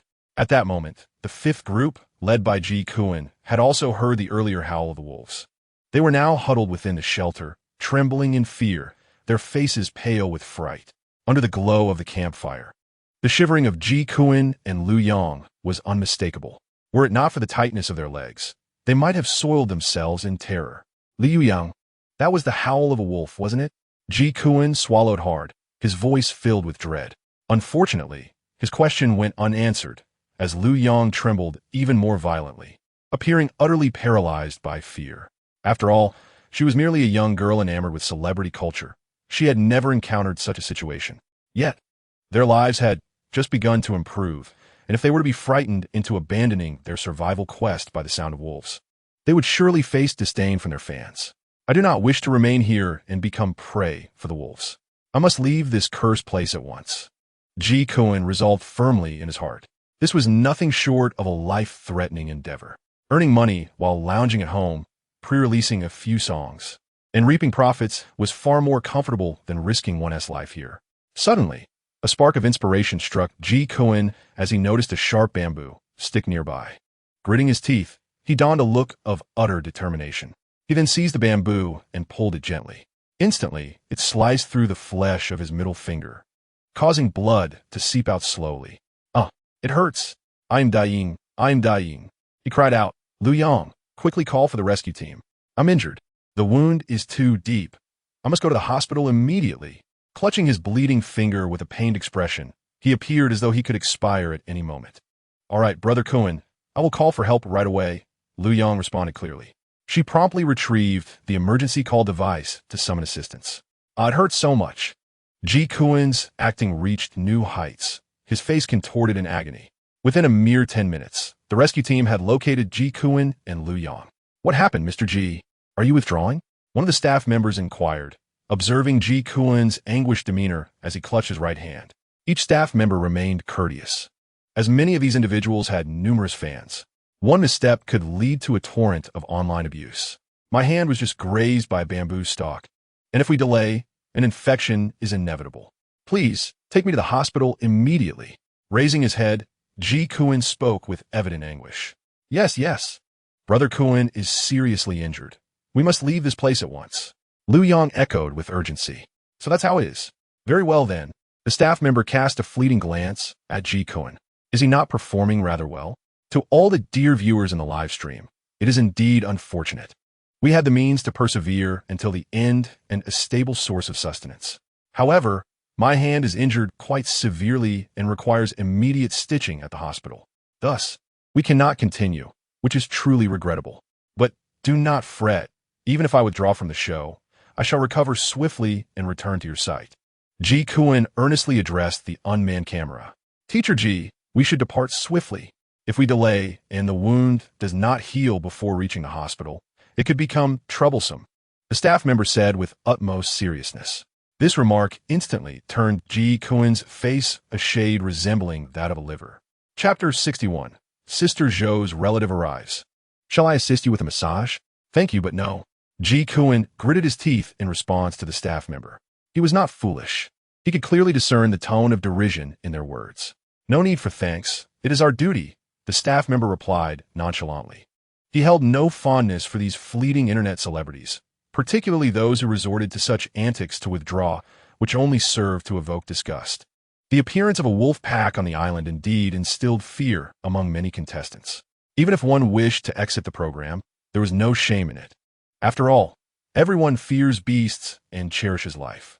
However, orchestrating such a farce to withdraw seemed rather lacking in dignity, only fostering further disdain. The viewers in the live stream were equally unimpressed. Such poor acting could hardly deceive the discerning audience online.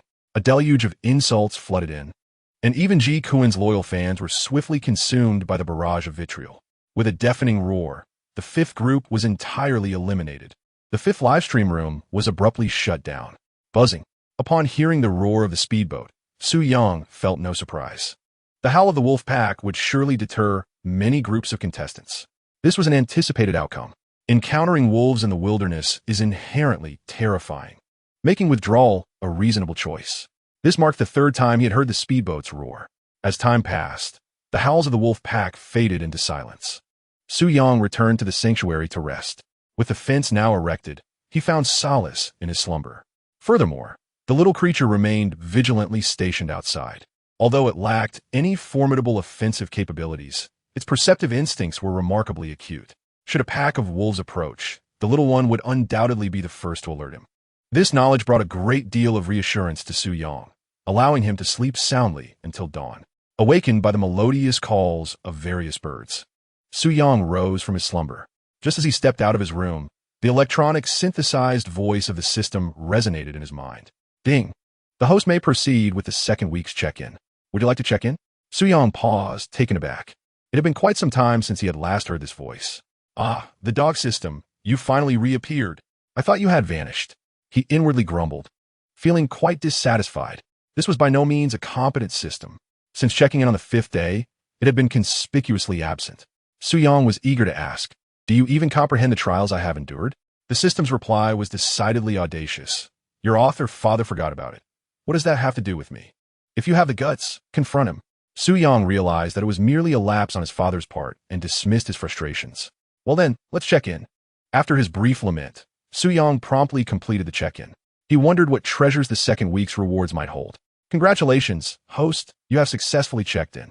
Rewards, Sovereign Aura, 5 Essence Cleansing Elixirs, Divine Singing Voice. The Sovereign Aura primarily affects animals, granting the host varying degrees of dominance over them. The Divine Singing Voice, on the other hand, ensures that one sings melodiously, an essential skill for impressing others. The rewards were straightforward, and the descriptions were easily comprehensible. Su Yang felt that this time, the rewards were somewhat lackluster. After such a long absence, the system's offerings seemed rather perfunctory. The so-called Sovereign Aura sounded utterly ridiculous. And as for the Divine Singing Voice, this was a wilderness survival scenario, not a singing competition. The reward appeared to hold little practical use. Did he really need to sing to show off? Moreover, with only 2 princesses around, did he truly require vocal prowess to win their affection? Despite his complaints, he resolved to accept the rewards without further ado. Subsequently, Su Yang reviewed his personal attributes. Host, Su Yang, Strength, 18, Base Strength, 7. Speed, 15, Base Speed, 6. Endurance, 15, Base Endurance, 7. Essence Cleansing Elixirs, 6. Abilities, Comprehensive Plant and Animal Identification. Max level archery, beginner beast language, beginner beast taming, sovereign aura, divine singing voice. At least he was grateful that this time he had received the essence cleansing elixirs. With 5 vials of marrow cleansing liquid in hand, the current rewards were not too disappointing. Coupled with the one he had saved from before, he now possessed a total of 6 vials, allowing him to continue fortifying his physique.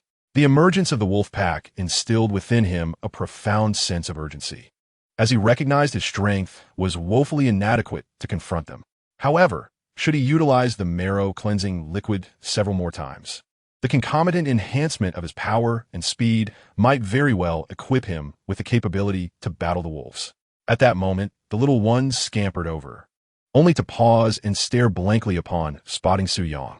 Though still affectionate, Su Yang discerned a newfound reverence emanating from the little one. Could it be the influence of the aura of dominance? Su Yang muset internally. It appeared that the aura indeed held some sway, as it was palpable even without being directed at the little one. Henceforth, Su Yang resolved to embody a man imbued with an aura of authority. After a brief refreshment, Su Yang returned to the shelter, where he found the girl already awake. However, Sister Zhou remained in bed, curled up and trembling slightly, clearly unwell. "What is wrong? Are you feeling ill?" Su Yang inquired gently as he settled at her bedside.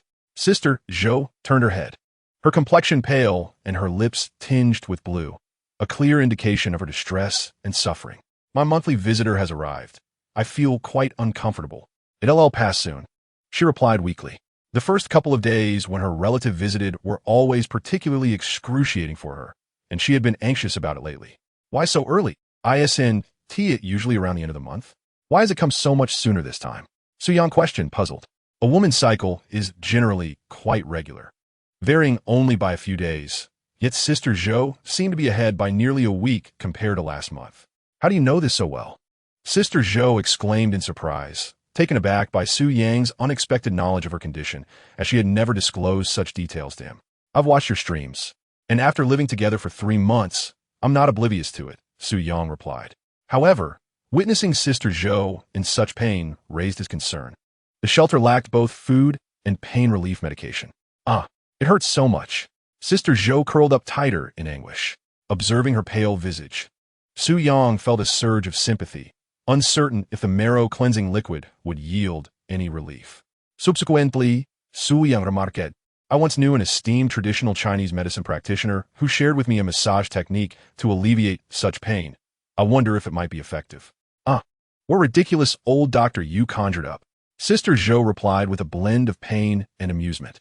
Nevertheless, she continued, "Perhaps you might as well give it a try." Chapter 62. "Come, let me examine your wound." "All right," Su Yang readily agreed. He then proceeded to unfasten Sister Zhou's outer jacket. "What are you doing?" she exclaimed in alarm. Despite being in a secluded area, the presence of a Na'vi girl outside added to her discomfort. Was it appropriate to be so overt? Moreover, given her current state of distress, was Su Yang attempting to take advantage of her vulnerability? "Of course, I am merely going to perform the massage," Su Yang replied earnestly. He explained, whether it be a regular stomach ache or discomfort following a visit from relatives, gentle massage proves to be remarkably effective. While the old doctor may be a figment of my imagination, the wisdom holds true. The elder generation often chanted soothing phrases while tending to a child's belly. As Grandma would say, "A gentle rub will ease the pain." Is it not effective through clothing? Sister Zhou asked weakly, feeling akin to a lamb led to slaughter. "Certainly not," Su Yang retorted. The old practitioner stated that direct contact is essential for efficacy. "It is primarily the warmth of my palms that alleviates your pain. How could it work through fabric?" His reasoning was quite persuasive. "Very well," Sister Zhou conceded, perhaps overwhelmed by her discomfort and willing to overlook her reservations. She hoped he was not merely deceiving her. Su Yang commenced the massage, feeling the smoothness of her skin, which bore a slight softness. System: administer a dose of the cleansing liquid to Sister Zhou, he silently commanded within his mind. He possessed 6 doses of the cleansing liquid, and anticipated further rewards from the system in the future. Thus, 1 dose was not overly precious to him. Success. The cleansing liquid has been applied. The system's synthesized voice resonated in his mind. In that instant, Sister Zhou's expression shifted dramatically, as she felt the agonizing pain in her abdomen dissipate entirely. Could it truly be effective? She was momentarily stunned, her mind grappling with disbelief. Initially, she had thought Su Yang was merely jesting at her expense. But to her astonishment, his technique proved genuinely beneficial, yielding remarkable results. Within less than a minute of the massage, the excruciating pain she had endured had vanished completely. Observing Sister Zhou's astonished countenance, Su Yang realized the cleansing liquid was indeed potent.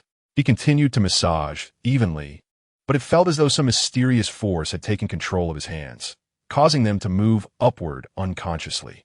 In a state of astonishment, Sister Zhou suddenly sensed something amiss. She sprang upright, exclaiming, "What on earth are you doing? This is a bit excessive." With determination, she pushed Su Yang's hand away.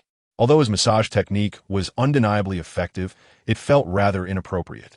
At that moment, she comprehended the meaning of killing the donkey after the grind. How swiftly things had turned. Su Yang wore a helpless expression. Fortunately, the cleansing fluid was remarkably potent. Otherwise, he would have been at a loss on how to handle such a situation. The sweat was profuse. Only then did Sister Zhou realize her body was drenched in perspiration. However, aside from the absence of any pain, she felt extremely comfortable. Indeed, the old Chinese physician possessed exceptional skills. "How about I examine your wound?" Su Yang kindly inquired, recognizing the seriousness of the matter. Without seeing the injury, he felt a lingering unease. Mutual concern among companions was of utmost importance. "Goodness, you truly are my dear cousin. Please, for the love of all that is holy, just step outside. I can check my own wound." Sister Zhou felt on the verge of a breakdown. How had Su Yang transformed into this? What distinguished him from those individuals in her live stream? With a resigned sigh, Su Yang reluctantly exited the room. After a brief interval of over 10 minutes, Sister Zhou emerged from the chamber, evidently having attended to her injury. How she managed it remained a mystery to Su Yang. After casting a glare in his direction, she proceeded to wash up. The ungratefulness! Su Yang shook his head in exasperation. He had rendered her such significant assistance. Yet she refused even a modest request to check her wound. Human nature, indeed, could be so selfish. Upon seeing Sister Zhou, Dai Sister was taken aback, her curiosity piqued. "Brother, have you undergone a second development?" she queried, astonished to notice that Sister Zhou appeared somewhat enlarged today. This was certainly no illusion. "Really?" Sister Zhou paused, weighing her hands, and indeed, it felt as though there was a notable increase. She was surprised by the weightiness. Could it be that Su Yang's massage technique had breast-enhancing effects? In the following hours, Su Yang gathered some bamboo strips and proceeded to make small holes within them. He then cut the previously collected pig bristles to uniform lengths, tightly binding them together before inserting them into the holes. Having cleaned the bristles 5 or 6 times and subjected them to boiling water, followed by soaking for 2 full days, they were now ready for use as toothbrushes. In the wilderness survival context, there were not many complexities.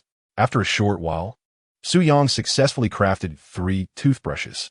It seemed that soon, he would need to devise a means to procure some toothpaste. "Using charcoal for daily dental care has left my gums quite sore."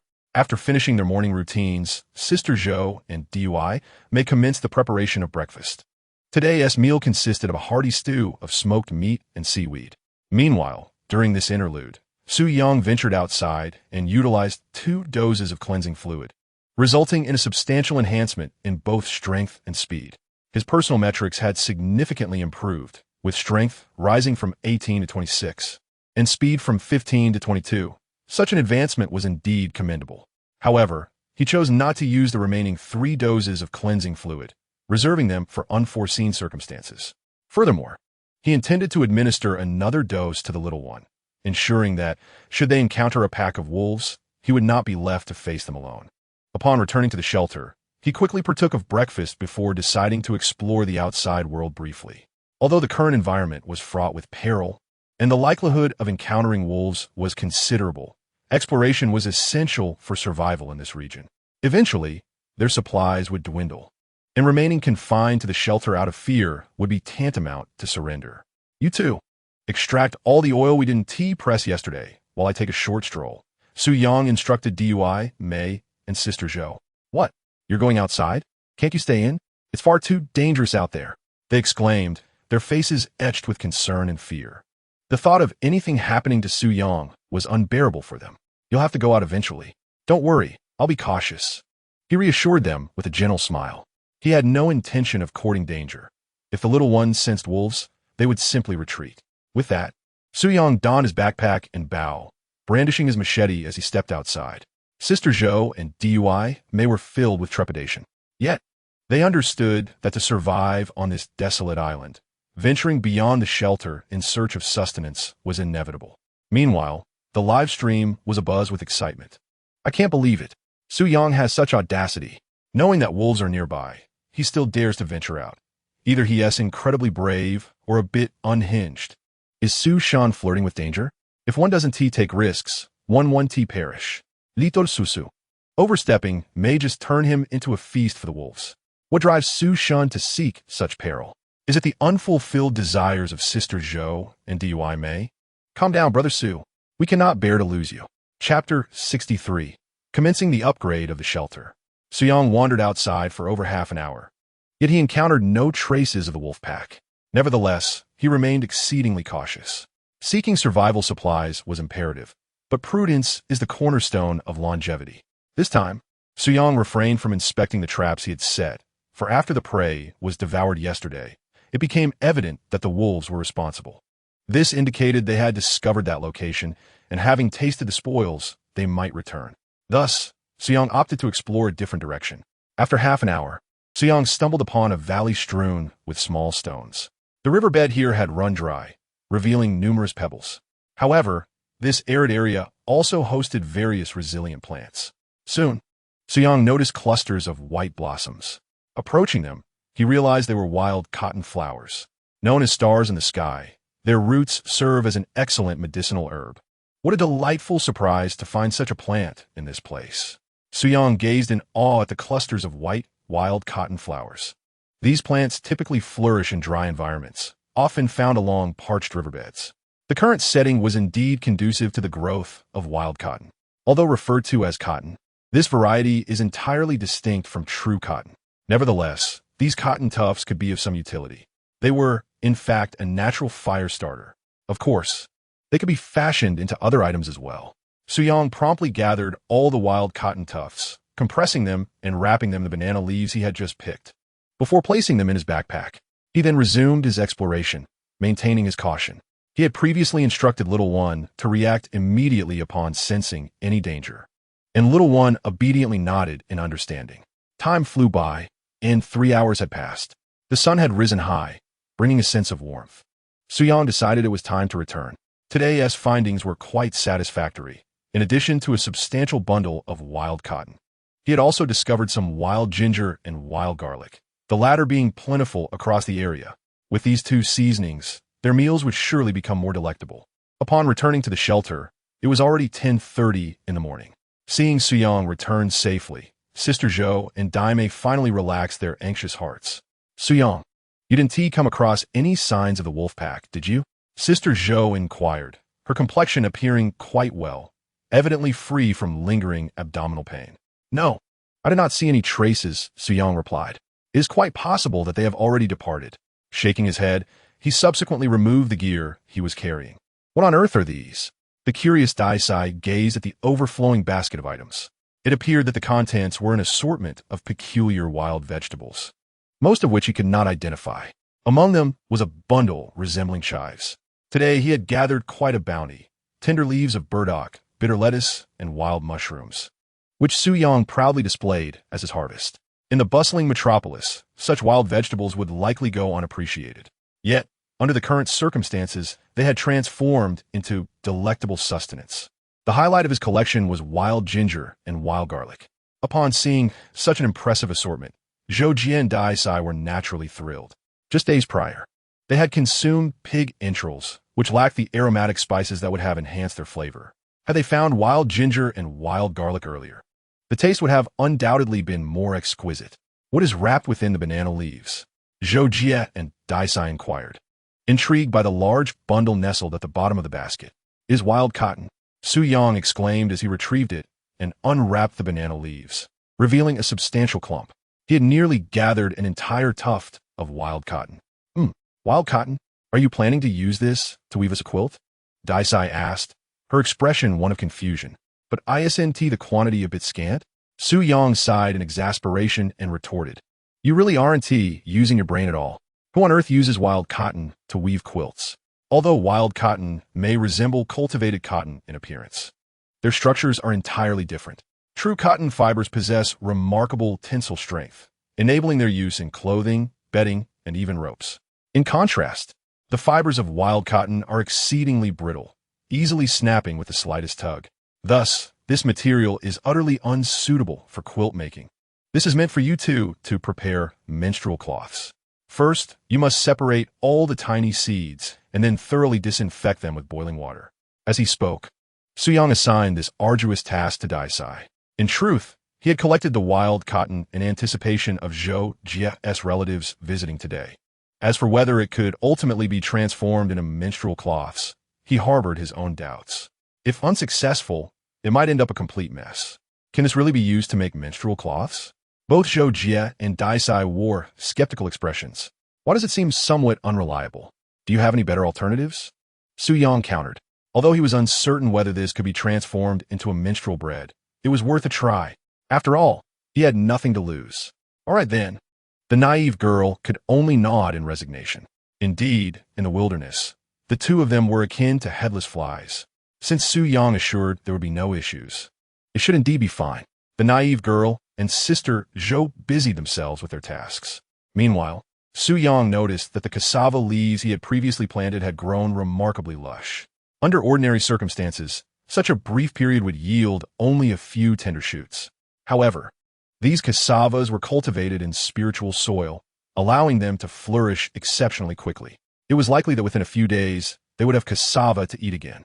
After resting for 2 hours and finishing lunch, Su Yang resolved to commence upgrading their shelter from that day forth. Originally, his plan was to stockpile some reserve food before focusing on enhancing the shelter. Yet, the sudden appearance of the wolf pack had completely disrupted his plans. Thus, the task of food storage would have to be postponed for a while. For the next few days, he would observe the situation to see if the howling of wolves could still be heard at night. If they did, it would indicate that the pack had not vacated the area, and hunting still posed a significant risk. Their food supply was currently adequate. However, if the food ran out and the wolves had not departed, they would need to devise a proper strategy to eliminate the threat entirely. After all, to survive in this region, coexisting with the wolf pack was not an option. Chapter 64. The Effects of Marrow Cleansing Liquid. Has Sister Zhou taken stimulants? Although the previously constructed bamboo shelter was encased in a layer of mixed mud, it was still too thin. In the current climate, it could barely suffice. But once deep autumn or even a harsh winter arrived, such a shelter would be inadequate to maintain warmth. Therefore, this time, he intended to construct a rammed earth house. The thick walls of a rammed earth house would provide excellent insulation. Once the construction was near completion, he would also create underfloor heating, ensuring that even in the depths of winter, they would not feel cold. In the past, when building houses in rural areas, the rammed earth method was commonly employed. Although Su Yang could not claim to be an expert in this technique, he possessed a modicum of knowledge. First, he needed to manufacture the tools for rammed earth construction, known in rural areas as the machine circle, along with a pestle hammer. These tools were quite simple to create. He would need 12 evenly sized rafters, which could easily be substituted with bamboo in this instance. The structure would be divided into 2 sides, with 6 rafters tightly bound together with vines on one side, resembling a bamboo raft. The final 2 sides are fixed, forming a rectangular shape, with a spacing of approximately 30 to 40 centimeters between the 2 rows of bamboo, which also determines the thickness of the wall once completed. After crafting the necessary tools, one can continuously add soil into the structure and then compact it with a pestle. This method, while labor-intensive, is not overly time-consuming. In contrast, constructing a brick house would require an immense amount of time just for the brick firing process alone. Once Su Yang had a rough idea of the construction, he began digging the foundation. It is crucial to excavate a foundation that is 30 centimeters deep to ensure the stability of the walls. Moreover, the ground in certain areas is uneven, necessitating further leveling later on. Should the foundation be too shallow, complications may arise down the line. Zhou Jie and I may quickly join to lend a hand, as upgrading such a shelter is an extensive endeavor. With 3 individuals working together, the progress would undoubtedly accelerate. After the foundation was dug, it was already past 2 in the afternoon. The next step was to construct the walls. The first task was to find a large stone to serve as a pestle for compaction. In this desolate wilderness, locating a sufficiently large stone proved quite easy. Thus, the wall construction commenced in earnest. Zhou Jie and Daimei took turns delivering soil, while Su Yang was responsible for the compaction. Given that the tools they had crafted were only 3 meters long, each wall required 2 rounds to complete. During the wall construction, several bamboo sticks were inserted vertically within the tool factory, naturally to enhance the stability and strength of the wall. Zhou Jie and Daimei continuously transported soil, seemingly eager to showcase their abilities. Consequently, they began at a brisk pace, as these physical tasks were areas where they could assist Su Yang. However, there are moments when enthusiasm exceeds capability. Each layer of the wall could only be built to a height of 50 to 60 centimeters, while the wall must ultimately reach at least 2 meters in height. This implies that each wall must be compacted at least 4 times. Such a task is indeed physically demanding. In the initial minutes, Daimei, eager to demonstrate her worth, worked with remarkable speed. However, after a short while, she was drenched in sweat, and her pace noticeably slowed. Prior to participating in this undertaking, she had never engaged in such laborious tasks, and her body was beginning to tire. In contrast, Zhou Jie, after several minutes, appeared unfazed, maintaining her speed and showing no signs of fatigue, as if she possessed an inexhaustible reserve of energy. "Hey, what is going on with you today? Have you taken some kind of stimulant? You seem to be brimming with energy." Daimei expressed her bewilderment. Like her, Zhou Jie had never before engaged in such physically demanding work. "However, why is it that after working for over 10 minutes, I still feel so lively? This is simply an inconceivable phenomenon. I doubt even the most potent stimulant could produce such vigor. In truth, I cannot comprehend this situation. I sense that my body has undergone some transformation. Despite working tirelessly for half a day, I feel no trace of fatigue."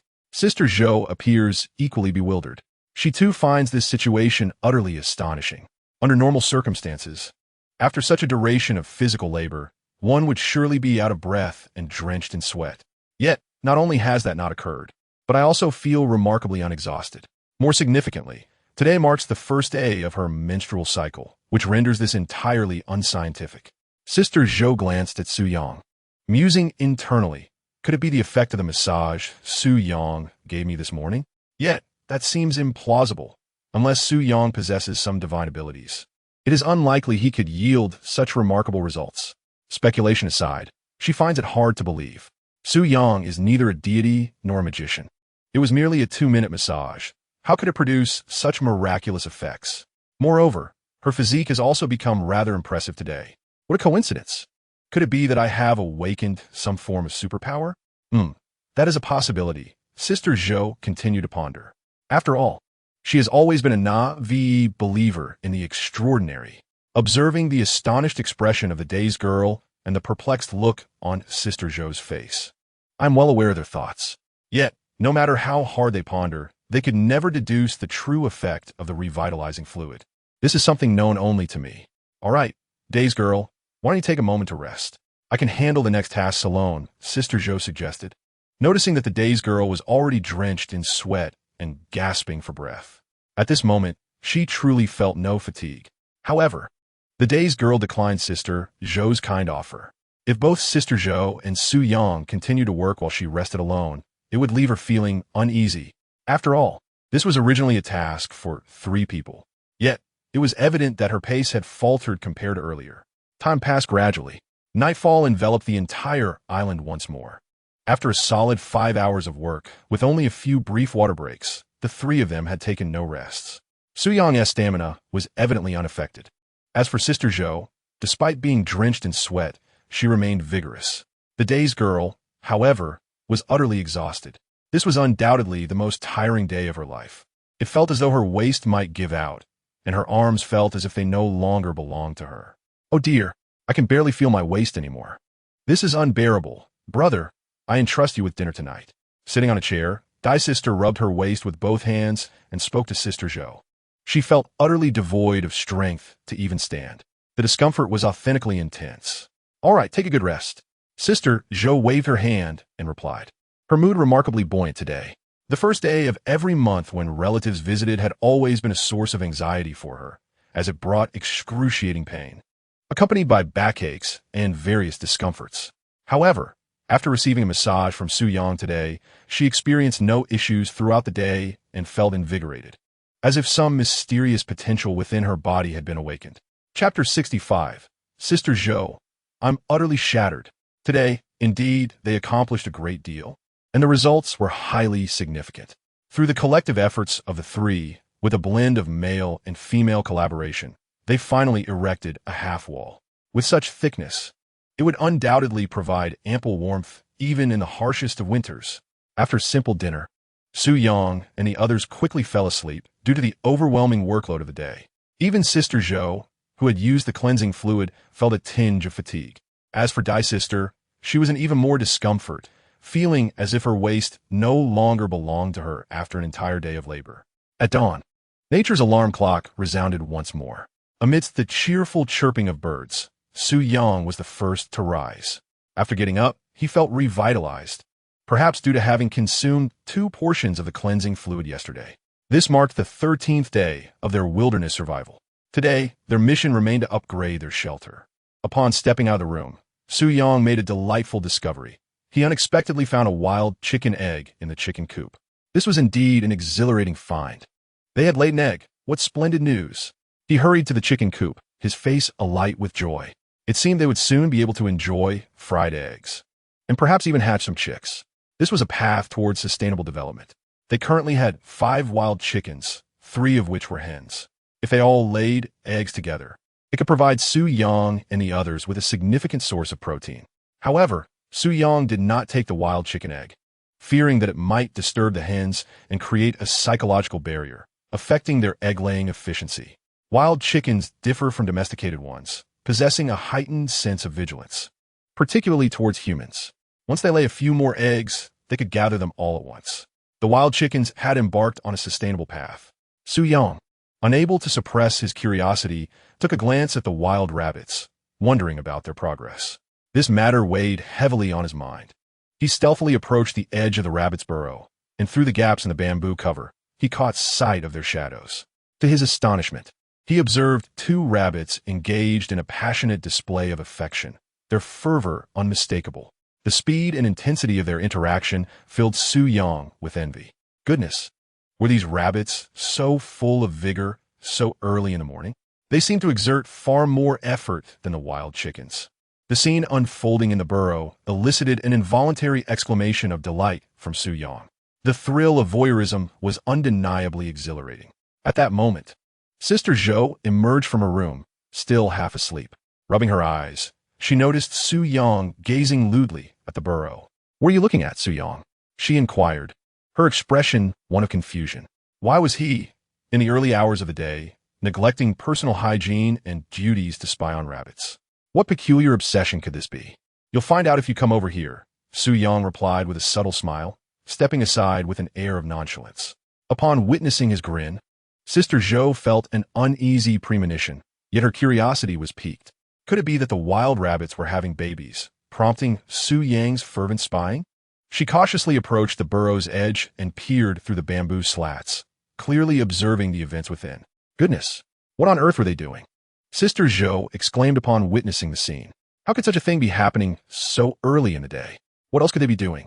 "The rabbits are merely engaging in their natural behaviors," Su Yang responded with a calm smile, fully anticipating her reaction. "Wow, how could you become so utterly disgusting?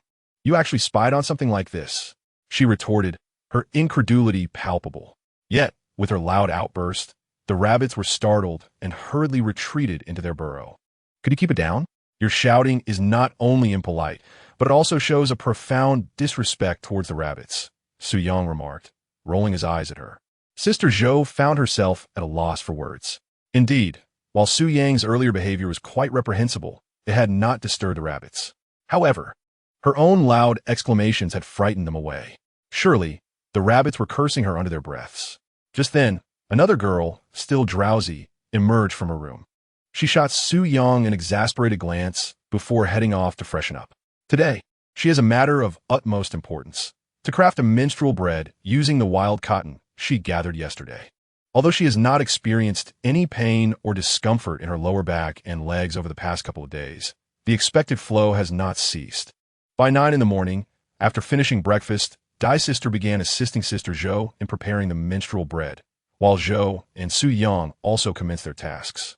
Given yesterday's observations, Zhou possessed stamina and strength that far surpassed Dai's sisters, resulting in a more efficient partnership between Su Yang and Zhou. Within the span of the morning, the duo successfully completed the second wall. It is estimated that, within 3 days, the entire shelter will be constructed. As for the finer details, they shall be addressed gradually. Meanwhile, at another location on the island, the 22nd group of contestants consists of a pair of sisters, Lu Shishir and Lu Yi. Initially, this duo did not attract much attention at the onset of the program. However, as time progressed, the sisters showcased remarkable wilderness survival skills, enabling them to lead a commendable lifestyle. They have resolved their water source issue and now possess a relatively stable food supply. Consequently, the audience's interest in them has surged, growing from a mere 100,000 fans to over 2 million. Though they have not surpassed the foundational fan base of established celebrities and streamers among all the amateur contestants, this sister duo has garnered immense popularity, significantly outpacing their peers. Their outstanding achievements and wilderness survival abilities have caught the attention of the production team, leading to increased recommendations for them. The topic of sister duos is inherently popular, particularly when the sisters possess striking beauty, elevating their appeal even further. At this moment, Lu Shishir's gaze is resolute as she focuses on a distant flock of wild chickens. With her bow drawn and arrow nocked, she assumes a shooting stance. Beside her, Lu Yi holds her breath, harboring absolute confidence in her sister's archery skills. Whoosh! The arrow is released in an instant. Thud! The flock of wild chickens, startled, takes to the sky in chaos. However, one among them will never soar again. Incredible, sister! Your archery is simply astounding, Lu Yi exclaims with excitement, having just secured 12 wild chickens for their reserves. With such remarkable archery skills, they're certain to endure until the end. Go fetch the wild chickens. Lu Shishir's expression remained largely unchanged, as if everything unfolded within her expectations. She skillfully knocked her bow once more. This marked the third game bird she had taken today. It was time to return and partake in a meal. Wow, Miss Shishir is truly remarkable. Her archery skills are quite extraordinary. Indeed, she has already shot her third wild chicken today. Mother, I have fallen in love. Quickly, prepare my betrothal gifts. I find this spirited young lady utterly captivating. Even I, as a woman, have developed an admiration for Sister Shishir. As for you all, I still prefer the gentle and adorable Sister Yi. Shishir's archery skills can surely be compared to those of the divine archer Su. Please, refrain from causing a commotion upstairs. Undeniably, Sister Shishir's skills are impressive, yet there remains a considerable gap when compared to Su. Indeed, I too admire Sister Shishir, but when it comes to archery, it is clear that Su excels, being an unmatched marksman. In this regard, Su Yang is undoubtedly the god of archery, without a shadow of a doubt. Chapter 66. The bandit Zhang Xiaoxiao targets the Lu sisters. The sanctuary of the Lu sisters, Lu Shishir and Lu Yi, is quite unique. Upon arriving on the island, they discovered a natural cave, serving as a refuge. Furthermore, it is a sustainable shelter for long-term habitation. Thus, they possess not only strength, but also remarkable fortune. At the entrance of their cave, 9 smoked wild chickens await them. With the 3 they have just caught today, their total count has reached 12. This bounty is sufficient to sustain them for half a month, especially considering that young ladies typically have modest appetites, and these two are quite frugal. Sister, we are destined to be the ultimate victors. I have already envisioned how to spend such a generous prize. First, let us acquire a spacious house, and the remainder shall serve as our dowry. Lu Yi exclaimed, linking her arm with Lu Shishir, her eyes squinting into crescent shapes, adorned with charming dimples, exuding a refreshing beauty. Lu Shishir's initial impression is that of a mature and composed young woman, with a somewhat aloof demeanor. In stark contrast, Lu Yi is vivacious and cheerful, perpetually wearing a pleasant smile. Do not be overly optimistic. While our current living conditions are satisfactory, they are intrinsically linked to our luck. Moreover, among the 100 contestants, There are undoubtedly those who are stronger and luckier than us, Lu Shirsha remarked. Her intention was not to dampen spirits, but rather to convey a reality. With 200 participants in total, it is certain that some possess exceptional survival skills. Maintaining such a mindset may indeed increase their chances of enduring to the end. All right, Lu Yi conceded with a smile, choosing not to argue further. In her heart, her sister was the strongest presence. She remained resolute in her belief that both she and her sister would ultimately survive. Soon, the two returned to their modest refuge, consumed a simple meal, and prepared to inspect the fish traps by the small river. They had set several fishing cages along the riverbank. Although they could only catch small fish and shrimp, it was a vital source of protein. Even the slightest morsel of food was not to be wasted. For those who were eliminated often looked down on such small provisions. However, just as they stepped out of the shelter, Lu Shirsha's expression seemed to shift. "What's wrong, sister?" Lu Yi quickly inquired, noticing Lu Shirsha's sudden seriousness.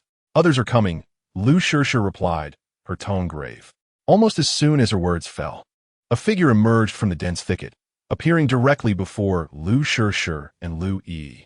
Following closely behind were 3 more individuals, making a total of 4 men, all of whom were rather unremarkable. Wasn't it the insufferable Zhang Xiao? Were they not competitors from the 9th group? What were they doing here? And why were there 4 of them? Had 2 groups allied? The leader of this unwelcome gathering was none other than the detestable Zhang Xiao, accompanied by 3 others, one notably burly, while the other 2 were unfamiliar, suggesting they were also novice competitors.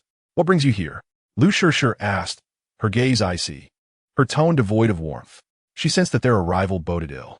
"Dear ladies, I have been observing you for over half an hour, and it appears you have a considerable supply of food. I hope you might kindly share some with us. I would be most grateful." Zhang Xiao's repugnant grin made their intentions unmistakably clear. Indeed, they were there to seize food and resources. He had already resolved to ally with 2 other contestants in recent days, thereby bolstering their ranks and enabling their actions to flow smoothly. "Please vacate our territory immediately. Otherwise, I shall not hold back." Lu Shirsha's tone grew even colder, her expression darkening further. If they attempted to take by force, the 2 sisters would have no means to resist. Although her archery skills were commendable, she could only aim at small animals and would never dare shoot at a person. "Isn't this akin to the actions of a bandit? Are you not afraid of being punished by the production team for your actions?" Lu Yi exclaimed, visibly infuriated. It was evident that these individuals sought to brazenly seize their provisions. Moreover, it was utterly outrageous that 4 robust men would bully 2 vulnerable women. "Not in the least," one of them retorted. "Here, in the Wilderness Survival Challenge, one must employ every means necessary to endure. I believe the production team would wholeheartedly endorse our methods. As for being courteous, you would do well not to pursue that course, for my companions are not inclined to show mercy," Zhang Xiao proclaimed with unabashed pride. For most celebrities and streamers, maintaining a public persona is of paramount importance, compelling them to safeguard their image and refrain from engaging in morally reprehensible acts. Yet, he was unperturbed. Fully aware of his notorious reputation online, he reasoned that no matter how vehemently he was criticized, it held little weight against the allure of the final prize. Viewers in a live stream were instantly repulsed by Zhang Xiao's brazen misconduct, audaciously plundering the fruits of others' labor. His audacity was astounding, leaving them feeling utterly powerless. If he were to target male contestants, it might be somewhat acceptable. However, preying upon 2 young girls was simply unconscionable. "Beasts. Truly, they're devoid of humanity." One viewer vented, "This vile creature has set his sights on the Lu sisters. I am filled with rage." As expletives filled the 2 live streams, many spectators flooded into the official channel to denounce and report Zhang Xiao's transgressions. Yet, it seemed futile. Perhaps for Shark Platform, traffic was everything, or perhaps the capital backing Zhang Xiao was formidable enough to withstand the backlash. Lu Shirsha and Lu Yi gritted their teeth in frustration, feeling utterly helpless. "Sister, what should we do? We have worked so hard to gather our supplies," Lu Yi cried, tears welling up in her eyes. This was their labor, the culmination of days of effort. "Let us go." Lu Yi's resolve hardened as she clenched her fists, a single word escaping her lips despite the anguish.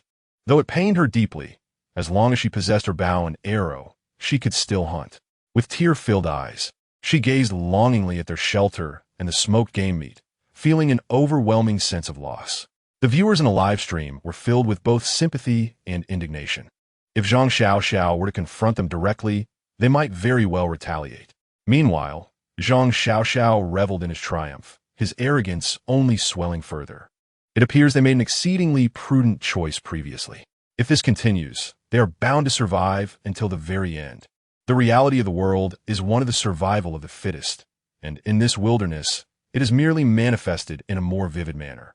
After taking a few steps, Lu Shishir turned her head, her gaze icy as she fixed it upon Zhang Xiaoxiao. With a frigid tone, she declared, "I have always believed in the principle of causality. Your actions will inevitably bring about retribution. You cannot possibly endure until the end, and I eagerly anticipate that day." Having spoken, Lu Shishir grasped Lu Yi's hand and subsequently vanished into the thicket. This only served to inflate Zhang Xiaoxiao and her companion's sense of superiority. Meanwhile, the audience in the 20-second live broadcast room, witnessing the unjust plight of the Lu sisters, were so incensed that they shattered their phones in frustration. Chapter 67.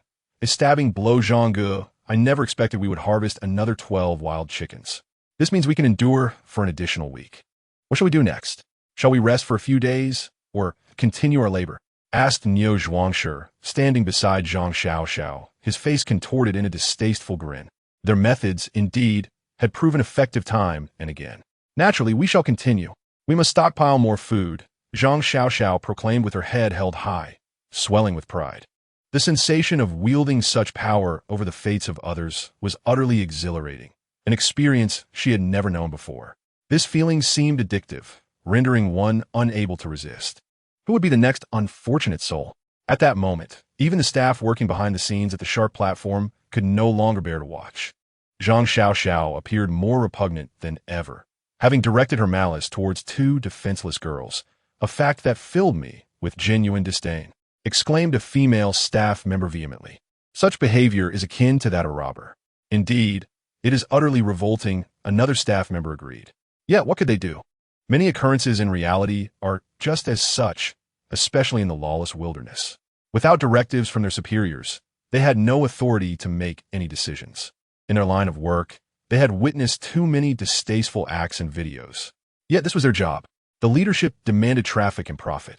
And while Zhang Xiaoxiao's actions repulsed many, it was undeniable that such behavior garnered greater viewership.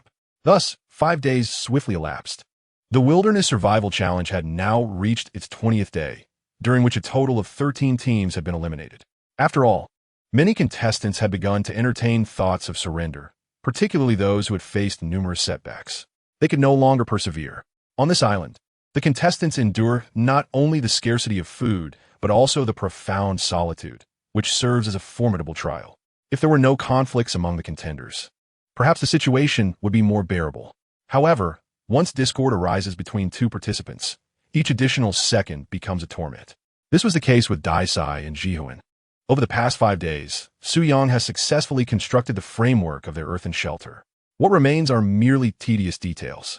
During this time, he has also seized opportunities to enhance Little Dot twice with the cleansing fluid. In a mere 5 days, Little Dot's size has doubled, leaving all viewers in the live stream utterly astonished. Even Daimei and Sister Zhou, who have lived alongside him, are at a loss to comprehend this phenomenon. While it is true that young animals may grow at an accelerated pace during this stage, Little Dot's growth rate is nothing short of extraordinary. At this moment, he has nearly attained the size of an adult wolf dog.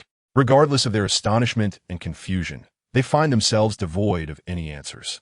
Ultimately, they can only speculate that Little Dot's breed may be somewhat exceptional, allowing for such rapid growth. As dawn breaks, Su Yang is once again the first to awaken, taking a deep breath of fresh air. Has it truly been 20 days? Time indeed flies. Another beautiful day awaits. Stretching lazily, he muses to himself. The past 5 days spent constructing the shelter have certainly exhausted the 3 of them. Fortunately, the main framework is now complete. The remaining tasks are minor. And with winter yet to arrive, there is no need for haste. Over the last 5 days, they have occasionally heard the calls of wolves, indicating that the pack has not vacated the area. This realization has stirred within Su Yang a firm resolve to eliminate the wolves entirely. The persistent danger lurking nearby is an unsettling feeling that he cannot abide. Ding. The system is available for the day 20 check-in. Would the host like to check in? At that moment, the electronic, synthesized voice of the system suddenly echoed in his mind. Oh, it has appeared again? Su Yang is taken aback.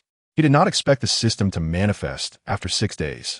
It seems that the timing of his system's appearances lacks any discernible pattern, as it always shows up whenever he least expects it. As for the reason, those in the know understand. Without hesitation, Su Yang opts to check in. Regardless of the rewards, they should prove useful.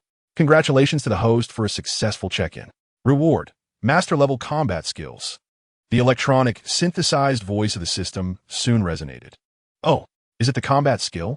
To his astonishment, there was no cleansing elixir this time. Su Yang felt a tinge of surprise. After all, every previous reward had included the cleansing elixir. Yet, this time, the reward was solely a master-level combat technique. Although there was a slight disappointment, it was not unbearable. After all, he had fully acquired the skills and abilities necessary for survival.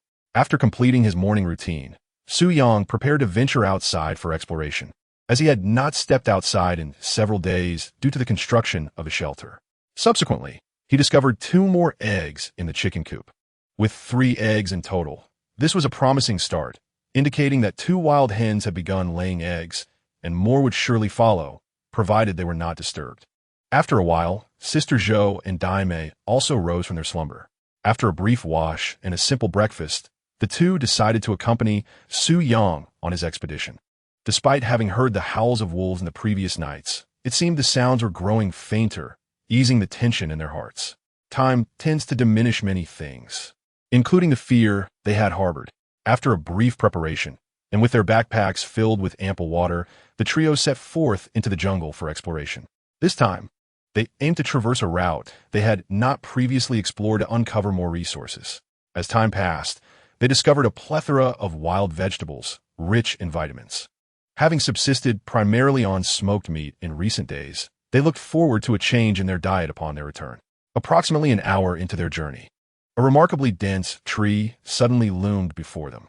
Such trees were exceedingly rare on the island, although its diameter measured only around 40 to 50 centimeters. Its height soared over 20 meters. The leaves were lush, resembling a giant umbrella. The vibrant green foliage and tender buds appeared almost edible. Yet, Su Yang knew that this tree was extremely perilous, possibly one of the most toxic species. Wow, what kind of tree is this? It's so tall, Sister Zhou exclaimed, gazing at the towering tree in awe. Since arriving on the island, she had never encountered a tree of such height. Even the coconut trees they had seen previously paled in comparison. Daimei, too, wore an expression of astonishment. On this island, the majority of the landscape is dominated by shrubs, making it the first time she has encountered such towering trees. This particular tree is known as the Strychnus toxifera, commonly referred to as the blood-stopping tree. The sap of this tree contains a venom that rivals the potency of the venom from a king cobra, rendering it one of the most toxic plants in the world. Just a single drop is potent enough to kill a fierce tiger. Su Yang explained it. The milky sap of the Strychnus toxifera is lethal. Upon contact with the wounds of humans or animals, it can cause immediate cardiac paralysis, vascular occlusion, and ultimately suffocation through blood coagulation. Without the most effective treatment within a critical window of 20 minutes, death is inevitable. Therefore, it is affectionately dubbed the blood-stopping tree. Chapter 68. The Arrow God Stonehammer. 2 birds with 1 arrow. What? How terrifying. Upon hearing Su Yang's explanation, Sister Zhou and the Days Girl instinctively took a few steps back. They could hardly believe that such a verdant tree could be among the deadliest of plants. It seems to echo the old adage that the more vibrant something appears, the more toxic it may be. For some reason, after listening to Su Yang's account, both felt a sense of discomfort, frequently glancing upward. If a single drop were to fall, they might find themselves in grave peril. You needn't be so frightened, Su Yang reassured, observing their fearful expressions. While the toxicity of the Strychnus toxifera is indeed formidable, it only poses a threat if the sap comes into contact with an open wound. Under normal circumstances, it is not as terrifying. Su Yang continued, the Strychnus toxifera can be found in many regions of Africa, where numerous hunters employ it for their pursuits. By applying the sap to their spears and arrows, they can swiftly eliminate prey and even large, ferocious animals. In fact, after striking a large beast, it may lose mobility within just a few steps due to coagulopathy. As for whether they risk poisoning after consuming the meat of such prey, that seems to be a rare occurrence. Perhaps their bodies have developed immunity. Nevertheless, despite this reassurance, the Strychnus toxifera remains a fearsome entity. A careless splash of its sap into one's eyes could result in immediate blindness. Moreover, using the leaves of the Strychnus toxifera as fuel can produce smoke that, if inhaled, may also lead to blindness. Thus, labeling it as the most toxic plant in the world is by no means an exaggeration. "Oh, that's a relief," the two responded, feeling slightly more at ease after Su Yang's further elucidation. The wilderness was indeed far more complex and perilous than they had initially imagined. Without Su Yang's insights, they might have mistaken this for an ordinary tree and could have unwittingly allowed the sap to come into contact with their wounds, potentially leading to dire consequences. At that moment, Su Yang retrieved 6 arrows from behind him. Then, with utmost caution, he deftly inserted the arrow into the poisonous wood, and a milky white sap instantly oozed from the wound. "What are you doing? This is perilous. We should leave this place at once," Daimei urged, watching Su Yang's audacious actions. "If that sap accidentally touches our skin, it could spell trouble. Though this venom is indeed dangerous, it serves a significant purpose for us," Su Yang explained with a smile. "For days, I've been contemplating how to deal with that pack of wolves. With the sap from this poisonous wood, I believe I can eliminate them all. Ordinary arrows won't kill a wolf immediately upon impact. They might even retaliate before succumbing. It's essential to recognize that any animal, when cornered, can be exceedingly dangerous. However, with the venom from the poisonous wood, they will lose their ability to move instantly. If I can take down a few wolves in one go, the subsequent challenges will be manageable." "Good heavens! You can't be serious, Su Yang. You actually intend to take on those wolves? Do you even grasp what you're saying?" Zhou Jie asked incredulously upon hearing Su Yang's words. Although she acknowledged Su Yang's prowess, perhaps he could handle a single wolf. What they faced was a pack, the size of which was unknown. Provoking them alone would be tantamount to courting death. "Indeed, Su Yang, I strongly advise you to abandon this notion. The howling of the wolves is fading. Perhaps they will soon vacate this area entirely. Your current thoughts are genuinely perilous," Daimei earnestly cautioned. "This is no jest. A single misstep could lead to dire consequences. Even the strongest individual cannot confront a pack of wolves. While Su Yang possesses a bow and a machete, the speed, strength, and agility of wild wolves are beyond our imagination. After all, even a rabid dog can be too much for an adult to handle, let alone a fiercely wild wolf." "All right, I shall heed your advice," Su Yang said, retracting the arrow dipped in venom, and smilingly acquiesced. "I sincerely hope that pack of wolves departs this area soon. Otherwise, I might have to skin them for their pelts." With those 6 poisoned arrows, Su Yang felt confident in his ability to annihilate the wolf pack in one fell swoop. Observing Su Yang smile, Zhou Jie and Daimei remained vigilant. His expression suggested he had verbally agreed while disregarding their warnings. All right, look at how worried you both are," he said with a chuckle. "What do you think I'm doing here? Am I merely courting death? Such perilous endeavors are not undertaken without absolute confidence." Su Yang remarked with a smile. He cherished his life more than anyone else. Thus, without a guarantee of success, he would never dare to confront a pack of wolves. "I hope what you say is true." Sister Zhou cast a glance at Su Yang and said. The 3 of them then resumed their exploration. With the acquisition of 6 poisoned arrows, Su Yang felt a surge of confidence. He even found himself slightly anticipating an encounter with the wolves. After all, the chill of winter was upon them. Although they had constructed a mud brick house and would soon have underfloor heating, a bed without blankets would ultimately be uncomfortable. If he could wound a few wild wolves, their pelts would make excellent bedding. After more than half an hour of walking, Su Yang discovered a wild vegetable known as Di Pai Kai. This plant resembled soaked wood ear mushrooms, but had a more tender texture. It was rich in minerals such as calcium and zinc. According to certain experts, it seemed that this vegetable could help mitigate symptoms of dementia. Of course, one should not take every expert's word at face value. Nonetheless, this ingredient was quite suitable for making soup or filling dumplings, as Su Yang had previously tasted. On their return journey, just a short distance from their shelter, Su Yang and his companions unexpectedly stumbled upon a wild chicken. "Su Yang, Loa, How can there be wild chickens over there? Sister Zhou exclaimed. I remember the last time we came here, there was no sign of wild chickens at all. The sight of the wild chickens filled her with excitement. It was astonishing that such creatures could be found so close to their shelter. This was undoubtedly great news for them. It seemed that the wolves had driven the wild chickens into flight. However, for them, this was indeed a stroke of fortune. A smile broke across Su Yang's face. It appeared that their lunch would feature fresh chicken legs. As they spoke, he knocked an arrow and knelt briefly to take aim. Whoosh! Releasing his left hand, the arrow soared forth. Quack, quack, quack, splash! In the next moment, the wild chickens took flight in panic. Su Yang's arrow had flawlessly pierced through 2 birds. He had crouched down to find the optimal angle, achieving the feat of striking 2 chickens with a single shot. Incredible! This is astounding, exclaimed the stunned girl. So effortlessly, a double strike? No, a double chicken. Such divine archery. It was simply extraordinary. Even Sister Zhou, who was well aware of Su Yang's archery skills, was utterly astonished. After all, it was Su Yang's first time achieving a double hit with a single arrow. Notably, he merely aimed with simplicity, devoid of any hesitation. This indicated that Su Yang shot with unparalleled confidence. The audience in the live stream erupted in excitement at that very moment.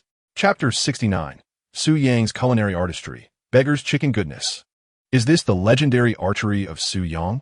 Absolutely astounding.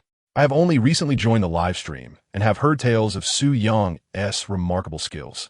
But I never anticipated he could achieve a double strike. Truly impressive, my friend. Su Yang remains the formidable Su Yang. His prowess is unmatched. Is this even real? I previously thought Lu Shishir's archery from Team 22 was exceptional, but it pales in comparison to Su Yang's talent. If I possessed such accuracy, would I still struggle to find a partner? This incredible feat of hitting 2 birds with 1 arrow is indeed remarkable. Su Yang is undeniably extraordinary, truly magnificent beyond belief. If Su Yang's previous flawless shots astonished everyone, this achievement was even more astonishing, hitting 2 birds with a single arrow. Everyone witnessed the seamless fluidity of Su Yang's actions, with no pauses whatsoever. More importantly, it appeared he hardly aimed at all, exhibiting the skills of a player who seemed to be operating on a different level. For those who had been in the second live stream from the beginning, Su Yang's performance was indeed shocking, yet somewhat expected, given his previously demonstrated extraordinary accuracy. However, for those who had not witnessed Su Yang's archery prowess in the live stream, this spectacle was undeniably breathtaking. Such scenes were typically only seen in television dramas, and in reality, few individuals could achieve such a feat at that moment. Daimei also regained her composure from the shock. With a look of disbelief, she turned to Su Yang and asked, Su Yang, please be honest with me. Were you ever a competitive archer? Your accuracy is simply astounding. Indeed, it was beyond the capabilities of an ordinary person. Moreover, due to the high alertness of the wild chickens, they stood at quite a distance. Hitting a wild chicken from such a range was already an impressive feat, let alone managing to strike 2 at once, which was truly outrageous. Of course not. It's merely a talent, Su Yang replied nonchalantly. He then approached the wild chickens, which had become significantly less vigorous by this point. Su Yang placed both wild chickens into Daimei's basket. It seems I need to set up some traps to catch more wild chickens in this area. They likely won't leave for a day or 2, so we must stock up on food. Su Yang contemplated, formulating new plans in his mind. In the past, those traps should only be approached in dire circumstances, as it is highly likely that wolves may lurk in that vicinity. Therefore, it is imperative to establish some new traps now. Su Yang is not one to procrastinate. He acts decisively. He promptly located a hibiscus tree, whose bark is abundant in fibers and possesses substantial resilience, making it ideal for weaving ropes. In wilderness survival, many individuals utilize the bark and trunk of the hibiscus to craft bows. Whether it be the trunk or the bark, both are incredibly pliable materials. With his masterful weaving skills, setting up several traps became a mere trifle for Su Yang. In just half an hour, he had arranged 8 rope traps strategically placed in areas frequented by wild chickens. All right, let us return for now. I intend to check the traps this afternoon, he remarked to Sister Zhou and Daimei, who stood nearby. As time swiftly advanced, autumn deepened. Continuous rainfall was a likely occurrence. While this was merely his conjecture, it was essential to prepare adequately. Abundant food would be their fundamental necessity for survival during the rainy season. Upon returning to the shelter, it was precisely noon. Allow me to prepare our meal. What would you like to eat? Sister Zhou eagerly volunteered, as she had been the one cooking during the construction of a shelter a few days prior. Now it was her turn, in a trio striving for survival. A sense of mutual responsibility is crucial for fostering unity. I shall take charge today. I suddenly crave beggar's chicken, Su Yang declared, gazing at the two wild chickens before him, reminiscing about the flavors of his childhood. In his youth, while in the wilderness, his favorite pastime was secretly dispatching the chickens belonging to his neighbor, Old Wang, next door to his friend Han Mimi, and then mimicking the culinary techniques seen on television to prepare beggar's chicken in the remote countryside. Of course, Old Wang was quite lenient on many occasions. He would not scold them upon discovering their antics, especially with Han Mimi, for whom he showed even greater indulgence. His kind gaze resembled that of a loving father. Reflecting on it now, Uncle Wang was indeed a truly benevolent man. Huh, you want to cook? Are you certain? Dui May appeared somewhat incredulous, as she had never witnessed Su Yang showcase his culinary skills since joining the team. Naturally, my culinary prowess is exceptional. Just wait and see, Su Yang confidently asserted. He then proceeded to the riverbank to clean the two wild chickens. Afterward, he marinated them with ginger, wild garlic, and salt before wrapping each chicken in banana leaves. Next, a pit is excavated on the ground, with a fire piled above it. Through this method of roasting, the chicken is cooked to perfection. The aroma emanating from the roasted chicken remains contained, resulting in an exquisite and crispy delicacy. Who would have thought? You truly possess remarkable skills. If someone were to become your girlfriend in the future, she would certainly be fortunate indeed. Observing Su Yang's series of adept maneuvers, the simple-minded girl beside him spoke up once more. It is often said that a man who works diligently is the most handsome. Just now, Su Yang was exceptionally charming. Naturally, wouldn't you agree, Sister Zhou? Su Yang chuckled, turning to Sister Zhou with a question. What does that have to do with me? Sister Zhou's face flushed slightly. This rascal, always teasing me for no reason. If such words were spoken in a live broadcast, or by someone else, she would unhesitatingly retort, such an elegant national treasure. Yet, in Su Yang's presence, she found herself uncontrollably blushing, leading Sister Zhou to realize that the situation might be a tad precarious. Approximately an hour later, the two wild chickens were sizzling with juices. The flavors of ginger and garlic, having melded with the heat, infused the meat perfectly. The layer of banana leaves inside adeptly prevented the loss of aroma. Wow, what an enticing scent. Just from the fragrance alone, I find myself salivating. It looks utterly delicious. I can hardly contain my eagerness. Both Sister Zhou and the simple-minded girl had drool trickling from the corners of their mouths, their eyes gleaming as they fixated on the two roasted chickens.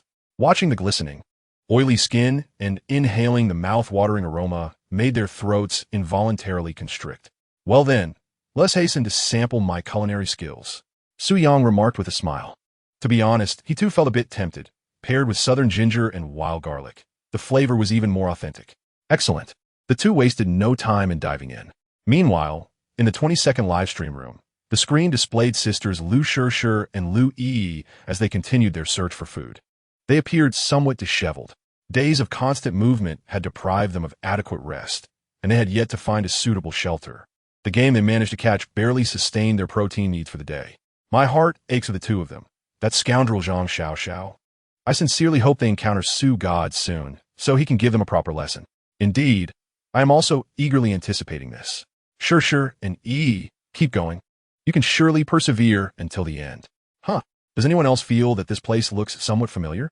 It does seem a bit familiar. Wait, isn't this the very spot where Su God and his companions set traps just a few hours ago? At that moment, the audience of the 20-second livestream suddenly realized that the place where Lu Shishir and Lu Yi had appeared was indeed the same location featured in the second livestream. From this angle, it was an exact replica. Through the lens, the two sisters of the Lu family advanced cautiously. Suddenly, a series of splashing sounds startled them. Nearby, the grass rustled. In an instant, Lu Shishir drew her bowstring taut. Again, the grass stirred, and a wild chicken took flight, only to quickly descend once more, evidently ensnared by something. Sister, it's a wild chicken. We shall have meat. Upon spotting the fowl, Lu Yi nearly leaped with excitement. The two hurriedly made their way over. Fueled by jealousy, Though they had managed to stave off hunger in recent days, they had not encountered any wild chickens since leaving that area. To their surprise, they had now discovered one. Upon closer inspection, they found a wild chicken firmly caught in a rope trap. Not far off, another wild chicken was similarly ensnared. "This is a trap set by someone else," Lu Shirsher remarked, her expression tinged with disappointment. Given the presence of other contestants in the area, they would have to seek alternative locations. Despite their pressing need for protein, it would be unjust to claim the fruits of another's labor, as the trapper's circumstances might mirror their own. Chapter 70. Ladies, please forgive the fright. After lunch, Su Yang had successfully transformed the earth stove within the new shelter. He constructed a cooking platform at the entrance, allowing him to prepare meals while the warmth continually flowed into the stove below. This was an enhancement of the previous stove design. Not bad at all. "It seems I possess a flair for artistry," he mused, admiring his handiwork. The walls have been coated with a mixture of mud and weeds, and the interior walls polished. The next step will be to find time to fire clay tiles for the roof, completing the new shelter.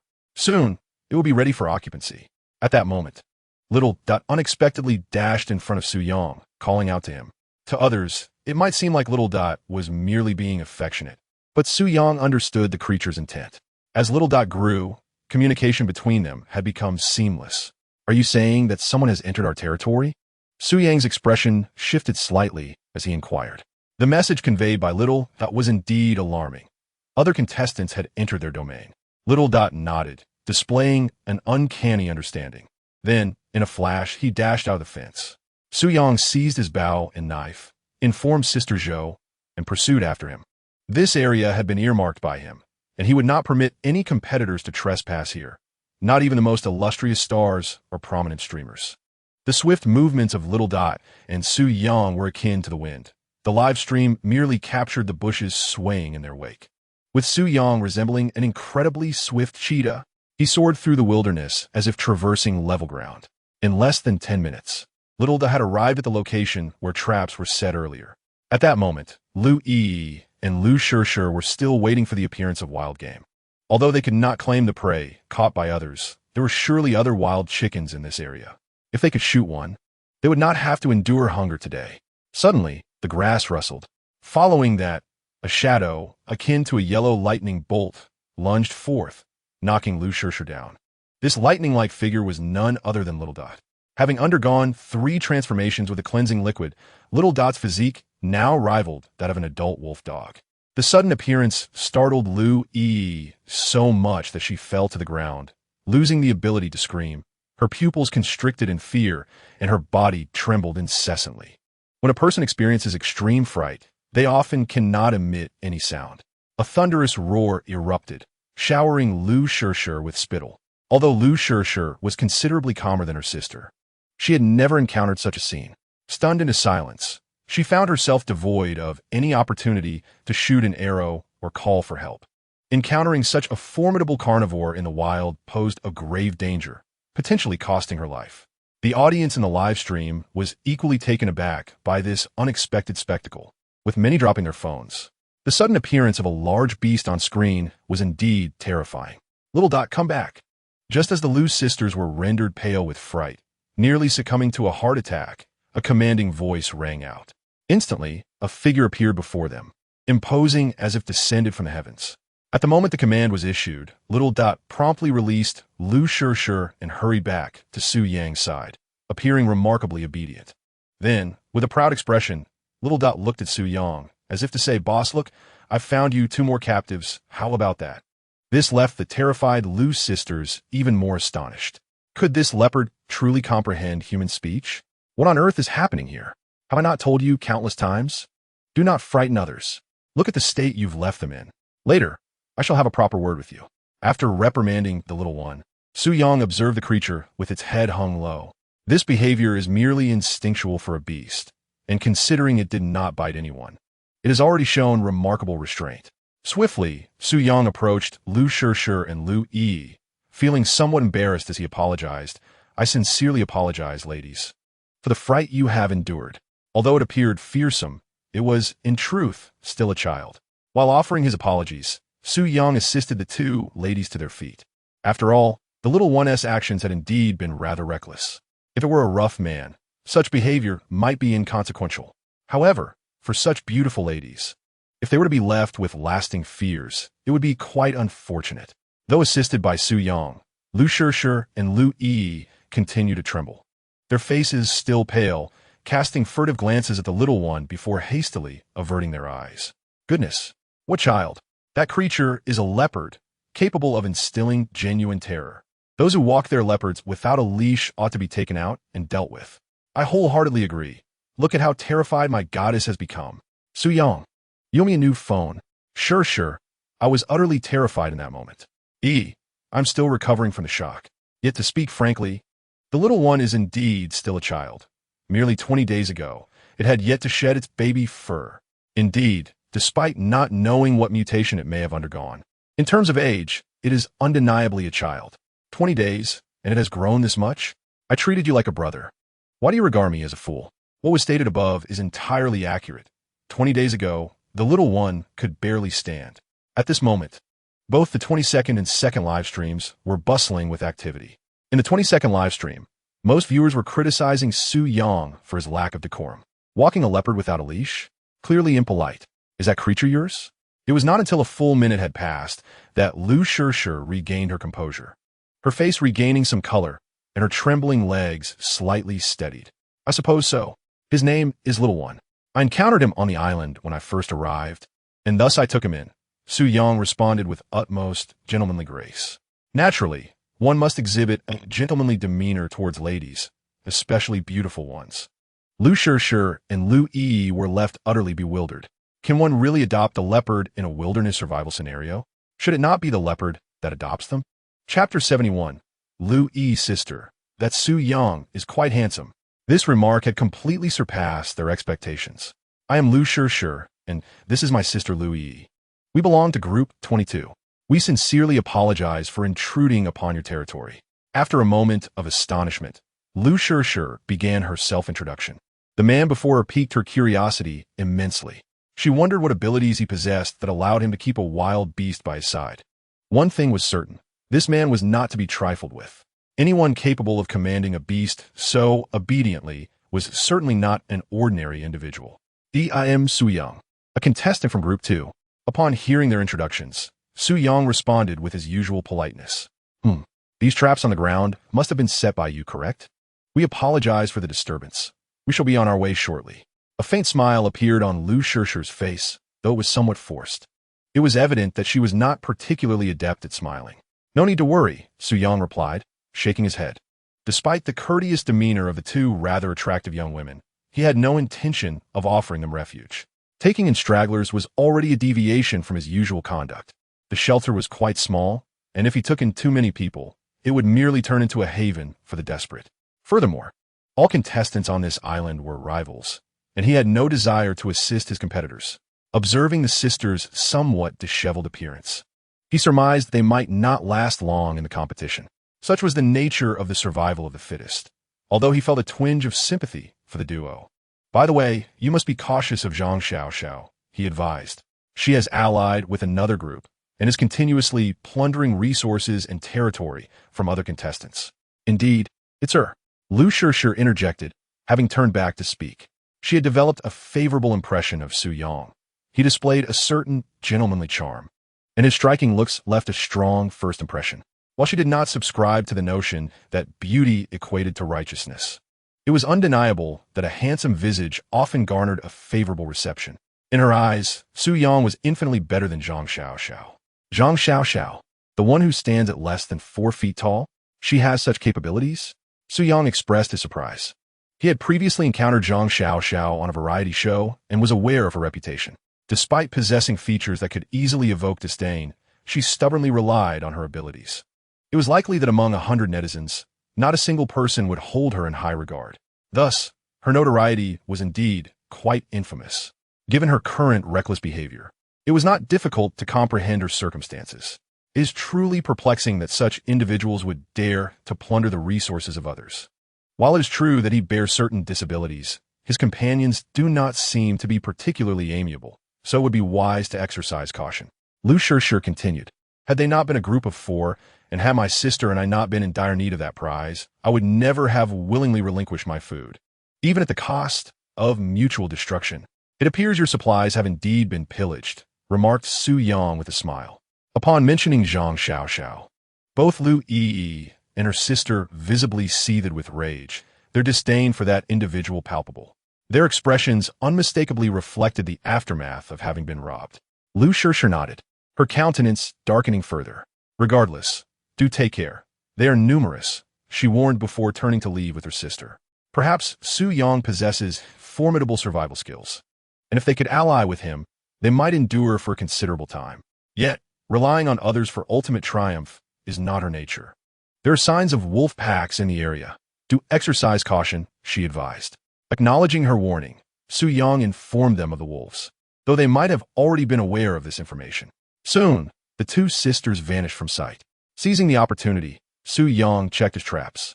Out of 8, 3 had been triggered, successfully capturing 3 wild chickens, 2 hens, and 1 rooster. It seems the rooster has a long journey ahead. After retrieving the wild chickens, he reset the traps and returned to the shelter. What transpired just now? Asked Sister Zhou, her curiosity piqued as soon as Su Yang arrived back. They had been quite worried about him. It was nothing, just the 2 sisters from Group 22 discovered our traps and came to investigate. Su Yang replied succinctly. Were they beautiful ladies? Why not recruit them into your harem? The naive girl jested. You know, these ladies are quite popular. Bringing them back could strengthen our team. You two are already stretching my energy thin. If I were to bring them back, I would surely be exhausted. My back would not withstand it. Su Yang shot the naive girl an exaggerated eye roll. He was not one to let his lower instincts dictate his decisions. In the wilderness, aiding others equates to cultivating rivals. Such thankless endeavors were not his inclination. As for the girl known as Dai Sister, firstly, her relationship with Sister Zhou is quite amicable. Secondly, she is willing to share the final prize money with him. Although this generosity had previously secured his position, Su Yang had never entertained such thoughts regarding others. Men are often duplicitous creatures. Dai Sister, observing Su Yang's retreating figure, murmured softly. In the ensuing hours, Su Yang led Sister Zhou and Dai Sister into the bamboo grove, where they proceeded to fell a considerable number of bamboo stalks. Fortunately, this expansive bamboo forest could adequately supply them with a sufficient quantity of bamboo. Moreover, they discovered some freshly sprouted bamboo shoots, a finding that filled them with joy. These shoots are rich in carbohydrates and essential trace elements, particularly potassium, which is crucial for the human body. A deficiency in potassium can lead to hypokalemia, rendering the body weak and immobile when potassium levels in the blood drop too low. Meanwhile, after bidding farewell to Su Yang, Sisters Lu Shishir and Lu Yi did not venture far. Approximately 30 minutes later, they located a relatively flat area with decent sunlight and commenced constructing a shelter. Sister, Su Yang is so handsome. He is so gentlemanly and has such an impressive pet. How wonderful it would be if we could team up with him for survival. Lu Yi remarked during the shelter construction. What are you daydreaming about? One must always rely on oneself. Others cannot be depended upon. You know my character. I shall not rely on anyone. Lu Shishir replied, casting a glance at her sister. Nonetheless, she could not deny that Su Yang was indeed charming and exuded a captivating aura of mystery. Sister, you actually have a pretty good impression of Su Yang, don't you? Or perhaps you find him mysterious? Lu Yi suddenly asked with a mischievous grin. Given her sister's nature, it was rare for her to engage in lengthy conversations with men, especially those she had just met. Yet, she had spoken at length with Su Yang and even cautioned him about Zhang Xiao and her companions before parting ways. This deviation from her usual demeanor indicated a distinction in how she perceived Su Yang compared to other men. Enough with the nonsense. Quickly gather supplies. If we don't finish building the shelter tonight, our situation will become perilous. Have you forgotten what Su Yang said about the wolf pack in this area? Lu Shishir shot a stern look at Lu Yi, then her tone softened as she spoke. It must be said that Su Yang indeed evokes a sense of mystery within her. This is precisely the reason he intends to establish a sanctuary in such close proximity. At this moment, Su Yang and Sister Zhou have returned to the shelter. In addition to carrying 2 large bundles of bamboo, they also procured a significant quantity of bamboo shoots. Brother, I find myself increasingly in awe of you. How is it that you can bear such a load of bamboo? After returning to the sanctuary, Dai Sister curiously inquired.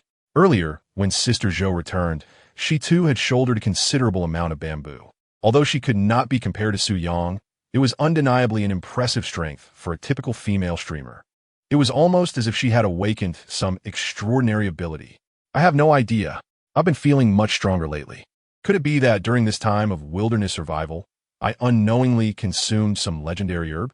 Sister Zhou also bore a puzzled expression. At this moment, she was utterly bewildered. The notion of consuming an herb was merely a casual remark, for in this scientific world, such things only exist in myth. In truth, her greatest suspicion lay with the massage Su Yang had given her previously. It was evident that his touch had not been a mere casual affair. In just a minute, he alleviated all her pain. More importantly, ever since that massage, she had noticed a remarkable enhancement in both her speed and strength, a stark contrast to her previous state. Clearly, that experience had transformed her. As to what exactly transpired, perhaps only Su Yang truly knows. She must find an opportunity to clarify this matter. Such a blessing. It seems I should indulge more in wild vegetables. Perhaps one day, I too might stumble upon that legendary herb. My aspirations are modest. I don't need enhanced strength or speed. Just a little more in that department will suffice. Dai Sister said earnestly, weighing her chest with her hand. Recently, she had observed that Sister Zhou's changes extended far beyond mere strength. More importantly, her physique had become even more exquisite than before. They had once been evenly matched, both equally unremarkable. However, after this period of development, Sister Zhou had completely surpassed her. This transformation left her feeling quite unsettled. It's unlikely for you. You've already surpassed the age of secondary development. It's time to accept reality.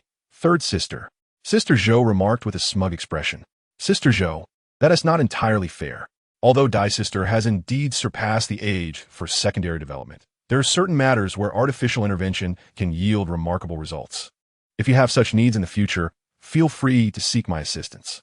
I am inherently a helpful person and charge absolutely nothing. Su Yang, with a mischievous smile gracing his lips, addressed the two individuals beside him. Indeed, there is truth to his words. The efficacy of mere observation is limited. In such matters, human intervention could yield far more pronounced results. Get lost. The two retorted in unison, directing their words at Su Yang. At times, this fellow exhibits a remarkable seriousness, exuding a sense of security, yet at other moments, he can be unexpectedly unpredictable. As time passed, the two women, Daimei and Sister Zhou, commenced their meal preparations. While Su Yang began crafting additional tables and stools from the bamboo he had harvested. Initially, he had intended to fashion 2 beds from the bamboo. However, reflecting on the imminent arrival of late autumn, which would swiftly usher in the biting winter, he reconsidered. A bamboo bed would prove inadequate for warmth during the cold months. Thus, he opted to utilize the traditional earthen kong instead, planning to weave 2 bamboo mats instead. In the frigid winter, the utility of an earthen kong far surpasses that of a bamboo bed. With his masterful weaving skills, Su Yang worked with remarkable speed, producing a coffee table and 4 small stools within the span of just 2 hours, all intended for their new abode. Life, after all, necessitates a sense of ceremony. Next, he set about weaving a door and 2 windows from bamboo. Windows hold significant importance in a home. A windowless dwelling feels ominously dark, even during the day. This task was accomplished swiftly, taking merely half an hour. Dinner that evening was relatively sumptuous, featuring smoked meat stir-fried with bamboo shoots and the previously prepared wild vegetable soup. While a daily meat diet certainly satisfied their protein needs, bamboo shoots and various wild greens also provided essential nutrients and trace elements. However, after 20 days of exclusively consuming meat, Su Yang found himself yearning for rice and noodles. If only they could acquire some rice and wheat seeds. Alas, such desires felt like a luxurious dream on this deserted island. After dinner, Su Yang gathered a substantial amount of dry firewood and ignited the earthen stove at their new shelter. The walls constructed a few days prior remained quite damp, particularly the outer layer of mud, which needed to be thoroughly dried. By utilizing the stove for a few days, he anticipated they would soon be able to move in. As dawn broke, tearing apart the veil of night, their 21st day of survival commenced. After a simple wash and breakfast, Su Yang planned to prepare the earthen kong for use. Because he was unaware of when the skies might suddenly unleash their rains, their current shelter, though satisfactory, was not guaranteed to provide complete protection from the elements. In contrast, the new refuge, albeit still under construction, promised unparalleled efficacy in shielding against rain. Sun Yang had ingeniously layered several tiers of bamboo tiles, atop which he applied a coat of mud, further adorning it with additional layers of banana leaves. Each layer was meticulously affixed with clay, ensuring not only total rainproofing, but also effective insulation. Without hesitation, after breakfast, the trio dedicated themselves earnestly to their task. Meanwhile, Zhang Xiao and her band of pirates had encroached upon Su Yang's domain, their ranks swelling to 6. The adage, if you cannot defeat them, join them, seemed to hold true. Zhang Gu, come quickly, there are some traps over here, Niu Zhuan urged, directing Zhang Xiao and her companions to follow. Well, it appears this group of contestants is thriving, Zhang Xiao remarked, observing the traps on the ground, which bore signs of numerous struggles and scattered feathers from wild chickens. This indicated that the trap-setting team had likely captured a considerable number of chickens. It seems we are in for a hearty meal today, she declared to Niu Zhuan and the others, a greedy glint evident on her face. The thrill of such plunder was undeniably intoxicating, not only alleviating their hunger, but also providing a profound sense of satisfaction. Yet, they remained oblivious to the fact that some individuals were beyond their reach. Zhuang Shi, can you ascertain the path to their shelter? Zhang Xiao inquired. If these individuals had the acumen to set traps for wild chickens, they must have enjoyed considerable success. The traces of struggle and the abundance of feathers suggested a rich supply of game. I hope those fellows have stocked up on provisions.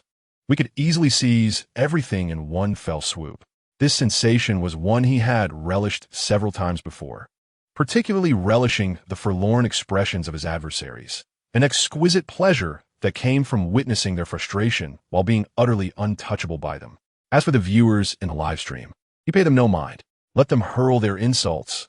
It mattered little to him, for he had long since developed an immunity to criticism after years in the entertainment industry. There were 4 distinct paths marked by signs of trampling, and judging by the damage to the foliage, it appeared that no one had traversed this area for several days.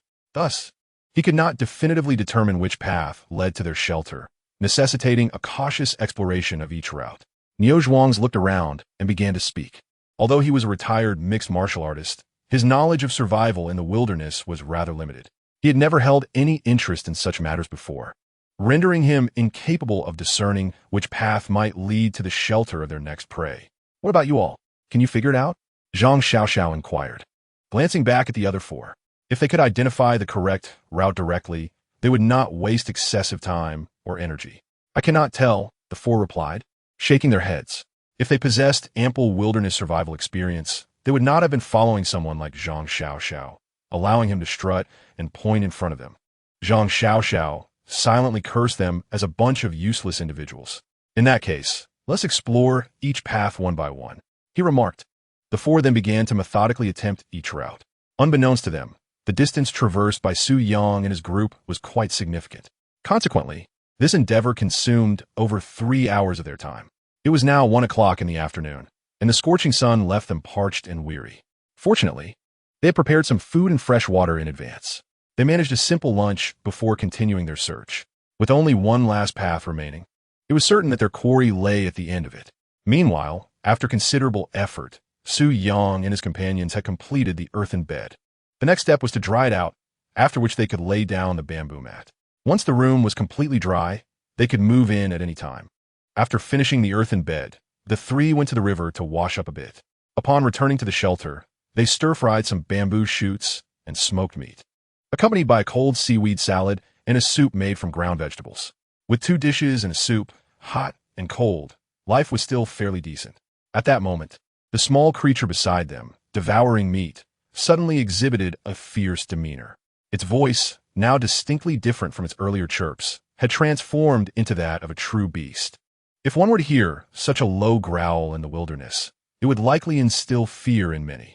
The small creature lifted its head to glance outside the fence, then looked back at Su Yang, clearly conveying some important information. Is it them? Su Yang's expression shifted slightly as he set down his bamboo chopsticks, a chilling glint appearing in his eyes. Just moments ago, the little creature informed them that several prey were approaching their sanctuary. For such a beast, even humans were regarded as mere quarry. Undoubtedly, In its eyes, Su Yang would forever be its own. Based on the little creature's hint, Su Yang instantly deduced the identities of these intruders. It was highly probable that they were the individuals referred to by the Lu sisters, Zhang Xiaoxiao and her companions. It appeared that their path of plunder had not ceased, and this time they seemed to have designated Su Yang and his group as their targets. One must admit, this was a rather foolish and perilous decision. Nevertheless, since they were on their way, it would be prudent to extend them a warm welcome. After all, what joy it is to have friends come from afar. What has transpired? What did the little creature say? Sister Zhou inquired immediately. The expression on the little creature's face clearly indicated the presence of danger or the approach of prey. After spending so much time together, although Sister Zhou could not fully comprehend the creature's intentions, she was adept at sensing its general emotions. Moreover, she was acutely aware that Su Yang could entirely grasp the little creature's meaning, though she could not fathom how he managed it. After all, Su Yang was an upright individual, while the little creature was a purebred beast. It seemed the little creature was attempting to convey that some unwelcome guests would soon arrive. Su Yang rose, a playful smile gracing his lips as he spoke softly. Zhang Xiaoxiao is a celebrity I hold in great disdain. Perhaps Malevolent Star would be a more fitting description. What? Uninvited guests. It wouldn't happen to be those sisters you encountered before, would it? Sister Zhou and the dazed girl exclaimed in unison. Given their extended time without encountering other contestants, it seemed highly likely that the pair of sisters Su Yang had met were indeed the ones in question. If that were true, it appeared that the sisters had been deeply captivated by Su Yang. It was inevitable, for the allure that radiated from him was something even he found challenging to control. Surely not. We shall find out once we step outside. You two stay close behind me and refrain from doing anything. Just observe. I will handle everything, Su Yang stated with a smile. If it were merely Zhang Xiaoxiao and her 3 companions, Su Yang could dispatch them in an instant. Meanwhile, in the 9th live broadcast room, the viewer count had surpassed 4 million, including a few psychological deviants who relished watching Zhang Xiaoxiao and her crew prey upon other contestants. The world is vast and full of wonders, never lacking in peculiar beings. Was that trap devised by Su Yang and his companions? Had Zhang Xiaoxiao and her group entered their territory? How outrageous! It appears to be true. The trap earlier was indeed set by Su and his companions. Now, an intriguing spectacle awaits. Let us hasten to the 2nd live broadcast room and anticipate Su's merciless domination over Zhang. Such matters are best left to imagination. For although Su Yang possesses formidable survival skills, do you truly believe he can contend against 6 adversaries alone? Indeed, it is a preposterous notion. This is not a combat arena. Even renowned champions would find themselves at a disadvantage. It seems that Su Yang's slight frame may not withstand the impending onslaught. Ladies and gentlemen above, it seems you have overlooked a crucial detail. Do not forget that Su is accompanied by the little one, right? Goodness, I nearly forgot about the diminutive companion. This is bound to be chaotic. Many netizens have recognized the trap set by Sun Yang and his group. In an instant, the audience in the 9th live room dwindled to mere hundreds of thousands as they swiftly migrated to the 2nd live room, eagerly awaiting the unfolding drama. Chapter 74. The soft fist, like a weakling, Su must flee post-haste. Zhang Xiaoxiao has arrived with a sizable entourage to plunder you. Did you notice that the little one seems to have already detected Zhang Xiaoxiao's presence? It truly seems so. How is Su Yang remaining so composed? To speak frankly, if he were to unleash his full strength, he could swiftly eliminate all 6 of them. I wholeheartedly agree. With his impeccable archery skills, he could indeed dispatch them in an instant. Alas, I believe Su Yang is immensely strong, yet Zhang Xiaoxiao and her crew may not be easily vanquished. Little one, do not hesitate to attack. Little one, I am the Terminator. Su, do your utmost. You must prevail and vanquish those rascals. Indeed, I have long held disdain for them, especially for bullying even girls. In the live room, waves of comments continuously flooded in, the barrage of remarks rising exponentially. At this moment, the popularity of a live room approached a staggering 20 million. Undoubtedly, it is the most popular live broadcast. It is worth noting that the 2nd-ranked group, led by Teacher Huang, is merely nearing 9 million. All are unified in their support for Su Yang. Naturally, there are concerns for his well-being. After all, he faces 6 opponents, 5 of whom are notably robust men. Only Zhang Xiao lacks any combat prowess. Sister Zhou and the daft girl are merely women. They possess little in terms of fighting capability. Even if the little one can take on 2 foes for remain. For Su Yang to contend with 4 adversaries simultaneously is, to be frank, no small feat. The disparity in their physiques is considerable, even with his perfect muscular build and immense strength. Actual combat is far from the ease depicted in television dramas. The desperation of the hungry can unleash terrifying potential. At this moment, on the other side, Lu Shishir and Lu Yi began their quest for sustenance. They had nearly completed the construction of their shelter yesterday. This morning, they also erected a perimeter fence to deter the encroachment of wolves. Naturally, the next concern was food, although they were reluctant to compete with Su Yang for provisions. Survival sometimes necessitated difficult choices. Meanwhile, Su Yang was thoroughly prepared for any confrontation. Should the opposing team consist of merely 4 individuals, one of whom was the feeble Zhang Xiao, he could effortlessly deal with them all. After acquiring the system and enhancing his physical abilities, he had yet to engage in a proper brawl. This presented an excellent opportunity to gauge the efficacy of master-level combat techniques, to see if they lived up to their reputation. Softly, Su Yang murmured a few words to Little Dot, whose expression was tinged with anxiety. Clearly, they were apprehensive. Had it not been for the aforementioned sister duo, they might be facing other competitors. A clash could prove perilous. Little Dot reminded Su Yang again, indicating that Zhang Xiao and her companions were likely approaching swiftly. Let us go. It seems this time we shall acquire a substantial amount of equipment, Little Dot urged. Su Yang, confident in his abilities, assured Zhou and Daimei that he could handle the situation even if more adversaries arrived. The enhancement of both speed and strength by several folds resulted in a formidable increase in overall combat prowess. At such velocities, he could eliminate foes in the blink of an eye. Yes, Su Yang, if danger arises, do not engage them head-on. We can always start anew, Zhou interjected, concerned for Su Yang's safety. She would rather forfeit everything they had, even their survival chances, than see him in peril. All right, Su Yang nodded, saying little more. Soon enough, they would realize that his combat capabilities far exceeded their expectations. Su God, I shall decisively deal with Zhang Xiao today. I will support you for life. The live chat was abuzz with fervent comments, all in unwavering support of Su Yang. They eagerly anticipated the impending conflict, hoping to witness Su Yang's prowess in action. If any contestant were to exact retribution on those few, it would undoubtedly be Su Yang. Though Su Yang's physique may not be imposing, he exudes an air of profound mystery. This sentiment is particularly palpable for the viewers in the second live streaming room from the very beginning. In the wilderness, Su Yang appears to be omnipotent. On this occasion, Little Dot chose not to follow closely behind Su Yang, as he had previously mentioned the need for an explanation, opting instead to stand quietly at the back, biding his time for the opportune moment to fully experience the essence of despair. After approximately 7 or 8 minutes of forward movement, the sound of shuffling footsteps reached their ears. In the next moment, the frail figure of Zhang Xiao emerged within Su Yang and Sister Zhou's line of sight, followed closely by 5 men. It seemed that there was a slight discrepancy in the information received, yet it mattered little. The outcome would remain unchanged. Upon sighting Zhang Xiao and his companions, a faint, icy smile crept across Su Yang's lips.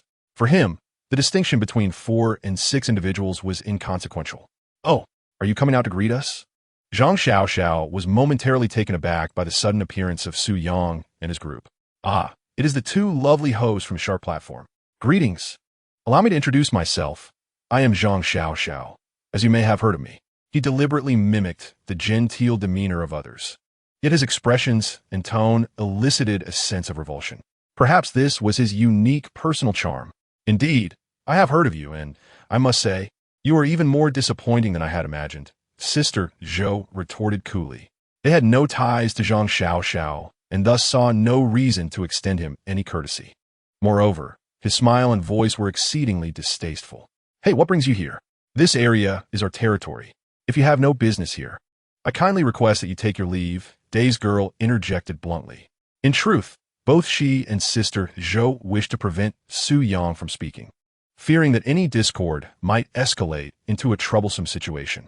The ideal scenario would be to subdue their adversaries without conflict.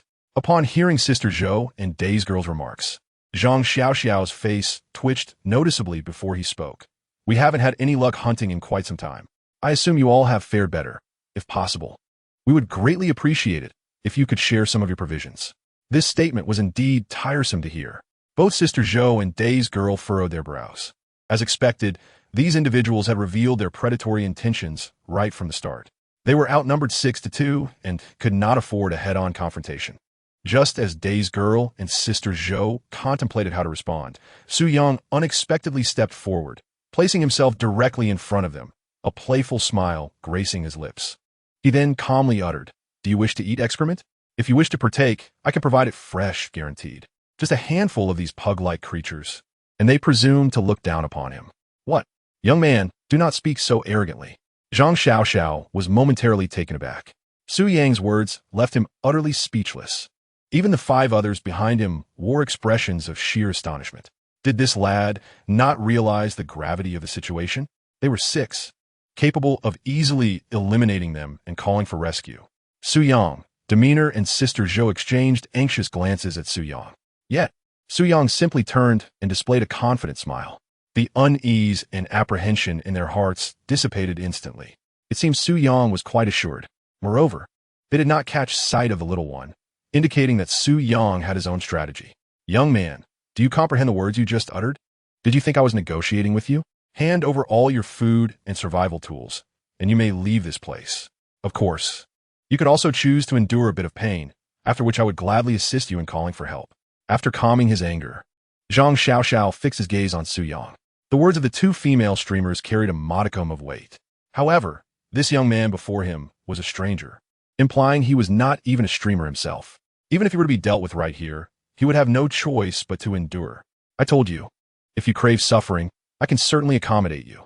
Su Yang continued to smile, his demeanor seemingly harmless.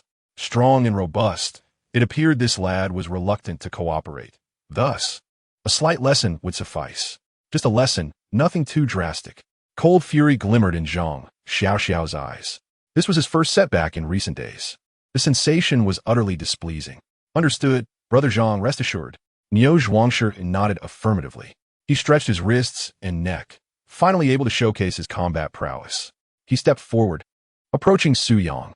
With such a slight frame, a single punch could incapacitate him. "Young man, had you chosen to comply, we would not have encountered this trouble. This predicament is of your own making." A sinister grin spread across Niu Zhuangshi's grotesque face as he hurled a punch toward Su Yang. He had tempered the force of his blow. Otherwise, delivering a debilitating strike could lead to complications. After all, even on a deserted island, excessive actions would still warrant repercussions. All eyes were fixed upon Niu Zhuangshi's fist. Crack! The next moment, Su Yang extended a hand, effortlessly blocking Niu Zhuangshi's punch. A trace of indifference graced his lips, while his eyes shimmered with a chilling light. "This feeble punch, reminiscent of a woman's. Are you truly certain it's meant for striking?" Su Yang remarked, squeezing with force. A resounding yelp akin to a pig's slaughter echoed across the deserted island. The 7 onlookers were left utterly bewildered, frozen in a tableau of disbelief. Chapter 75. The Overwhelming Presence of Power. Zhang Xiaoxiao wet herself. Niu Zhuangshi continued to emit cries of agony, reminiscent of a wounded animal, his eyes betraying sheer terror. How could such a slender figure withstand his might? He had consciously restrained his own strength. He was astounded to find that this seemingly frail individual could unleash such formidable power. Despite summoning all his strength, he found himself utterly unable to withdraw his fist. Once a professional boxer, even after a year or 2 of retirement, he maintained a rigorous training regimen out of habit. Though his strength had waned, his punch remained significantly more powerful than that of an average person. To his astonishment, this fellow had caught his punch with one hand, standing completely unmoved. A gentle squeeze made him feel as though his entire hand might be rendered useless, the joints cracking ominously. Su Yang, Sister Guan, and Daimei gazed at him in sheer horror, their expressions reflecting disbelief at the scene unfolding before them. The disparity in physique between Su Yang and Niu Zhuangshi was staggering, amplifying their shock and incredulity. Yet the truth lay plainly before their eyes, compelling them to accept it. Why did Su Yang possess such terrifying strength? To catch Niu Zhuangshi's punch with a single hand was a spectacle they had only witnessed in dramas and films. Utterly inconceivable in reality. Goodness. Incredible, incredible, incredible. Su Goddess might. I'm trembling with excitement. Rise up. Su God. I adoru. Is this a scripted performance? Such scenes should only exist in television shows, right? I'm utterly flabbergasted. My heavens. Is this the strength a normal human should possess? Go, Brother Su. Teach these ugly fools a lesson. A man like a true deity. I'm completely smitten. From now on, Su God is my sole idol. This moment captured in the live stream created an uproar throughout the broadcast room. Not only within the streaming platform, but even the leaders of Shark Platform switched to the second live stream, their faces reflecting astonishment. Doubt began to envelop everyone as they pondered the terrifying energy concealed within Su Yang's diminutive frame. In the midst of the live broadcast, while the audience was gripped by astonishment, Su Yang merely lifted his gaze toward the drone overhead and calmly declared, "All viewers in the live stream, bear witness that they were the ones who provoked me first. I was merely engaging in rightful self-defense." As his words echoed, his gaze fell upon Niu Zhuangshi, icy and unforgiving, akin to a ferocious beast lurking in the wilderness. That singular glance plunged Niu Zhuangshi into a chilling abyss, his back drenched in perspiration. What kind of gaze is this? Who exactly is this individual? Fear consumed him wholly. Since becoming a fighter, he had encountered numerous formidable opponents, each a fierce competitor in their own right. Their eyes could instill dread in the hearts of ordinary individuals. Yet none of his previous adversaries possessed the bone-chilling gaze that emanated from Su Yang, a gaze that invoked primal fear. The entire audience flooded the screen with frantic messages, affirming Su Yang's position as a witness. This conflict was undeniably instigated by Zhang Xiao and her companions. Impossible. How could that brat be so powerful? How could a normal person so effortlessly withstand a boxer's punch? Zhang Xiao was utterly bewildered, shaking her head in disbelief at the unfolding events.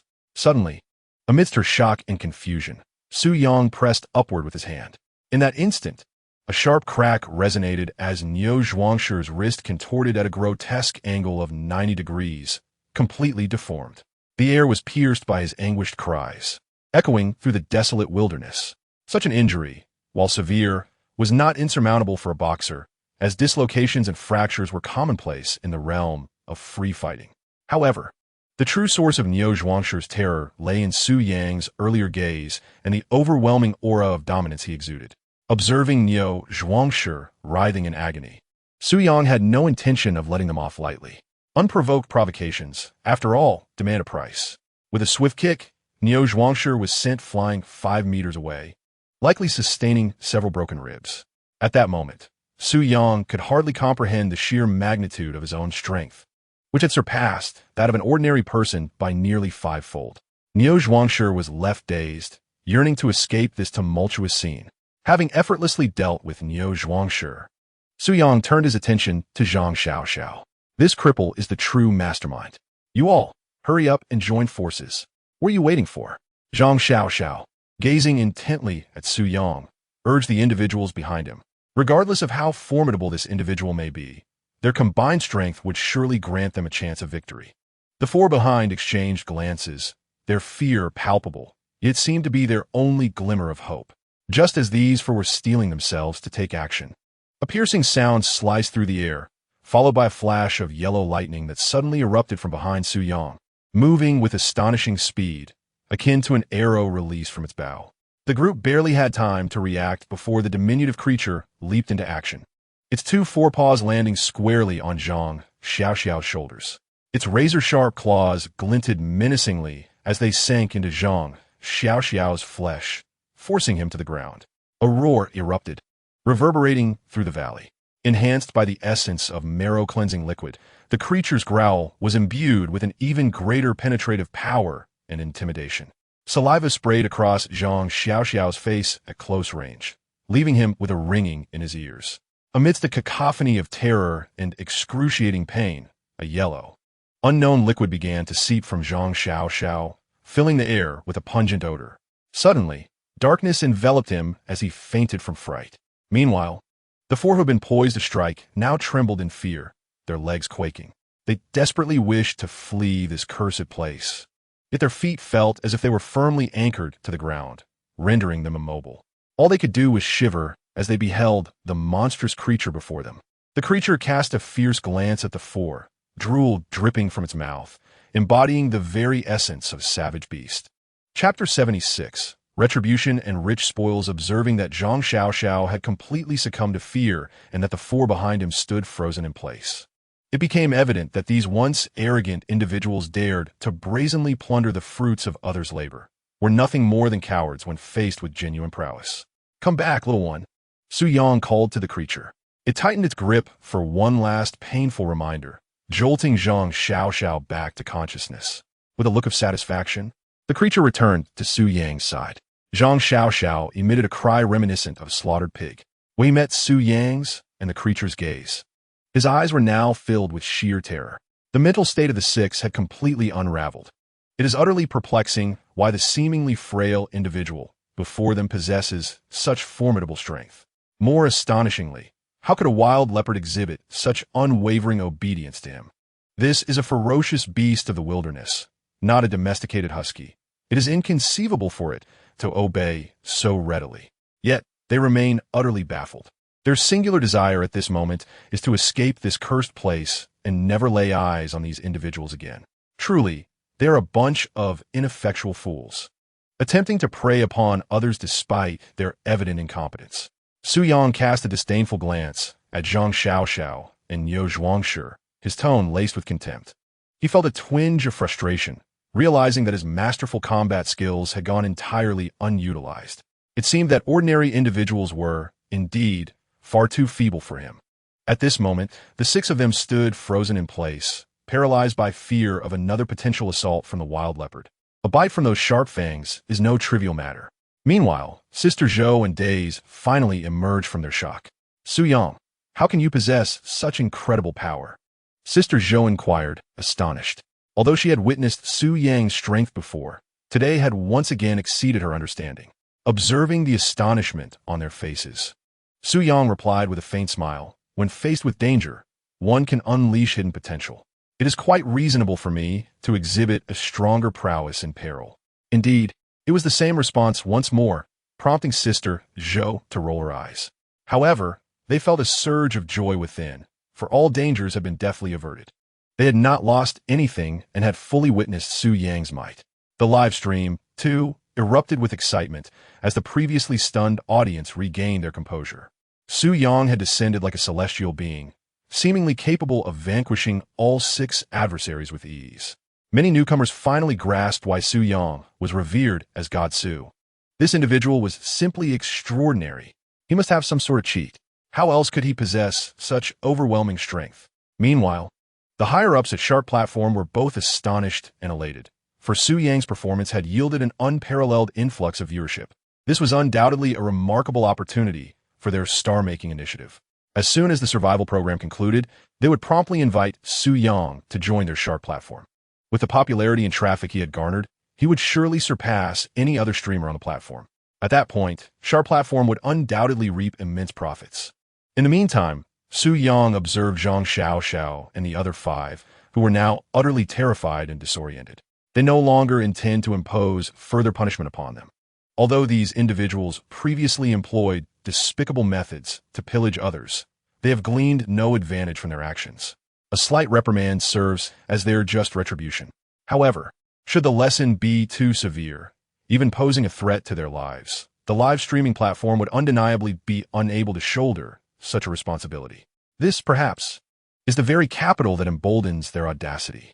Leave behind all your supplies, including the garments you wear, and vacate this area immediately. Su Yang stated coldly, casting a glance at Zhang Xiao. It is crucial not to strip them of all their survival resources, for that would render them incapable of subsisting in this environment, likely leading to their swift elimination. While such actions may not sit well with many viewers in the live stream, who have witnessed step by step how Zhang Xiao and his companions exploited other competitors, Su Yang cannot afford to jeopardize their chance of survival due to the transgressions of these inconsequential individuals. Fear flickered across the faces of the six, mingled with hesitation. Surrendering all their survival supplies was one matter. After all, failing to comply might result in even graver consequences. Yet now they were being asked to remove all their clothing. Such an act would be a monumental humiliation, especially with millions of viewers tuned into the live broadcast. Should they disgrace themselves, it would become common knowledge across the nation. Upon noticing their indecision, the diminutive figure unleashed another piercing roar, its fierce gaze fixated upon them. Leaning slightly forward, it assumed a posture suggestive of imminent attack, sending shivers down the spines of the six. All right, I'll take it off right away. Zhang Xiaoxiao was the first to relent. Although this might lead to significant embarrassment, he had faced humiliation before. For a man with such a thick skin, it would bear little impact. He resolved to treat the ordeal as a mere variety show. Forget it. Yours can stay on. It's too ostentatious. And I fear it might offend my senses, Su Yang remarked disdainfully, casting a scornful glance at Zhang Xiaoxiao. The latter, having just been frightened to the point of near embarrassment, felt a surge of indignation at the comment. Yet, before the diminutive figure and Su Yang, he dared not express his anger. The others hastily removed all their gear, which included 2 sleeping bags, a multifunctional army knife, a tent, 2 frying pans, 3 bows and arrows, and a fishing kit. After all, they possessed 3 sets of survival tools among them. Such a bounty is indeed a significant gain for Su Yang and his companions. Subsequently, the group removed all their garments, leaving only a single pair of underpants, a final testament to their defiance. Fold them neatly and place them over there, Su Yang commanded once more. With these supplies, their prospects for survival would become substantially more favorable. The individual behind him complied obediently, folding every piece of clothing with meticulous care. Their eyes then turned with a murderous glare towards Zhang Xiaoxiao. If it weren't for that scoundrel, they might have been living quite well at this moment. However, they found themselves bereft of the means to survive, stripped of their clothing, enduring a profound humiliation, an unbearable disgrace. Yet, they did not direct their ire towards Su Yang, recognizing him as an entity beyond their reckoning. Instead, they reserved their resentment for Zhang Xiaoxiao, the instigator of their plight. Chapter 77. Lu Shishir, I warned you that retribution would come. Brother, we were merely misled by Zhang Xiaoxiao into committing such irrational acts. We sincerely apologize for offending you and promise never to act so foolishly again. Please spare us. The 4 individuals behind Zhang Xiaoxiao looked at Su Yang with expressions of sheer terror, especially upon witnessing the menacing grin of the diminutive figure beside him, which only intensified their dread. The kind of primal fear evoked by encountering a true beast in the wilderness was overwhelming. At this point, they had abandoned any hope of rewards, yearning only to escape this dire situation. Although Zhang Xiaoxiao was seething with anger, he dared not utter a word, recognizing that silence was the wisest course of action. Just then, the small figure cast a glance toward the grass on the right and communicated a subtle signal to Su Yang. In truth, Su Yang had already detected the commotion in this vicinity. The sound had been present for several minutes. Come forth. Must I send the little one to fetch you? Su Yang said coolly, while his perception was not as acute as the small figure's. After utilizing the cleansing liquid 4 times, his sensory abilities far surpassed those of an ordinary individual. He could hear the slightest rustle of leaves within a certain range with clarity. If his assumptions were correct, it should be the Lu sisters. Zhou Jie and Daimei exchanged puzzled glances, as did Zhang Xiaoxiao and his companions. Could there be others in this place? Just as their astonishment grew, the grass began to stir, and 2 figures emerged. They were none other than Lu Shishir and Lu Yi. Initially, they had ventured out for hunting, but were drawn by curiosity to investigate the commotion. Soon after, they witnessed everything that had just transpired. The merciless Zhang Xiaoxiao, who had previously plundered their food and resources, was so frightened by the small one that she urinated in her pants and fainted on the spot. The exhilaration they felt in that moment was beyond words. The saying evil begets evil could not have been more accurate. A scoundrel like Zhang Xiaoxiao truly required someone as formidable as Su Yang to set things right. Sisters, indeed. They must be the sister duo you mentioned earlier. Sister Zhou and Su Yang exchanged glances with Lu Shishir and Lu Yi before directing their inquiry toward Su Yang. The 2 sisters bore strikingly similar features, yet their demeanors were entirely distinct. The one wielding the bow and arrow possessed an icy demeanor, while the other exuded a more delicate, gentle aura. Mr. Zhou, I sincerely apologize. My sister and I did not intend to eavesdrop. We accidentally passed by while hunting and were intrigued by the sounds we heard. Lu Yi spoke up immediately. Upon locking eyes with Su Yang, her heart began to race uncontrollably. Su Yang's earlier display was nothing short of divine, embodying her ideal of a prince charming. Moreover, she had already formed a favorable first impression of him.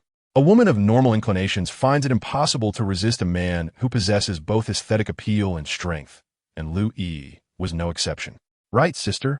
Lu Yi quickly tugged at her sister's sleeve, knowing her sister's kind-hearted nature was often overshadowed by her stubborn demeanor. She had a tendency to wear an icy expression towards all men, lacking the ability to utter kind words. Indeed, as my sister stated, we merely passed through. We hope Mr. Zhou does not take offense, Lu Shishir said, lifting her gaze to meet Su Yang's with a composed tone. In truth, she was deliberately calming herself. It was impossible for any woman to remain unperturbed after witnessing Su Yang's earlier actions, for they were not emotionless maidens. Brother, I didn't expect these two young ladies to be quite stunning, especially the elder sister. She possesses such charisma. Even I, as a woman, find myself somewhat captivated. It seems we may have found ourselves a rival, the simple-minded girl whispered to Sister Zhou. There was no denying that this pair of sisters was indeed strikingly beautiful, and the elder sister's aura was so compelling that it stirred admiration even among women. Men often harbor a desire to conquer. The more elusive the woman, the stronger their desire to conquer her becomes. Especially for a perfect man like Su Yang, such urges are likely intensified. Don't involve me. Su Yang is my cousin. Sister Zhou shot the simple-minded girl a disapproving glare. Though such words were spoken, his expression undeniably suggested an underlying discomfort. Oh dear, this seems rather unfortunate, Daimei remarked with a feigned smile. Their voices, though subdued, reached Lu Shishir and Lu Yi due to their close proximity, allowing them to discern the conversation. Lu Yi's face flushed crimson, while Lu Shishir furrowed her brow and interjected, "Please do not misunderstand. We sisters pose no competition to you. Today's events are purely coincidental, and we genuinely happen to pass by." Lu Shishir's forthrightness rendered Daimei and Sister Zhou somewhat awkward. They had not anticipated such directness, devoid of any pretense. "Well, I harbor no grievances against you," Su Yang stated. "This deserted island is a shared sanctuary for all contestants. As long as your intentions differ from those of certain individuals, I shall not impose upon you. If they were adversaries, the outcome would have been quite different." Yet, the Lu sisters clearly lacked such intentions, as well as the audacity and capability to act upon them. At that moment, Lu Yi glanced at Zhang Xiao, a cold smile curving her lips as she defiantly declared, "I have long asserted that karma is cyclical. Your sordid actions will inevitably meet with retribution, preventing you from enduring until the end." In that instant, witnessing Zhang Xiao's downfall brought her immense satisfaction. A sound of teeth clenching echoed sharply as Zhang Xiao grimaced in pain.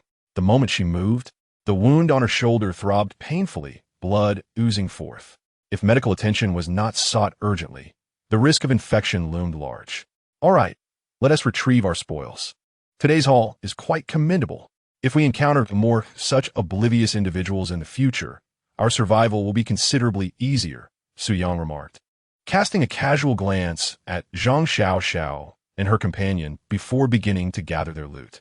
Given Zhang Xiao and the large man's injuries, it was evident they had lost any chance of continuing their struggle for survival. Moreover, the remaining four, lacking any tools or clothing and armed only with a pickaxe, would struggle to endure even a single night.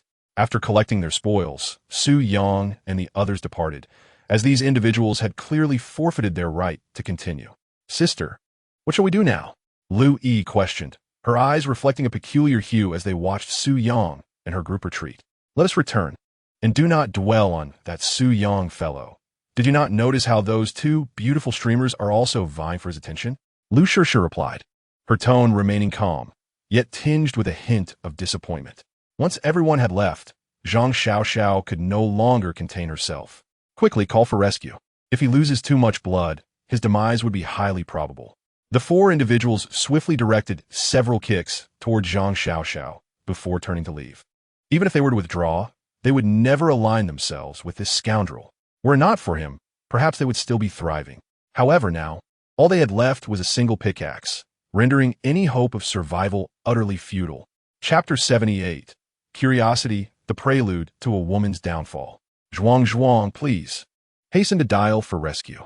Rest assured, once we are outside, I shall not shortchange you on your rewards. Zhang Xiao, bruised and battered, could only place all his hopes on Yo Zhuang. Those scoundrels who had just assaulted him would not escape unscathed when they emerged. Moreover, he was determined to uncover the true nature of that particular rogue.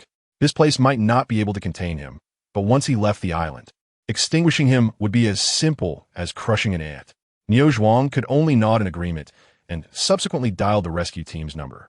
Given his own severe injuries, if he did not receive timely treatment, his right fist might be rendered permanently useless. Additionally, he felt several of his ribs had likely been fractured. Therefore, it was imperative to vacate this desolate island and seek medical attention without delay. Ultimately, they had suffered losses on both fronts. Had he known this would be the outcome, staying put and focusing on survival would have been a far wiser choice. After disconnecting the call, the thunderous roar of a helicopter filled the air just a few minutes later. Due to the considerable distance from the beach, a speedboat would have taken several hours. Although Zhang Xiao was indeed an irksome presence, the majority of the staff and some leaders at Sharp Platform were thoroughly weary of his antics. Nevertheless, he was a celebrity, backed by substantial capital. Having received his due punishment, should any significant issues arise, their platform would be equally implicated. Many viewers in the live stream felt that the penalties imposed on Zhang Xiao were far too lenient, as their disdain for him had been deeply rooted for quite some time. However, a few more rational spectators acknowledged that while Zhang Xiao was indeed detestable, he did not pose a threat to Su Yang or his companions. Thus, the punishment seemed appropriately measured.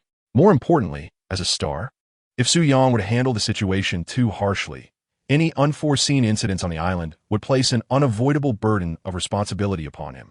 Su Yang was acutely aware of this reality, which is why he refrained from taking more severe action. The audience in the live stream naturally carried their personal grievances against Zhang Xiao. If they were to find themselves in the same predicament, they might not possess the same fortitude as Su Yang. Upon returning to the shelter, Su Yang and his companions were not the least surprised by the rumble of the helicopter. Zhang Xiao and Yo Zhuang had utterly lost their will to survive, rendering their persistence impossible. Moreover, the fact that this individual could thrive amidst a sea of negative reviews speaks volumes about the formidable support he must have behind him. Even the Sharp Platform would likely afford him some respect. Thus, his swift ascent was not entirely unexpected. Our gains today have been truly bountiful. We shall now possess tools for fishing, and these frying pans will prove invaluable. Observing the abundance of equipment, Sister Zhou and Daimei were naturally overjoyed. With these provisions, their future existence would be considerably more comfortable. Additionally, there were 2 sleeping bags, ensuring that they would no longer have to endure the discomfort of a cold. Hard bed at night. I should wash these clothes. I have no desire to wear such filthy garments again. Daimei promptly gathered all the clothes to wash. She understood well that in the wilderness, these clothes would be of great assistance to them, especially now that the nights were beginning to grow chilly. These garments would undoubtedly come in handy. However, they needed a thorough cleansing. While Daimei was occupied with the laundry, Sister Zhou finally approached Su Yang, her gaze fixed intently upon him. What is it? Your stare is making me somewhat uneasy. Do I have something on my face? Su Yang inquired, noticing her unwavering gaze. Confess to me, is my newfound strength connected to you in any way? Sister Zhou whispered, lowering her voice. Today's display by Su Yang had convinced her that he possessed some extraordinary ability. Otherwise, it would be inconceivable for his body to harbor such terrifying energy and power. Perhaps Su Yang had mastered a skill that enhanced strength, and the sudden surge in her own power was undoubtedly linked to him. Yet she recognized that this was a secret of Su Yang's, one he likely wished to keep undisclosed. Consequently, she deliberately softened her voice to ensure the audience in the live stream did not overhear. Observing the expression in Sister Zhou's eyes, he realized that this matter could not remain concealed. The effects of the marrow-cleansing liquid would be profoundly evident, especially in the user, who would undergo conspicuous changes. Indeed, you have guessed correctly. However, there are more details I cannot divulge. Consider it my extraordinary ability. Su Yang nodded, acknowledging the inevitability of the situation. He knew that providing a flimsy excuse would not suffice. While Sister Zhou had been obedient and compliant throughout their journey, she was also astute. Is it truly the case? I knew it.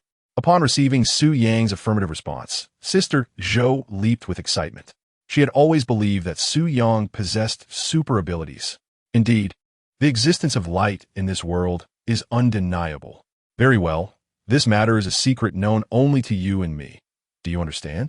Observing the excited expression on Sister Zhou's face, Su Yang earnestly reminded her. In truth, even if he did not acknowledge it today, Sister Zhou had likely already discerned the truth.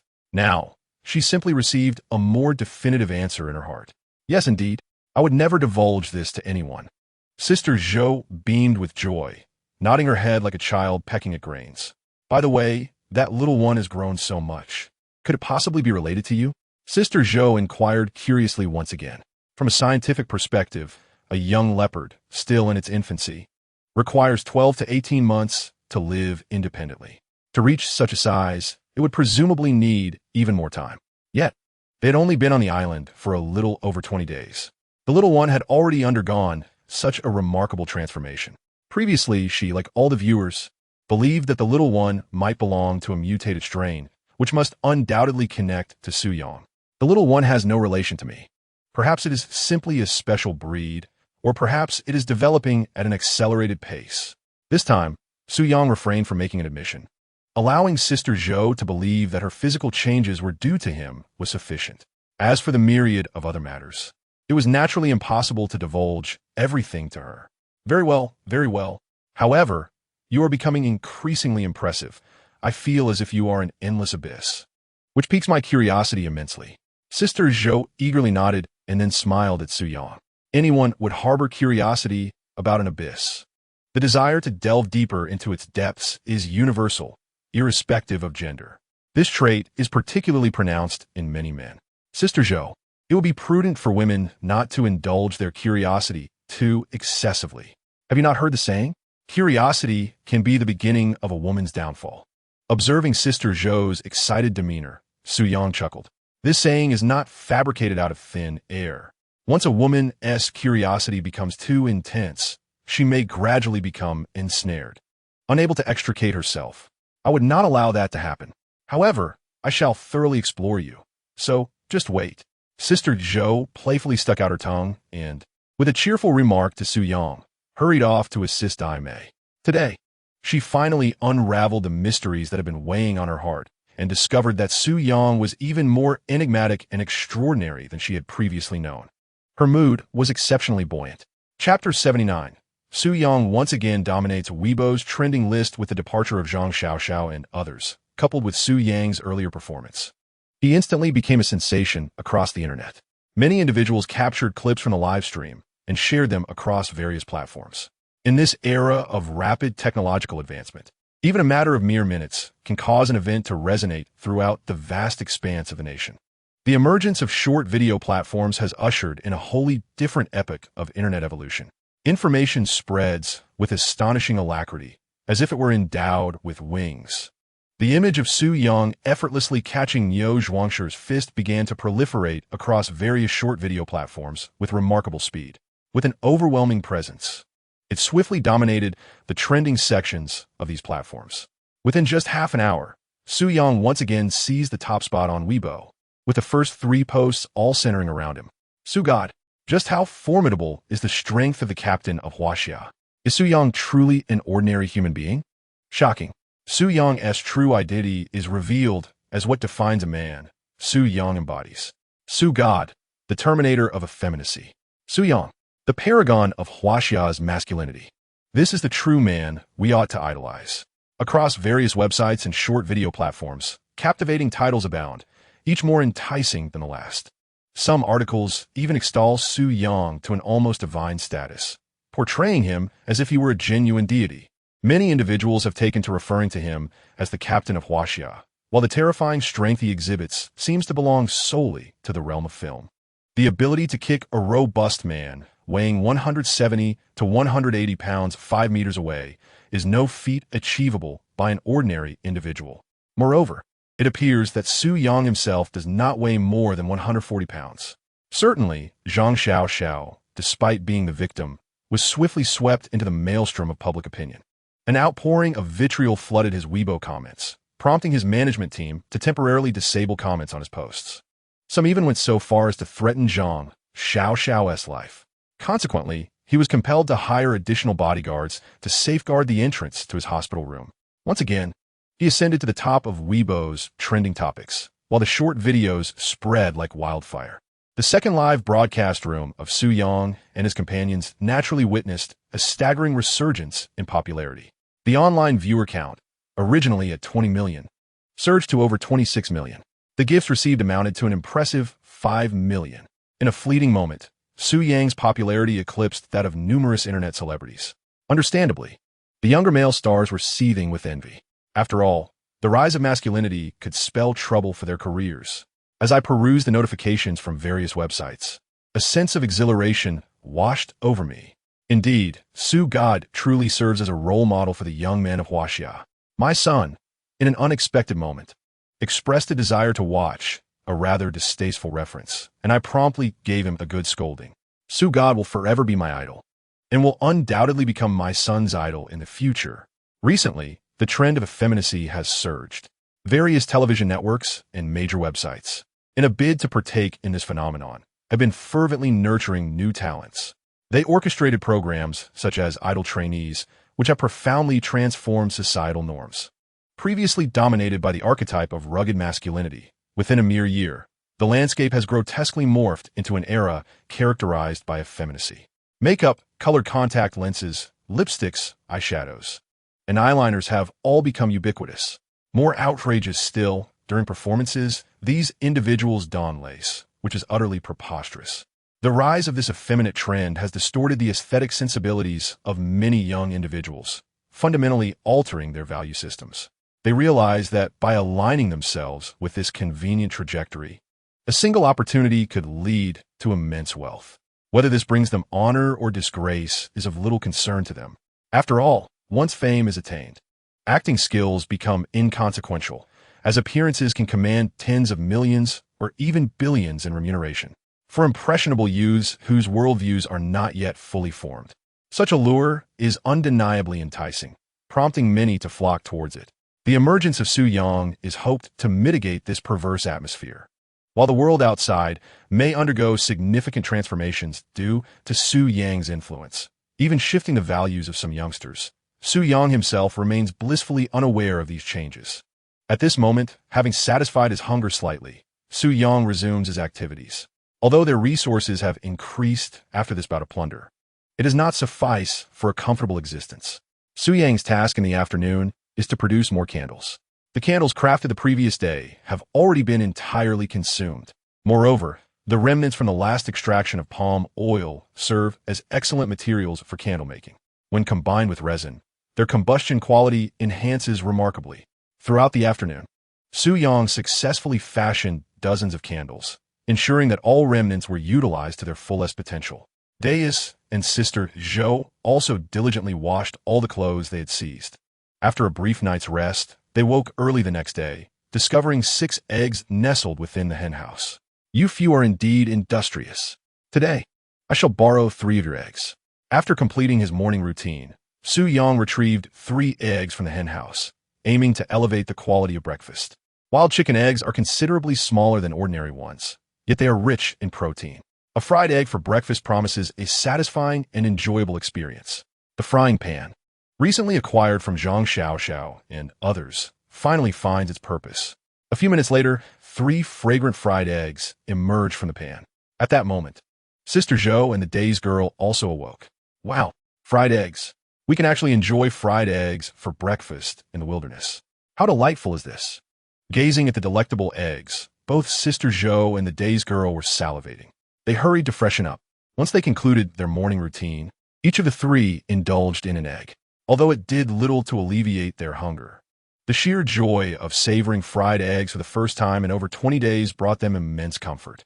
They then feasted on some meat.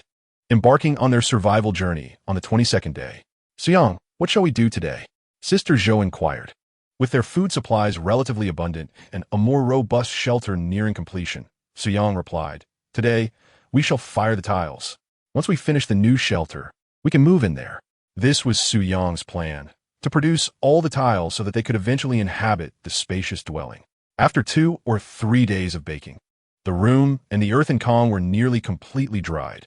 Moreover, with 2 sleeping bags at their disposal, they could slightly modify them to create sheets and duvet covers. Without further ado, Suyang commenced digging a pit in the ground to construct a tile kiln, while Sister Zhou and the Days Girl promptly went to gather soil from other areas. Recently, Suyang had discovered a substantial quantity of excellent clay, particularly suitable for crafting pottery. Chapter 80. The Stifling Air. The rainy season approaches. Constructing a tile kiln is, in fact, quite straightforward. One simply needs to excavate a fire pit in a Z shape on the ground, then mold a circular platform from clay in the center, punctured with small holes resembling honeycomb. This arrangement ensures that flames will continuously rise from these tiny apertures, allowing the tiles to be fired to greater hardness. Lastly, a long chimney of clay is added. This method ensures a more vigorous flame. There are 2 methods for firing pottery: high temperature and low temperature firing. Each method has distinct temperature and time requirements, resulting in entirely different finished products. High-temperature firing generally requires temperatures between 1200 and 1350 degrees Celsius, with a firing duration exceeding 8 hours. Due to the elevated temperatures, the clay must meet stringent standards. Any excessive impurities may lead to cracking. Conversely, low-temperature firing yields products of inferior quality, but demands less from the clay, requiring only temperatures of 700 to 900 degrees Celsius and a minimum firing duration of 4 hours. Importantly, this method does not impose such high requirements on the clay. Even though there may be a few impurities, the risk of explosion remains minimal. In the realm of wilderness survival, many conditions are often unattainable. Consequently, numerous survivalists resort to the method of low-temperature firing. After constructing a clay kiln, Suyang proceeded to relocate the firewood, fervently adding more logs to ensure a successful pottery firing, as ample firewood is essential. The requirements for firing tiles are considerably simpler and more rudimentary than those for pottery. Thus, it is estimated that the kiln could yield results in roughly an hour. During this interval, Suyang also gathered an ample supply of firewood outside. Since the day was designated for tile production, he intended to create additional items, such as a wash basin or vegetable washing bowls. He then crushed some leftover bones into a fine powder, which, when applied to the exterior of the clay during the pottery firing process, serves to glaze the surface. Of course, this method merely enhances sturdiness and improves waterproofing. It cannot achieve the aesthetic appeal of crafted works. In wilderness survival, the primary focus is on survival, followed by the pursuit of beauty. Perhaps, when conditions permit in the future, he may contemplate crafting decorative items, but for now, the circumstances do not warrant the expenditure of time and energy on such endeavors. By midday, the trio had successfully transported a sufficient amount of clay, enough to fire the required tiles, and perhaps a few basins as well. Zhou and Daimei were both exhausted and breathless, as carrying clay is inherently laborious, especially for them as women. "Suyang, what should we do next?" Zhou inquired, wiping the sweat from her brow. "First, we prepare the raw clay, then mold it into tile shapes. Once they have dried sufficiently, we can proceed to fire them," Suyang explained while already getting to work. Firing tiles is considerably easier. One needs to cut a slightly thicker branch, approximately 30 to 40 centimeters in length, and evenly spread the prepared clay over it. At the appropriate time, it can be divided into 3 portions. If one wishes to create other pottery items, there are indeed various methods available. In the wilderness, the most commonly employed techniques are the coil method and the hand-form method, as these approaches are time-efficient and yield excellent results. After a brief instruction, Zhou and Daimei began forming the clay tiles while Suyang commenced the firing process. Generally, it is preferable for the clay to air dry naturally, as this minimizes the risk of cracking during firing. However, Suyang was growing impatient. He was eager to experiment. First, he dried all the clay tiles using low temperatures. The next step involved placing the dried tiles into the earthen kiln for firing. Given the limited size of the kiln, he could only produce about 15 tiles at a time. Thus, the trio continued their work until dusk, managing to fire 70 to 80 tiles, albeit with some broken and unsuccessful pieces. "You two must be hungry, right? Let me prepare dinner." Daimei volunteered to cook. After an entire afternoon of relentless labor, she felt somewhat exhausted. All right, Su-young nodded, though he continued with the firing process. This would be the last batch for the night. By the time the final batch was completed, it was already past 8 in the evening. Daimei prepared a rather hearty dinner, a hodgepodge in a large pot. It included pork, wild chicken, kelp, bamboo shoots, and various wild vegetables, all tossed together. It was undoubtedly a culinary disaster. However, hunger took precedence for Su-young and Zhou, and they set aside their reservations. After finishing their meal, the three quickly succumbed to sleep. After an entire afternoon of physical labor, they were indeed quite weary, and Su-young, having spent the afternoon by the kiln, felt a bit dazed. The following morning, Su-young rose early. Upon waking, he sensed a stifling warmth in the air, which made him realize that the situation might not bode well. Such oppressive heat often heralded impending rain. They had been on the island for 23 days without a drop of rain.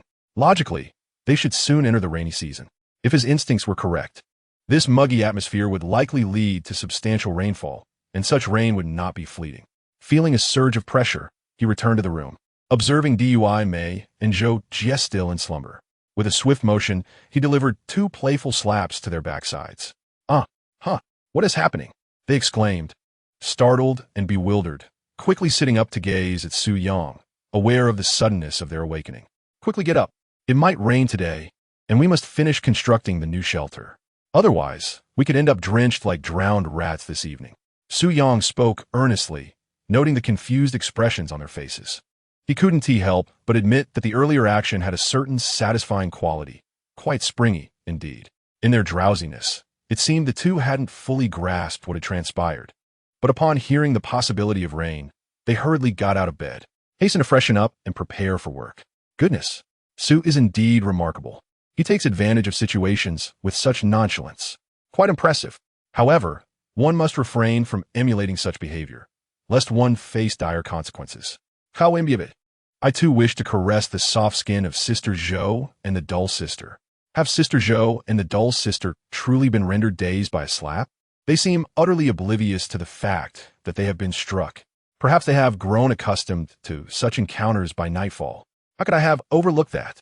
One glance at Su's adept movements alongside the indifferent expressions of the dull sister and Sister Zhou reveals that this has been meticulously rehearsed. Chapter 81. The dark clouds conceal the sun. The tense atmosphere to return to the matter at hand. The weather today appears markedly different from recent days. Rain may indeed be imminent. Indeed, should a torrential downpour occur under these conditions, it would pose a tremendous challenge for all contestants. Precisely. While Su-young and his companions have successfully constructed a robust shelter, many other participants remain vulnerable, unable to shield themselves from the elements. If a deluge does strike, they may find themselves swiftly eliminated. Elimination is a minor concern. In such circumstances, a significant crisis may very well ensue. Many viewers in the live streams, while jesting, are also expressing concern for all the contestants. Among them, Su-young enjoys the finest living conditions, having constructed a sturdy earthen dwelling, remarkably resilient. Only an extraordinary storm might threaten their abode. Otherwise, ordinary rain poses no risk to their shelter. Conversely, other contestants face a different plight. Daily, they fret over food, with most of their time squandered in search of sustenance. Consequently, they lack the opportunity to reinforce their shelters. It is conceivable that they may have even forgotten the possibility of rain, leading to continual procrastination regarding their shelters. Furthermore, some contestants, lacking courage, have chosen perilously to position their shelters on a beach. This is an exceedingly dangerous decision.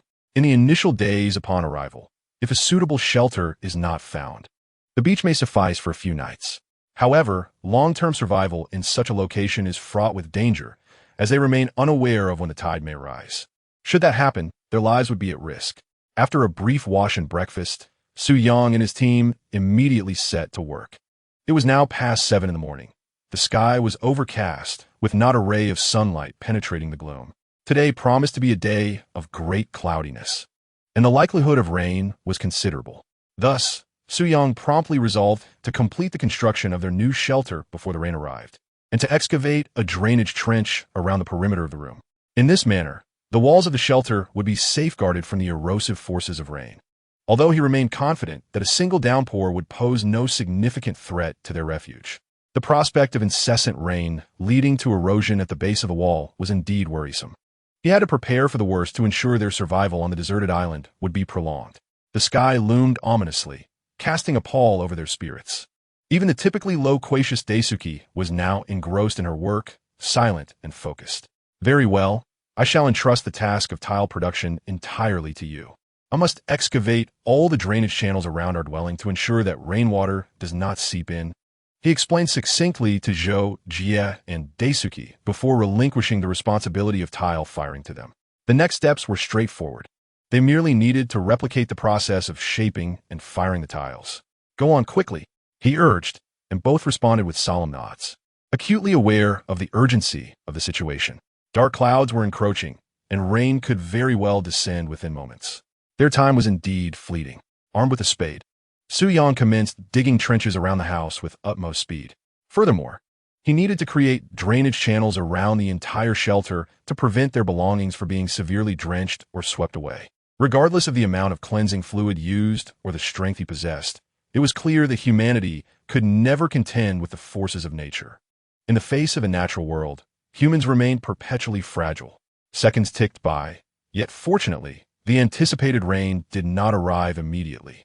By noon, although the sun remained obscured by clouds, no rain had fallen, as if the heavens were displaying a modicum of compassion by granting the contestants additional time. On Friday, they had scarcely paused to eat. The drainage channels had been nearly completed, and the tile production was nearing its final stages. They had successfully crafted nearly 200 tiles, which should suffice.